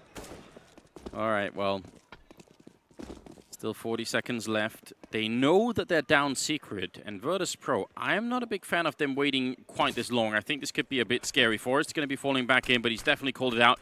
The backup should be coming in. Get Right holding the other angle. That's the bomb down on Neo, and Get Right sprays and gets a double. Pistols out again. He's looking for the headshot on Pasha, but he can't get it. But he may have bought just enough time here. 20 seconds, and this is really bad for Virtus Pro. Get Right with a big round. He certainly has bought enough time, and in the meantime, Freiburg chimed in as well from the vents, and so they're just doing tremendous damage here. Forrest alive for days as well, because he's got a place to hide back there. And there's just no escape. Perfectly done here for NIP, reading VP like a book. The madness continues. Oh, and it looks like we had Snacks drop out. No, Bialy Yeah, just a quick disconnect. So it gives us all a bit of time to breathe here. Right now, this is setting up to be a crazy game. Neither of these two teams are willing to take any kind of real eco. Anytime they're close, they just force whatever they can. So we have all this trading going back and forth. Now, if it continues in this pattern, it will be VP coming out on top. Yes. But now they can't even buy an AK. If they buy Tech9s in this round, I think officially they may have lost their minds. It's almost a question of whether or not they'd have to match Medic here, because he comes back with 1,400 Bialy, but he might have spent everything in the last round as well, so it wouldn't really matter. This is a double eco scenario for VP regardless. So curious to see, yeah, they're going to go for the Force, right? Curious to see if they're going to try and go for the Vents play again down to the B site to just get that bomb plant. Just you know, go for one of those older strategies that we've seen in the past, and they can be effective. But I wouldn't be surprised to see somebody from NIP holding on that upper site right there at Squeaky Door, trying to deny it. Yeah. I mean, they would have to double eco. I just not sure about it. Draken's got the AWP outside. They do smoke him off rather nicely, and shot rings through right between all the VP players. But Forrest is there, and with the help of a grenade as well, picking off Bialy. So already they're pretty softened up and trying to make their way down. Freiburg gets a kill on the bomb carrier there. Things aren't looking good for VP, even in terms of putting the bomb down. This could be tricky now. And look at Freiburg, incredibly aggressive and pushing right through. He's got that smoke covering him from behind, and Forrest to take down Snacks. So this is another wonderful round for NIP, with Freiburg getting a triple. And now no bomb plant. They needed that Virtus Pro. They desperately needed a bomb plant in this sort of scenario, because now what kind of a buy you're going to have going into the next round, it's not going to be pretty. Whereas this is where NIP can stabilize. They finally have a chance. Should be a hard eco out of VP. You really want to try and get Exist in a position to shine with that SMG. Try and farm up as much money as possible, because no Kevlar. And really on CT side, look at this. The full buy from NIP. Just everything. So try and minimize your grenade usage in this round and just try and save every buck you can if you're NIP. Yeah, how much did they get? Like 2,200 after this. So it's going to be still going to be very minimal what they can buy in the next round. They will at least have AKs. Get right. Bit aggressive towards the trophy room. And the spray will be successful eventually. No reason to take any crazy risks. We've already seen what happens. Yep, not at all. They do have Pasha exactly out in yard. He has been spotted by Draken. And yeah, Forrest is there to back Draken up as well. Freiburg down in the vents, his customary spot. So now really this is all just about NIP working the map, but more importantly just exactly playing safe angles that you'll be able to fall back from. Really taking the time, Virtus Pro.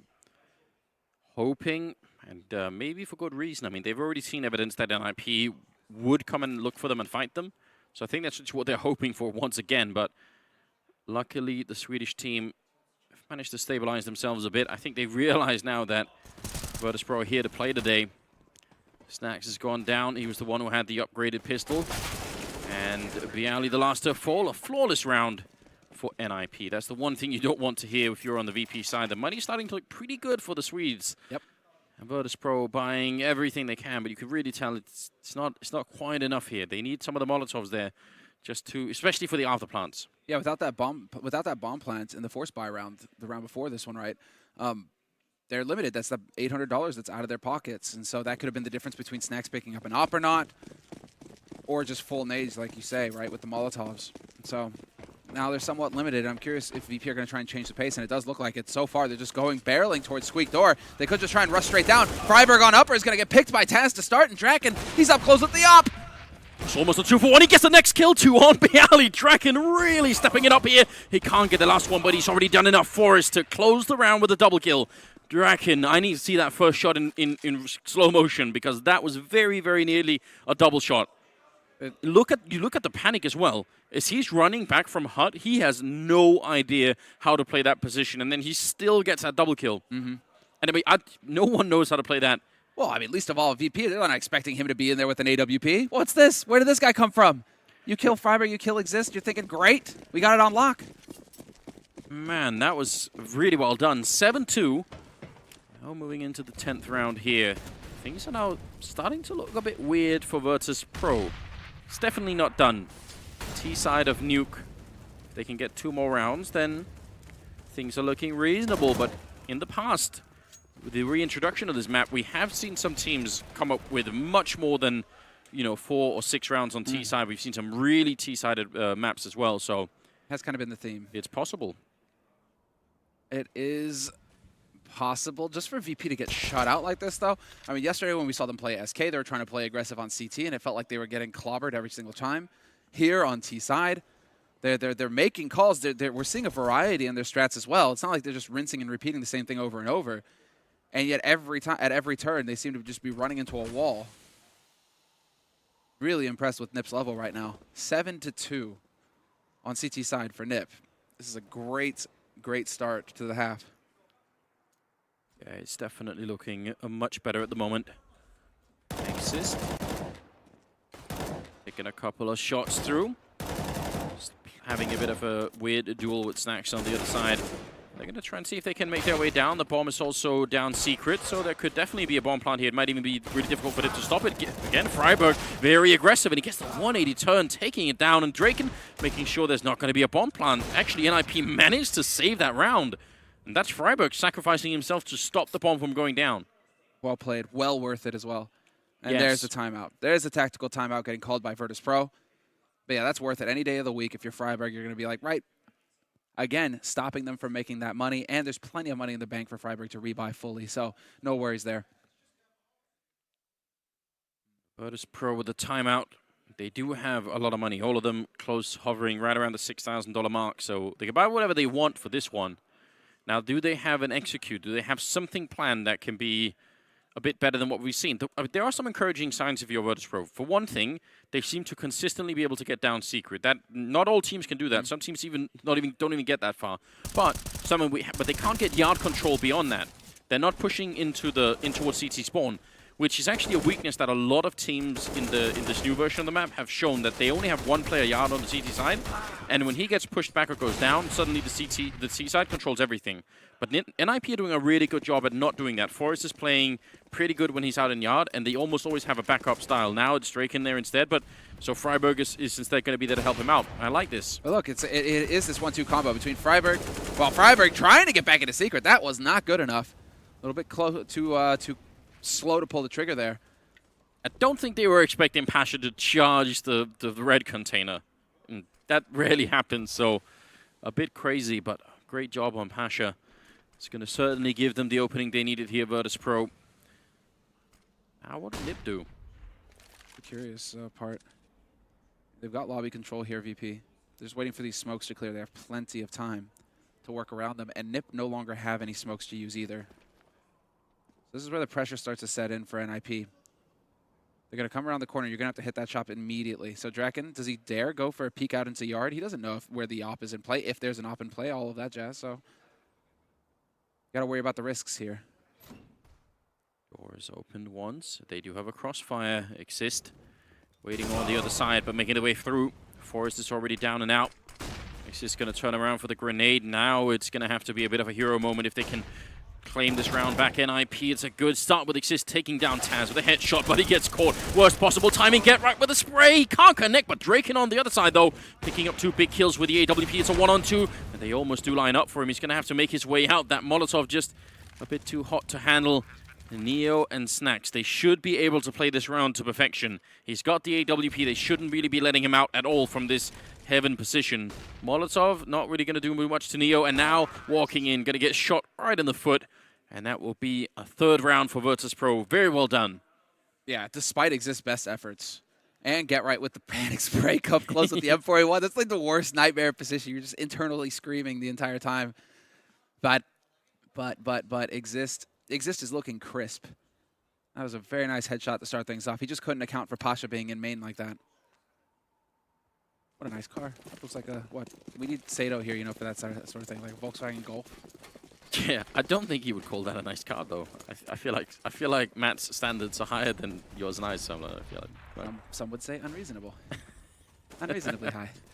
I don't know, man. I watched that video where they were racing down in Germany. I want to try that too. Dude, it's just I was laughing about Moses, but apparently like Sponge was literally covering his eyes, like curled up in the back seat the entire time. I'm gonna book a mandate with Sadokist at some point and just go there, just chill out. Get driven around. Draken alone out in yard. This is one of those slightly dangerous things to try and do, but we'll see how well he plays it. Staying alive matters just about as much as getting kills when you are in the yard like this, because if you go down, then suddenly the T's have so much control. It looks like Virtus.pro are really, really slow playing this one. NIP still had money to buy, even losing that round. If they lose this one, though, it should be eco time, more or less. So Virtus.pro, a lot riding on this. Neo setting up this smoke is going to land towards heaven, and he does it pretty much perfectly. See if they can make it work for this push. Taz covering the rear. There's 2 players in ramp right now. If VP decides to wrap around, Freiberg catches Neo in the feet. And now you can see the defense set in. Get right, Forrest, Draken, they're all rotating down to ramp. There's going to be a big fight here in just a moment. Draken misses the shot, though. There was the golden opportunity. But Forrest is there to trade. And I think Get Right misplayed that. I don't know why he wouldn't wait for his teammates to come in there. Now lining up for Freiberg. He's going to pick up one. Couldn't get the follow-up headshot. Looked like he had the angle for it now. 13 seconds. No smoke for Bialy. If they go and pick him now, he's done for. But he will get the bomb plant. Snax is going to be going down. And now nothing left. Bialy drops next to Exist. And the round is over. NIP managed to claim it back. And they only have money on 2 players here, Virtus.pro. This is disastrous. Yeah, the reset coming through. Just like that. And if you're following the trend, I guess, can we see a force buy here from VP? You got the money to go Tech 9 armor with nades. Wouldn't. I just wouldn't. I would set my sights on 4 rounds here. Okay. Give them 10, then, you know, if you're really good, you can win 5, but get the rifles to at least get one more round. Yeah, that was dangerous for a second there, because I think Get Right, I don't know if he was scared that they were going to Molotov him. Maybe that's why he thought, I have to go and peek now. But he had 2 teammates right there, so if they had counted to 3 and gone for it, the crossfire should have been enough to kill the round right there, actually.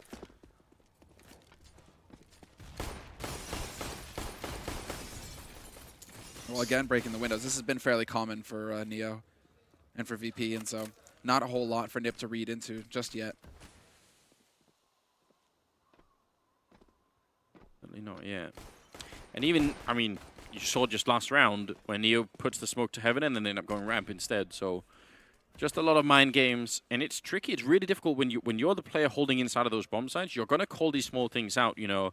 Okay, they smoked heaven, and then you hear the footsteps and you wonder, are they actually coming or not, especially if you're flashed, right? If you make the wrong call for your team at that point in time, really bad things happen. Grenade, not doing anything, no one on that side of the smoke. And Molotov. Still have another one left on Draken, who's outside. Bialy seems to be sneaking in towards Mini.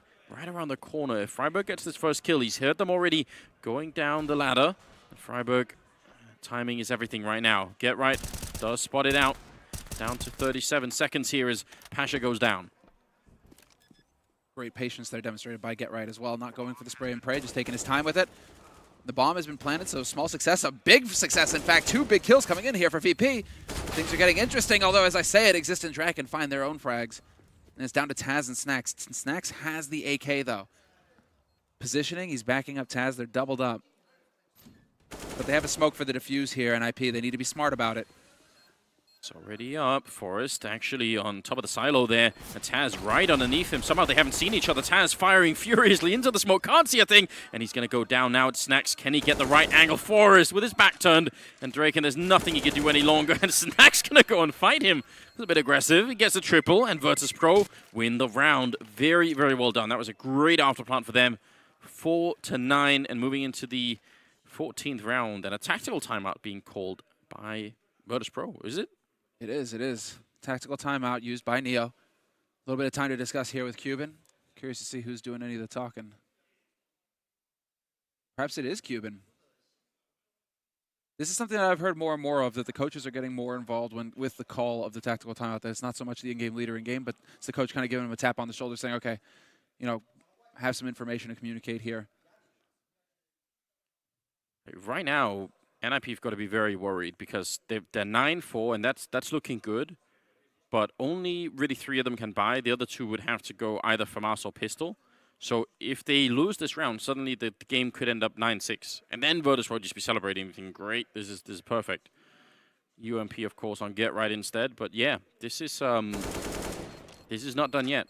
Even if NIP have done a good job, Virtus.pro I mean, like the desk is saying, one of the best teams in the world at playing Nuke. Yeah, they are monsters on this map, which is why I was wondering for Nip, in Nip's case, that they were going to go ahead and try and face VP here.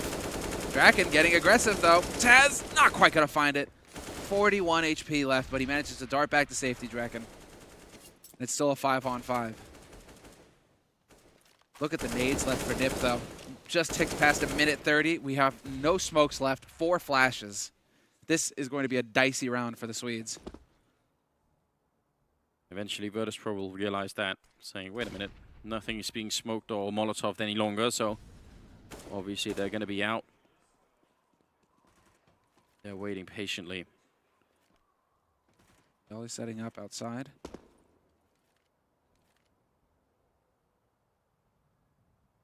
Yeah, right, playing close with the UMP. He can call for Draken fairly quickly if anything is going to be happening here. He sees them, flashbang out. It's going to have to be a quick rotation. They're actually pre-firing that. They definitely know Draken's got to be careful. He still gets the kill on Neo. Almost unbelievable. Looked like that wasn't going to happen now. Get right, falling back, and Exist going to be taken down. Taz Freiberg goes, but Exist just controlling the hut at the moment, and the remaining VP players, how did they get through? 30 seconds as well. Not expecting Forrest to be playing from main. And Exist will get the last kill in the end. 3 for him. And VP looking to just go for a big split. Getting that ramp control, but also looking to try and take advantage of vents. And they just got completely annihilated by Exist as they try to get out through Squeak Door. That made all of the difference. VP perhaps overthinking things in this follow-up round. Exist doing such a good job here. 18 kills on him. 14 on Freiberg, 12 on Forrest, and Draken on 11 as well. To actually get right at the bottom of the scoreboard at 6 kills, but he has also been holding ramp. And this is one of the reasons why a lot of people just don't like being ramp, because it's such a weird position, and very often you end up being the sort of the last one left, or you get very little action. Yep, you're going into difficult retakes, or you're just getting killed outright by 4 people rushing you. So, fun spot. And it is true, actually. It's almost like the short straw who gets to play ramp most of the time when you're on that CT side. Draken gets picked to start, however. That Snack's putting that AWP to good use. So now can Forrest try and bring it back here for NIP? He's still out in yard, looking to see if he can't catch somebody out, but the smokes are going down. He's somewhat limited. Thinking around. This is a bit suspicious if you're Forrest right now. Why did they throw that deep smoke into Garage? Can he call it out? One's already made it through. Forrest a bit greedy. He wants more than just the 1 kill, but when he peeks out, there's no one else there. Now he could get completely isolated. Is he going to call for backup, or is he just going to try and fight it out alone? They're coming in from all angles. He gets another headshot. He sees Snacks. I think he saw the gun barrel there, so he knows the grenade going out as well. Snacks walking a bit into it, but is it going to be done? Actually took no damage from that one. Bialy goes down, and Taz going to pick up Exist. 2 on 3. Forrest is being such a distraction out here. And he gets the kill on Snacks as well. Just Forrest single-handedly winning this round for NIP, in spite of the fact that he wasn't in that great of a position. 11-4 in favor of the Swedish Ninjas for the first half. That is not bad at all. No, that is solid work. And Forrest, the hero, again. You talked about this in the past, Andrews, how he could be just like ethereal. I don't know, impossible to touch. Oh, and the bomb got dropped in there as well. Yes. Now, I think this whole tournament, Forrest has shown that he's definitely on point. We do have a halftime break coming up, so stay with us, and we will be right back.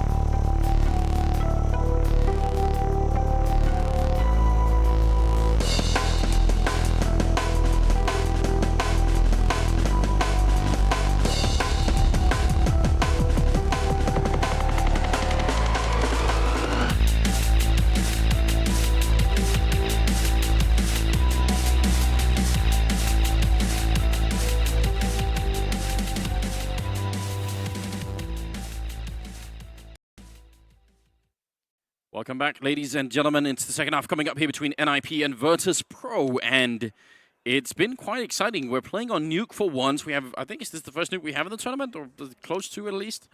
Maybe I lost count at some point, but it seems like it's been mainly Mirage and Cobblestone that's been played, and really almost nothing else. Cash once in a while, and some Inferno, but a lot of the other maps have been missing entirely. Now, we'll see how they do second half here. Virtus Pro, they got 4 rounds.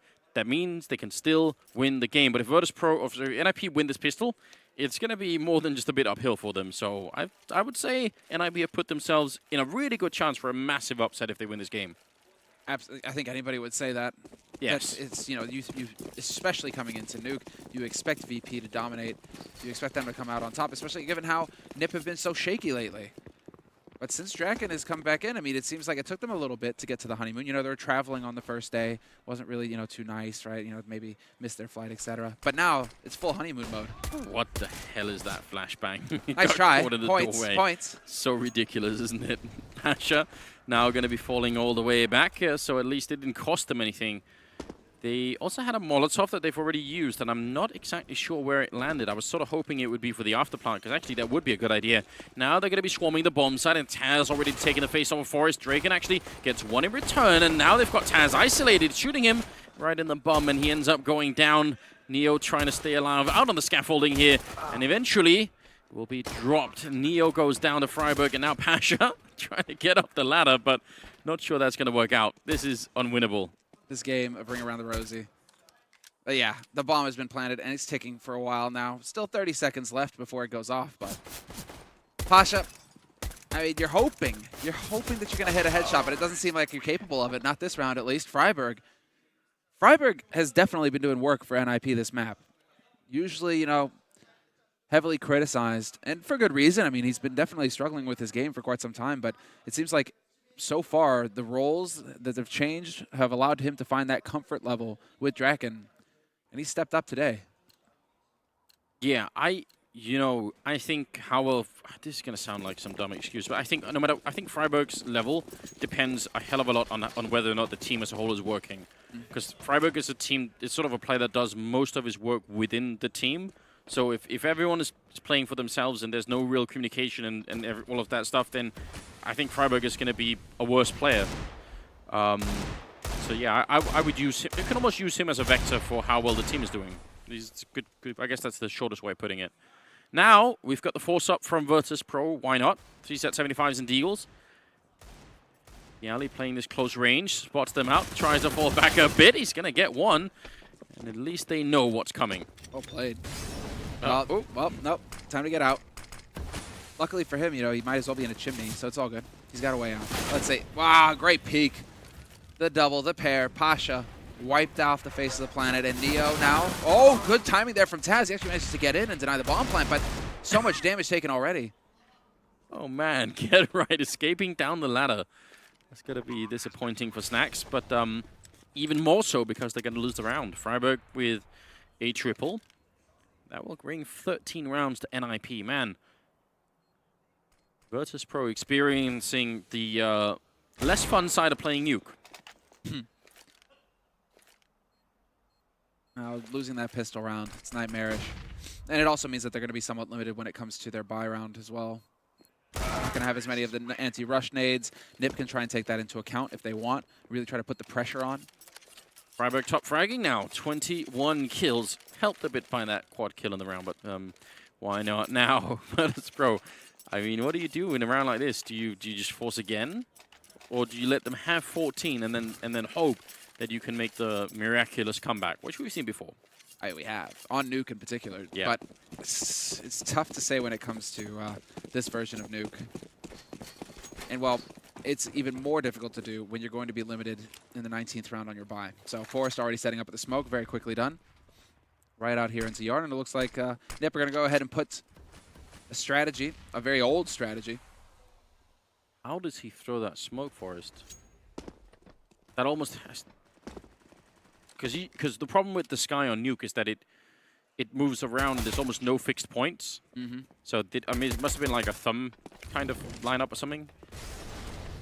Or he's just a genius. I mean, we know he is. He's eyeballing it, It's like looking up there like, right about there.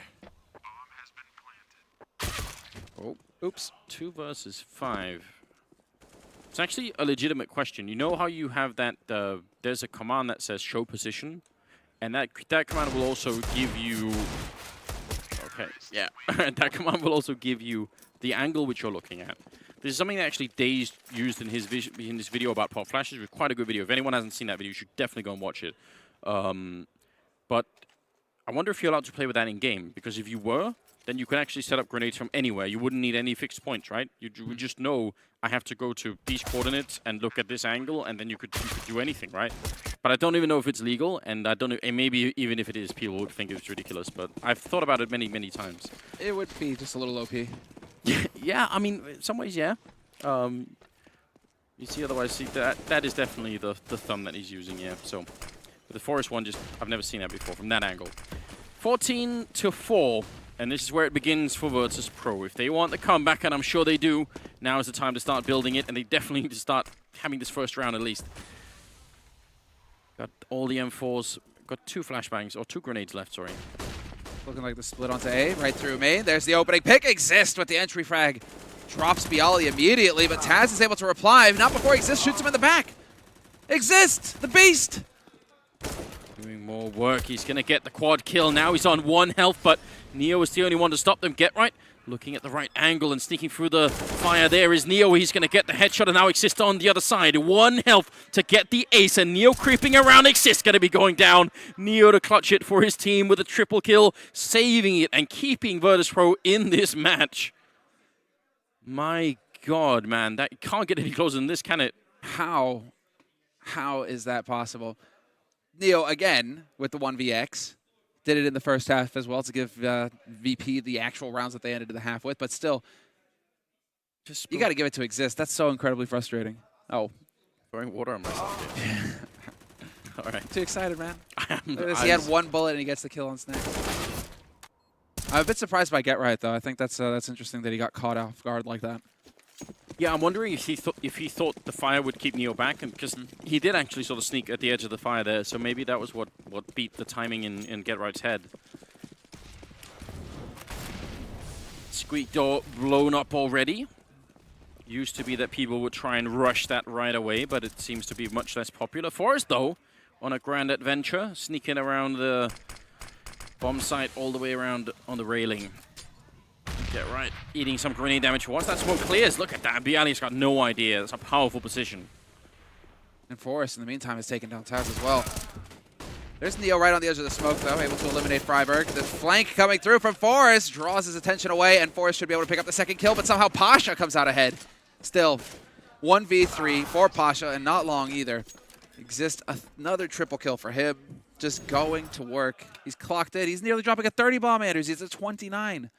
Yeah, this is impressive. Really, really well done at the moment. 15-5 here as NIP put themselves at match and map point, obviously. It's the best of 1. Virtus Pro doing their very best. That position for Get Right was good. The flank from Forest just, even if you only got the 1 kill and couldn't really sort of follow it up, it breaks the whole defense apart. Like, what are you going to call out to your team at that point? Wait, he's in heaven? What? Like, you know, it's so confusing. And now look at the state of the economy here for VP. Wow. There we go, Draken. Not every day we actually see that work, but perfectly done. Taking out Neo through the squeak door and then just immediately disappearing. Now Snacks, this is what he does the best. Waiting inside of the smoke and just trying to find the timing. They are right there, but he snuck back into Mini instead. Doesn't want to try and challenge it. We've seen that from him in the past where he actually tries to follow people down. Secret this time instead. Gonna get shot in the leg by the AK. Now 4 members of NIP, actually 5th one even coming in here. Draken wants to follow up. Nice headshot. Clean. As clean as it gets. Haven't taken a single point of damage yet, Nip. And now they've got access to that B site. Forrest waiting to see it. He is going to be hanging around.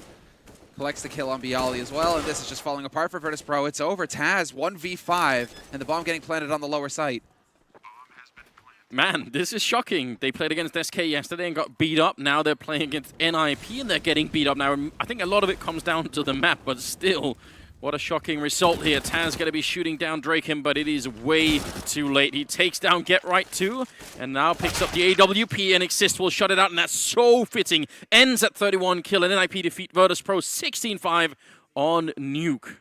Who would have thought? Yeah, who would have seen this coming? I mean, after yesterday's loss for Virtus.pro, this has been a very difficult couple of days here for the Polish powerhouse. I mean, and they are a powerhouse. Anybody coming into this match would predict that Virtus.pro are going to be able to take it, that they had a good fight against SK, or should have had a good chance to take it against SK as well. Yeah, I mean, I think everyone would agree that, you know, top 2 team in the world. I think it's very hard to argue against that. And yet now they find themselves 1-2, right? One match away from elimination from StarSeries. Definitely not a result that we expect to see here in the groups. Oh, not at all. And I expect they'll fight their way back. I can't see them going out of the group stage. I think that would be a crazy prediction for anyone to make, but they're certainly being tested right now.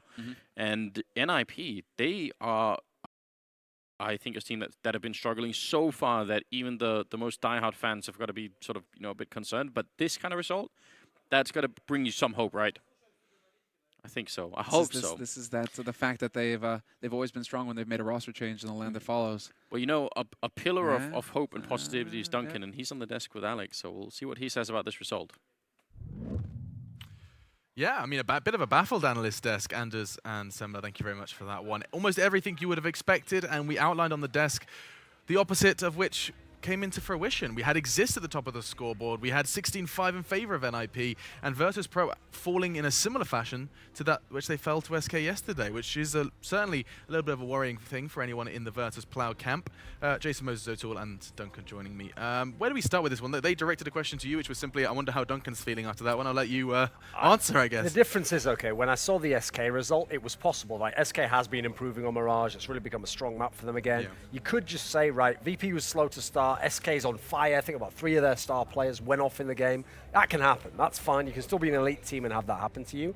This can't happen, though, because it's not even like NIP is torching this tournament at the moment. They've been kind of weak up until now. Then you got to add in, it's the map that's the killer to me, because this is Virtus.pro's best map. Like, even though the streak ended, they actually won 13 maps in a row until they lost to Heroic at Katowice, but they only lost 14-16 in that map. And Heroic are actually famously strong on Nuke. So that didn't really worry me at all for their Nuke supremacy. You know, they still should absolutely be one of the best teams. So to get utterly crushed like this is really shocking stuff, especially because when they got that dominance on Nuke and were the first team to really master the map, it was T-sides that were doing it for them. They were winning T-sides. They were getting 8-9 rounds. They were absolutely lackluster in this one and got dominated by Freiburg, of all people, probably the person on the chopping block the most the last 2 to 3 months. 4 T rounds for Virtus.pro on Nuke. Not enough, Jason? I mean, for some people in discussions, they would say that's appropriate. I mean, it's just not enough based off what we've seen of them on this map in the past. Right. That's the big thing, but I mean, also, NIP just showed, I mean, once again, this is kind of what I was talking about. The rotations were so good. Whenever VP did get control outside or anything like that, like NIP was one step ahead, getting players down, ready for the attack. I thought Draken had a great game, at least on the CT half with that AWP.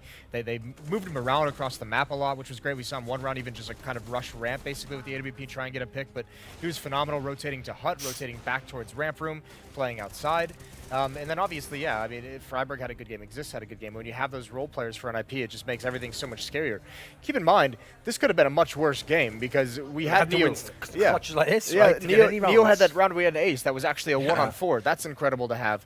And it was typical VP as well. Despite the slow start to the half, this was a masterclass for Forrest this round, just delaying this long. But this is kind of what we expect out of VP, where like despite the slow start to that half, getting that 4 rounds, you saw they were on the verge at one point. It felt like they were going to be able to break NIP. One more win, and all of a sudden that's a 9-6 half, and that's much, much more doable. And that's typical VP. You know something though, Alex? You know how many bananas you have to eat to kill NIP with radioactivity on Nuke? 1.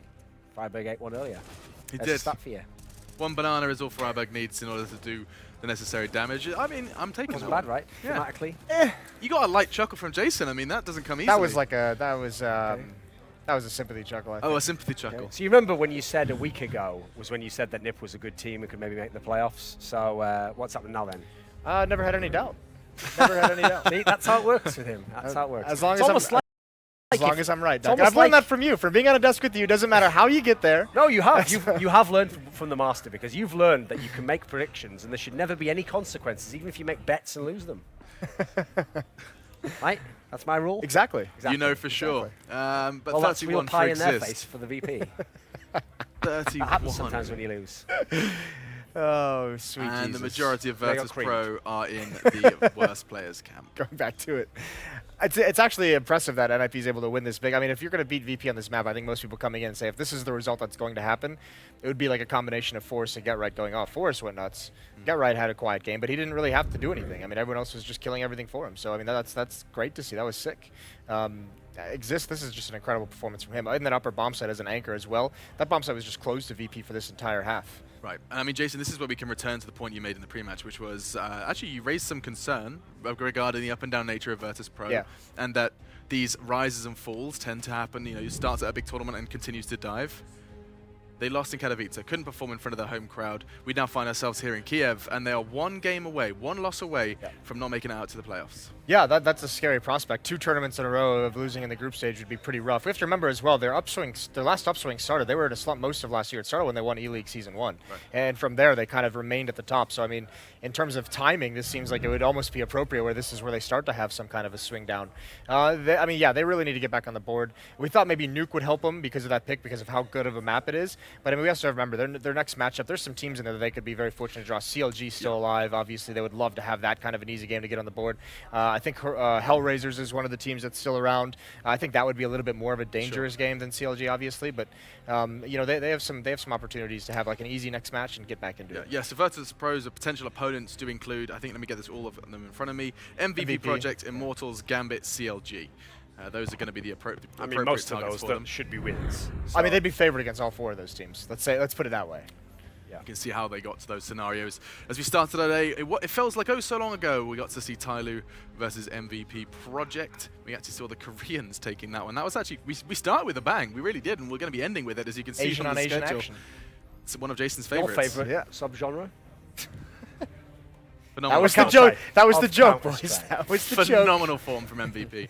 But yeah, we get SK versus G2, and then we get Fnatic Astralis to end it all. This is going to be a fantastic 2 maps of Counter-Strike on the way. And I mean, NIP, let's focus for a moment on that victory for the Ninjas in Pajamas. In contrast, their opponents are going to be, I mean, this literally going to be, the end of the day, fingers and toes crossed for the Hellraisers draw, right, Duncan? Because outside of that, you have FaZe Clan looking hot and North against NIP tomorrow.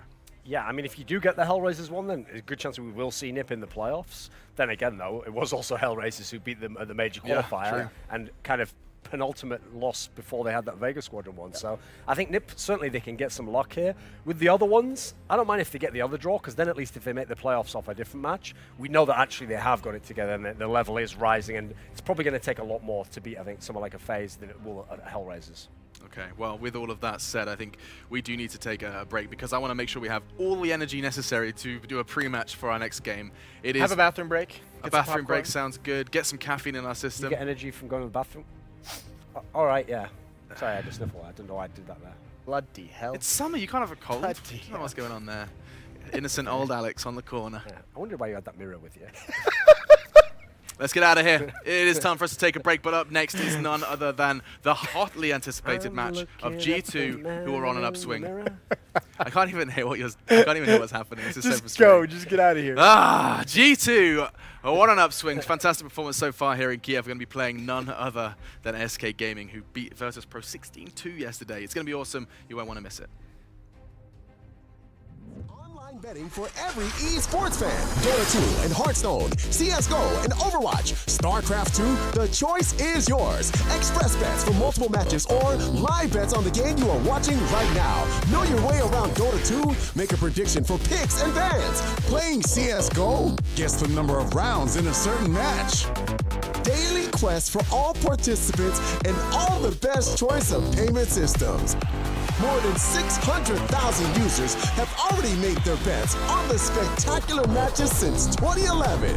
EGB.com. You know for sure who's gonna win.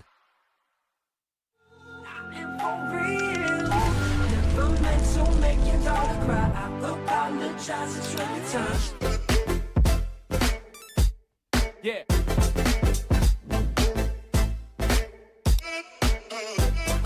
Jackson.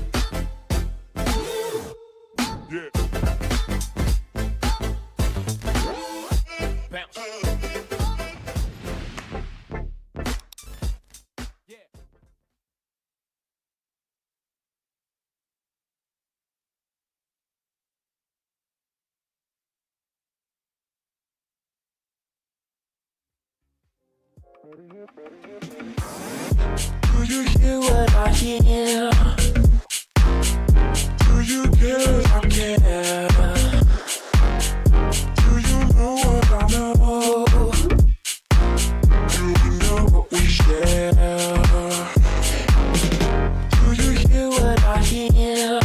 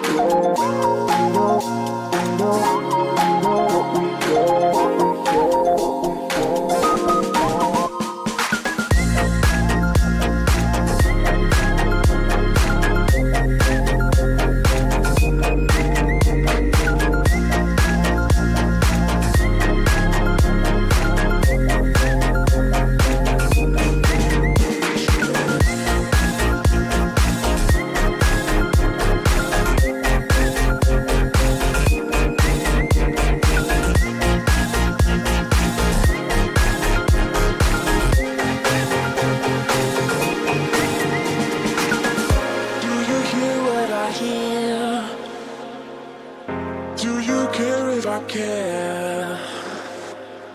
Do you know what I know? Do we know what we share?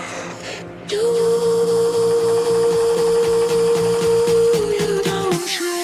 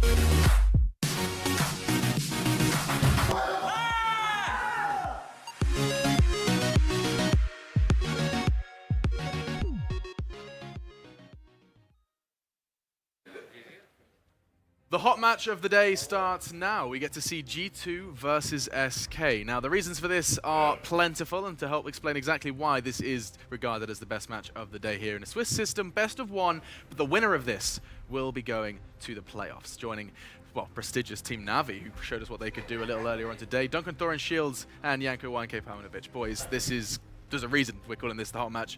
And just before we do dive into the nitty-gritty, just casting my eyes over some stats, and I see round difference. G2 have lost 8 rounds so far in this tournament. I think we start with the French here, Duncan. I mean, they obviously haven't necessarily played the highest level of competition, you know, so it has been a little bit easier, but even so, I mean, we've seen many teams lose more than that in a single map, even when they've been playing the lower level teams, the 5 powers of the world. So I absolutely think this is the dream start for G2. This is exactly what they wanted. So far, that whole storyline of, like, they've got the right players for the right roles is working at the moment. I mean, they actually had the game against NIP, the one, I think, where Kenny S barely had to do anything, and they still stomped NIP. So at the moment, everything's going perfect for them. But now they face the real test, because they haven't faced an elite level team yet, and we know SK, especially what they did to VP yesterday, very, very good looking team at the moment. And just hanging on to the Kenny point for a second, when we talk to you, Janko, gone are the days where we spend our time here talking about Kenny has to show up. Kenny and Apex have to enter the site. There has been roster mania in the French side of things. I was wondering if you can give us a TLDR of what we've missed during this French roster mayhem. Well, we had the 2 teams, right, NVS and G2, and G2 was actually, NVS was the better team throughout 2016, you could probably say, throughout 2015 actually. And coming into 2016, it was G2 after they made the change and, you know, kicked Existence, who was the long-standing in-game leader of the team. Shox took over the reins, and that's where they had a couple of good performances, even managed to win a couple of tournaments, which is something that G2 didn't manage to do for a long time. I mean, these 2 teams exactly met at Pro League Season 3 LAN finals, that best of 5 that we had, which was an amazing game. On the other hand, you had Envious, who was the major champion in Cluj, the last major of 2015, and then they went to a complete slump. They couldn't make it past the group stages at a couple of tournaments, and you know that went on throughout 2016. Neither of the teams could really recover from that, and in the end they made the shuffle that we see now, and they brought Shox and Kenny together. That's probably the biggest change that you have in this roster. And just, I've been admittedly maybe a bit off topic, Duncan, but I want to know your opinion here. Do you think Envious's slump after their major win is comparable to what we've witnessed from NIP as well? You know, these great names for a consistent period of time not being able to place results? Or a very different set of circumstances? The thing about the Envious one that was so bizarre was that not only did they completely fall off the map, but like the playing style that they were using, that Happy in-game leading style, actually never recovered, basically. I mean, I know Happy tried to claim that Shox did something similar in G2, but bearing in mind he played a different role himself and was the star player, I think that's kind of a bit of a reach, you know? Okay. I think for NIP, it's just more that, I mean, they obviously never kick players. They just stick with the same bunch, so it kind of makes more sense to me as to why it happened there. I think the Envious guys themselves don't really understand what happened there. It's not really that logical. Like, that's another example, a more extreme one of what's happened to Na'Vi recently, where you kept looking at the names on paper and you're like, there's no way these players should be finishing last place at every major. Like, this is ridiculous, you know? And you'd see the occasional flash and you'd think, why can't they do this more? I mean, they made the playoffs of the E-League Season 1, actually, but then didn't do anything there. So they've always been a team where the talent was there, but they just had to go a new leadership direction. So what it actually turned out was, linking back in, since Shox found basically the only valid, like, effective leadership style within the scene, the good players flocked to him. He was the one he was kind of the chess master behind this French shuffle, where it was always up to him who he was going to take into his team, or which team he'd go and join. And so now we've ended up with the team that he wanted, basically, and the players he wants to play with. And at the moment, it's looking like it's promising, and now we can see those French stars at their best again. And there is so much more as well. I'm glad that Shox's name has cropped up in our discussion of G2, because, Janko, I wanted to kind of hear your thoughts on the fact that it seemed for a very long time you were never going to get to see Shox in the kind of the top 3 team after his initial peak, right? Everyone was kind of getting upset. Even when they were underperforming, we at the desk would sit there, especially you, Duncan. I know you've got a soft spot for Shox because of his plethora of history in the game. But now, I think a lot of people are starting to think this could be a contender for world's best player eventually, right? I mean, Shox is on his way back up. Surely, I think without a doubt, Shox is one of, if not the player that has the highest peak in the game. Like the stuff that he's able to pull off, I'm not sure that if many players can do that. Maybe the likes of Nico and Simple, because when you look at Device and Coldzera, Snacks even, they are also in contention for the world's best player, but they do it with their consistency, doing it time and time again. While when the discussion is about Nico, Simple, and Shocks, it's that every now and then they have a game where they just take over the whole game, and there's nothing that the opponent, like they just decide to win the game, and there's nothing that you can do about it. So that's the reason why Shocks is loved by many. And I think in G2, they were a team that could win a tournament, obviously, because they did win a couple high-profile tournaments, but it was just pretty obvious that they were not able to do it consistently. They were not a consistent contender for tournaments. It would just be when Shocks and Scream had a really good tournament as a whole, that's when G2 could pose a threat. But in this particular lineup, you feel like, as you pointed out, it's not like just Kenny has to show up, or even Shocks, or any of these players. They actually have so much talent, and hopefully they'll also have a structure that they can fall back on eventually, that by teamwork and team play, they will actually manage to be a consistent force within the scene.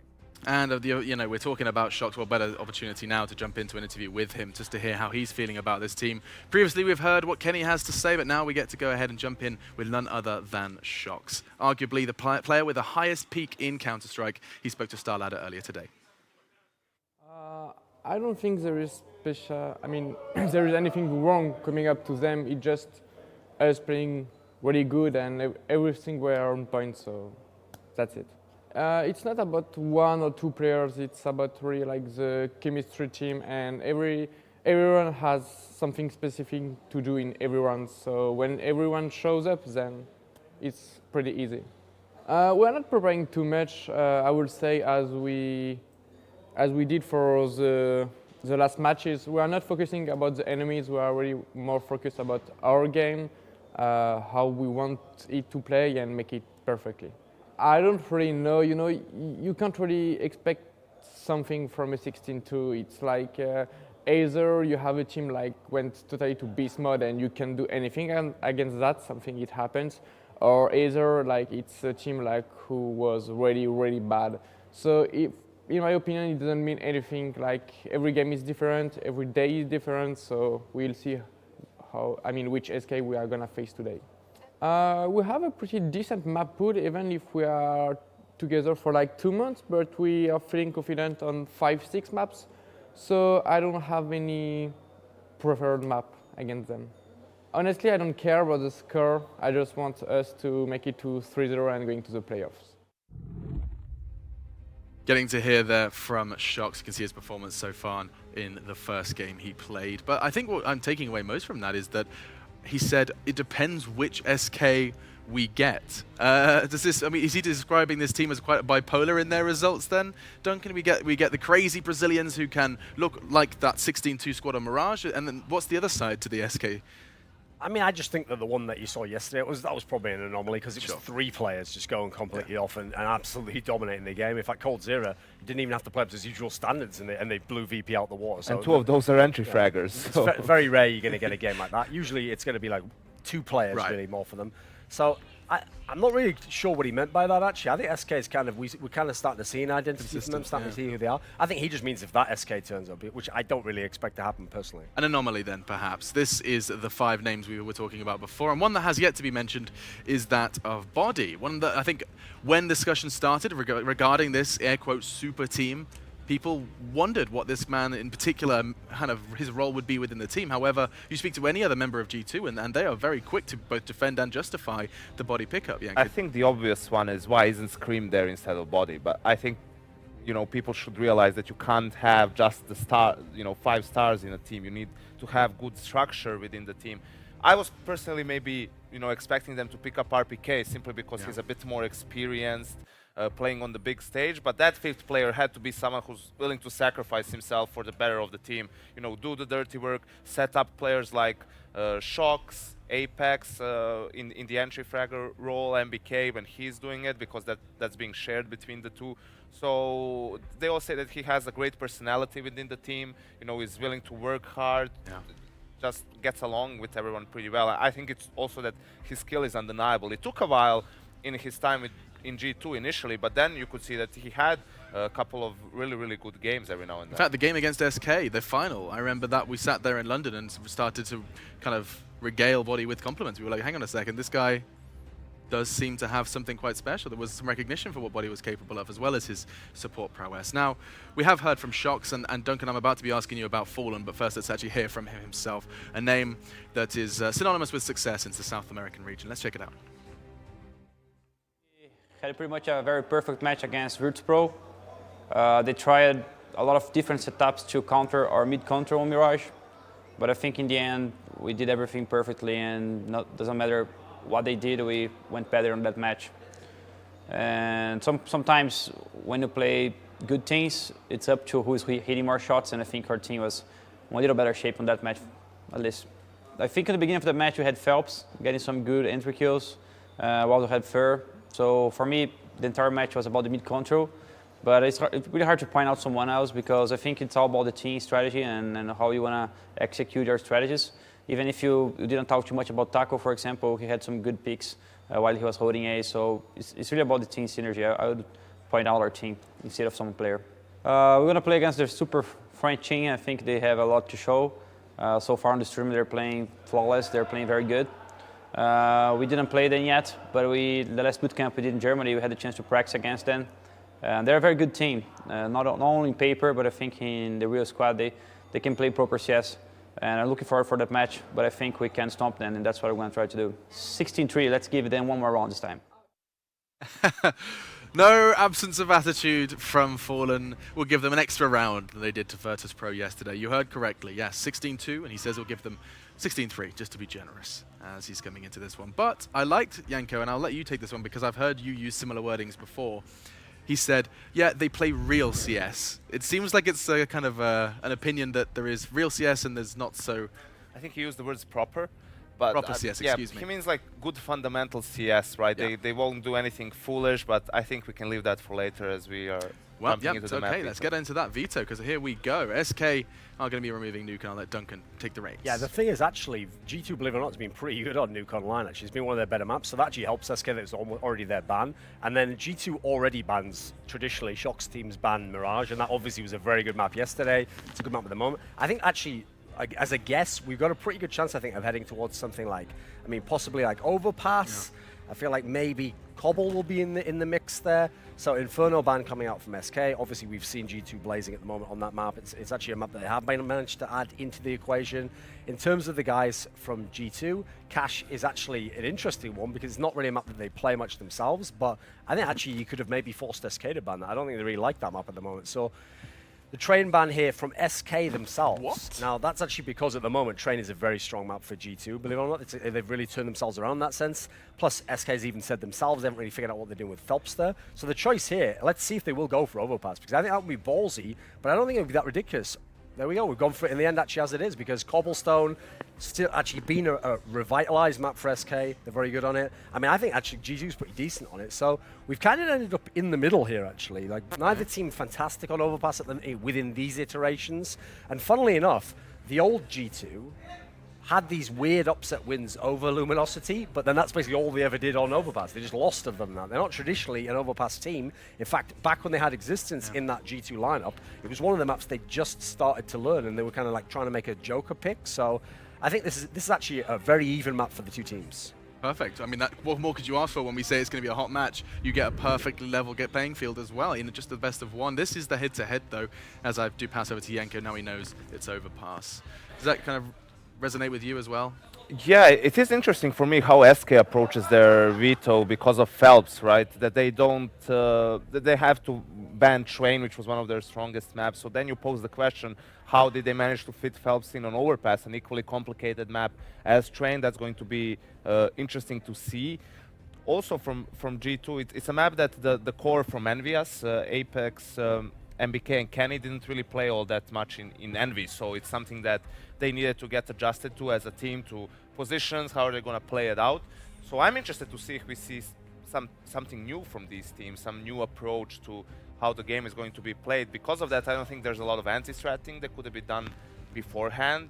there's just not that much material for these teams. And when you saw there the last 5 results from G2, obviously they had a lot of losses. They had 4 of their last 5 losses, but 3 of those games, 2 were to Heroic and 1 was to North. And they're actually some of the best Overpass teams we have at the moment. And some of those were earlier on, obviously. So I actually think that doesn't play too heavily into this one. One aspect that I really want to see in this game, though, is that obviously G2's been out-fragging everyone. No one's been able to stand against them. So I want to see what happens when their T side goes up against the SK CT side, because we know how absolutely unbelievably good Fur's been for the last few months on this map, and he can absolutely dictate what you do on the A side of that map and really kind of stranglehold the CT side. I mean, I think we're in for a very, very high-powered map of Counter-Strike, because you look on one hand, you have players like Apex, Kenny, Shock, super explosive. On the other hand, you have the likes of Fur and Phelps, who've been both very aggressive and had a great 2017 so far. So it's going to be very interesting to see how they fare against each other, and what have the in-game leaders devised to combat that aggression that's sure to come. G2 start their aggression in the knife round, picking it up with 3 still standing, and they will have the choice of side. Just looking forward to seeing what the French team do go for with that one. Very vocal as well. We saw the clips, Kenny roaring at the top of his lungs throughout their previous wins. And we are, of course, quickly reminding you about that sponsor you saw pop up as well. SLTV is the code for Hellcase.com, a proud sponsor of StarLadder. You can see it in the background there as well. And their side choice is going to go... Okay, G2 chose to start on the defensive side. I'm sure no eyebrows raised here on the desk. Taco recently did an interview and described the player he finds hardest to play against is none other than Shox. There's Moses and Tom. Hello. I guess we'll just take this one. Yeah. That was the throw. Machine has been on point today. I like that. I like that about him. Yeah, this is one of the best matchups, obviously, of the group stage that we're going to get. Yeah. I mean, G2 really showing the super teams are here, proving people wrong. Myself wrong, obviously. They came in very explosive. And it seems everyone's kind of forgotten about the rough form that they started some of the online leagues in. Well, yeah, because even when they initially split, people were looking at Envy going, oh, they've just beaten, maybe they're not the super team. Scream has just shut them down on his own, and then slowly been building back. But on LAN, at least so far, they've been very, very good. Haven't really broken a sweat. Yeah, they have yet to be tested, and this might be the first one. And the cool part about this is, yes, we know G2 has all the talent in the world. They have so many skilled players, so many players who have at one point have been considered some of the best in the world. But now they're going up against SK, who's always been known for being the best tactical team, especially on Overpass, a tactical map. SK is a team who really played this to perfection in the past. One of the interesting things about it, though, is the drop-off of Fallen. He was always a big piece of the puzzle to SK on this map, especially that CT side of the AWP around bathrooms. Yes, and also the other thing is the addition of Phelps. We have seen some of their tactics actually be broken apart a bit. It does mean that sometimes, well, say a Mirage, for example, if you just have everybody firing, there's nothing that pretty much any team can do. But one of the teams that possibly could, I think, is going to be this French roster, and we are into the pistol. Phelps, he's going to be having that raid boss going in, and actually 3 players early over towards this B site, but the T's not going in that direction whatsoever. Yeah, Taco playing it very passively, and actually G2 looks like they want to almost get aggressive. They want to take this fight at range with the USP. Advantage to them, not to mention Taco can't really commit. He's got all the utility for the SK side of things. Fallen has a smoke, but he was the one to drop over the Tech 9, but this shouldn't be too unfamiliar if you followed SK on Overpass, because Taco is going to man down this B bomb site on these offensive rounds. Slowly making their way forward, just basically clearing all the angles, waiting for any sort of aggression from this CT side, but they're playing this very, very passively for the early starts of this round. This is typical, though. Like, I mean, they have all the map control. They're slowly kind of pushing forward and just seeing where G2 is mounting their defenses. And actually, because of how passive G2 is playing, they don't have a lot of information. So, I mean, you can see they're playing retake on the B bomb site. NBK back way up in the balcony, Body and Shocks as well, not even in the bomb site, just spotting everywhere across the map. No indication yet that this hit is going to come towards A. And actually, I think Apex, that mistimed. So he didn't spot it initially, but then he spotted the jump back from Fallen. Oh, and he takes the fight, of course. Kenny takes off the head of Fur. Yeah, now they will pounce, moving onto this A site. Looking for the shots is going to be Kenny, but he's being pushed from the side. Fallen already gets one, and they're just being cleaned up all across the shop. MBK trying his best to survive, gets one back, and now it's all on to Shox. The Pistol God looking to try and get back into the site himself. Goes for the player, trying to find onto Cold, but can't connect, and Cold Zero will finish him off. Pistol to SK. Yeah, 3 kills for Cold, and it seemed like G2, I mean, that's the issue. No information that entire round. Obviously don't know how many bodies are going to be coming at it, so it seemed like they were a little bit slow in the rotation. On top of that, the 2 players that swing out long at A, that's great. They get the first kill. That's a very sick idea. You get that initial kill and you fall back, but I don't think they spotted the second person. They didn't know he was going to be there. So they take their attention away, and he's able to sideswipe into the site. It's a really nice start for SK Gaming. They win the pistol, and it's going to be an investment from G2. Scout onto NBK, Deagles, and 5-7s bought up for the other 4.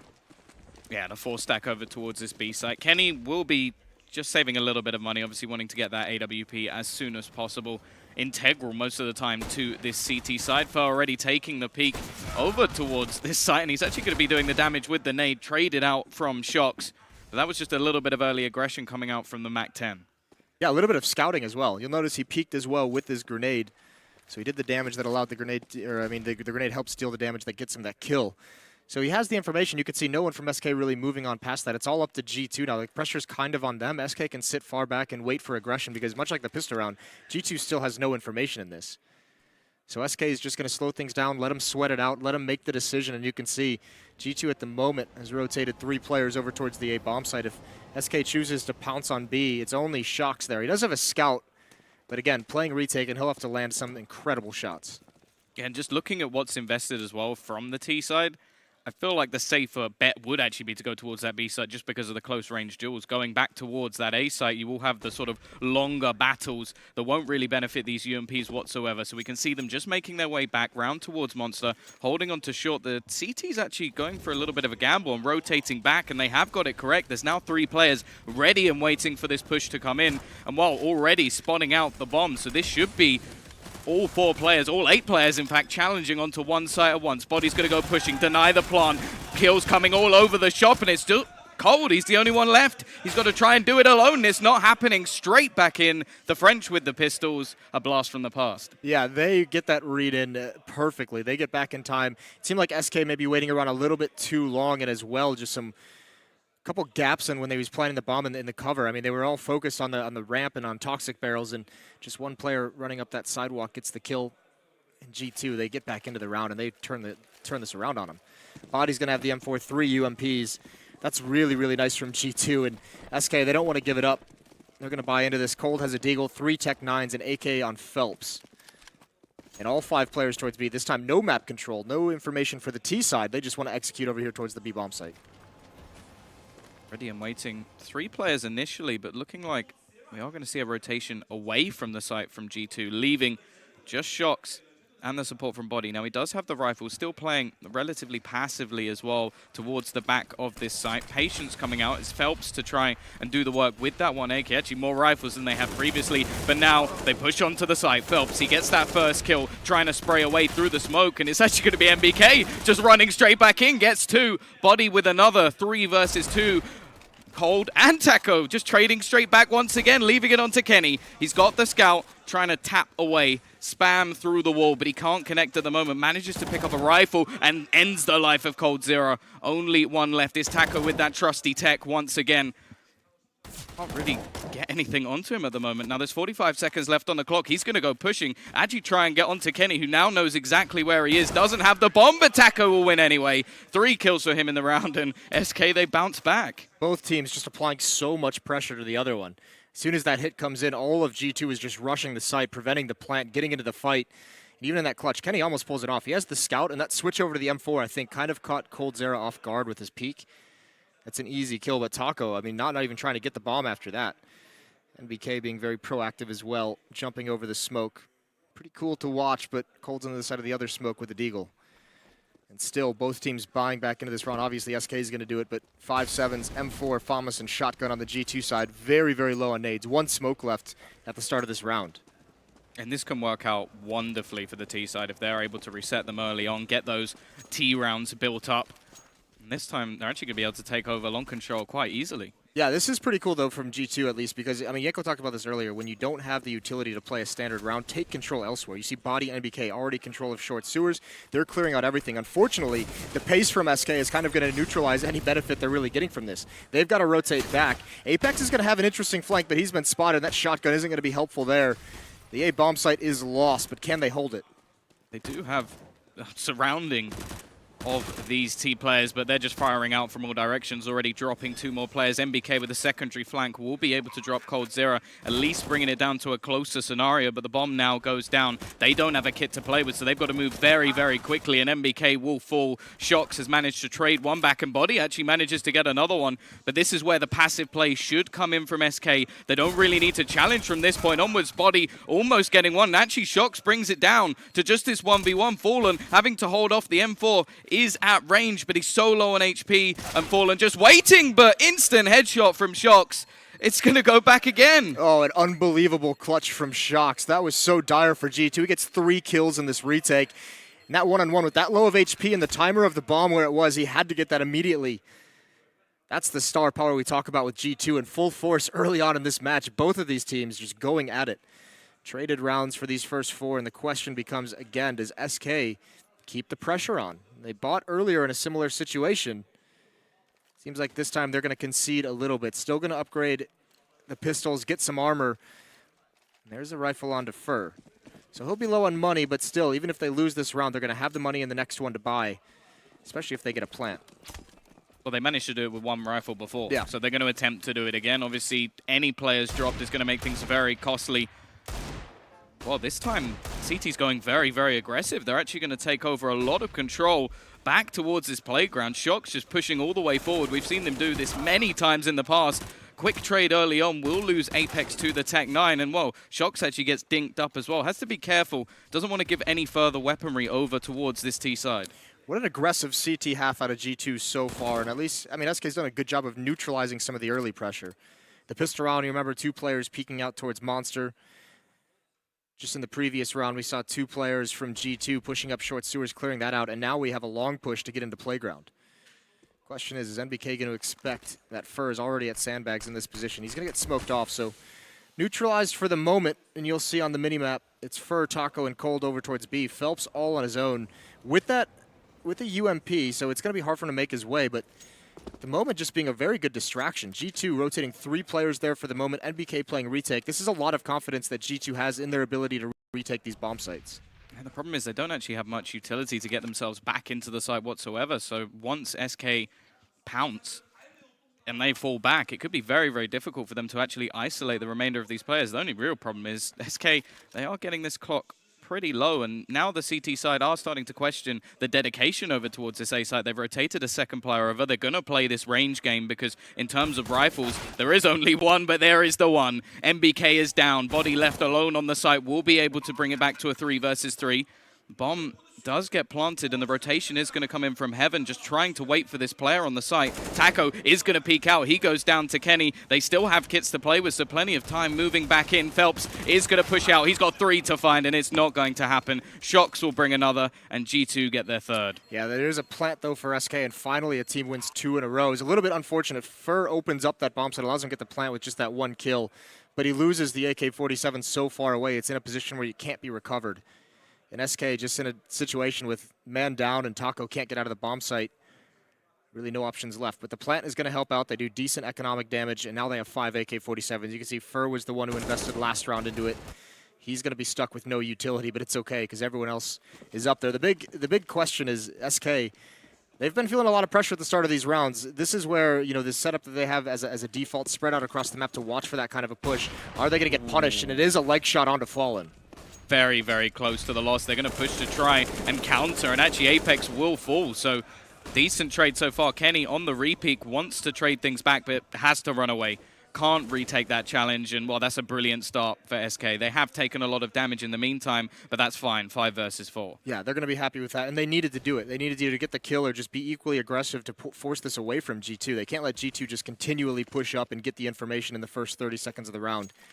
So moving forward, that might make them second-guess the game plan of pushing forward quickly. Kenny with the AWP. In the past, we've known him to be a magician with it, one of the best in the world. Seeing absolutely nothing at the moment. With that 1 kill, SK's content to be patient. And well, again, looking like the CT side are going to dedicate more players over towards this A site, and it has punished them a couple of times now. The fact that SK have been able to get back. The retakes, however, have been pretty good, only failing once. And well, there goes Kenny through the wall, takes down Phelps. evens up the scoreline. Fallen very low, and actually Kenny's still pushing. Going to continue around the corner. Fallen is waiting, but there's nothing he can do, and that is the bomb down. They're going to have to try and retrieve this, and there's only 30 seconds left on the clock. There's so much left to do, but coldzera does get rid of Kenny. MBK is close, and he's looking to try and sneak back. He's just covering off this bomb, and, well, he reads it. coldzera goes down, and there's only 15 seconds on this clock. Shox with another, and Taco lurking over towards B. There's nothing he can do. Yeah, Taco is supposed to be a flanker on this, where they hit the A bomb site, and he just comes up the stairs to kind of backstab anyone. Obviously, it doesn't pan out. SK getting a taste of their own medicine. How many times have we seen Fall and just gut-wrench teams by that kind of aggression with an AWP around bathrooms? Well, Kenny shows him that he can do it as well. This is a couple rounds now where SK's really slowed down the pace. I mean, being patient in the mid-round is one thing, but letting the clock run down that low, once NBK gets re-aggressive and finds the bomb, it's basically over. Couple of picks coming out from Kenny, and the bomb going down as well with so little time left on the clock just made things very, very difficult. It was more of a retrieval mission from SK rather than any sort of tactic back into that round. Now they are going to force back up. A couple of AKs, Tech 9s on the board, and looking like they are about to just pick up this pace, but Kenny's rotated, has to fall back, and they're pushing onto his position, getting very quickly. Nice shot from Body, though, and he's going to be picking up 2, 3, and looking for 4. Body with a massive play, and he finishes it with the ace. Absolute shutdown, and, well, who's questioning his talent now? Yeah, this is why, I mean, look at this G2. This is why they've been so supportive of him, and he's one of the great finds from some of the struggles out of the French teams of the past 6 months or so is the fact that a new player coming out of nowhere was brought into a team out of desperation, and he showed great potential. For these players around him, he can show even more. A disgusting ace. Forces the time out of SK.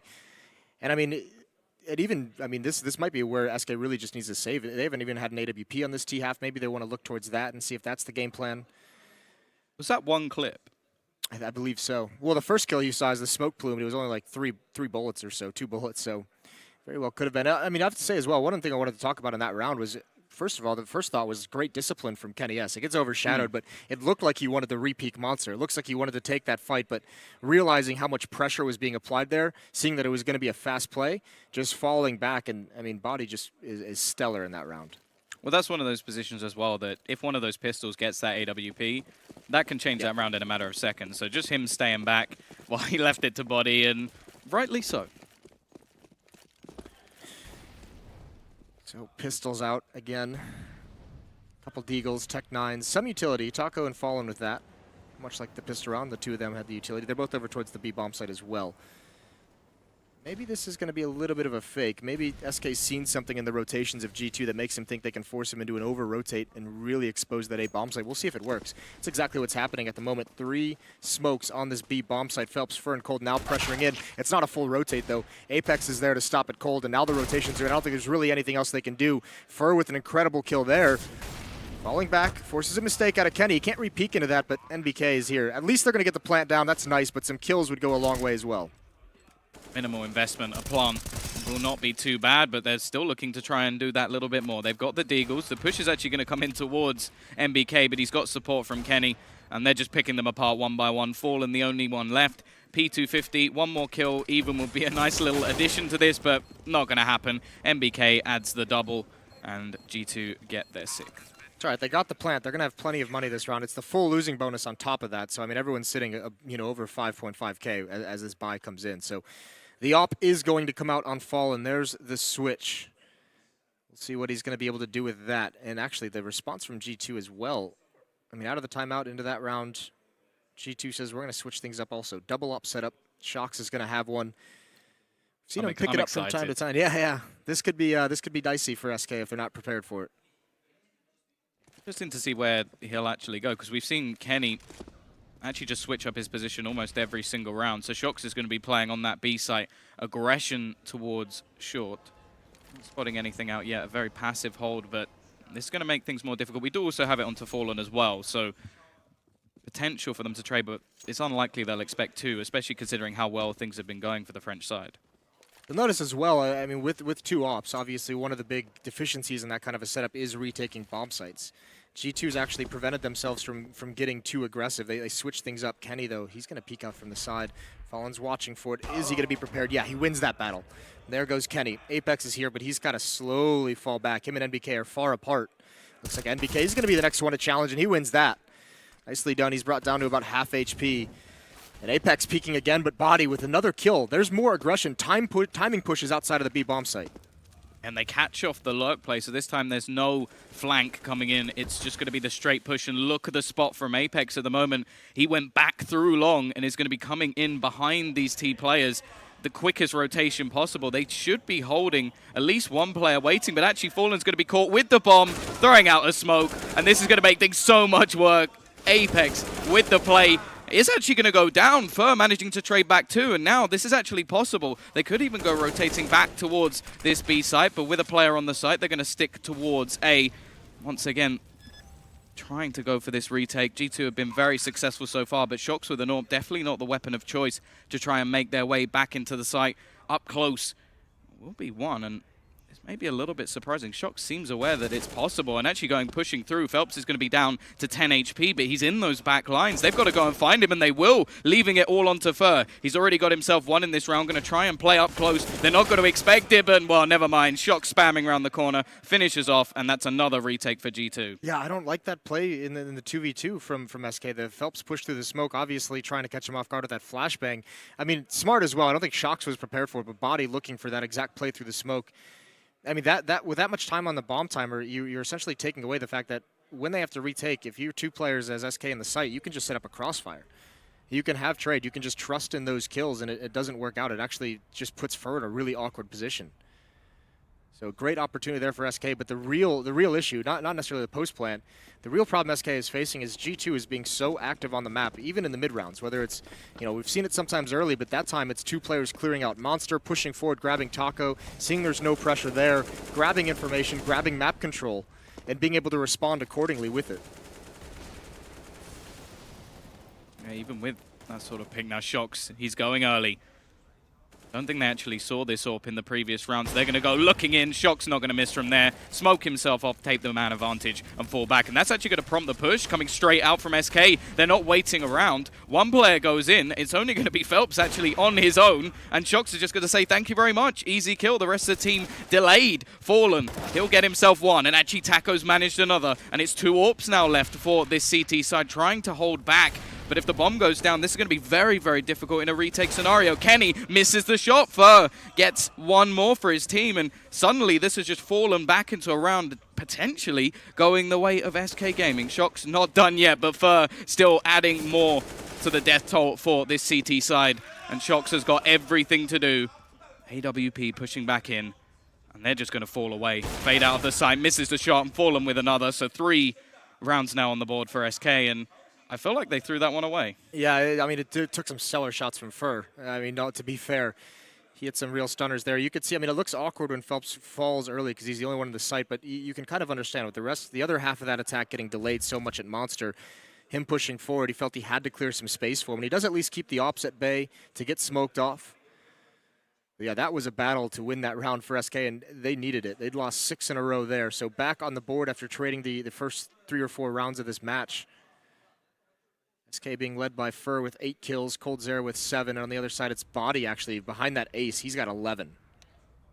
And actually G2 are going to take attack pause after that. So even after 6 in a row, they've decided, well, clearly something in that round was not of their liking. It's not a bad idea as well. I mean, obviously you want to make sure you don't want to give the opportunity back for SK to get into this game. This has been a very good start to the match for G2. On top of all that, I mean, there has been decent damage done in terms of some of these rounds that SK has lost, so the money is, I mean, not that great on the G2 side. Shox has about 3,700, but, I mean, the next highest after that is right around 1,500, so they want to make sure they don't get reset. If they lose the grasp of the economy now, then SK could just run up the boards, and it could be a difficult second half for G2 after that. And once again, taking that map presence over towards this B side. It's going to be an aggressive push coming out. Body going all the way, and they're going to line up. He's going to spray down 2, not quite get the 3rd, but the damage has been done. MPK even adds another, just continues to push forward, so confident. And now this round is over. It's all onto Fallen. He's isolated in the water with an AWP, and you can tell he's waiting for players to push him, and MBK will finish things off. Quick round from G2. Unbelievable from Body. What an impact he's having in this match. The 2 kills, almost a 3rd, the information. But, I mean, really, that's a team effort. That's not just an individual play from him. So many flashbangs dedicated to that play. He was on 40 HP when he started that. I mean, here's the thing. They threw, like, G2 threw like 3 or 4 flashbangs just to have that play executed. You could see, I mean, SK dodged a couple of them, and it was that very last one that blinded everyone. They're very lucky they didn't get tripled. I mean, it doesn't matter. The strategy gets decimated either way.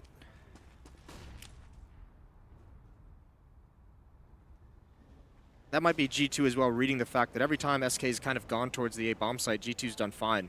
Apex and Kenny and NBK over in the bathrooms have done a phenomenal job on that side of the map. So realizing with the success of the previous round at B, just make sure that's not an option for SK. Going for the jump spot. It's double AWPs once again. That nade is going to dunk onto Fallen. Doesn't do as much damage as it possibly could have done. But once again, we're into the force buy territory for SK. Investing into Tech9s. They have managed to make this work in the early stages of the game. But now there's full utility over on that G2 side. It's going to be much more difficult to pull something like this off. This is an interesting usage of Phelps, essentially kind of using almost like the French tactics, the 4-1 setups. I mean, Phelps is pushing all the way past bathrooms now. He's trying to make a play over at the A bomb site. Shocks with the op is the one waiting for him. Taco over towards B, holding down short sewers. Phelps in a little bit of a battle, but here comes the hit at the same time as Phelps pushed up. Body and NBK decimating that B attack. Phelps does get one. NBK still alive, doing work with a pistol, just trying to distract him. He needs help. Both SK players are here. There is a flank coming in down the sewer stairs. And there it is. Taco's held up, but he gets taken out. And NBK finally with the pistol closes it out. Got a little bit dicey. But G2 now pushing up to 9 rounds on the CT side. Yeah, just dancing. Dodging all those bullets for way too long. Doesn't get shut down. Doesn't even need his gun in the end. Doesn't have time to reload it, so just sticks with the USP. Closes it down, and well, now things are problematic for SK. They don't have the money to really invest back into this. They can go for a minimal buy. A 10th round looking very likely for G2 on that CT side, and well, you're just going to have them making a little bit of a split out, a default round, hoping that somebody will go aggressive and push towards them. Taco looking like he's just going to make his way straight out towards B, and he's already gone.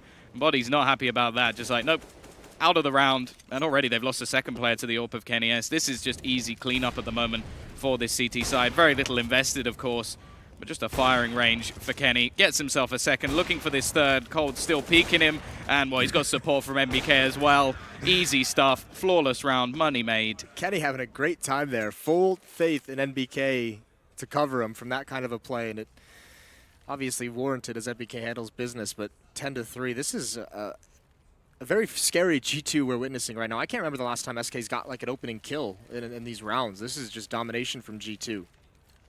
Well, Fallen did mention domination.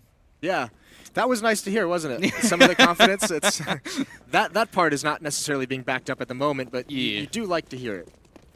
It's nice to have a little bit of cockiness just around. It makes things more interesting, especially when they're going to be able to throw it back in his face if they finish this one off. Yeah, well, Apex is going to have something to say. He's turned around right now for a pop flash. Kenny's going to take contact with that AWP.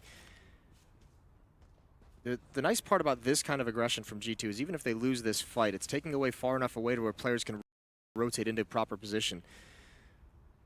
Next now behind the rock. He's spotted out by Fallen, commits to the fight, wins that. Kenny far back as well. He's going to fall away. So there's finally a first kill for SK. They've got a 5-on-4 now. And this is the response from G2. Shocks and Body, getting aggressive towards Monster, pushing Taco back once again. Body's going to keep going forward. Taco might not expect this one. Body pushes up, Shock starts rotating towards A.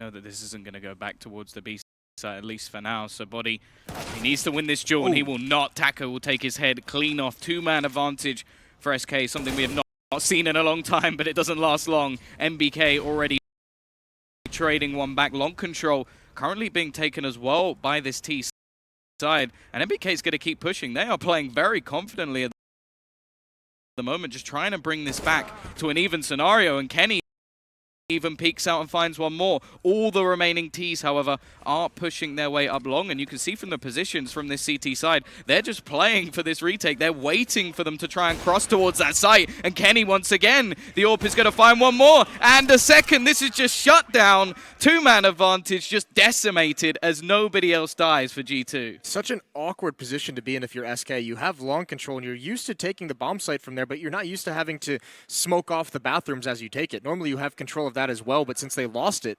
NBK and Kenny both there, you could see they just didn't plan on needing utility to cross into the site, trying to just pick them off, and you could see they're kind of frozen on this line. Very nice. I mean, this is just G2. Everyone being so confident and just pushing up in the mid round is really, really throwing off SK's read of where the G2 players are going to be. And looking for that challenge onto long. Apex holding passively this time. His AK is going to be, well, the highest range weapon of choice as it's pistols in at the moment alongside the one Galil onto Fur. Previous round they really struggled with utility. This time they had plenty of it, but not the weaponry to back it up. Apex all the way back, and actually that smoke has left quite a bit of a gap in it. He can be there to just peek back out, spots a lot of players, looks to slow things down, and on the other side of the map we're already seeing a rotation come out from a couple of the players on G2. They're going to abandon the site and just build up over towards A. Already bomb dropped. Another Apex, confident play, but he goes down, and NBK's blind. Actually it's going to be entries onto the site, but Kenny just maneuvering around, looking for that little bit more. May actually get caught out, but no. Quick shot from Kenny, snaps him out. 12-3 half for G2. Unbelievable performance. Body carries them through the early portions of this half. 16-8 score for him to finish. 17 on Kenny. He really never felt pressured. He had a phenomenal game. Shox only has 3 deaths. That's ridiculous. Dominating performance, and it's going to be tough for SK to get back into this, but we know they've had some amazing performance on overpass behind Fallen. So with halftime, we're going to take a quick break, and we'll be right back to see if SK can make a comeback.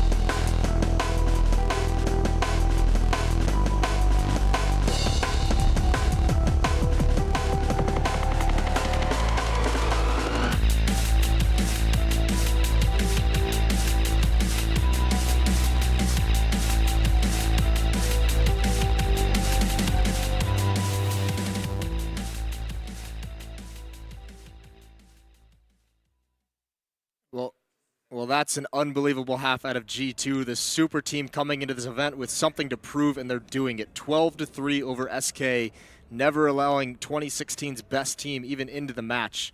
Topped off by Kenny S's 17-8, phenomenal opping. Switching sides, though, this is, I mean, can you really doubt SK at this point with some of the things we've seen from them?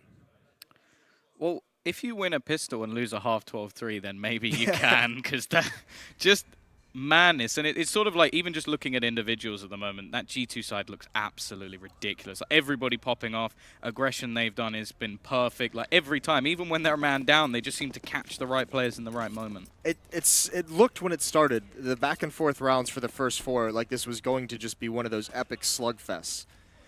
And it's turning out just to be complete stomping from the G2 side. Now on the tee, the offensive half. Fallen with one flashbang and a kit on the CT side. They're playing it pretty passive as well, aside from Phelps, who's down the stairs. Fur was pushed up as well, but Phelps is all alone now. It seemed like they were doing this on the T side as well. Gonna go rotating back.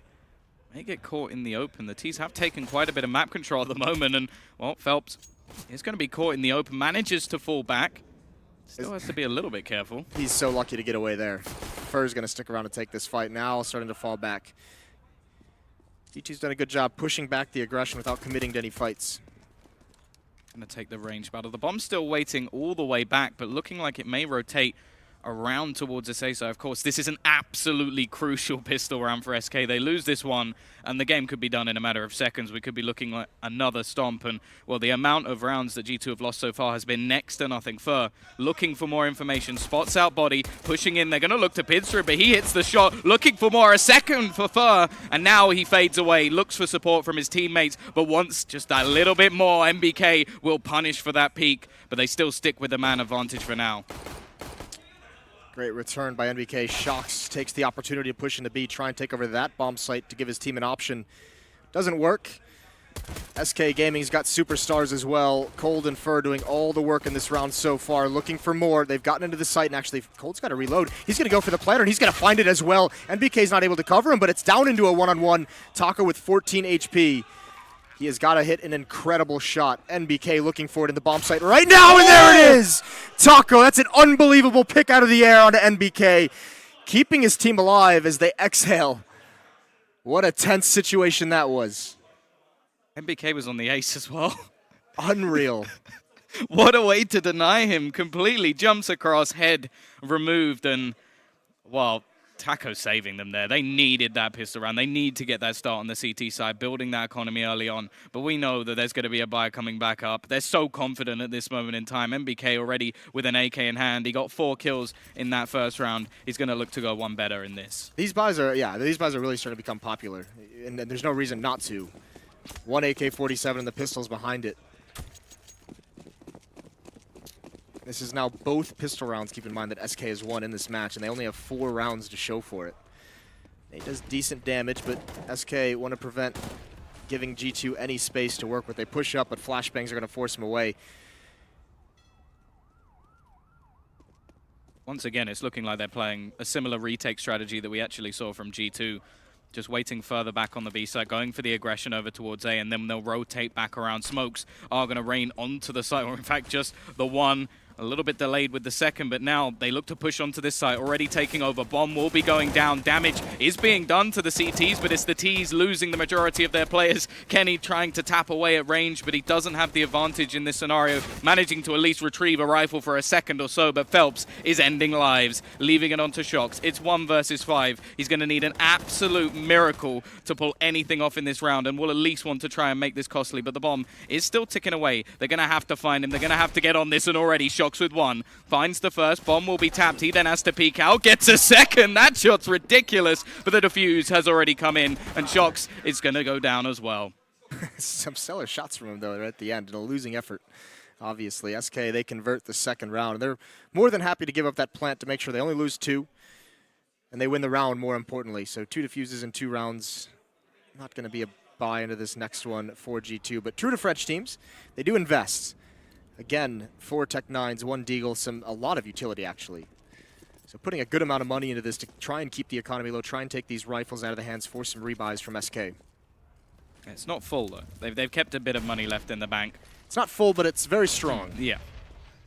And well, Fallen does have a Tech 9 himself, going down to the sort of level of what the Ts currently have in play. Of course, these sort of rounds can actually help SK if they can keep them nice and clean already. The start will be in, but it's quickly traded out, and now the Ts are going to make their move. Pushing onto the site, Cold Zero, the only one to defend it, although he does have support from Heaven. And actually, they've just backed out. They've taken the rifle, and they've left. Yeah, I like that as well, because the bomb, Shox and MBK were so far back, they were closer to T-spawn, so Apex, I mean, he hustles. That's pretty ballsy of him to run all that deep into the site just to get the gun and then come all the way back. So now they've got a rifle to work with, even though it's not an AK, which you'd like just to be able to get those instant headshots, instant kills, but the M4 is still able to do work, especially Apex.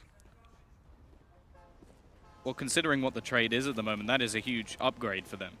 Traded out a pistol player, pick up a rifle, fall back, and they've actually split the defense as well on the CT side, so they have much more of an opportunity to actually break them open. Body is going to be waiting in this lurk position, but they've taken control of long, looking to push back down through connector as well, clearing a lot of angles, making sure that there's no way that they're getting flanked if they do look to dedicate themselves on towards B. And with only 30 seconds left on the clock, the likelihood is they are going to be hitting onto this B site later into this round. And well, there you go, Cold Zero with one, looking for the second, but that's where the rifle comes into play, leaving Phelps alone on the site. The rotation is in, there's still this flank, but Apex, he has so much to do, manages one, but now there's just so little time for Shox to try and fall back around, has to get in from behind. They're going to hear him running. Well, I hope they do, and eventually Fur turns around and finishes him off, but dropping 3 players in that scenario, not bad at all. Yeah, 2 from the M4 as well, so you could see there's just how nice it is to be able to pick that weapon up and upgrade it over. So we did see Taco have a quick restart in that previous round, but 3 members fall for SK. It's 6-12 as they try and make their comeback, but that bye without a plant. We've seen a lot of pressure applied from G2 and still yet to have a full gun round. This is the 4th round where you normally see the AKs come out. Again, it's only going to be Tech 9s. They've done a great job of limiting the economy of SK. It's only Fur. He's got 6,400, but everyone else is below. I mean, 2 players on 900, 1 player on 0 and $150. So done a great job of really, really hindering this economy of SK.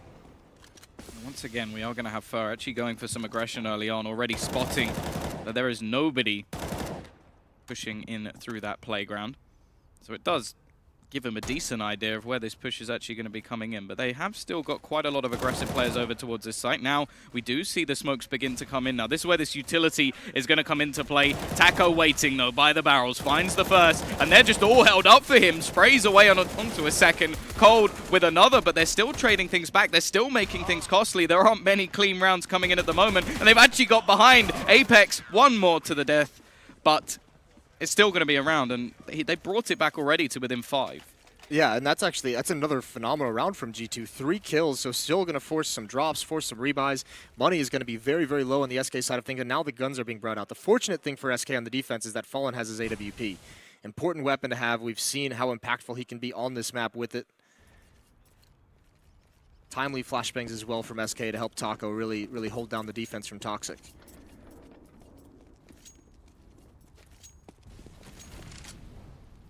Again, he's gone for this peek multiple times actually, just able to gather quite a bit of information, but nobody really peeking, so we'll just fall back. Haven't really seen too much aggression from Fallen as of yet with that AWP. It's been quite a passive approach. I'm waiting to see if he'll go for any of the audacious picks that we've seen in the past, although he is very good at that sort of maneuvering around the bomb sites and just holding back and just being basically a complete pain. Or just being a god, frankly, as we've seen from him on this map in the past. Very passive to start out from G2 over towards Playgrounds, though, early on. Kind of makes you feel like they might be leaning towards the B bomb site already as kind of a final destination. Here's Body. He's going to take the peek. Look how aggressive he finds one. Almost transfers over to a second. Taco's in a tough spot. That smoke's going to help him retreat. He can transfer out to a rifle. Now comes the pressure over towards A and Fallen. That's a perfect flashbang. He can't get away. Low HP. What can he do from here? We just talked about how good he is, but that's just too difficult for him to manage. And this is going to be an AWP over onto Kenny as well, looking over to see if he can spot anyone out. Fur will be able to trade one back into a 3 versus 3 and still has control, but that's a nice shot from Kenny, making things more and more difficult. Fur is going to have such a big job to do. The bomb's actually going to be coming through long. This could be perfect. If Shox doesn't cut back in and Fur wins this battle, that could be the bomb down with very little time left, tapping away. Both players losing HP, and actually Shox will win that duel. And now, well, Taco nowhere near the action. Bomb will be going down over towards this A site. And this is where the economy could come into play a little bit for SK. They've been losing so many players that they are going to be having a bit of trouble. Yeah, they're going to have another bye next round. They've done a good job really managing some of those struggles. So have another bye, but I mean, that round is a little bit, it looked like it could have been a situation where Fur pulls him back into it. Unfortunately, knowing that he didn't have any backup at the A bomb site, he knows eventually NBK and Kenny are going to push into that site behind him. And probably once he sees the bomb on Shox at long, he feels like he just has to get aggressive and take that fight. So Shox, I mean, just recognizing the situation, being patient, waiting for that peak. Really nicely done. But SK, they've got to respond in the very next round. Taco's going to upgrade to an AK-47, but at 13-7, there's not a whole lot of mistakes left for SK, especially they definitely cannot afford to have their economy broken by losing this ensuing round. Oh, really hunting down that weapon on the T side. They were having a little bit of a look around, but their economy isn't in a great state themselves, so saving the 3 weapons. Obviously, a free upgrade to the AWP for Kenny is going to be absolutely perfect here, and, well, just too quick on the reactions. Nothing Phelps could do in that scenario, but at least Taco saving that 1 weapon, it is going to benefit that by quite a bit. Still a couple of UMPs in play, however. 3, in fact. 3, yep. And that's the reason why perhaps G2 buying so many Tech 9s just over and over again, delaying that gun round come out while they were having enough success to get plants, get kills. And look at this. It's SK's turn to be aggressive. Fur is going to be pushed up much farther than he was. This time it's not just information gathering. He's going for kills. Apex with 1. There's Fur close up. He's taking so much damage, though. With the UMP, he's got to manage so many different directions. And actually he gets that one somehow. Body can't convert that kill. Fur's done a great job, but is it enough? 3-on-3 scenario. Only 1 rifle on the SK side, though. This is, well, they only had 2 to begin with, so it's mainly been Fur with that UMP, the trusty metal weapon that's been able to do the damage so far. And G2 do look scared at the moment. They're playing quite passively, waiting to see if there's further aggression to come out from this CT side. We will see a little bit of a move coming out from Shox to try and clear some angles towards B, but they don't know how much map control SK have actually taken in this scenario.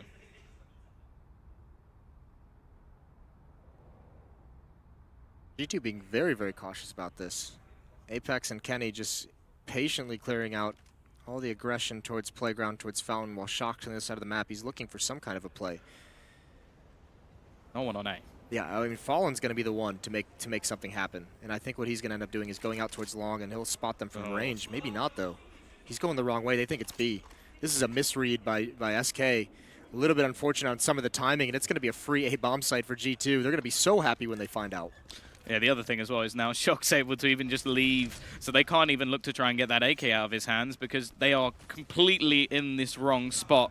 Now, they do have 3 weapons on them at the moment, but it's looking like they are just going to rotate back in and try and challenge versus this T side. Now, obviously, they don't have much money coming into the bank anyway, and if they can find a quick pick, maybe there's a chance, but you just look at the Ts. They've fallen all the way back. They know there's not going to be a huge amount of utility, although Fallen does actually have a smoke, so maybe he can try and bait them back in. A Molotov as well to hold them out, but Kenny's just holding with this AWP, waiting for any sort of push to come back in. The smoke does go down, and actually, they're going to try and get onto this bomb. Going for this defuse at the moment is Taco holding it, but Shock sprays away, takes down the remaining 2, and now that reset has come in, and it's right at the end of the game. What a difficult call to make if you're SK in that kind of a 3-on-3, knowing that if you lose this, you're essentially broke. But, I mean, the other option is to save the 3 weapons and see what you can have in the next round.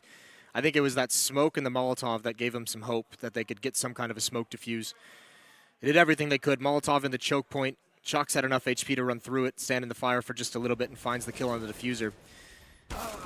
Now SK, they are just kind of relegated back to a weaker arsenal. No armor, no nades, some upgraded pistols to see maybe if some magic can come out, but it's a desperate situation. Yeah, this is the sort of worst case scenario, especially when it's in this late round position. At least if you sort of got a few more rounds, then at least at this point your loss bonus would have built up and you could get maybe a few consecutive buys. But for them, it's one of those positions where, again, they sort of get the pistol, they get an extra couple, and then they get reset right near this end point of the match. They have taken quite a bit of control at the moment over towards this B site, and G2 have actually hit B far more than they've hit A thus far, but a lot of that was down to the pistols and trying to get that close-range battles in. Whereas now, well, obviously they've got the AWP, the utility, all the AKs on the other side of things, so they're taking a lot of control themselves. This could get interesting, though. MBK, if he loses this rifle, and that's a nice peek out, Cold will open the door, finish him off. Taco's still on the site as well. May be able to do a bit more damage over towards this one player pushing in. Body doesn't have any idea, but he turns around and takes his head off anyway, leaving, well, actually the majority of players over towards this B site. They should all be spotted, but it doesn't matter. Body's cleaning them up anyway. Fallen will get himself one. They know exactly where the final player is for this SK side, and the bomb, if wanted, can rotate away. But in fact, Shox is just going to wait and finish him off as well. Incredible how patient G2 was that entire time. I mean, they just knew they have SK by the balls at this point, right? They're just waiting for some kind of a play to be made. They know it's all SK really had was to maybe catch him off guard. Also, MDK dying, I mean, that's a nice stack from SK over in the bottom of the stairs, but 3 players there gets all the information. And again, another impact performance from Body in that round. He's been great for G2 in this game. 20 kills, so does NBK. MBK quietly having a very good game. Shocks and Still Kenny only at died 19. 7 times. This is the star power. I mean, this isn't even anyone just completely going off. This is a very well-rounded G2 we're seeing in this match. AWP will now come out for Fallen. This glass cannon. The rest of the team still, utility-wise, well, a lot of it's being burnt out, literally, in the early seconds of this round. I try and deny any fast pushes that will attempt to come in from G2, but they've been very passive so far. May see a little bit of a spot from Apex as he pushes towards first position, but actually he's just going to duck back down the connector, and with 3 players already built up over towards this B site, it may just be a hit over here again. I was so close to just being a free kill for Apex. He ends up losing it. The timing was with Fur there. Op covering G2 as they make their way through Monster. Taco's here, but he gets deleted. Again, it's Body. We're going to keep calling his name out apparently in this game. Cold with a response, but there's NBK. Now pressuring into the site. Coldzera up top gets one more. Holding down the fort. Kenny and Shocks with the 2 AWPs. They're still very, very far back, but still dangerous as they progress. And actually, up until this point, they haven't spotted the bomb, but that will be it. It's been seen, but only for a second as Coldzera is removed from the map once again. 35 seconds left on the clock. You do wonder if there's an opportunity to rotate back if necessary, but it seems the CTs are just going to be gambling on this B site. The remaining Ts haven't shown themselves again, though. So they're trying to almost play these mind games, suggest to the CT side that they could have gone back towards this A site, had that little bit of extra time, and it is working. For a second at least, starts to rotate back away. Shocks has picked himself up a rifle. Phelps, it's on you, buddy. You got to try and find one of these kills. And Kenny is actually just jumping up at the moment. Fur taking his time to rotate back in, but Kenny with a lovely shot. The bomb, however, has been dropped, and that's it. Fur can just run away. Kenny will save his AWP, but it's won by Fur from that single kill. Yeah, but great job delaying for Fur to even get there in position, and obviously that one kill comes out. The kill from Kenny, it looks great, but just as the time comes down, just no time to get the plant in. Nice job from SK. I mean, they're just hanging on by their nails, aren't they? 3 UMPs into this round. G2's going to have another buy. Their money's now very, very low, so an opportunity for SK to close the gap, maybe get back into this. But they have to win a round here where they have enough players survive. They can't be forced into rebuys again. And when we already know that G2 are very willing to try and bring these pistol wins to keep their money as low as humanly possible. They really haven't had too much of a goodbye at all. And Shocks, just the solo plays, once again, gets that first pick, and there is no chance for a trade. You hate to see it. In case you get, I don't think we saw it on the stream, but Cold's just jump spotting over at the B bomb site. Shocks just nails the precision. MBK actually, no, he doesn't seem to have caught anything there. They're going to be given long for free once more. There's actually only one player there. There is some aggression coming out from Phelps as well through the connector. But with Shocks still remaining around, the timing is just going to be horrible as he tries to pop back out. Shocks will end his life. And with 4 players now making that push, there's only really one man here who can try and stop. Well, actually, the second boosting. Shocks is so on point, reading the game magnificently there. Mindful of his flank, extremely focused. NBK does go down. Fur and Fallen had a boost out towards bathrooms. That's going to punish him. And look at G2. Instead of falling back, they want to push the issue. They know it's a possibility that SK's out of position, and they are. Fallen with the UMP is the last defender here. Flash up into the air, but still G2 not pressuring. Shocks watching his flank. More of that game sense coming in. Is Taco going to walk right into the trap? He is, and he loses that fight. It was close. Shocks is brought down low, but it's a 1-on-3 for the SK captain. Behind the smoke in the site. 15 seconds left. He's got the timer on his side if he can make some kind of a play. Jumping through the smoke, though. Kenny's ready for it. What a way to end it. G2, 16-8. A dominating performance off a blisteringly strong and aggressive CT half. They're going to close it out, and the super team is really showing us why we call them that. Yeah, no, they looked absolutely incredible. Their CT sub was very good. They were confident throughout. As to be said, like the amount of times they brought up with the pistols and were still able to drop 3 players, even with the sort of string of rounds we saw from SK. The second they lost 1, they were instantly back to problematic circumstances and then reset after that. They never really gave them a chance to get a proper foothold on their CT side, and that's not something you see too often from SK.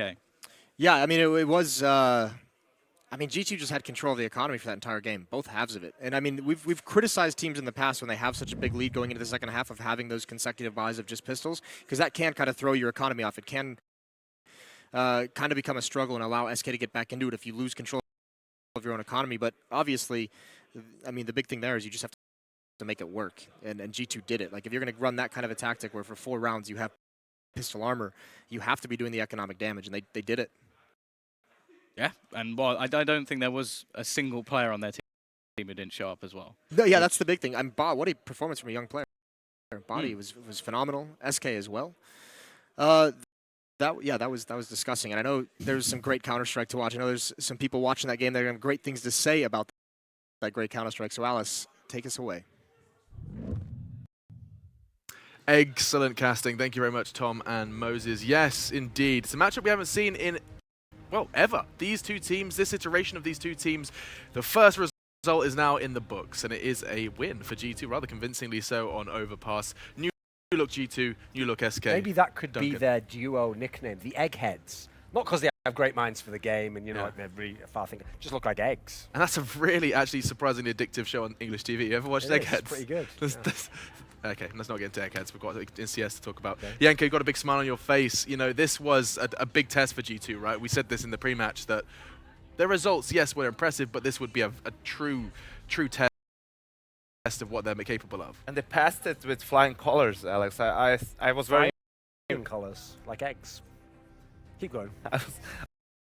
I was very impressed by the level of CS that they displayed. Yeah. In my opinion, one of the hardest things to execute in-game is being aggressive as CT, but mid-round, you know. Once you figure out what the Ts are doing, once you lose a part of the map, then exerting some aggression to retake it, to regain map information, map control, to create an advantage in numbers. That's extremely difficult to execute properly, to pick the correct part of the map and to do it in a correct way. And G2 did that for the better part of the first half. They would just be able, time and time again, to find information, find those picks, when it was already like 50 seconds into the round. A lot of the times they would flash body out outside B, outside Monster to get information. That you can see even this aggressive peeking by Kenny S, that's also a way for you to be aggressive in the middle of the round. So that made it extremely difficult for SK to do anything on the T side, because they would just start getting map control, they would start setting up for an execute perhaps, and then they would just get crushed. And crush, I mean, it's the operative word. What is so beautiful about this, Duncan, while we are on the topic of frags, is just how much of a team effort this was. It's been a long time since we saw a team with Kenny S in it, a team with Shox in it, a team with Apex in it, where it wasn't one particularly overwhelming frag leader. Yeah. We have, here's the scoreboard, 23, 21, 21, 21, and then we have 16. Like, that's just... I mean, I actually think when I've been watching these G2 games in this tournament, that some of these players would have dropped 30 bombs. It's just that they didn't get a chance to, because, you know, a teammate on the other side of the map actually killed people. They didn't get a chance to get that retake or come back in from behind or something, you know. So, I mean, everyone's playing on an insane level. Like, the funny thing is, you look at people like Kenny S, he didn't have, like, monster numbers, you know. But the point is, whenever people did come to his site, he pulled off all the flick shots, all the highlight kills you wanted. He looked really, really like he was dialed in. Same with Shox. He's had a bunch of snares. Even if you put Tech 9 in his hand, he's getting all the kills, it seems like. So yeah, I mean, at the moment, it's easy to say the whole confidence thing is that. I always think people get, especially some of the French players, get that, like, in the wrong order. I think the confidence comes from when your team's like this and everyone's rocking everyone, you've wrecked everyone in practice, you come to the LAN, everything's working perfect. Yeah, you're going to be incredibly confident. I don't think it goes the other way around, you know. So it's funny to think that 3 of the players in this team were in Envious recently, and aside from Kenny, the others looked very listless in that team, you know, almost like they had no confidence in themselves. NBK probably had the worst 6 months of his career over the last period in Envious. Now everyone's firing on all cylinders, and it's not even like SK was totally out of the game. I mean, the kills were decent enough. Like, Coldzera was in there in the first half, but they could just never overcome this on a map that they used to own this map. Absolutely, they did. And we saw them, in fact, own this map versus Fnatic yesterday, didn't we? We saw SK can do on Overpass. However, I mean, this is where I believe the question to you, Yanko, is are you aboard the G2 hype train regarding this tournament and indeed 2017? I mean, surely this is enough evidence. I think it's very difficult not to be aboard the G2 hype train after the series of performances we've just seen, unless you're Moses, of course. Yeah, he did predict them not to make the playoffs. I just want to reiterate that again. So we still have to see. We still have to see them play a full best of 3 against, you know, a tier 1 opponent, see how deep their map pool is. For example, if they face someone like Astralis, like VP, who can realistically play 6 out of the 7 maps in the pool. But besides that, when you just look at their game, the way they're playing, both as a team and individually, everything's on point.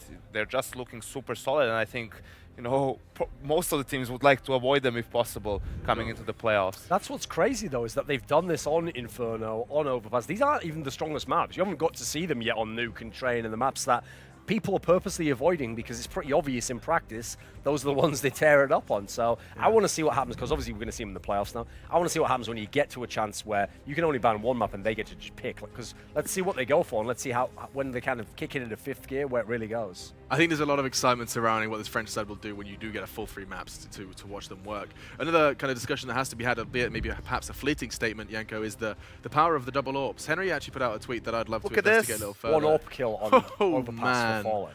There he is, 15 Kenny to 1. v. Talk about Fallen. getting out-topped. And that's even what you mentioned, double AWP. That's even with Shock stopping as well. So in total, the amount of kills that those two had, another unfortunately poor performance from Fallen. But this one I don't even think is like, you know, I think they were just getting outplayed, that he couldn't even get that many realistic duels that then he lost. I think he was always, as was the rest of his team, on the back foot. And just talking of Fallen's performance, I wanted to investigate his ratings and how they have been as of late. We talked about his drop off. The numbers do back it up. In the last 6 events, he has had 1 positive rating. And in contrast to that, prior to that, when SK were at their peak, it's hard to see a single negative rating. I can see above 10 in a row consecutive events with a positive rating, the last 6 of which he has just 1 positive. I mean, that's an indication himself that he personally has dropped off, perhaps in line with SK. Yeah, and if you look at them as a team, they have become a rifle team. Like, he tries to AWP, but because he's not having any impact, that means like, for Phelps, these guys are the guys who have to, with aggressive plays, win you the game. Whereas that's not the way SK ever used to play. They used to be that unit that took over an area, and then they could make a different play out of that. Cold Zero could just call something, but there was like a structure to it that you could. It was mechanical the way it operated. Like one piece fitted into another, into another. At the moment, they have to hope that their fraggers are hitting shots and they make plays. That's how they win the map at the moment.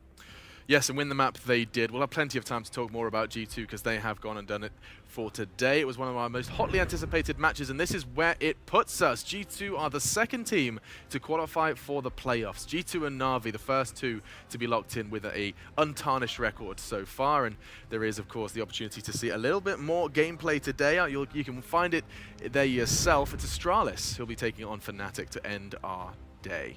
Could be a fantastic one. We get to see the Scandinavian affair after our break, so please do not go anywhere. One more game of Counter-Strike, one more map to digest and enjoy after a quick break.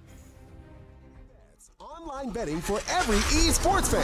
Dota 2 and Hearthstone, CSGO and Overwatch, StarCraft 2, the choice is yours. Express bets for multiple matches or live bets on the game you are watching right now. Know your way around Dota 2? Make a prediction for picks and bans. Playing CSGO? Guess the number of rounds in a certain match.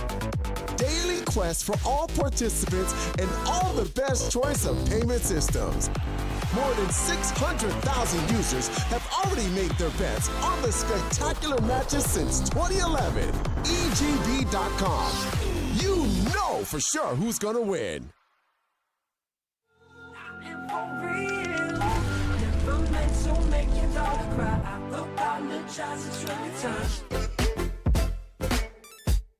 Yeah. Thomas Jackson. Yeah.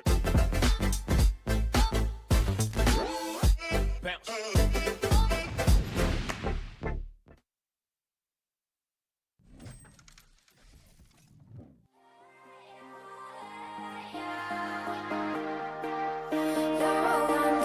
Just like me.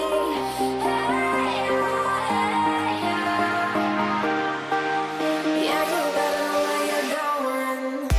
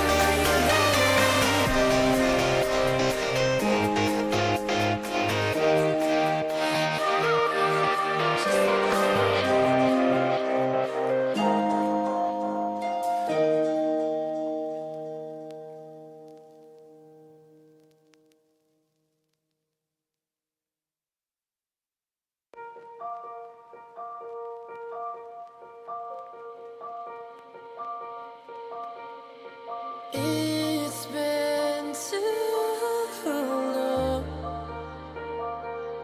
with too many wrongs. What have I done?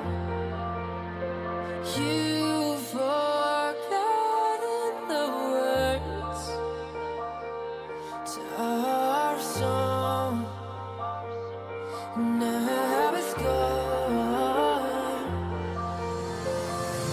Take it back just for one night. Take all the wrongs and pretend that we're alright. Feel the rhythm in our souls, let them entwine. 'Cause you know what you do to me. It's not fair, I don't care. Take you there, make it mine before we're out of time.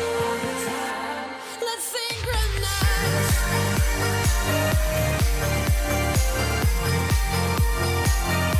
Let's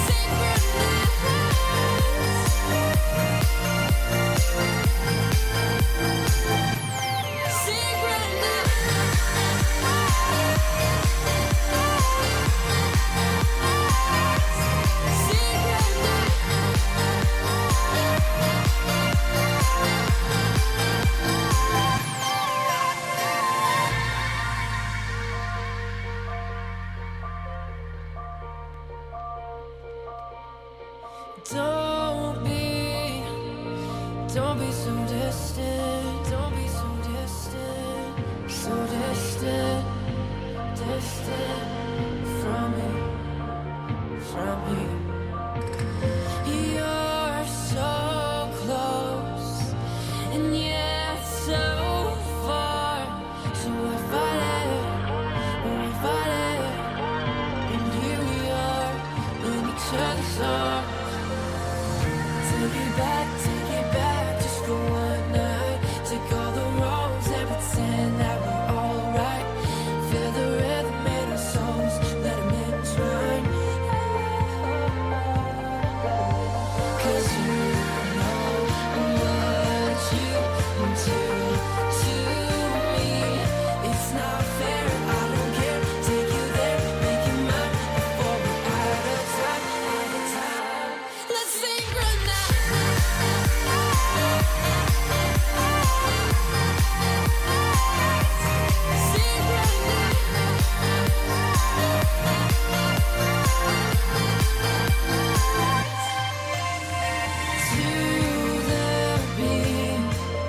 Come on, step with me. Let our bodies sing in harmony till the morning light. Synchronize.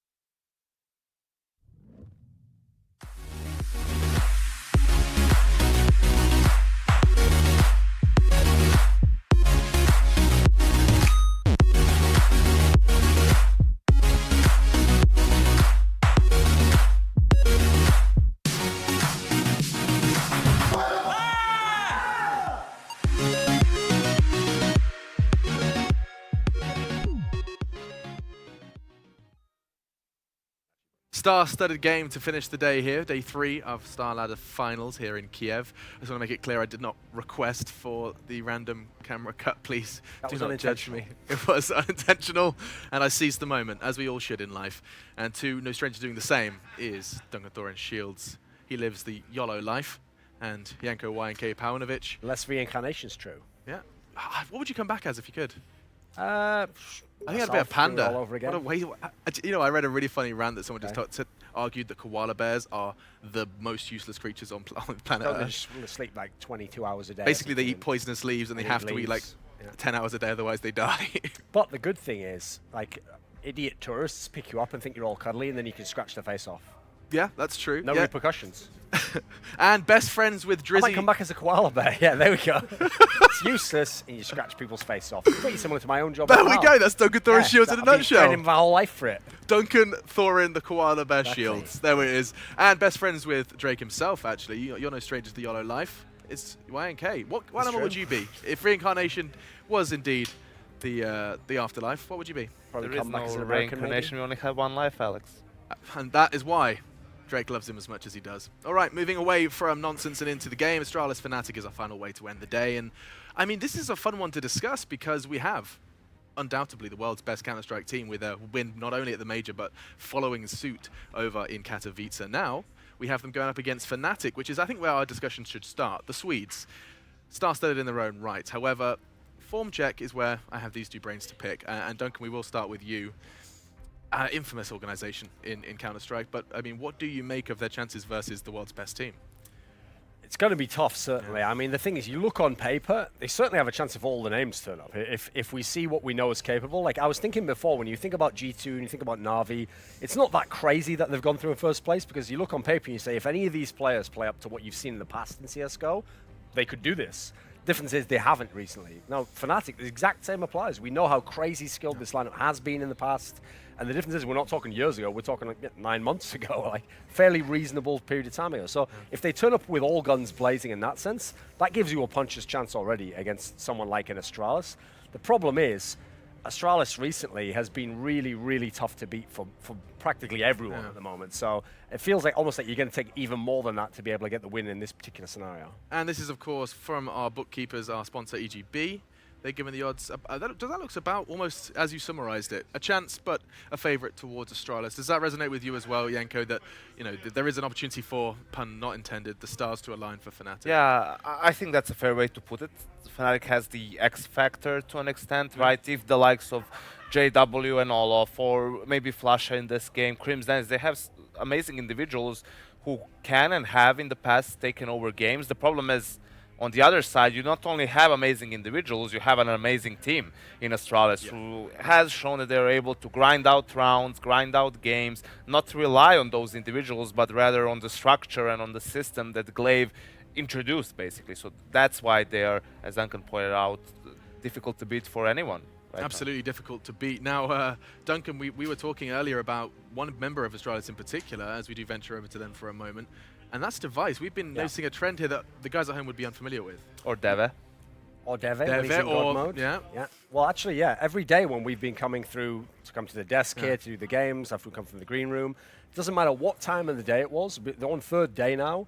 Obviously, you only play one map per day. So actually, a lot of the teams turn up and they watch, they turn up a little bit before the practice, or maybe they have a scrim organized, you see all of them at the PCs. But if they play early in the day, they go home after that. Or if they play the last game of the day, understandably, they don't show up on game 2 when there's 8 to play in a day. And Device, the entire time we have been here on these 3 days, has been in the venue, and most of the time he's been sat at his PC by himself practicing. A few other people have done it as well. Actually, I saw Shocks doing it quite a lot as well. So Getter did it after the game. Yeah, a few of them. So it just really shows you, though, like the mentality of some of these guys, where most of us would already look at them and go, these are some of the best players in the world. You just have to kind of maintain that form. Whereas they're actually always working to try and work on something different, improve in another way a little bit. Yes, indeed. And those improvements have been coming leaps and bounds for Astralis as they have continued to cement themselves as victors. And in fact, you know what? Fnatic have had a real tough challenge trying to beat Astralis into 2017. They've met 3 times this year, both at the Major and in Katowice. If one I understand, it was close, but no cigar. All 3 wins going the way of the Danes. What's changed then is the question. What's going to suddenly change the result in favor of the Swedes? And that's why the odds do lean towards the Danes. Yeah, and also you've got to throw in Fnatic's map pool. We're gradually kind of getting a sense that it's not that bad anymore. But Astralis, they have a rock-solid map pool. At the moment, not a lot of teams out there can kind of bully them in the map pool, kind of force them into any picks they don't want to do. So that's another factor, actually, that gives Fnatic a chance, is if Astralis is willing to play them on one of the maps that actually Fnatic's good on, which they may well be willing to if they want to think, hey, we want to tune this up for the playoffs. But if Astralis rather really want to go like the tough route and say, we're just going to force you to maps that we think you're not as good on, they absolutely could do this. I mean, when in a best of one, is it not safe to assume that the team with the deeper map pool has a high advantage if they don't take a risk? There is, but you have to realize, like I say, that every now and then teams just do this. Like, I mean, an obvious example that is absolutely alien was in DreamHack Vegas, where the guys from Virtus Pro, who admittedly were on a win streak on Cobblestone, just said, okay, Gambit, who we only know can play one map to world-class level, let's just play that map, shall we? Now, I admit that would be incredibly boring if you then beat that team. That would look really cool, but you don't actually get any more money for being cool, believe it or not. I mean, in my own career, I've learned that, it's also about other factors. So, you win just as well on their easier map. So I feel like in this particular scenario, it might happen in as much as Astralis. We know the history between these two teams is there's been some disrespect gone back and forwards. And maybe if you're the ones on top now, like Astralis, you want to say, hey, we'll play one of your maps that you're good at and beat you on it to kind of really send a message there, because we know Fnatic's a team that lived off intimidation. So if you can kind of show them that that doesn't exist anymore, maybe you do that. But personally, I mean, I like the old approach that Carrigan, for example, has always done this. If it's up to him, he'll always go to the map that you don't want to play, basically. He'll go to one that's like your third best map, but they just don't play it much, and he'll say, let's just play that. It's the smarter approach, Absolutely the smarter approach, and when it does come to, talking about smart and intelligence, this is where I ask you, Yenko, are Fnatic in exactly the same place they were in regards to their attitude to the game, which was, and always has been, we've just practiced our individual skills. What did you do before the major? I just played some Rocket League and, practiced some aimbots. Are they still in that attitude that did admittedly get them so far? Practiced aiming versus bots. I just want to clarify that. They didn't practice with aimbots. No, the workshop map, aimbots with a Z. Right, that's what I was. There we go. Aim underscore. Specification is probably clear. Yeah, I think they came to a realization that that attitude will not get them titles anymore, and that was a different Fnatic team prior to the major as well. They made changes after that, so I wasn't really impressed with what they shown in Vegas at their first tournament, because Fnatic as a team was never relying that much on crazy strategies or something that you need a lot of time to practice. They had good chemistry between the players. Everyone had and still has great game sets, and they just played off of that. But you could see them even getting tilted in some of those games, and I was actually curious to see if they would be able to overcome those obstacles. And then immediately at Katowice, it looked like a stronger team, and it seems like they're actually, with time, they're progressing and improving, both individually, relearning how to play with each other to an extent. Yeah, it's a learning process for Fnatic, and actually we get to hear what one of them had to say ahead of this one, because, I mean, I think it's always interesting to hear what the players are thinking going up against the world's best team. Where is their confidence at, and more? Let's check it out. We faced Astralis last time at Katowice on Inferno, and we lost that match, obviously, but it was just a throw from us. We lost like a 1-on-3 or 1-on-4 against Sipnix, I think, and it shouldn't have even got to overtime. We should have closed it out like 16-13 or 16-12. So we don't have the mindset like we're scared of them, because we knew we were better than them, and we should have won that game. So our coach has watched some demos and gonna prepare us guys just before the game, and yeah, I think it's gonna be really close, but we're gonna win with like 16-12 or 16-13. Yesterday's match went pretty bad for us. We chose to be on T side and we didn't get our game going, so it was kind of a tilted mode on the T side, but we never gave up, and we had still the same feeling like it was a year ago when we were so dominant, and we didn't give up, and we had the mindset that we could do the comeback, and we got a few rounds. If we got like 2 or 3 more rounds as a team, we'd have done the comeback. So it was a good and a bad experience for us. In my opinion, the guy who stood out the most in Na'Vi was Guardian, I must say. He took really crucial kills and, yeah, was really on point. Some compliments to their adversaries, Na'Vi, who did best them over on Overpass. stating that it was their T side and starting on the T side that indeed was their downfall, not being able to get things going. But he did use a word that I'm unfamiliar with hearing from Fnatic, and he used the word tilt, Yenko, suggesting that we got a bit tilted. And I mean, I was just quickly clarifying during that interview, it was Fnatic who were infamous for this Fnatic timeout. It doesn't matter what the score was against them, you give them 3 minutes to center themselves, and they were very much a force to be reckoned with. It doesn't matter what the scoreline was. We keep talking about getting back to where they were. That's probably an integral ingredient into that process. Absolutely. I mentioned it. We saw it in Vegas. It was that Gambit game, actually. Yeah. We all remember that Olaf Meister rushed down the banana with the AWP God, yeah. all the way towards the tier ramp, pretty much. So it seems like it can happen to them every now and then. I mean, it wouldn't happen to them all that often before because they were just dominating everyone. So they wouldn't be put in a situation where they were losing actually silly rounds due to their own mistakes and miscommunication. Usually they would only lose rounds by being outplayed most of the time. So you don't really go on tilt because someone had a crazy round. You go on tilt because you messed up, you made a silly mistake and lost the one round. That's what gets you. And that's when you should take a timeout. They haven't been taking that many timeouts as we were used to seeing them. And I do kind of like that we are going to start doing a bit of a compare and contrast between the two. You know, if we had two columns and the similarities and differences, Duncan, there is quite a lot in terms of raw structure. I mean, Fnatic seems to have a bit of a kind of retro structure to their team. They're very much 5 players. Most of the decision comes from them. Yumpy or Jumpy, depending on where you're from, will make, add a couple of extra bits in there. And then you've got Astralis, which is like 9 to 5, going into the office, sports psychologist, coach, ex-player. You've got a lot of differences between the two. Well, I think one of the key differences is Fnatic, the reason why I think they want more autonomy man-to-man, so they get to kind of decide what they want to do, is because they're players who identified themselves very strongly as what their best skills were. So I think Olaf Meister was the ultimate playmaker. You let him do whatever you wanted. JW was the wild card. You just let him go free, and he was kind of like the distraction sometimes. In the past lineups, obviously, Flosho was like the more stable player who kind of played within the Pronax part, and then Crims was just a very solid rock. You could just leave him somewhere, go away, know he could take care of it. So actually, everyone could play themselves and win like that. The difference is in Astralis, they had a whole year or so where the same players were in the lineup, but they couldn't figure out how to best use themselves. And if one player did this one game, then it didn't work the next game, so they would try and change it up a bit. So I think actually Glaive coming in, figuring out the roles. Instead, if anything, they're more apt to want someone else to tell them the role to do because they know it didn't work before. And then now that they're winning, especially, that kind of keys you into the idea that, like, okay, I'm going to stick with what's working. I'm going to stick with the system. I'm going to keep going back to that, even if I'm personally not having a great individual game. Whereas I feel like a lot of those Fnatic players, I think they kind of are living in the past a little bit. They're still thinking that they can just all magically wake up tomorrow and it's going to be like the middle of 2015 and they can just do all the same stuff again. Whereas it seems quite unlikely that's going to be the case. I think they definitely had to realize how, I don't want to say lucky, but how great that team was and how foolish it was of them to actually disband and make that initial shuffle over a couple of, bad results. They were always top 4 except for Columbus, and then they were top 8. Pretty much. So now they realize it's going to take a while and a lot of hard work for them to come back to that level. A recurring theme on these desks actually is, when we are talking about teams like this, it's time. Give it time. See where this gets them to, and that's why we're also excited to see how this year does start shaping up for Counter-Strike and how the teams do end up leveling out towards the end of the center of the year. For now, though, let's head over for another interview. We've heard what their opponents have to say, but now let's head over to the Astralis camp to check in.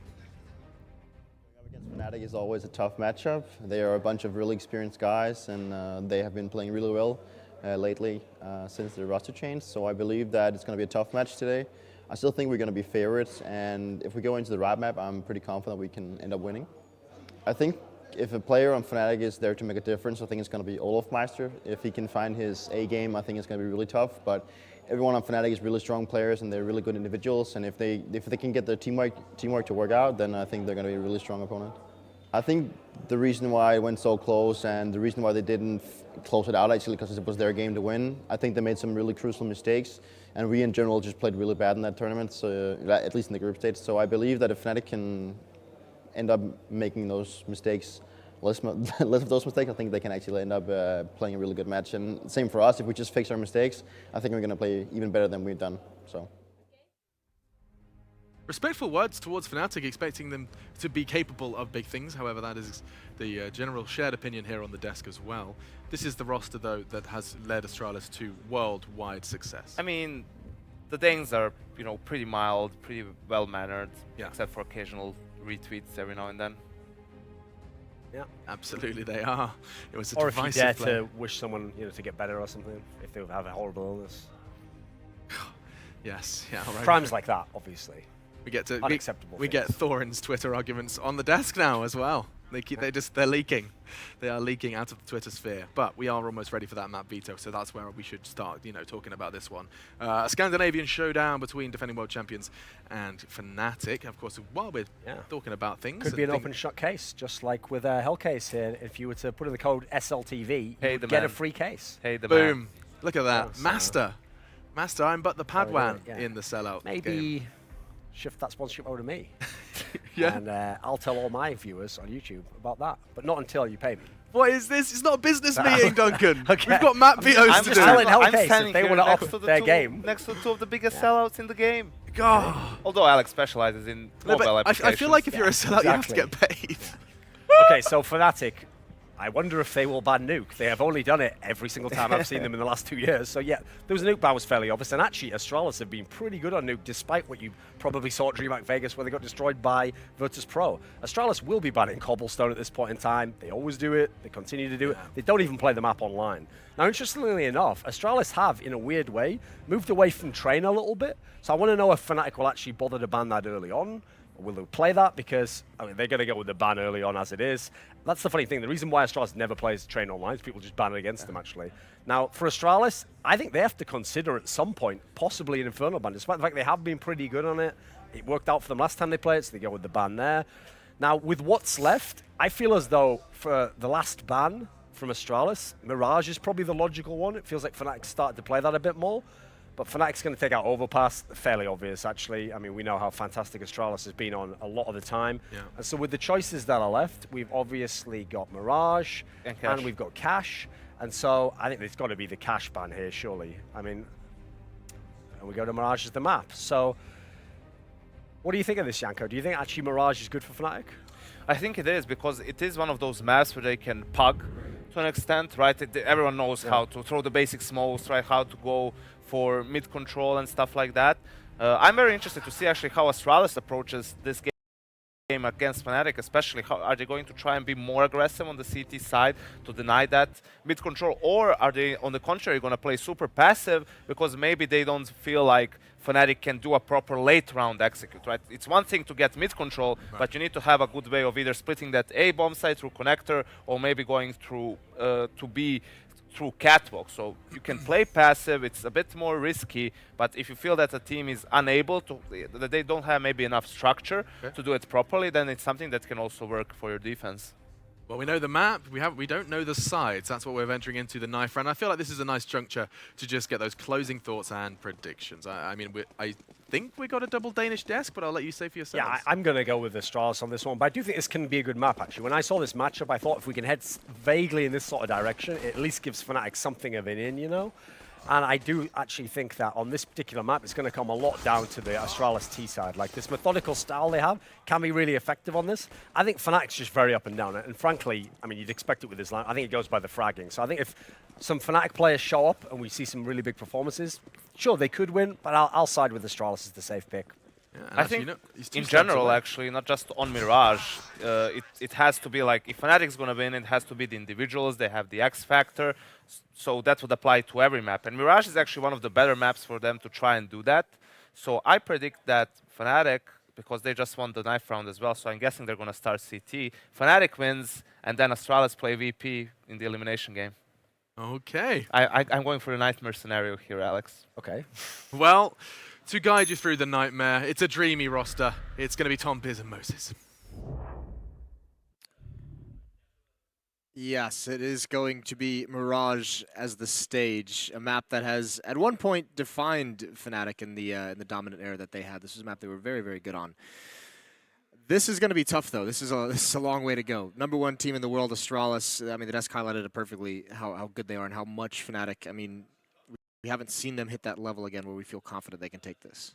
Yeah, I do feel, though, even like when they had their split, even for Godsent, this was the one map where you sort of looked at them with, like, when Crims was in that roster, that this was actually still very, very good. Their CT side was phenomenal, and they actually played against Astralis on this map and had a dreadful T side, I think it was at WSG, and still managed to pull it all the way back. Now, that was before we had all the changes and Astralis really became that dominant roster that we see before us now. But at the same time, this has always been a map that you look at these guys and say, okay, they can pull these sort of changes off. And I wouldn't be surprised to see Astralis have that sort of nightmare scenario. It used to be the way they had to go through. Like, every time they go into this sort of bad situation of playing against one of the biggest teams for an elimination stage. Yeah, I think they're going to be. I think they're going to be happy that at least at the moment, Fnatic still just hasn't looked like they've hit their peak. So they'll be happy about that. But I mean, Duncan brought up a very good point of Device and how much work he's been putting in, like at his computer every day, all day while he's here. Insane preparation that he's been putting in. Obviously, though, I mean, the interesting thing about this map is, well, yes, Fnatic has been very, very good on the past. Astralis kind of like reinvented a way to play it, where, you know, there was this mid-heavy kind of meta at the time, and the Astralis players kind of changed it to where you didn't, as CT, you didn't have to challenge for mid. You could let them have mid control, and and they were one of the few teams who could really do a good job of containing where you could go from there and just stopping you from going anywhere after you got mid control, which was very creative, very difficult for teams to play against. So, going to be interesting to see what they decide to do here. I thought Yanko's point, you know, see if they're going to be aggressive on the CT side was very, very good. A lot of options available to him, so I think this. You have to put it down to Device's opping. How effective is he going to be? He's actually tagged as Sun Device. Sun Device. So a little bit of maybe the battle with the Nightman. The Nightman cometh. We'll see whether or not he can actually pull that one off. Of course, as you said, I think mid-control is definitely going to be an interesting contention. And like the counter-op on the other side, will it be like the sort of flashy JW plays of old? Or is he just going to be countered straight out of the game? Like, do you think that he can get back to that level that we saw quite a while ago? He's the X factor, right? He's the opera where if he comes out, the impact he can have, just those plays he can make, the space that it creates is so deadly, so difficult to deal with. So.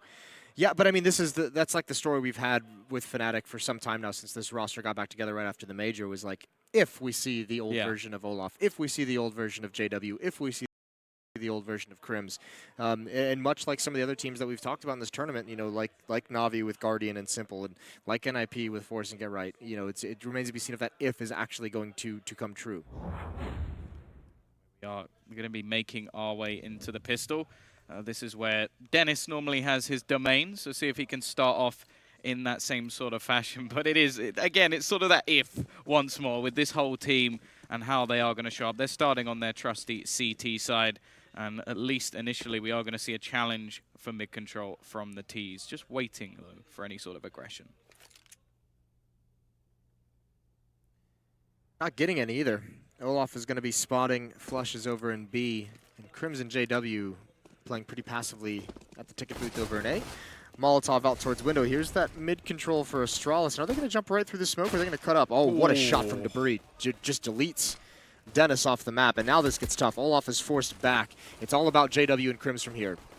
They've already been smoked out of the site. There is still an open position over towards the CT side, and well, it looks like the Ts are challenging for now, but the bomb has gone down. Every single player from Fnatic coming in from the same angle. They're going to bunch up, try and get themselves on, and Crims is actually going to find that first kill back into the side, but the after-plants are very good at the moment from this T side. They've just got things planted, but the defuse attempting to come in already. Crims is just going to go straight for it. He's only got a second left on the clock, but he goes down. It's not happening at the moment. Flusher just trying to get back in himself and go for the defuse, but that was just a last-ditch effort, and Astralis dominant in the pistol. Yeah, that was desperation smoke from Fnatic. They didn't get the kind of success they wanted on the initial hit. Obviously, Dennis goes down so quick.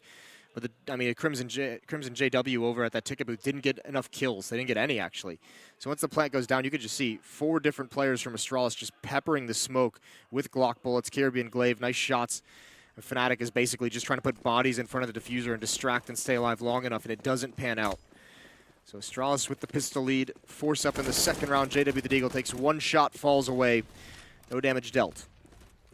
Heavy investment into SMGs this round for Astralis. The one ranged weapon will be on Kyobi, and it's been used to try and take control of middle already.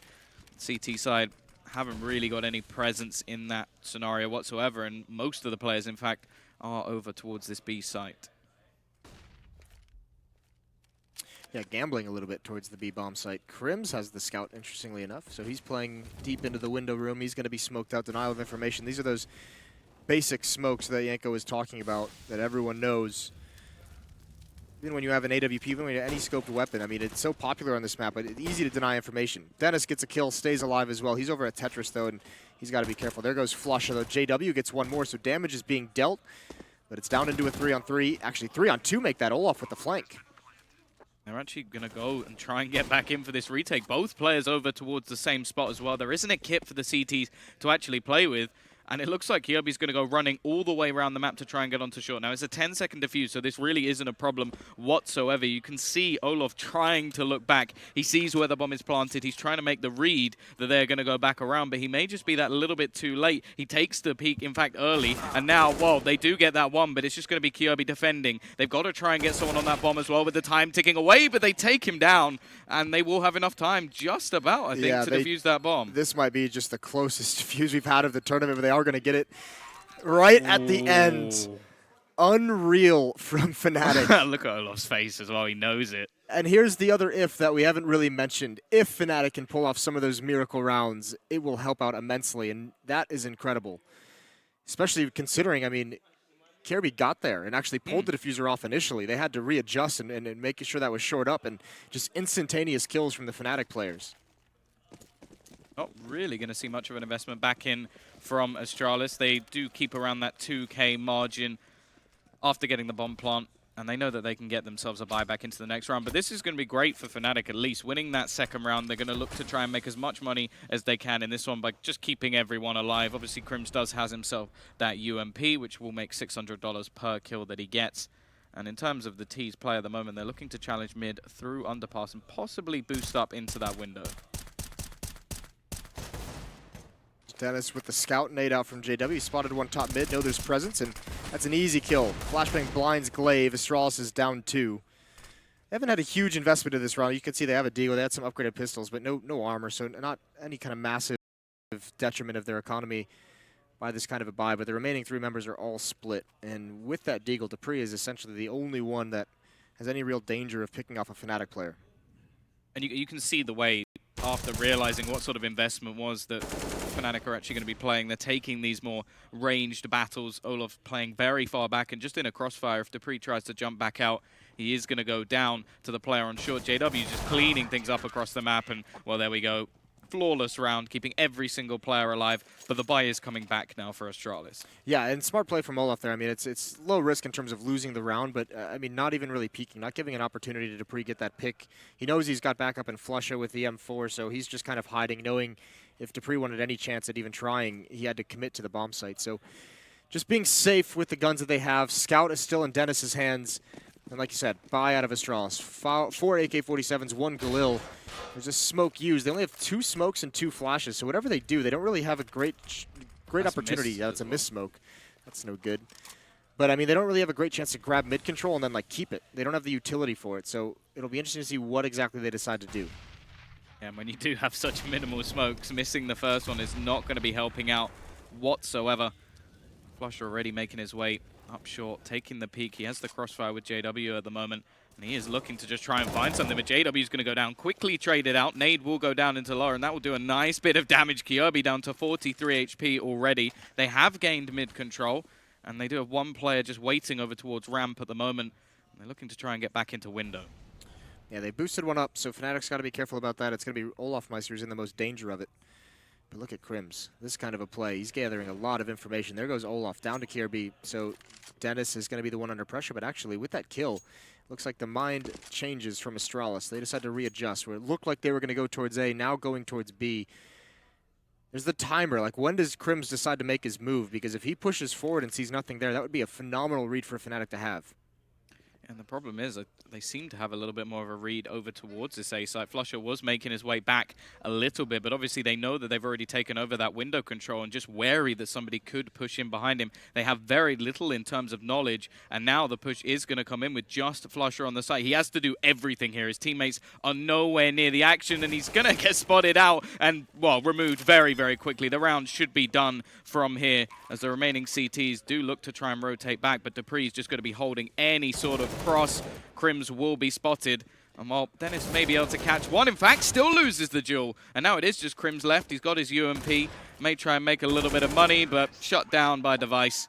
And Astralis back. Yeah, nice round from Astralis. That one kill on the rotator in mid was everything. That was huge. So 2-2. A little bit interesting, though. I mean, a little bit, we're not seeing out of Fnatic trepidation to kind of make plays. Crim's in that Palace for a long, long time, never pushing forward. Just holding it in case, I mean, obviously believing that they were going to come back towards A and maybe looking to catch people off guard in Palace. Doesn't pan out. 2-2. Good trading from Astralis and a good win on a round where they didn't have a whole lot to work with. What is going on with these smokes? There's a second one just left in the spawn. That's not good. Couple of mistakes being made, and well, it does mean that they're not going to have anything to block off that window push, but luckily Glaive's going to be absolutely fine, and they're just going to go aggressively towards this B site. Olov is the man to watch at the moment, as he's the only person to defend off, trying to hold back, but Dupree with the entry takes him down, and now they're fighting to try and get back in. Dennis going in alone, manages, well, not even that. Dupree gets another one, and the remaining 3 players, this time they don't have a buffer. They don't have any extra money. They have got to save. Normally you see Astralis establish some kind of a pace before they really switch things up and go for that kind of very, very fast B play, but this time completely catching Fnatic off guard. I mean, it's smart as well. Once they get into the site, Dupree just wrapping around that site. You have to clear out that position Olaf is in. Even Dennis couldn't really recover, and they beat the rotations. A little bit unfortunate. I mean, it was just kind of a blind out call and tactically, because Fnatic had a lot of manpower pushing into Palace. It was Crims and JW working to clean that out, working to get that information. And it just doesn't pan out this time. But 3-on-4s at the moment. Device is not really committing to taking any away, not willing to push it and lose the AK-47, but still some things to work with on Fnatic. They'll buy up around these 3, obviously. Yeah, and a huge boost, it has to be said, for the T's economy, as they keep every single player alive in that round after Dupree's heroics over towards that B site. Now, in terms of the buyback up, we've got our trusty UMPs coming in for the CT side. Sometimes not even that much of a detriment, but we'll see if they can actually pull things straight back and continue to rack up rounds. Perhaps because the 2 UMPs, I mean, Dennis was over towards the B-bomb site last time, but actually, look at this. Molotov's at the top. Flush is going to be on Catwalk. He's blocked off by smoke at the moment. 3 players at A. Pull off over towards the B-bomb site. And this is time it's a little bit slower pace from Astralis. They don't go for the fast-paced rush, but they do have mid control. No ability for Fnatic to really challenge that. Yeah, so far they have been relatively easily taking over this middle control, and JW has to be very careful at the moment. It does look like he expects somebody to be boosted up in this window position, and I think he may have just seen the barrel of the gun. That's going to give it away. Kyobi this time not going to get anything done while boosted in. They are still set up over towards this A side. This split is on. They've got 2 players pushing in through connector at the moment, but Dennis up close could be absolutely perfect to counter the aggression of the bomb. And we are just now waiting to see when they're going to make their move. JW with the cross. Dennis, there we go. Bomb dropped. They know where this is coming in. The 4th player can rotate over. Zipix is also going to go down to the trusty ump, and the bomb dropped over towards ramp is going to make this so difficult for Astralis to get back into. Yeah, there's really not a whole lot they can do into this. Glaive's on low HP. He can't take point. Dupree's going to try and pick off Olaf. He does find a kill. They've got a chance here in a 2-on-3. Dupree's got to basically do everything. Glaive just playing support. No utility left on either player as well, but the setup from Fnatic, the 3 players spread out. They have eyes on the bomb as well. They've got everything covered at the moment. Flusha looking for this exact play. Is he going to be prepared for it? He is. That is instantaneous. No chance from Dupree, and Glaive just has to save. I wonder if they had already made the save call. I'm wondering why maybe Dupree even took that peek, because, I mean, there were only 12 seconds left. No real chance of getting the bomb. Yeah, no real chance of recovering there. It is going to be that trusty imp that helps them bounce back. Nice play from Dennis over towards ramp. They will be able to buy back up, obviously, that flawless round helping them out wonderfully. And we will see the entry of the AWPs. In fact, 1 on either side. JW picking up his trusty op, like you said. We'll see how aggressive he wants to play with that. There was a time when you could pretty much have faith that he would be jumping out the window, killing someone underpass, and just dominating from that kind of a role. This time, though, taking it over towards the B-bomb site. Likely, he's going to go towards the van. So Olaf and Flusha changing up the look of this defense. There's going to be 2 rifles on Catwalk. And there it is. Nice shot from JW. It doesn't even matter. The Device is waiting for it. And he's going to be holding the angle to try and catch out Dupree, but he gets away with that AWP. Falls back. The to take the pick himself. Molotov onto Zipix. Probably would have heard the damage done as well, so he will have to fall back. We do still have 2 players quite far back. Dennis able to get one, but is quickly traded out from Glaive. Crim's actually up towards the ramp at the moment, but the bomb in jungle. And did not spot that. He did. Now he will. Olaf's going to go running, and well, he's going to actually take down the bomb. That's a horrible position for the bomb to be in. In fact, can't really think of much worse. Well, I mean, that's incredible awareness from Olafmeister, by the way, getting shot at by the AWP and realizing he can still a chance he's getting wrapped upon. So the flank from Glaive doesn't work, and yeah, drops the bomb there. Tough spot to be in. Again, this almost feels like a round where there's really no chance for Astralis to recover, and it based on the position. Molotov forces Crims out. There's a nade, and actually the smoke hides the peak, but Zipnix wins it anyways, down to 1 HP. Again, Dupree with a teammate that's just, has no chance of creating action. It's got to be Dupree with this AWP, find some picks. I wonder where Bogdan's lore is in this sort of scenario. 1 HP with the AWP, maybe give that over, see if he can actually pick something up there, but they're looking like they may just fall out of this round. Look to save the weaponry. As said, the bomb is in just an absolutely horrible position. And in terms of money, there is potential maybe to get something on the board, but it's still not going to be anything particularly good. Yeah, I don't actually. I mean, Zipnix could obviously drop this AK and maybe drop a Galil or a UMP over. KRB can probably buy himself if they're going to go for something. Dupree won't have a chance of dropping anything, so it will be a pretty strained buy, but it is a possibility that it comes out. Either way, Fnatic doing a good job of recovering, not letting Astralis run away early on when they win pistol, then they won 2 after that, and Fnatic kind of stops them cold. And 2 rounds in a row though, where the bomb has actually been dropped in positions that very, very difficult to recover. Yep. So I don't know if that's something that needs to be fixed at the moment from Astralis. We have seen a couple of mistakes coming in terms of smokes, at least. I mean, it was a little bit of desperation in that play out of Glaive. He felt like he had to kind of make a move, had to kind of try and alleviate some of the pressure, give his team some kind of map control. Maybe a little bit unfortunate in that situation that he felt he had to do it with the bomb as well. But overall, can't fault him too much in that play, as it did seem like that round was pretty firmly in Fnatic's grasp.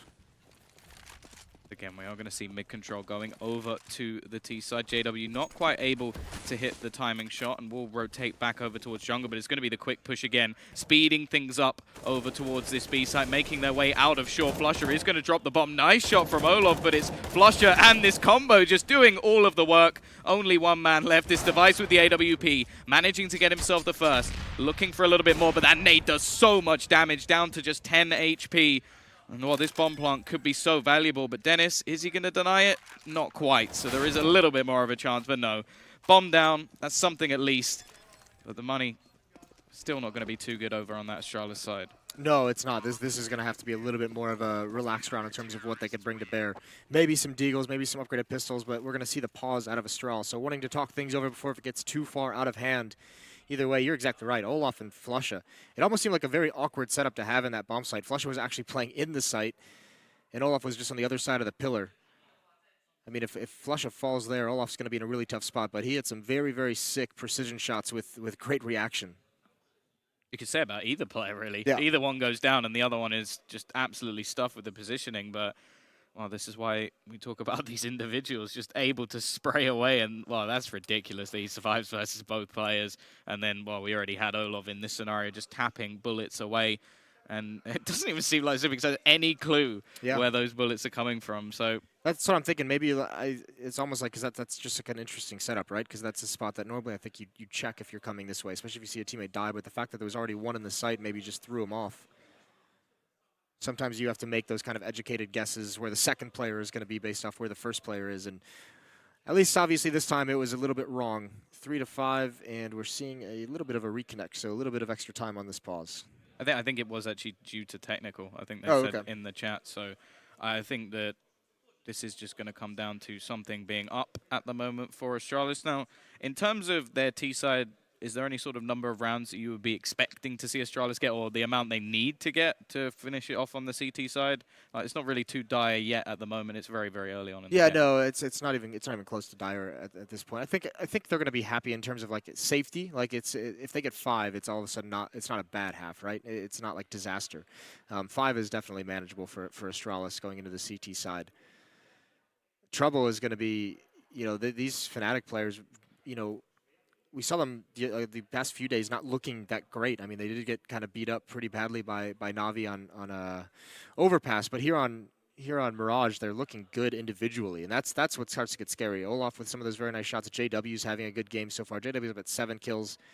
Dennis at 6, Flush and Olaf Meister at 5. It's only Crims who's really been, quiet in terms of 2 kills. Hasn't really had a whole lot going his way.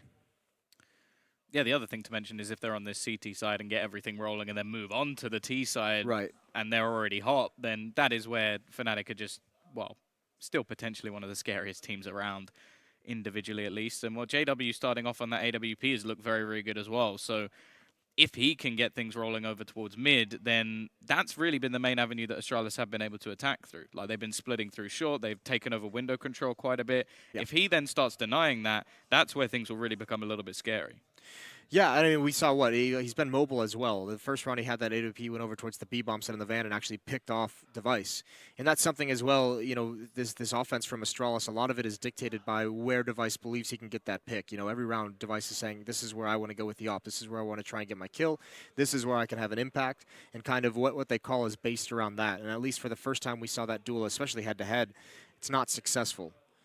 The unpause is in, so we'll get this underway any second now, as it is going to be still a full buy out of the Fnatic side. Astralis picking up some Tech 9's armor. Like we said, the economy is a little bit bruised on their side, but 3-round losing bonus, 4 rounds straight in the next one, so that'll help out a lot. Device saving up for that AWP. So just looking to do as much damage as possible. Fnatic haven't been able to build up a plethora of cash just yet, and looking like this time they're not going to challenge towards mid, not going to go for anything of the sort. In fact, it's actually Fnatic going in that direction while they set up over towards A. This could work out perfectly, as they're going to be smoking most of the players completely out of the site. Now, it does mean that Fnatic are pretty much set for a retake, but in fact, Dennis is still going to kill one before anything begins. Traded back, though, Device, and even gets himself a rifle, so he's just going to look to try and take further aggression, push towards this CT spot, but waiting as JW takes him down. Bomb goes down, so already a success for Astralis, making themselves enough money for the next round, but they're going to go rotating once again. We saw them attempt this previously. It is with the Tech 9 this time, but it does mean that really Fnatic are just clearing angles, and there is nobody there. They're all coming in from behind. Yeah, Caribbe's going to try and just be hyper-aggressive here and get spotted. Actually, unfortunately, Crims peeks out and he sees both of them, so they kind of know exactly what's coming. Smoke is down. I believe the defuse is coming in. Not quite yet, perhaps, but all the kills going their way. Glaive now, they know he's here. They're watching for it. Clever idea. Have Kirby kind of be the sacrificial lamb in mid and then Glaive follow it up. See if maybe you can trick Fnatic into a cheeky win. Doesn't work. Device is going to be back on the AWP with that plant, though. Yeah, and unlike what we saw previously, this time they just tapped the bomb, and then they waited for the players to come to them. They took the jewels rather than just trying to defuse in the smoke, so making sure that they were just cleaning things up in a much safer sort of way, composed, I could say, from Fnatic. But as said, that was a success, really. They got a couple of kills, they got themselves the bomb down, and now they have a very good buy coming into this. Has Dennis forgot armor? Can't tell if maybe that's a bug or... Okay, cool. That's not good. Couple of mistakes when you think of the smokes that Astralis. Couple of mistakes on both sides of these teams. So mid control again. JW's here in the ladder room with that AWP, just holding an angle. Hasn't had anyone exposed to that quite yet. Dennis and Crims both playing right around the balcony. Here's the slow strangle from Astralis, working the way 2 up connector, 2 up the ramp. Here's the execute. But in the meantime, we've actually seen Palace Control come in with 2 players there. JW will go down as he attempts to peek, and already we're going to lose another. But these 2 players are just going to wait. And in fact, Crims is going all the way back around. They're going to have 2 players in from behind. Bomb dropped. Dennis, there's the fact that he has no armor. That's going to take so much damage from that Molotov. And already we're going to lose Olov as well. The 2 players now both in from behind. But it doesn't really make that much of a difference. They're already going to be expecting a player to be around this area. And Device peeks out, misses the shot though. Crims gets himself back in, gets himself something. But I think from here on out, they are just going to look to save, especially considering Dennis has no armor. Yeah, nice work from Astralis. I mean, this time it's just using all the smokes, using them all to deny information, and they got up connector for nothing. I mean, there was no one from Fnatic there to challenge it, no one expecting it, just a couple free kills on the entry. Little bit of a bummer, Crims wasn't more aggressive on that A ramp, just because, I mean, obviously you saw Device, when he peeked back out to check the flank, he didn't think anyone was going to be that close. Once they knew Dennis was in apartments, they figured he'd be the one flanking, not realizing Crims was already there. So he had like a little bit of a window of opportunity, but I mean, it might not have mattered in the end just because Astralis was so dominant on the take. these fast-paced rounds actually catching Fnatic off guard. You think back to the other gun round, Astralis just kind of barreling their way into B very, very quickly. I think the only thing that could have really gone wrong in that round was just JW. If he'd caught them like at the right time when they ran through that smoke, it could have gone their way. But that's all just talking about things that never happened. Double AWP invested in Olov will pick up the secondary. And this time Dennis has invested into a little bit of Kevlar as well. Yeah, that's always good to see. Glaive in the top mid. He's going to spot out a lot of aggression. Gets one kill, almost recovered onto the second, but that's going to be the indication. That's the in-game leader saying, everyone come out AA bomb site right now. Make this execute happen. They're going to have control if they want it. 3 players of Fnatic in the connector. That is not ideal. They cannot make their way. A stream of nades coming their way. Dennis is not as blind as they would have liked, but Dupree gets the kill. They line up. Crims responds. It's a battle, though. Olofmeister and Spawn's got to do some work, but he falls, and now there's only 1 point of attack for this retake. Again, Astralis with this up-tempo playstyle punishing Fnatic. And it was just all down to that one piece of information that they found. However, Crim's still looking for something in this round. Going to go peeking towards CT. May just be hoping to try and hold them back in, but the bomb is ticking away. If they're going to make any sort of play in this round, it has to be quickly. And they are actually going to switch out to the M4, so they are going for this device.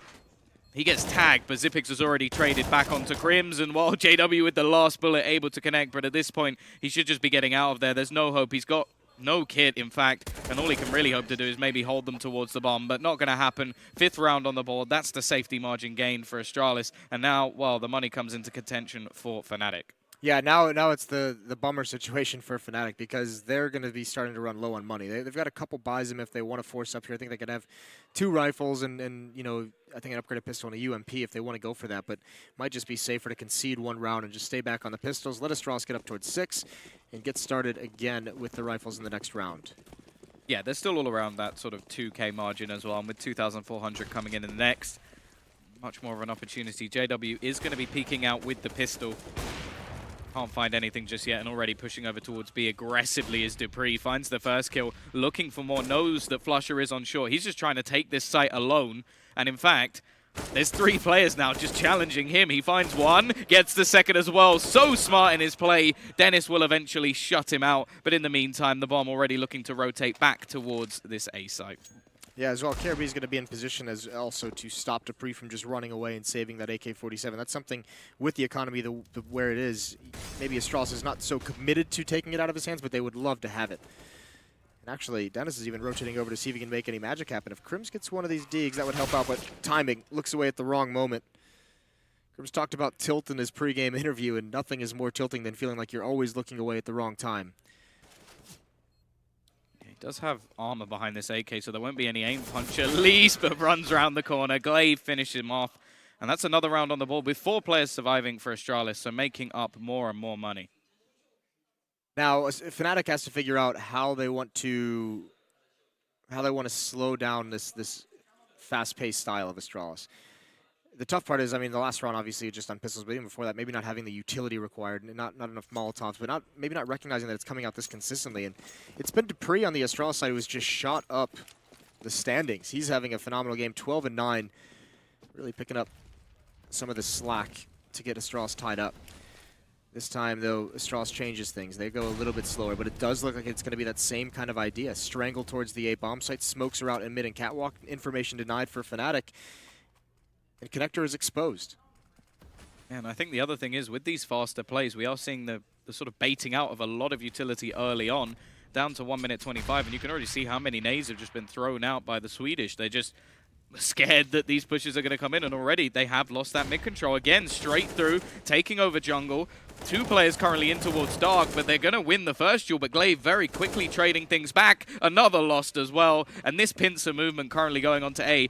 They just can't deal with it, Fnatic. They're not finding anything in these sort of early scenarios. And well, now JW, he's waiting. He's hoping that Dupree can make some sort of mistake and maybe give him a way back into this round. He will, in fact, just take the duel himself, and actually looking for Device, who's very, very low on HP. Maybe that nade will finish him off. It will, back to a 2 versus 2, but they don't have a kit to play with. So again, they have to move very, very quickly to get back onto the site. And it's not in the most default plant spot either, making things even more difficult for this CT side. They've got to spot out all of these angles. Glaive, he's going to add one more. The kit has been found by Olaf, but he's got 2 players to find, and it's not going to happen. Xyp9x will help string another round on the board for Astralis, and they're well on their way to winning this half. Yeah, really tough for Fnatic because you could see just a few rounds ago they tried to switch things up and at least eliminate the mid portion of this attack, but that round it was only Glaive at the top of mid. He gets that 1 kill, if you recall, but no one else is there, and that's when Astralis just takes the A bomb site with 4. This time, though, Fnatic plays 3 people essentially in a line, 1 on the site, 1 towards ticket booth, and 1 under balcony. And just when the pressure starts getting applied up connector, they couldn't slow it down, and that forces 2 players into balcony. And again, just players clumped up, and you can't really do a whole lot. So that kind of a defense as well, when you're stuck in those awkward situations, it's just kind of like you either dominate the round or you all just get cleaned out without very much success. And that time, obviously, no success. Now you have to start worrying a bit for Fnatic. It is going to be an 8th round likely to come in on the board unless these pistols can work some magic once again and maybe give them that little bit of an extra boost going into that second half. Of course, for Astralis at this point, they've been keeping quite a few players alive, so the money will be there and for the last couple of rounds as well. And they're actually not even going to opt to buy back in for an AWP. Just stick with the flat rifles. The likelihood is they know there's pistols coming in this round, so don't want to risk dropping an AWP over to that CT side, which could in fact change the round. And once again, just going to look for those long-range battles into middle, hold a default, and wait for aggression. JW's the one player at the moment for Fnatic that could really throw a wrinkle into this. Now, Device is pretty well hidden from his flank. And meanwhile, they would have to survive all this pressure put onto the B bomb site with just pistols. 2 players coming up catwalk. This is great from Astralis. Even on the gun rounds, it's teams working in pairs, basically. Duos working their way across the map. When it goes A, it's connector. Ooh. That's nice from Dennis. 2 kills. Can he do more? No. Fortunately not. Device in from behind is going to end any sort of highlight reel for Dennis in this sort of scenario. Now JW probably just hoping that he can get out with a weapon in this round, find something at least to be picked up. Again, comfortably taking over this B site, and, well, Device not even going to allow him to get anything done in this round. 3 players survive. Obviously, it's not really a problem at this point for Astralis. The rounds and the money is already in their favor.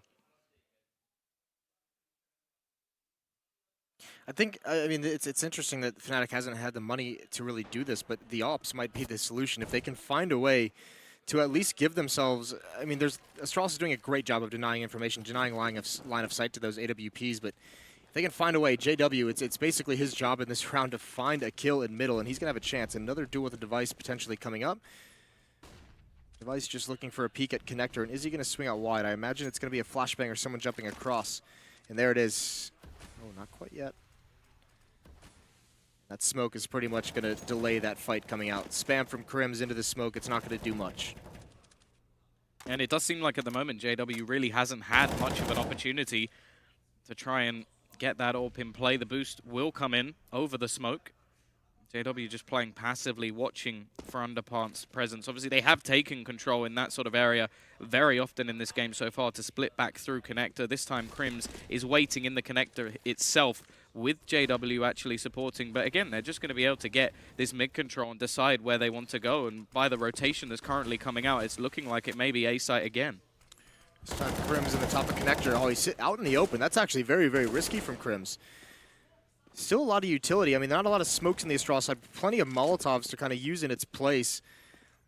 On the other side, Fnatic is really kind of dwindling in what they can do. All of Astralis now mid-control. They've applied so much pressure. There's so much attention from Fnatic is on mid. It's been a point of collapse in their defense for the majority of this half. Now re-rotating around to the A side of the map, and it's just Dennis close up. If they do get this kill, if they do start executing here, the other members are going to be locked out. Other rounds they managed to win was down to this man going aggressive, and he's trying to hold them off. Fake flash with the pistol, but jumps into the angle, falls. There's not a lot of time left on the clock, but the bomb should be planted comfortably by the remaining players. But Flusher, he may be able to deny it. Gonna go for the spray, stops the bomb. There's only seconds left to spare, and actually JW catches the second. That will be the round done for Fnatic, and just the timing there from Flusher is absolutely perfect. Yeah, and really, I mean, just sacrificing himself essentially. That kind of spray, he knows he's going to die, knows he's exposed, but he does stop the plant from coming in. So finally, towards the end, Fnatic They handle the early aggression and then they finish off the round. Either way, it was a great recovery from Astralis. They win 5 straight to take the lead in the first half, 8-7. When we return from the break, can Fnatic come back on the T side? Can we get some of that star plays from their individual players?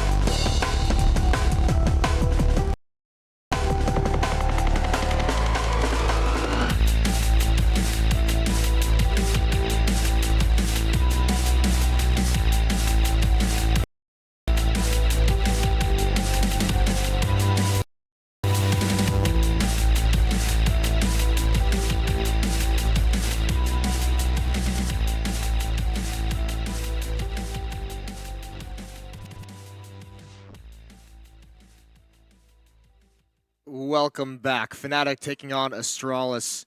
They got beat up a little bit in the first half. Time to recover those. Some of the most legendary players, two of the most legendary teams facing off here in the middle of the group stages. It's not an elimination match, but definitely both of these teams wanting to have that advantage of getting on the verge of qualifying. Well, yeah, the scary thing as well is we know that in the same sort of pool as the team that loses will be Virtus Pro, and yeah, if they match up, if that somehow happens, if the nightmare begins, you do not want to be the team in that position. Well, yeah, regardless of what we've seen out of Virtus Pro, they looked a little bit lackluster, obviously, earlier tonight, but, I mean, every professional team, they'll tell you that Virtus Pro is a scary team to face because you just never know when that flip is going to switch, and you're going to get the dangerous, the scary, the dominating Virtus Pro. So a lot to play for here. On the T side is Fnatic. Utility is out. It's a smoke wall towards the A bomb site. They're going to do a little bit of a split on their own. Olaf and Dennis getting ready to come up connector. Can they get these opening kills? No one from Astralis is looking this way. As a free kill onto KRB. Devices has to get around the wall. He cannot face off against this pressure. He's got to hold the line, but he can't do it. The Tech Nines, Dennis and Olaf Meister, a double raid boss buy, just destroys this Astralis defense. The double dinks doing the damage, and while that leaves Zipix trying to rotate back in all alone. And it's just not, they're not going to give him a second to think. Those Tech Nines absolutely destroyed. And, well, it looks like the investment of those $500 was what was spent. I'm sure Fnatic is also a little bit happy to see, you know, after they got beat up from mid, coming up connector that entire first half. They're like, yeah, we know it's a weakness of yours too. We know it's a tough spot. So they go right at it. And, I mean, that's the interesting part is the smoke walls come up and, I mean, everyone from Astralis just glued onto that A bomb site. No one even glancing that way. No one even considering it as a possibility. We'll invest back into this round. Obviously, Device is saving up for that AWP. Didn't see too much of an AWP battle into the previous half, at least. JW playing relatively passively. And mid really did go the way of the other side for most of the game. Kind of the funny part about this map is that it's consistently talked about as a map that Oppers can have a lot of success, but it's only when like your opponents don't have a whole lot of utility, because otherwise it's just so easy to block off pretty much every favorable angle for Oppers. You could see it out of JW. Even just seeing what was happening on the map was difficult for him in that first half when he had the AWP. Looking to take mid-control of their own. JW will start taking down Dupree. And while they are cleaning up with these UMPs at the moment already, finding a couple of kills, making themselves $600 per. And with a minute left on the clock, they still have this middle control. A little bit of a push coming out from Glaive at the moment over towards ramp just to clear the angle itself. Not spotting anyone as of yet, but Fnatic still have lots of time. Kyobi taking the peek, spots them going towards short, and they now know exactly where this push is going to be coming in. Xyp9x with a lot to do. Spots one, doesn't take the shot, but he's going to go down. Kyobi managing a little bit of magic with the D, but he's got so much more to do and will be shut down by the nade, in fact, of Olaf, leaving just Glaive over towards this window, hoping he can at least take someone with him. It doesn't look likely. 2 HP. Nice round from Fnatic, only suffering 1 loss as they make their way into that B bomb site. 9-8 now. It's also, I mean, they didn't win the pistol round in the first half, but they did win the second and third round. They responded with Astralis' pistol round win with the pistols in the following round. So got themselves some good early starts on both halves here. And this time it's going to be Astralis. This is going to be a little bit easier. So you imagine Flusha and JW with those UMPs going to be the more aggressive ones. The the SMGs against the unarmored opponents, get some bonus money, build up some cushion in the economy. Just won that bank. Nothing invested whatsoever from the CT side, but they still get the first kill. Flusha goes down. The aggression of that UMP doesn't work out whatsoever. That must have been an instant double dink. And actually, they've got another onto Dennis, so they've got to be a little bit careful that they don't lose too many players. This is not the scenario where you want to be losing your money. This is where you should be making it. And look at the HP. Luckily for them, well, never mind. Device will still get one more. And there's even a potential for a third, but, well, Crims with the dunk, at least keeping all 3 rifles alive. Yeah, that's the big thing. I mean, the UMP is just getting aggressive. Flusha getting taken down like that is a little bit surprising, but still too much firepower on the Fnatic side for Astralis to really swing that into their favor. The AWP is out on a Device. He's only got 1 flashbang with it as well. 4 smokes on the CT side. There's not going to be any kits, so retakes will have to be quick. JW has the AWP as well on the T side. For this challenge once again. It's actually going to be the push into Palace from JW, just using it as a counter for any sort of aggression, but he can't counter that. Device wins the first duel. The push out from Dennis gives no reward.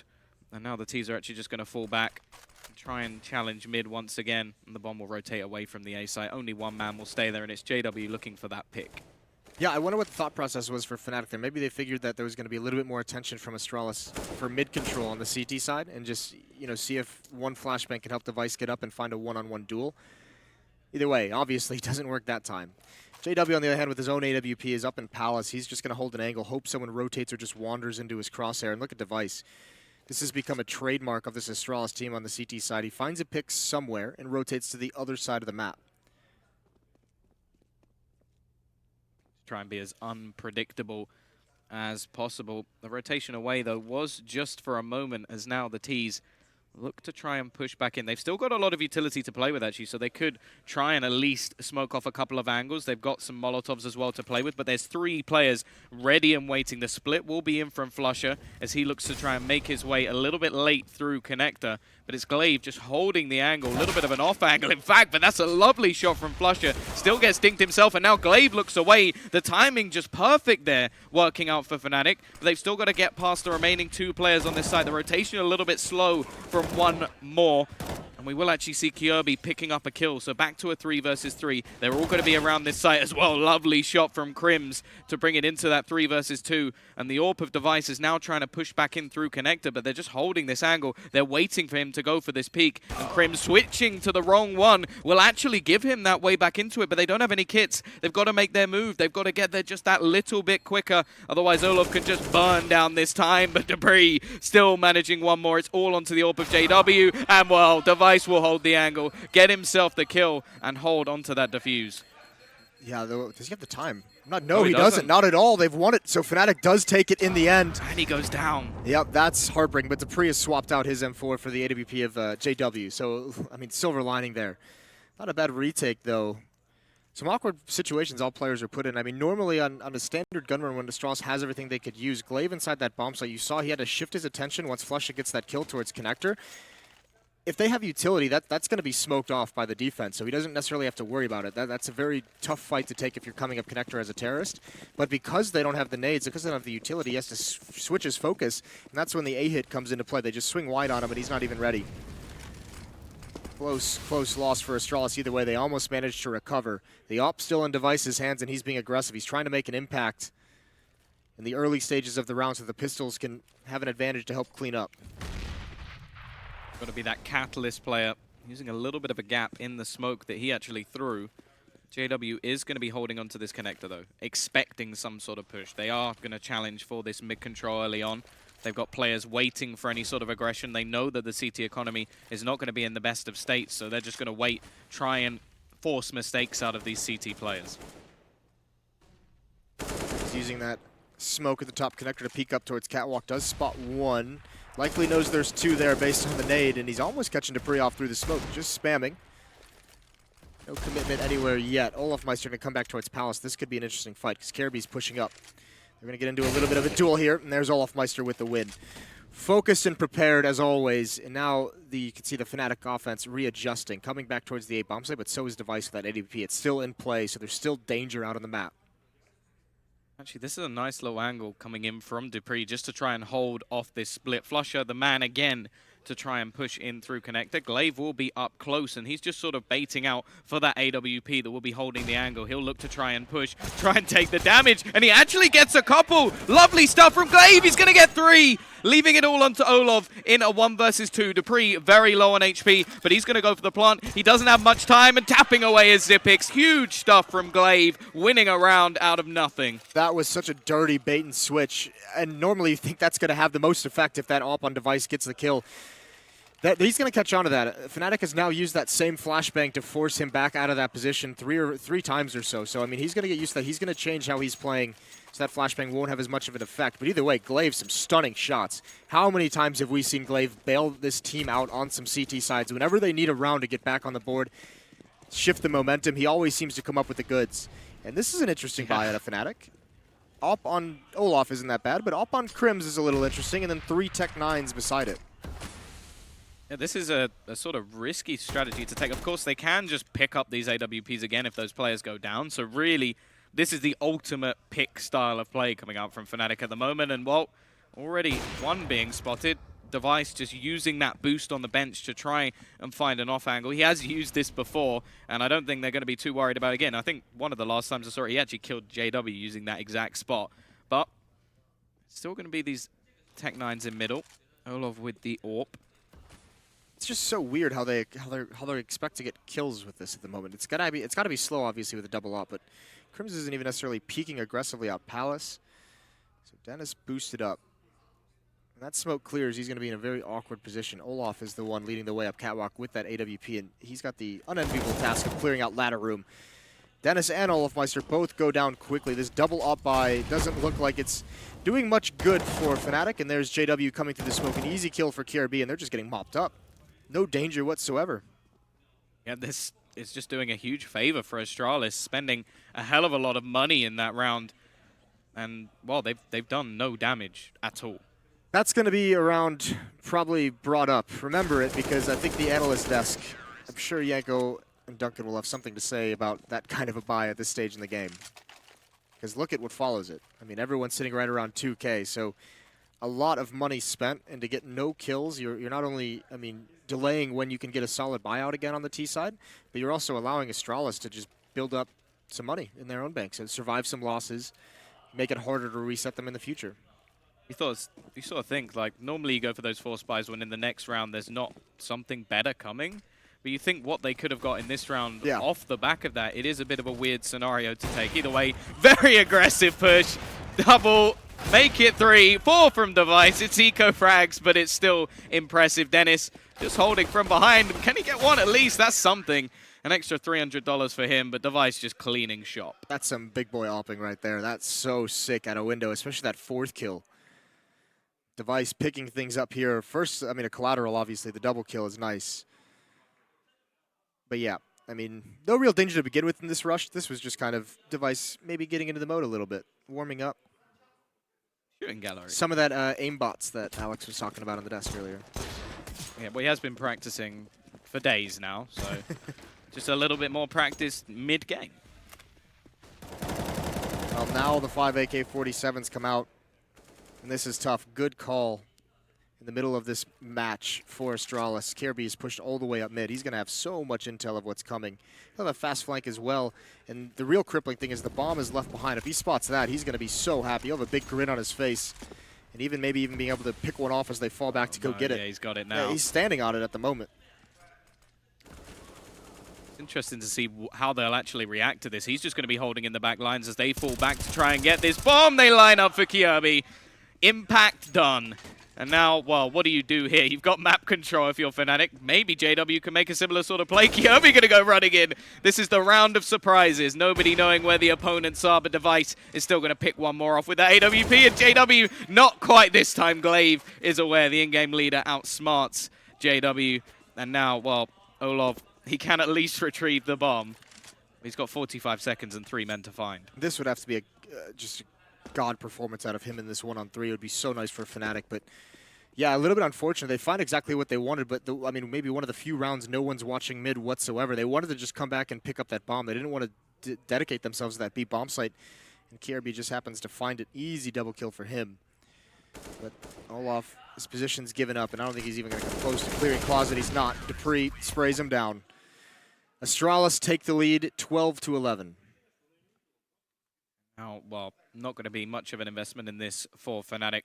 Unable to get a whole lot on the board. It is looking like they'll invest down probably to just below that 2K mark, get themselves some pistols, at least try and do some damage to, well, quite a big bank over on that CT side. Yeah, I mean, this is now 3 rounds where Astralis has actually built up money. So, I mean, they have plenty of it. Fnatic needs to do some damage. They need to limit it for when they get around, where when they finally win a round, it can really, I mean, hopefully break the economy. That would be so nice for them this late in the game. Otherwise, Astralis might just run away with it. 2 players at B for the Danes.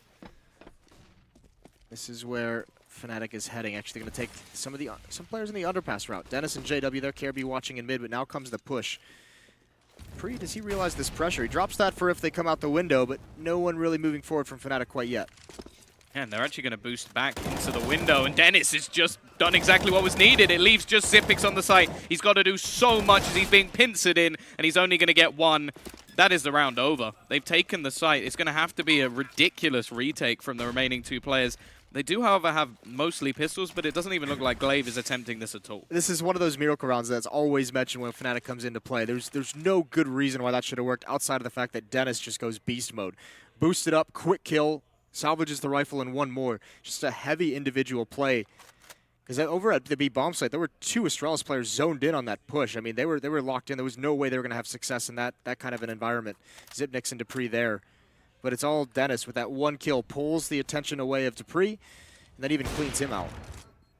Nice at least making this very, very costly. We know there's going to be a buyback up, no problems for Astralis going into the next round. So dropping 2 players, only 1 rifle will in fact be saved by Fnatic, even though it is that sort of miracle round. But yeah, pretty costly in the end. The value of taking that op out of Device's hands and forcing that as a rebuy would have been so nice. I don't think they expected him to be there, to be honest. I mean, there's almost no great reason. I mean, it's not a huge risk, I guess, for him because of that the range with the AWP. But I mean, with the buy going anyways, the economy of taking those guns away isn't a huge issue. We're going for the long haul. 12-12. Of course, the loser of this has that chance to face off against Virtus Pro. There doesn't want to be that sort of elimination match scenario. Aggressive push early on from Flusher to spot out anyone in underpass, and we do have a little bit of a push coming in from Device, switching up again his spot with this AWP. But this time there is no challenge over towards mid. They are watching it, of course, after what happened previously. I don't think they'll let that slip once again. They're actually going to go for it a little bit later, but will they expect Device to be this close?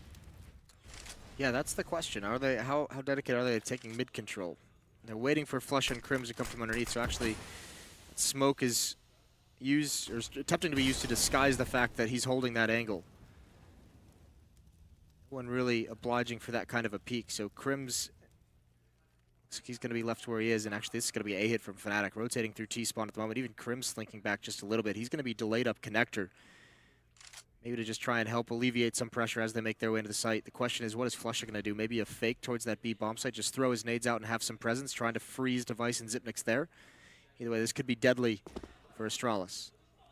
Flusher has been the man to go for those sort of rotations back through underpass, and it is looking like they're just going to send 2 players there this time. Kirby actually just hiding back box at the moment, and well, will Olaf actually check it? No, he will not. That's going to be the opening kill. There's only 25 seconds left. The bomb looking to try and be planted, but there's JW and Crims. They open things up. Can open it onto the site, and it's only really Glaive trying to get back in. Device will spot one and actually hits the shot through the wall, but can't quite kill anyone. Xyp9x will, though. Back to a 3 versus 3. Still trying to make their way back into the site, but you can see 2 players over towards Connector at the moment, where the bomb is currently planted for, and then the rotation actually coming in towards Palace as well from JW, as he looks to try and just split, make this very, very difficult, and Glaive is still just waiting, but they see the peak. Crims gets one, Flusher gets another, and now Device will go down as well, and Fnatic, they take back their lead. This game could not be closer. Yeah, what a nice win from Fnatic in that 3-on-3, and that fake from Flusher did exactly what it was meant to do. This just one smoke, no real presence either. Smoke and a flash. Device and Xyp9x froze there for just an extra couple seconds. Even dupreeh kind of comes out of window room, and that's not a huge rotation, but what it does prevent him to do is get towards top connector and really hold off until they've already gotten up it and established their positions. From the 3-on-3, great post plant.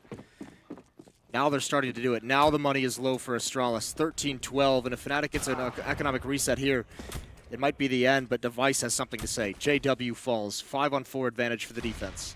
And we finally see that mid-challenge, and Device comes out the victor already. Damage done as well onto Olaf.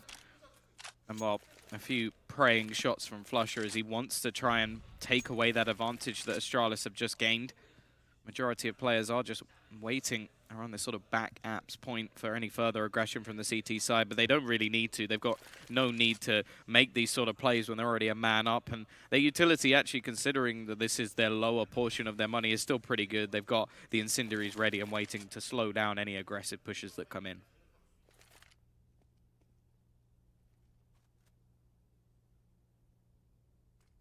Fnatic really not having any kind of minor map control. Olaf in mid just realizes, I mean, he's just preventing any kind of information or aggression or flank from coming in.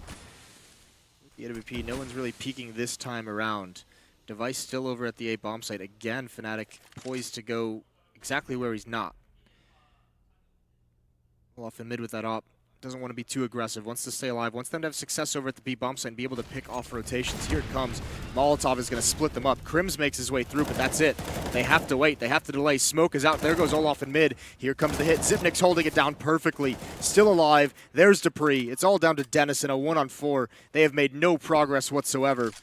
This is going to be an Astralis round, so it will be tied up 13-13. Dennis spinning, can't find the kill. A lot of really nice positional play in that round, especially from Xyp9x as well, just maneuvering himself back. Yeah. The Molotov just perfectly splits them in half, and any push there was just denied so quickly by Astralis. And now we actually have to look at the money once again. It doesn't look like it's going to... Well, actually, no, they're going to fully invest. I think they are. They're going to risk it, going with an AK and a lot of utility. But the weaponry definitely isn't up to scratch. I mean, this is where, if this is looking like it's just going to be a standard A execute, and this is where those Tech 9s that UMP have to just get flat out hyper-aggressive through the smokes and rely on JW with that AK-47. They're putting them up in Palace for that range just to be able to help them out. Maybe pick off one player as they kind of enter in. Quick push. They do still have Device, but he's going to be smoked off as they look to try and get towards the site, get that bomb down as quickly as possible. The spray from dupreeh is going to achieve absolutely nothing as all these nades are thrown out and they're spamming away, but this bomb is going to be comfortably planted. But there we go. Actually, one from dupreeh through the smoke, already giving them this man advantage. Now, in terms of weaponry utility, they have everything on their side at the moment, and they're just looking to try and find this retake. Fnatic, they are just going to have to play this wonderfully with the weapons that they have and hope that maybe JW can do something, but it's just nothing. The only kill that's going to come in fact, is a team kill, and another on the board. The bomb at least planted, but Fnatic get wiped out. Yeah, phenomenal from Astralis. No one getting impatient, no one trying to make too much of a play through those smokes. Fnatic just wanted to get the bomb planted, and maybe if someone from Astralis is trying to peek through it or get aggressive to make a play, they can pick them off and salvage a rifle and make something happen, but Astralis just waits. They just wait it out, and you could see Fnatic knows once those smoke clears, the fact that they didn't have any success in kills up to that point just means that they have no chance. So they all get aggressive, trying to make some magic happen, but they're all swinging out in the open, and that's perfect for Astralis. I think the story of this match down the stretch might be, you know, you can always question those kinds of buys. That buy there and maybe the one earlier where it was 3 Tech 9s and 2 AWPs. Especially now, because you look at this sort of round and either they wait play for OT, which I think would be sort of the more logical decision. That's why you're gonna. I mean, with that in mind, that's why you criticize that previous buy so much. That's Yeah. why there would be something that you can critique from that and say, why not just save that round, and then you're at 13-14. You actually have some guns to prevent playing for overtime. Instead, now they have another round where they only have one AK-47. Got some UMPs, but what are those really going to be able to do? Dupree pushing up mid. Actually, this time Fnatic's waiting for it. Although Dupree's going to be patient. I go for anything as of yet. Actually, just going to be watching into underpass. I wonder if Dupree knows that Glaive left him for just a second and went all the way around a connector, just looking backwards. If Fnatic could just walk out at that moment, it's just a free kill on a silver plate. I think it probably, well, maybe not. They would have been so confused as to just him facing the other way that may have just blown their minds. But Glaive has come back to help him out. A couple of players going to go back into underpass again, and it does seem to be just setting up once more to try and challenge for mid and then maybe split towards this A side. But already JW going to go down, but the problem is that flash was perfect. Dupree left in that middle spot. Glaive does abandon him because he's blind. Now they actually have an opportunity to pick up another weapon in that mid position and make this buy look a lot better. A little bit of hilarity. I mean, JW gets caught with a nade out and just killed in that fashion, but he gets the nade off. It's the flashbang that blinded Glaive that forced him back and just kind of abandoned Dupree. He had to do it. So 4-on-4. Still an okay amount of utility on the Fnatic side of things, and this is going to be one of those A splits. Devices here. Glaive is in window room. This is a good defense from Astralis, all things considered, because Xypnix is halfway pushed up into those B halls. He's got info. He knows there's no pressure. Yeah, quite a bit of a gamble from Astralis, but a fair one as well, just because of how many times this A site has been hit, and already Device is going to get one. Kirby was burning, but it doesn't seem to matter. Every player getting cleaned up, and now Dennis with 15 seconds, and just hope on his side, and it's going to be crushed by the in-game leader, Glaive. 3 kills for him in this round, and while it seems like abandoning Dupree was the right decision to make. Yeah, I mean, it didn't even really have a choice. He was just blind, right? So it's just, sorry, you're going to die. Either way, 15-13, Astralis. This has been a great half for them. I mean, 4 straight earlier on. They lose 2, and now they're back to 3 straight. So pretty dominating once they finally got the money settled in.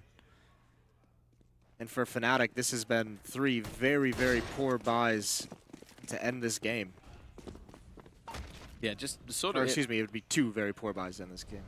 Or no, this is the 3rd. Yeah. I had it right the first time. Well, it seems like they may have actually forced themselves out of this one. They've got to try and make the miracle plays, and already Flusher is going to be low. And Haid not quite going to chase him up, but they're going to go straight out. Glaive this time is going to go down. And the crossfire isn't really going to be there. They should be able to get this bomb down. Smoke will block off Device. They are going to be able to get that plant without any losses. The problem is they're so low on HP, and once again, it's one of those spots where we're just waiting for this retake to come in, but decent position from Flusher. He's actually going to walk past his opponent. Kirby's still behind him, so now there's a flank on the flanker. Xypnix has got back in. Flusher almost gets that duel off, but he's still going to lose his life. Spam away, hoping to try and find something, but it's just not working out at the moment for this Fnatic side. They're so low on HP, they're going to have to perform an absolute miracle, and Crims is going to go down all onto Dennis. The bomb not planted for him. Absolutely no chance in this scenario. Game is over. Astralis go 2-1, and Fnatic will have to fight in that lower. Yeah, but Astralis was tested mightily in that. A couple times down the stretch where they found themselves actually losing it.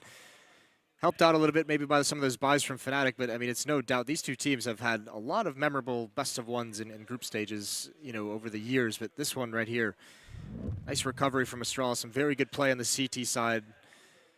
We liked what we saw from Fnatic.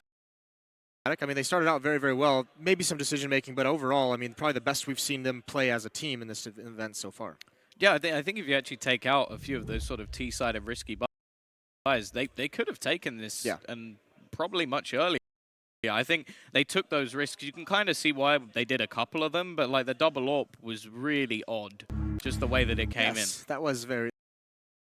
That's a good way to put it. It was very, very odd. So, yeah, and that kind of things, I mean, it's just, you could see Astralis is just a whole different team once they have control of their money. They're just so very good. They can do so many different things. They can play so many different ways. They have such a deep playbook that when they have the money to do anything they can want, that's when it gets very difficult. Either way, best team in the world takes out Fnatic. We'll have to see what the desk thinks. Take it away, Alex. Take it away, I shall. Thanks very much, Jason there and Tom Biz, to guide you through the action. And it was actually a very action-packed game. I don't know why I'm saying that with the kind of surprised look on my face. I think Jason said it best when he says, whenever these two teams do meet, whatever iterations they may be in a best-of-1 format, it still does provide fantastic quality Counter-Strike for just the map we get to enjoy. Duncan Thor and Shields and Yanko YK Paunovic just to hang out, wrap up the day, and also do stick around. I can see you're thinking about going, hold on. Hold on. Not only do you want to hear what these beautiful people have to say, but also you get the draw for tomorrow. You get to know what's happening tomorrow. You get to actually see the process, which isn't always something that's done. All right, let's get into it. Let's dig our teeth in. Where would you like to bite first? That could have been the game of the tournament so far. Until about 3/4 of the way through. And then I actually, tilted, after this game, I'm going to report Fnatic to Richard. I'm going to tell him, look into it. I think I've seen match fixing again because I don't know what happened there. It's like they did their best to lose the game at that point in time for the last like 6 rounds or so. They did that ridiculous buy where they had 2 AWPs and all CZs or Tech-9s or whatever. Yeah, they had like 2 players had 6,000 yeah. and 3 players had like 1,700. So they just decided to force play. It was actually just after they lost.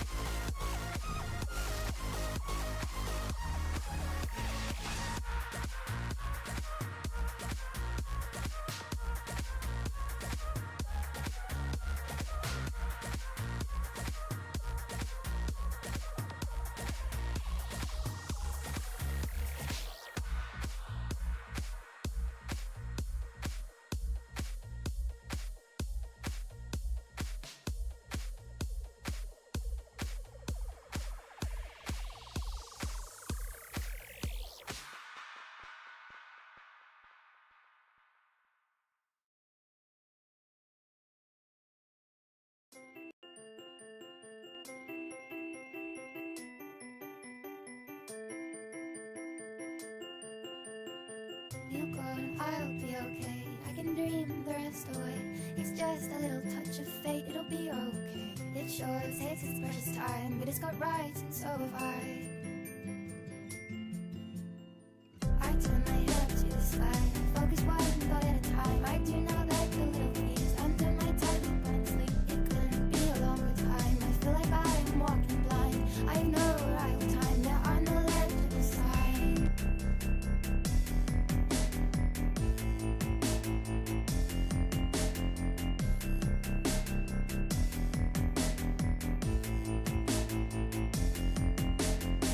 You go and I'll be okay. I can dream the rest away. It's just a little touch of fate, it'll be okay. It sure takes its precious time. It sure takes its precious time. It sure takes its precious time, but it's got rights and so have I.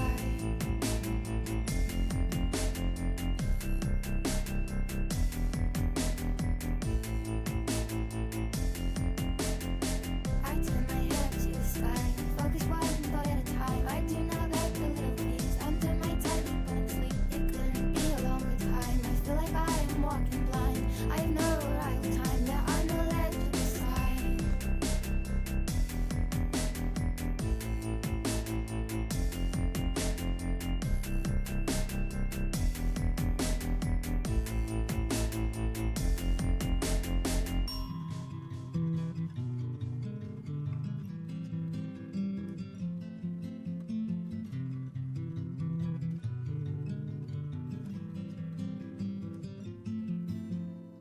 It sure takes its precious time. It sure takes its precious time. It sure takes its precious time, but it's got rights and so have I. I turn my head to the sky, focus one thought at a time. I do know that the little piece under my tongue but sleep. It couldn't be a longer time. I feel like I am walking blind. I have no arrival time, there are no legible signs.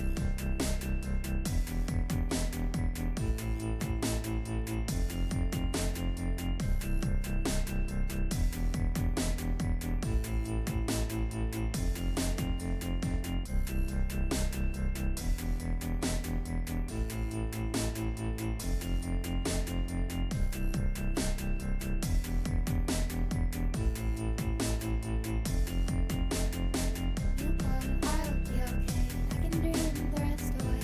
It's just a little touch of fate, it'll be okay. It sure takes its precious time, but it's got rights and so have I. I turn my head to the sky, focus one thought at a time. I do know that the little piece under my tongue but sleep. It couldn't be a longer time. I feel like I am walking blind. I have no arrival time, there are no legible signs.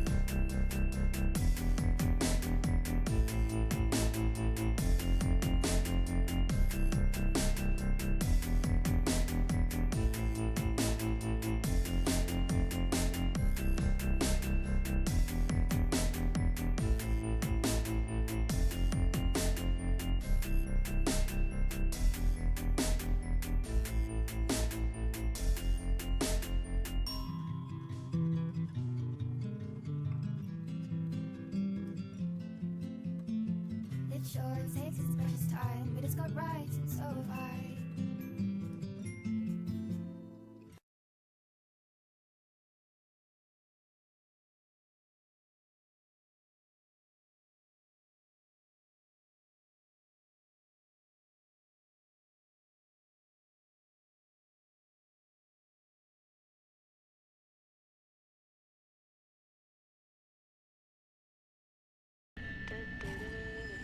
Some legends are told, some turn to dust.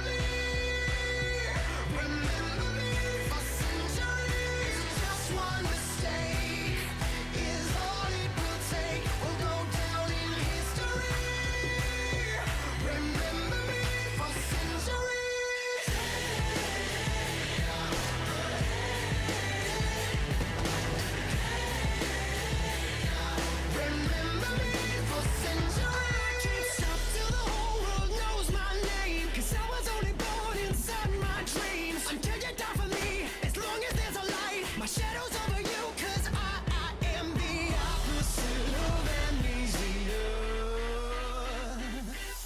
And you're a cherry blossom, you're about to bloom. You look so pretty, but you're gone so soon.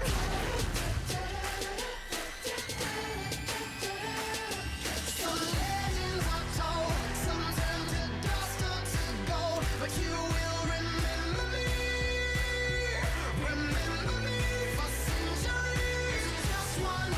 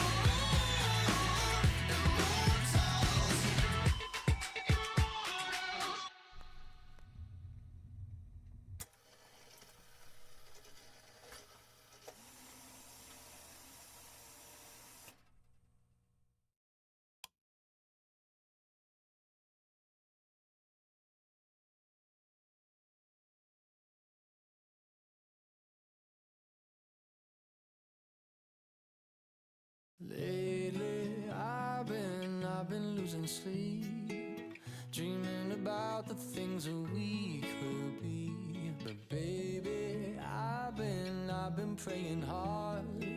Said no more counting dollars, we'll be counting stars. Yeah, we'll be counting stars.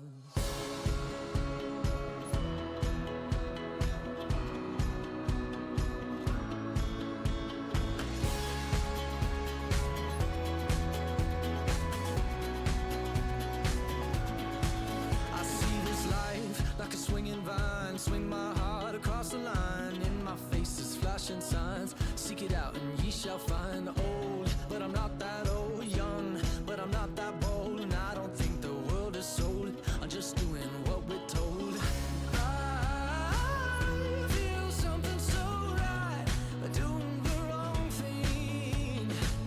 And I feel something so wrong, doing the right thing.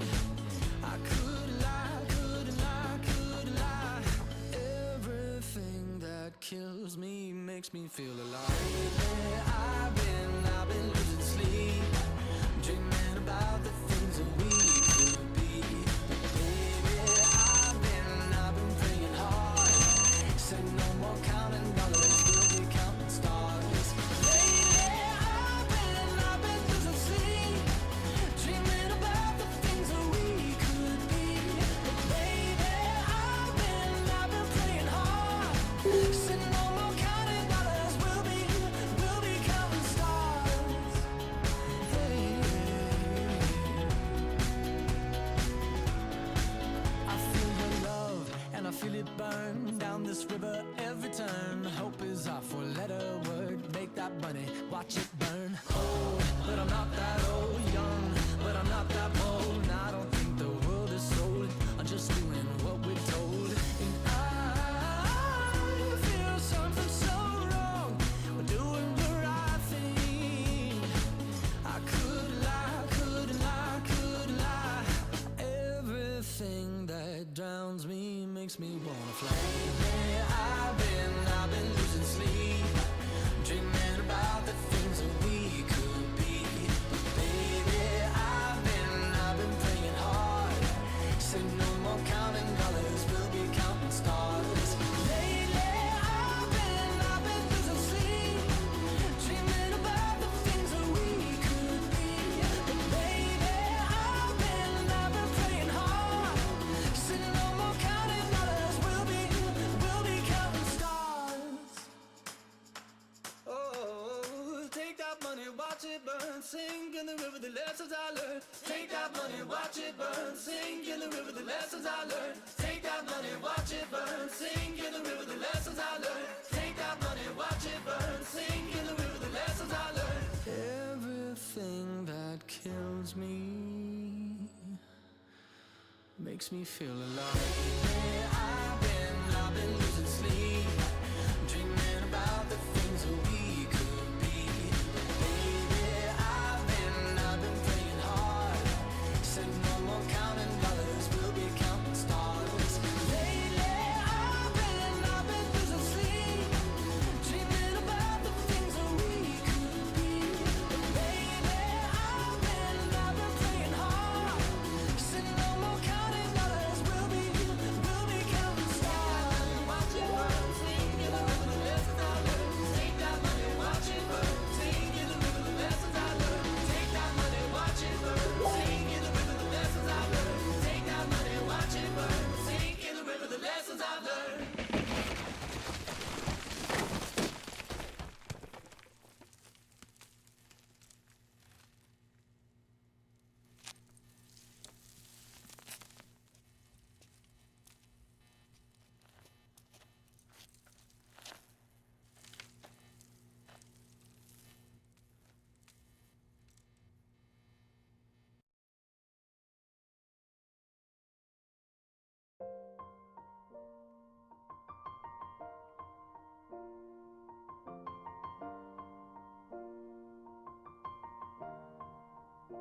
It's been a long day without you, my friend, And I'll tell you all about it when I see you again. We've come a long way from where we began. Oh, I'll tell you all about it when I see you again. When I see you again. Damn, who knew? All the planes we flew, good things we've been through. That I'll be standing right here talking to you about another path. I know we love to hit the road and laugh, but something told me that it wouldn't last. Had to switch up, look at things different, see the bigger picture. Those were the days, hard work forever pays. Now I see you in a better place. See you in a better place. How can we not talk about family when family's all that we got? Everything I would do, you were standing there by my side. And now you gon' be with me for the last ride. It's been a long day without you, my friend. And I'll tell you all about it when I see you again. We've come a long way, from where we began. Oh, I'll tell you all about it when I see you again. When I see you again.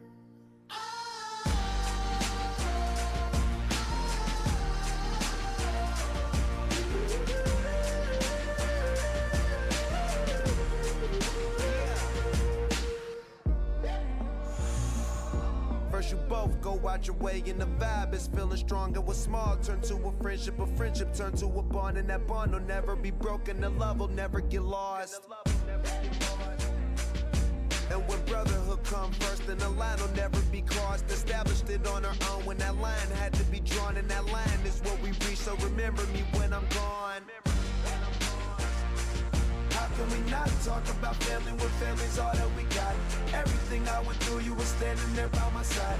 And now you gon' be with me for the last ride. Let the light guide your way. Yeah. Hold every memory as you go. And every road you take will always lead you home. Oh, it's been a long day without you, my friend. And I'll tell you all about it when I see you again. We've come a long way from where we began. Oh, I'll tell you all about it when I see you again. When I see you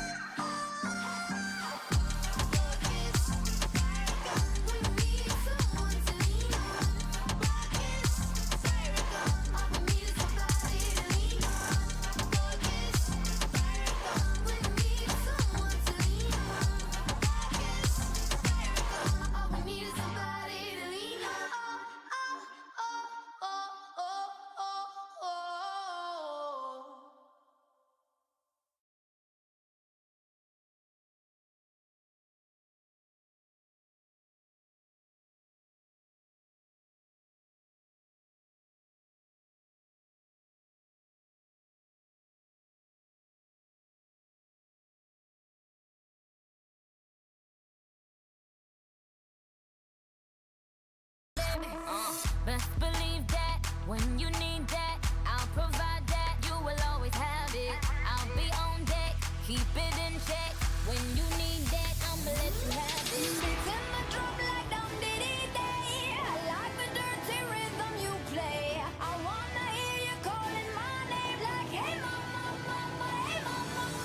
Banging the drum like dum diddy day. I know you want it in the worst way. I wanna hear you calling my name like hey mama, mama, hey mama.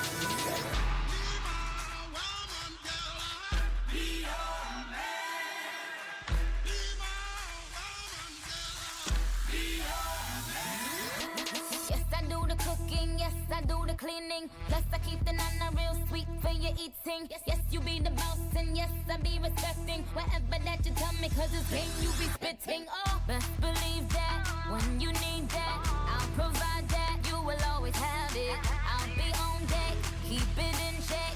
When you need that, I'ma let you have it. Beats in my drum like dum diddy day. I like the dirty rhythm you play. I wanna hear you calling my name like hey mama, mama, hey mama, mama. Banging the drum like dum diddy day. I know you want it in the worst way. I wanna hear you calling my name like hey mama, mama, hey mama, mama.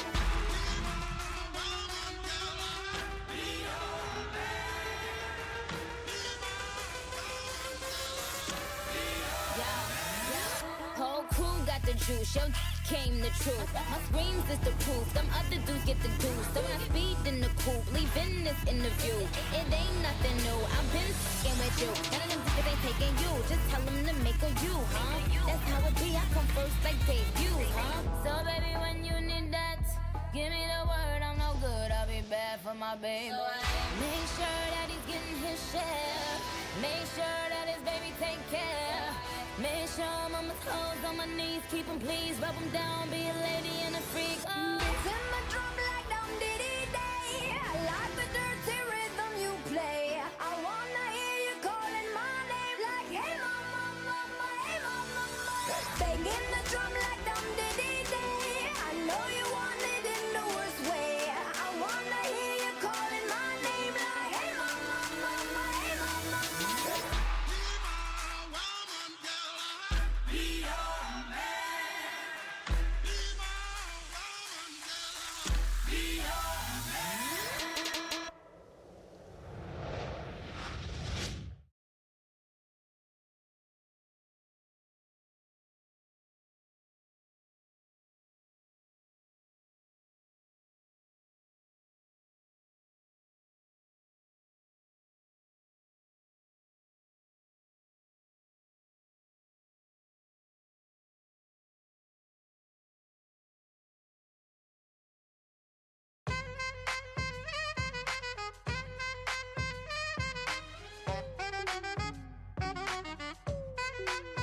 Give it to me, I'm worth it. Baby, I'm worth it. I'm worth it. Give me, I'm worth it. Give it to me, I'm worth it. Baby, I'm worth it. I'm worth it. Give me, I'm worth it. Okay, I tell her bring it back like she loves some. Bring it back like she loves some. In the club with the lights off, but you acting shy for. Come and show me that you're with it, with it, with it, with it, with it. Stop playing, now you know that I'm with it, with it, with it, with it, with it, with it. What you acting shy for? Just give me you, just give me you, just give me you. That's all I wanna do. And if what they say is true, if it's true, I'ma give it to you. I may take a lot of stuff, guaranteed I can back it up. I think I'ma call you bluff. Hurry up, I'm waiting out front. You see me in the spotlight, ooh, I love your style. Show me what you got, cause I don't wanna waste my time. See me in the spotlight, ooh, I love your style.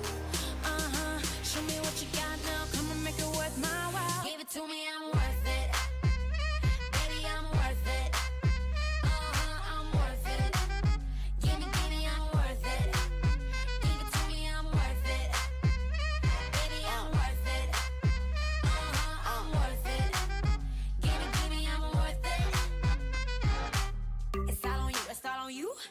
all on you. So what you wanna do?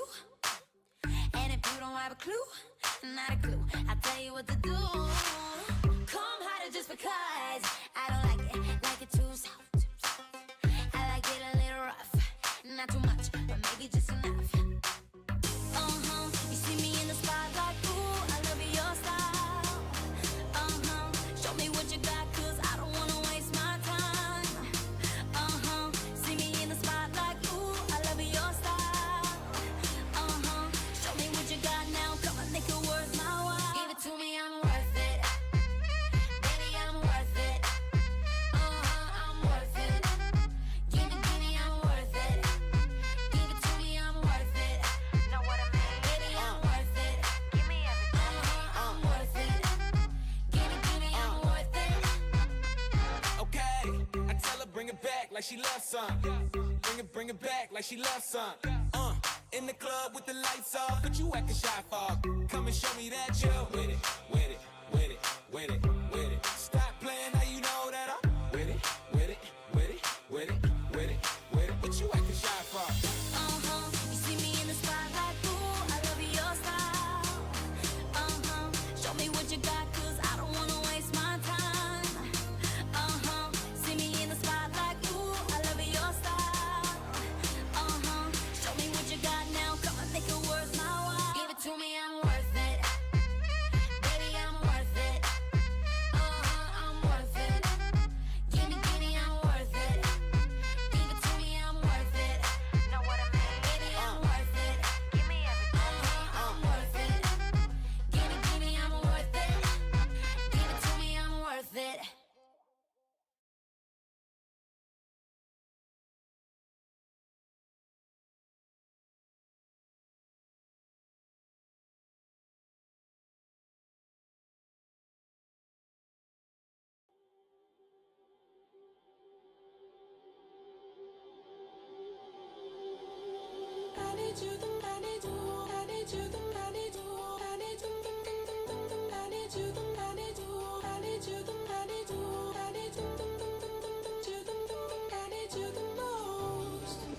I gave you the key when the door wasn't open.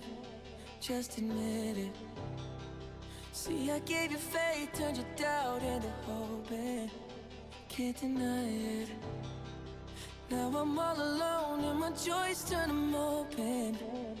Tell me, where are you now that I need you? Where are you now? Where are you now that I need you? Couldn't find you anywhere.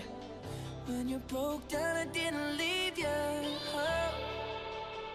I was by your side. So where are you now that I need you? Where are you now that I need you?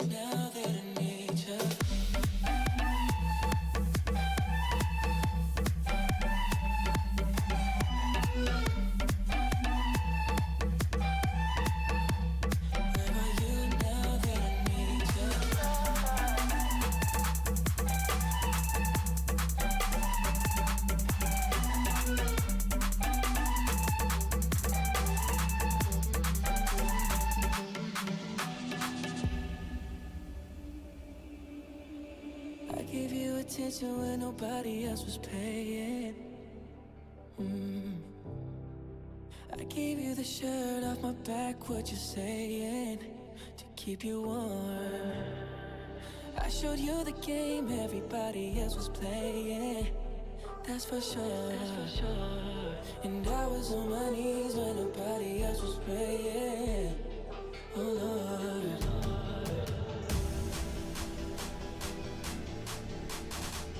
Where are you now that I need you?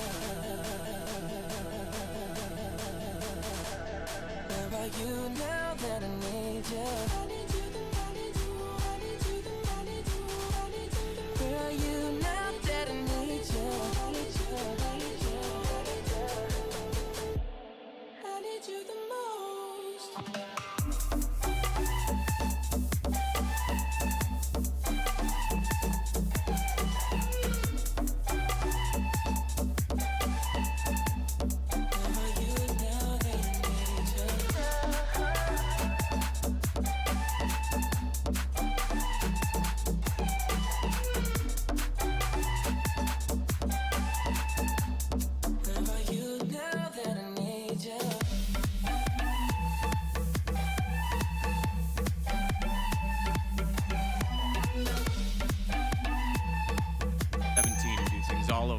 How are you, Henry? Very good. It's going to be an exciting game. The Asian derby coming up. I managed to speak to the manager of MP, Kan Yang himself, and he said the map they wanted to get was Mirage, which will be in Grant. So that's quite exciting. It's obviously a match that doesn't mean much in terms of the connector on the A tournament, but in terms of who's the best Asian team right now, it means a lot. It could mean. I mean, there's still a chance anyone can get through.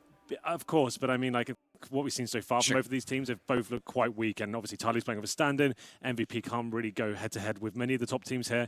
I think it's more about the pride of Asia right now. Used towards potentially either connect. Who's the best team from that region? Well, and also I think that it's a bigger thing for MVP in that sense, because if you look at the head-to-head between these two rosters, yes, there's been changes, but it's something like 7 or 8 to 1 in favor of Tyloo. I think it's 9 to 1. 9 to 1. There you go. So it's it's been, I mean, again, there's been some changes in that time, but still, it goes to show you which organization's still slightly ahead. MVP.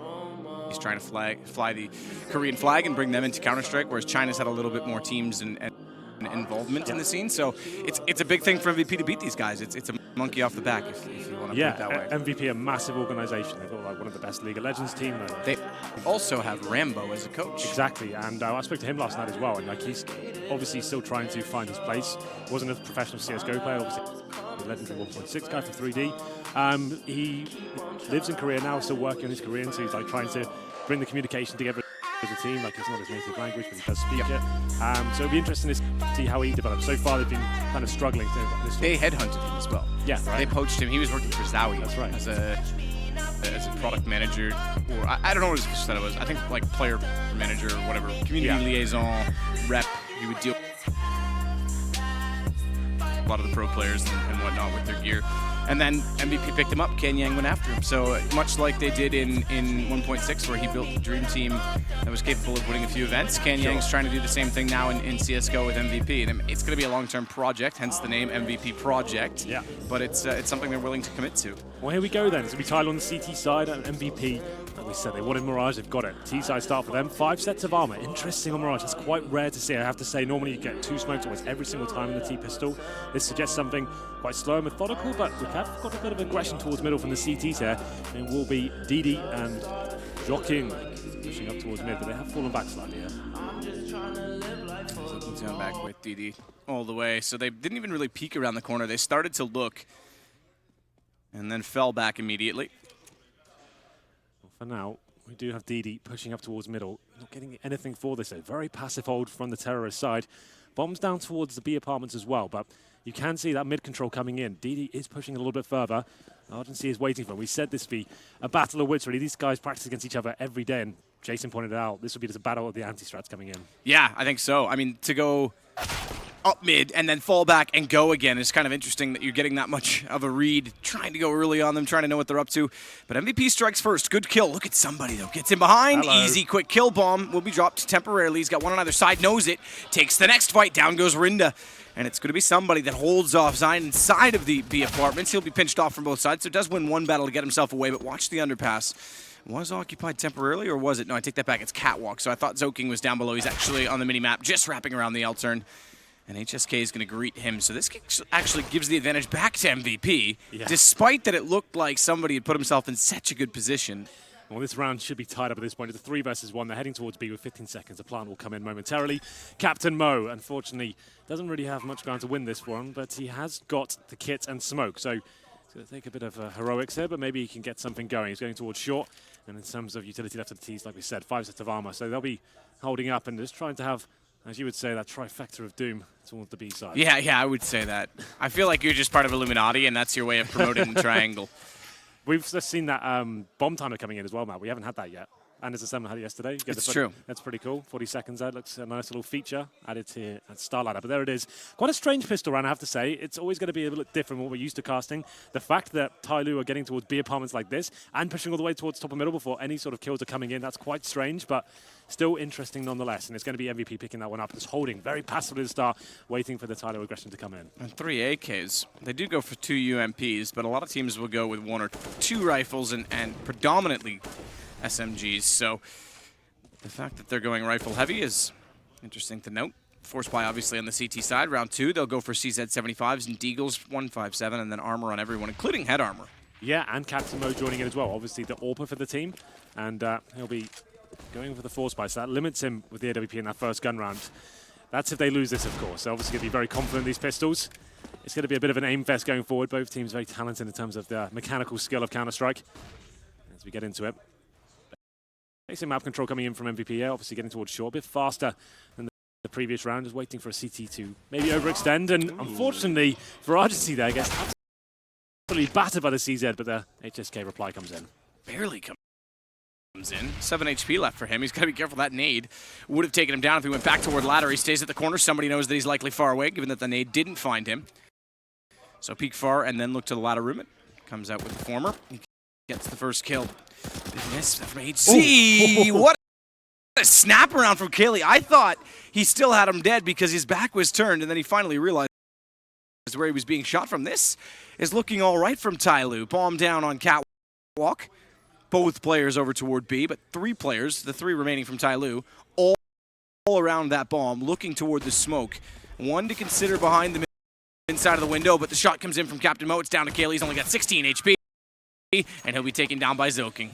There it is. The force buy from Tyloo working out, and then some. That first kill from the window with the CZ75 is very impressive indeed, I have to say, especially at that sort of range. He out-duels the AK, and then the round falls apart for MVP.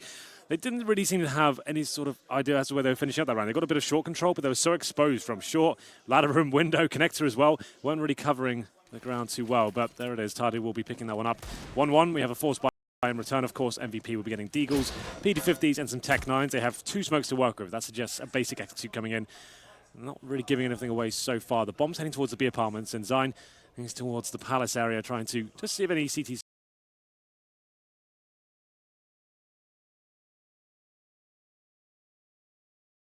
sort of range. He out-duels the AK, and then the round falls apart for MVP. They didn't really seem to have any sort of idea as to where they were finishing up that round. They got a bit of short control, but they were so exposed from short, ladder room, window, connector as well. Weren't really covering the ground too well, but there it is. Tyloo will be picking that one up. 1-1, we have a force buy in return, of course. MVP will be getting Deagles, PD50s, and some Tech 9s. They have 2 smokes to work with. That suggests a basic execute coming in. Not really giving anything away so far. The bomb's heading towards the B apartments, and Zine he's towards the Palace area, trying to just see if any CTs start to go aggressive here, but it'd be quite rare at this point. You've got the rifles picked up, obviously scavenged AKs from the previous round. They'll just be holding crossfires and making sure they don't go down to any sort of Deagle nonsense. The 1 minute 30 mark, and you'd imagine with these 2 smokes, either going to be the execute with the smoke towards jungle and the steps itself, or maybe towards B and smoking off both archways and trying to flash over and trying to swarm the CTs might be waiting for them. So Rinda will set with the Tech 9 inside of the B apartments and look to try to get inside of B. Somebody's there. Bring out that old meme back. Twitch chat, have your fun. Get it out early. It's a long day.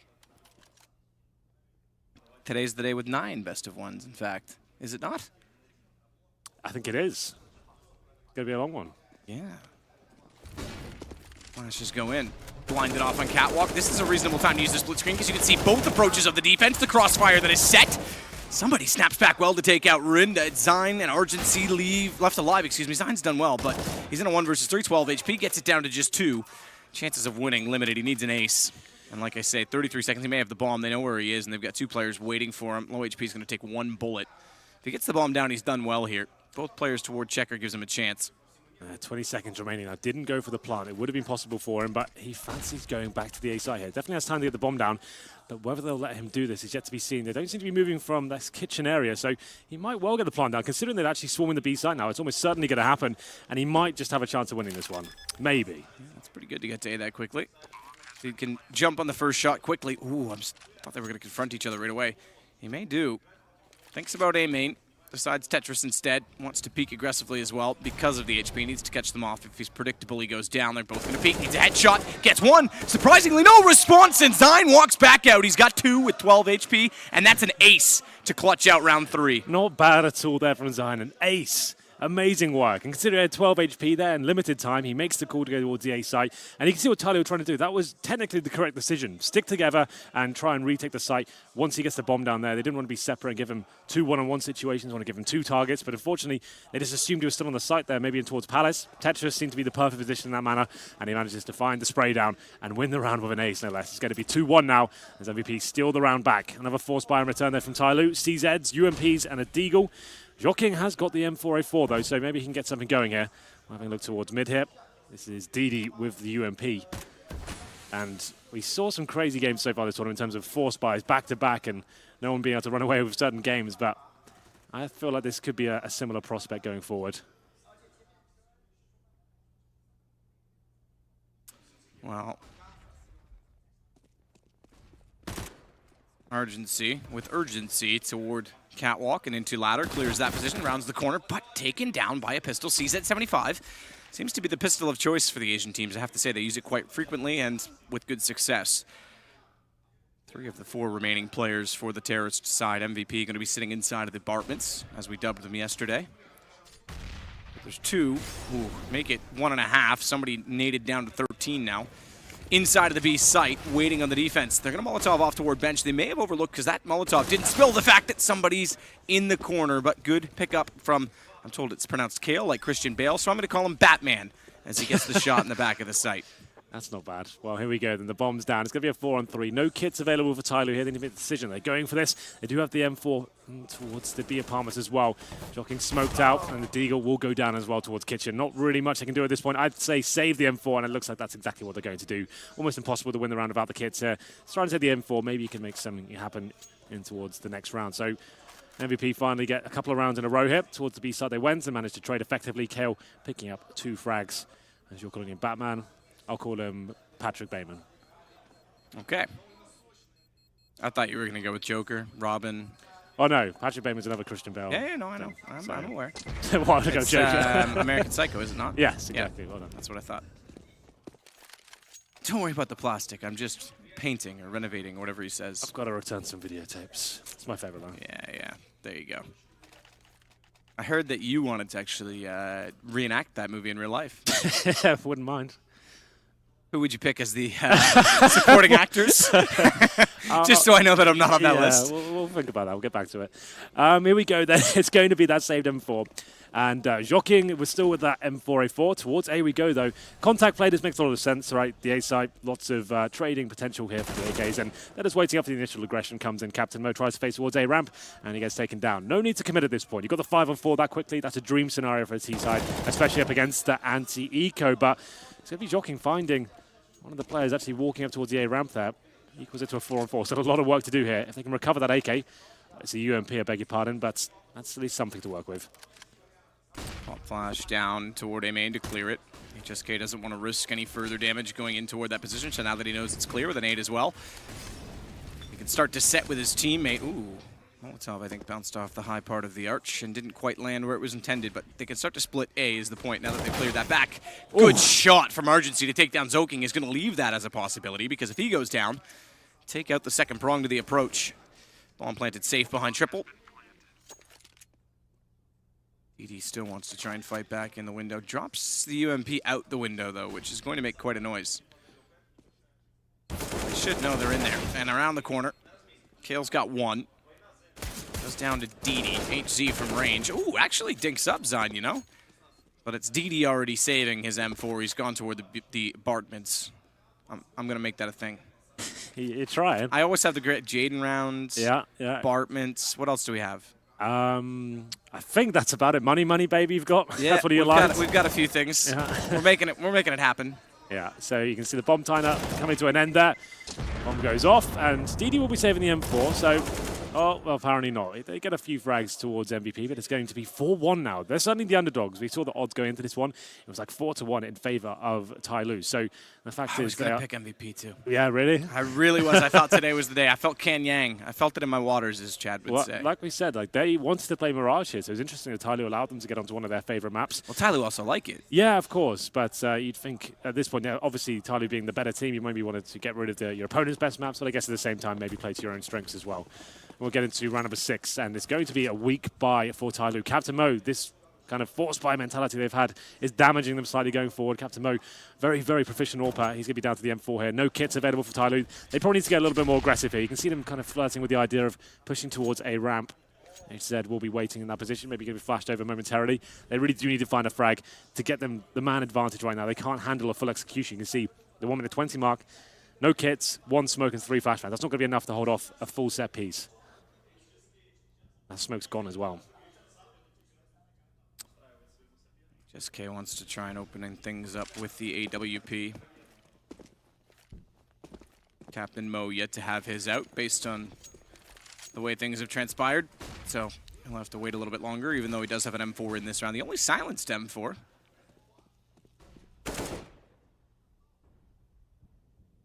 Voking will wait, smoke down, Molotov through it. Yeah, Not sure the intention of that Molotov, you know? Unless they just doesn't want to be counter-pushed as they switch back to B.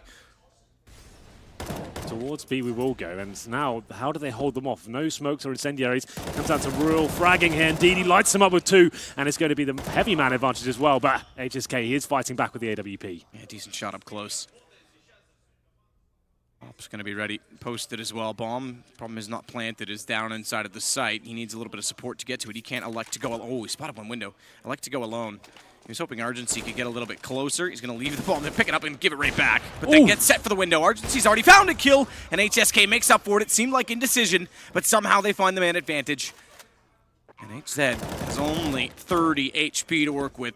He's going to try and work back out the doorway instead. Molotov clips the other doorway, doesn't bounce correctly, so it actually gives him a point of access. Thankfully, HSK swings, and he'll find the kill.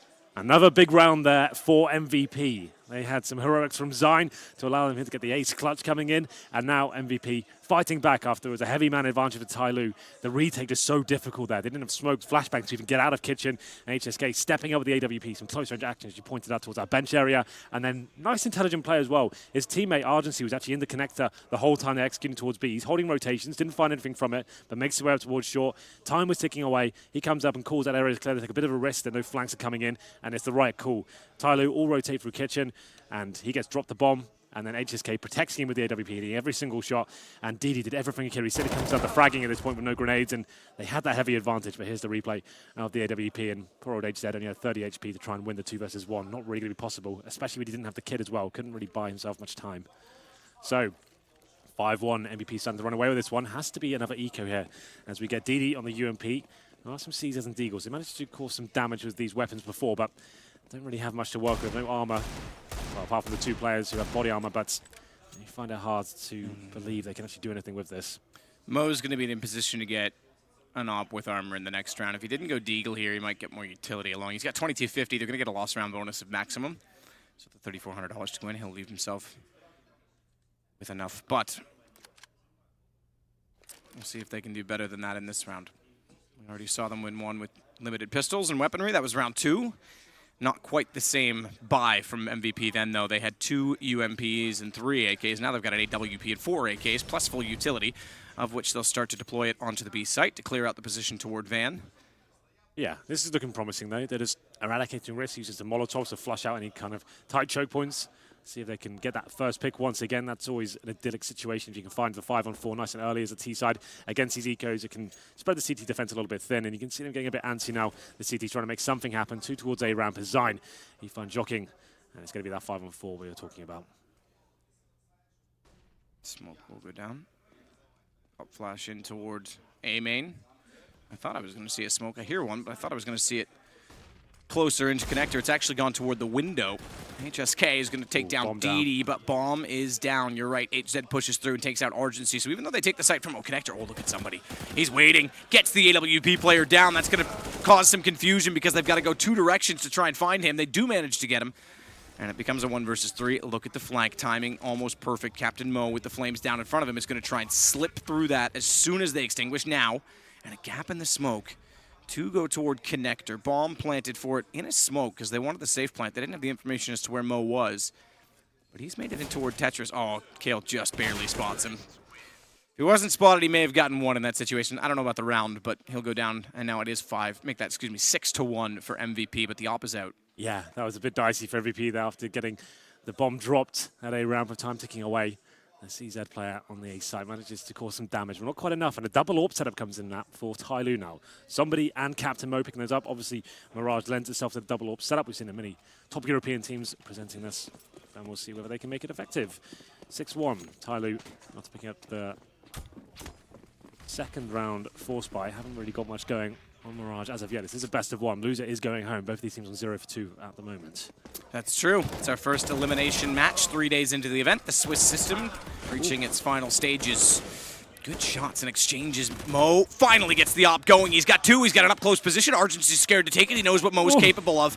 He's getting there slowly with the shoulder bait, but Mo does respond. Not before somebody gets taken out. It becomes a one-on-one. 3 kills for Mo. The first round, he has the op. And he's going to relocate into connector as well. Smoke up close.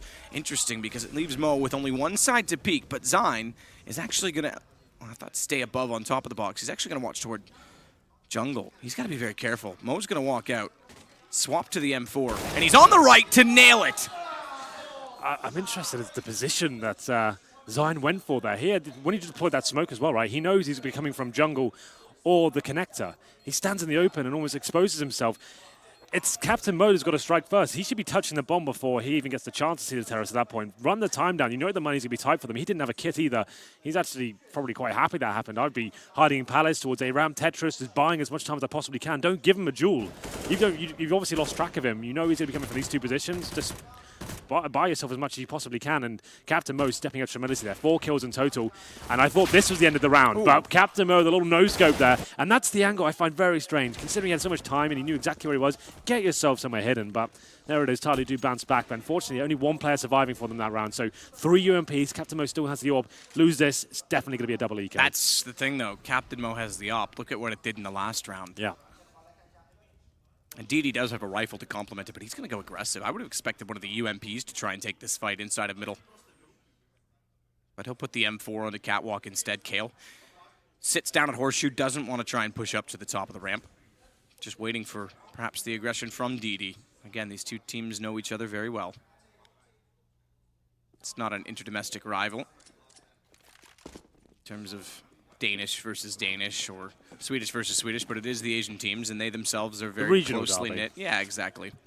But it does kind of count in the same sort of manner, right? Because it's the same group of practice. Yeah, it's like there's only 3 teams kind of competing at a European level that come to this event, and they want to prove who's the best right now. In this game, one of these teams getting knocked out, I guess that almost decides it at this point.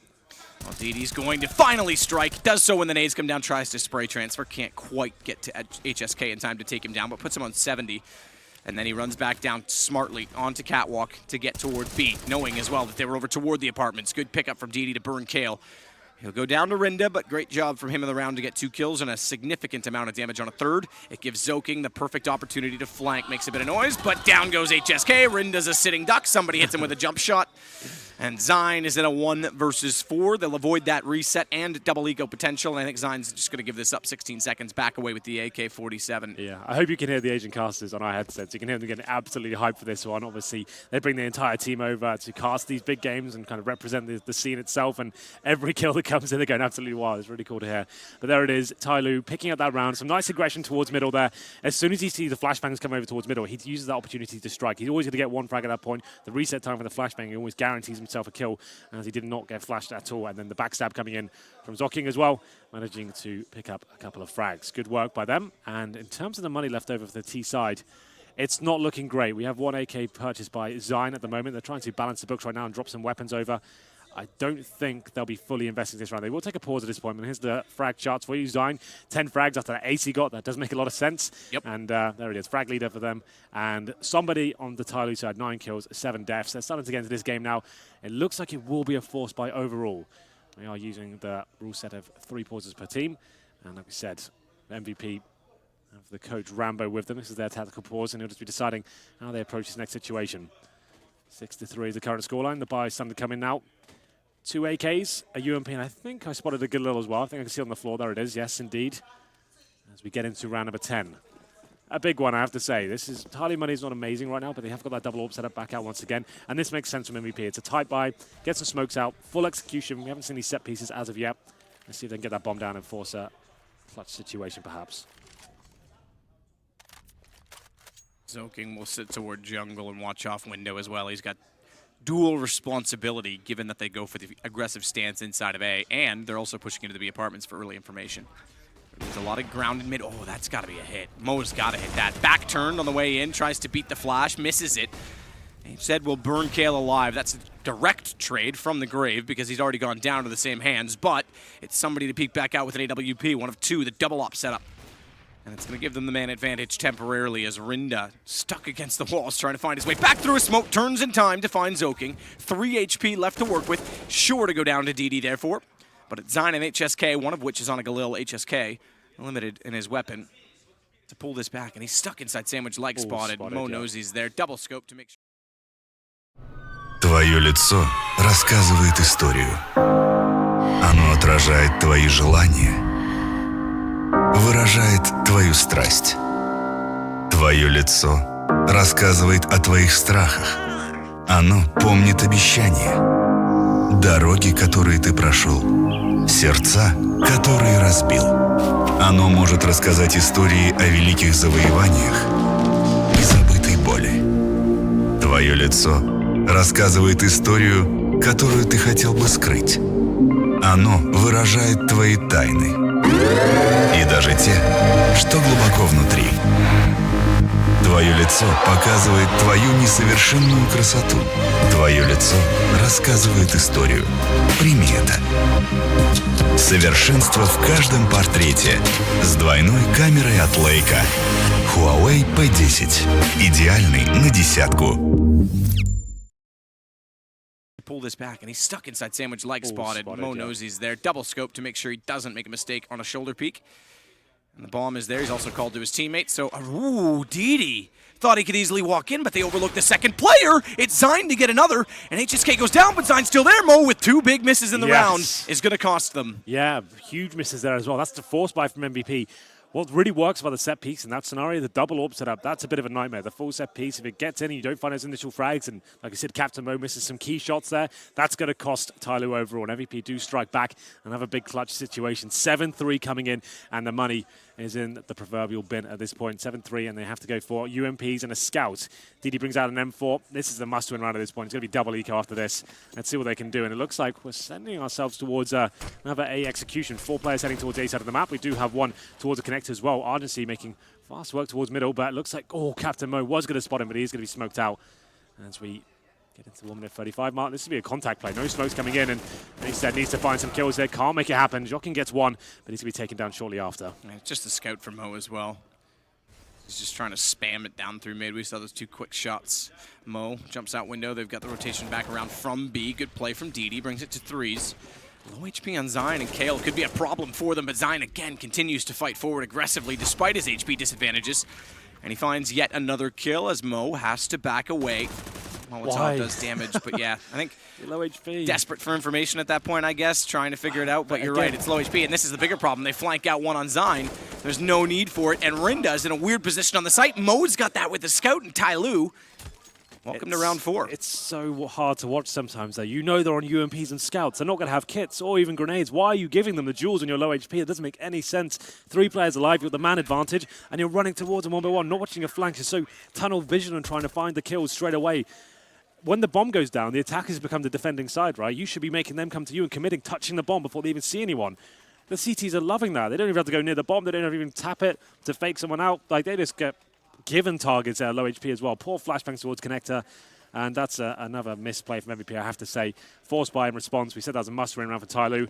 They just about get away with it. Looked unlikely at one point, but here we go. 2 Galils, 2 Tech-9s, and UMP for the Korean side.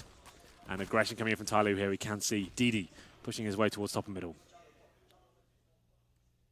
Yeah, Cat Smokey's going to try and take advantage of the lineup as well. 3 players there. Zoking over the shoulder, Captain Mo down below, and Mo says, no, you stay close. I'll watch the underpass. And they'll go. They'll start the fight. Good trade back. There's 2 here. There's another trade. It's got to go. Oh, that's got to be a kill. I thought Mo was going to whiff on that. But he has bomb. Problem is they give up underpass going that far up middle. And Rinda is able to walk back out. Very fast round. Minute and 17. We're down to a 2 versus 1. And all the exchanges inside of middle. HSK is the last alive. He's at A. And it's a UMP for him to work with as he starts to get into jungle. He's going to try and wrap around them and surprise them. I thought he was going to go to window there. That would have been so perfect. But, I think he's been spotted. H had seen him and should punish at this point with the AK-47. Takes him down. Another tight round there, but aggression from Tyloo. Managing to find that first pick and then pushing off towards short. And it was a bit of a brawl, but Tyloo coming out on top and starting to close the gap now. 7-5, and this should be a full eco at this point for MVP. I'll have a look at that overall money. It's about 2.4k across the board. There are second stage loss bonus. Can't really afford the partial buy here. Maybe some P250s, a couple of flashbangs, and see maybe you can force your way in towards the B side maybe.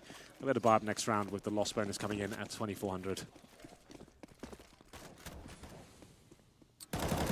Smoke down and toward A main and a decoy on the inside of it for whatever reason. Good measure.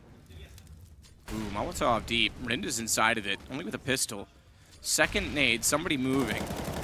Does he try and strike? Especially with the shots being rattled in. Somebody's got no idea. He's up close. Chance to strike. Somebody's given himself up.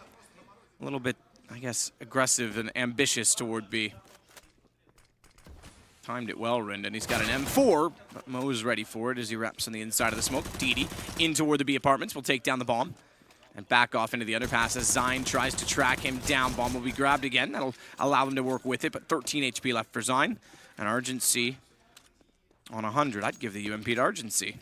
Zine's feeling confident. Well, we'll see what he can do here.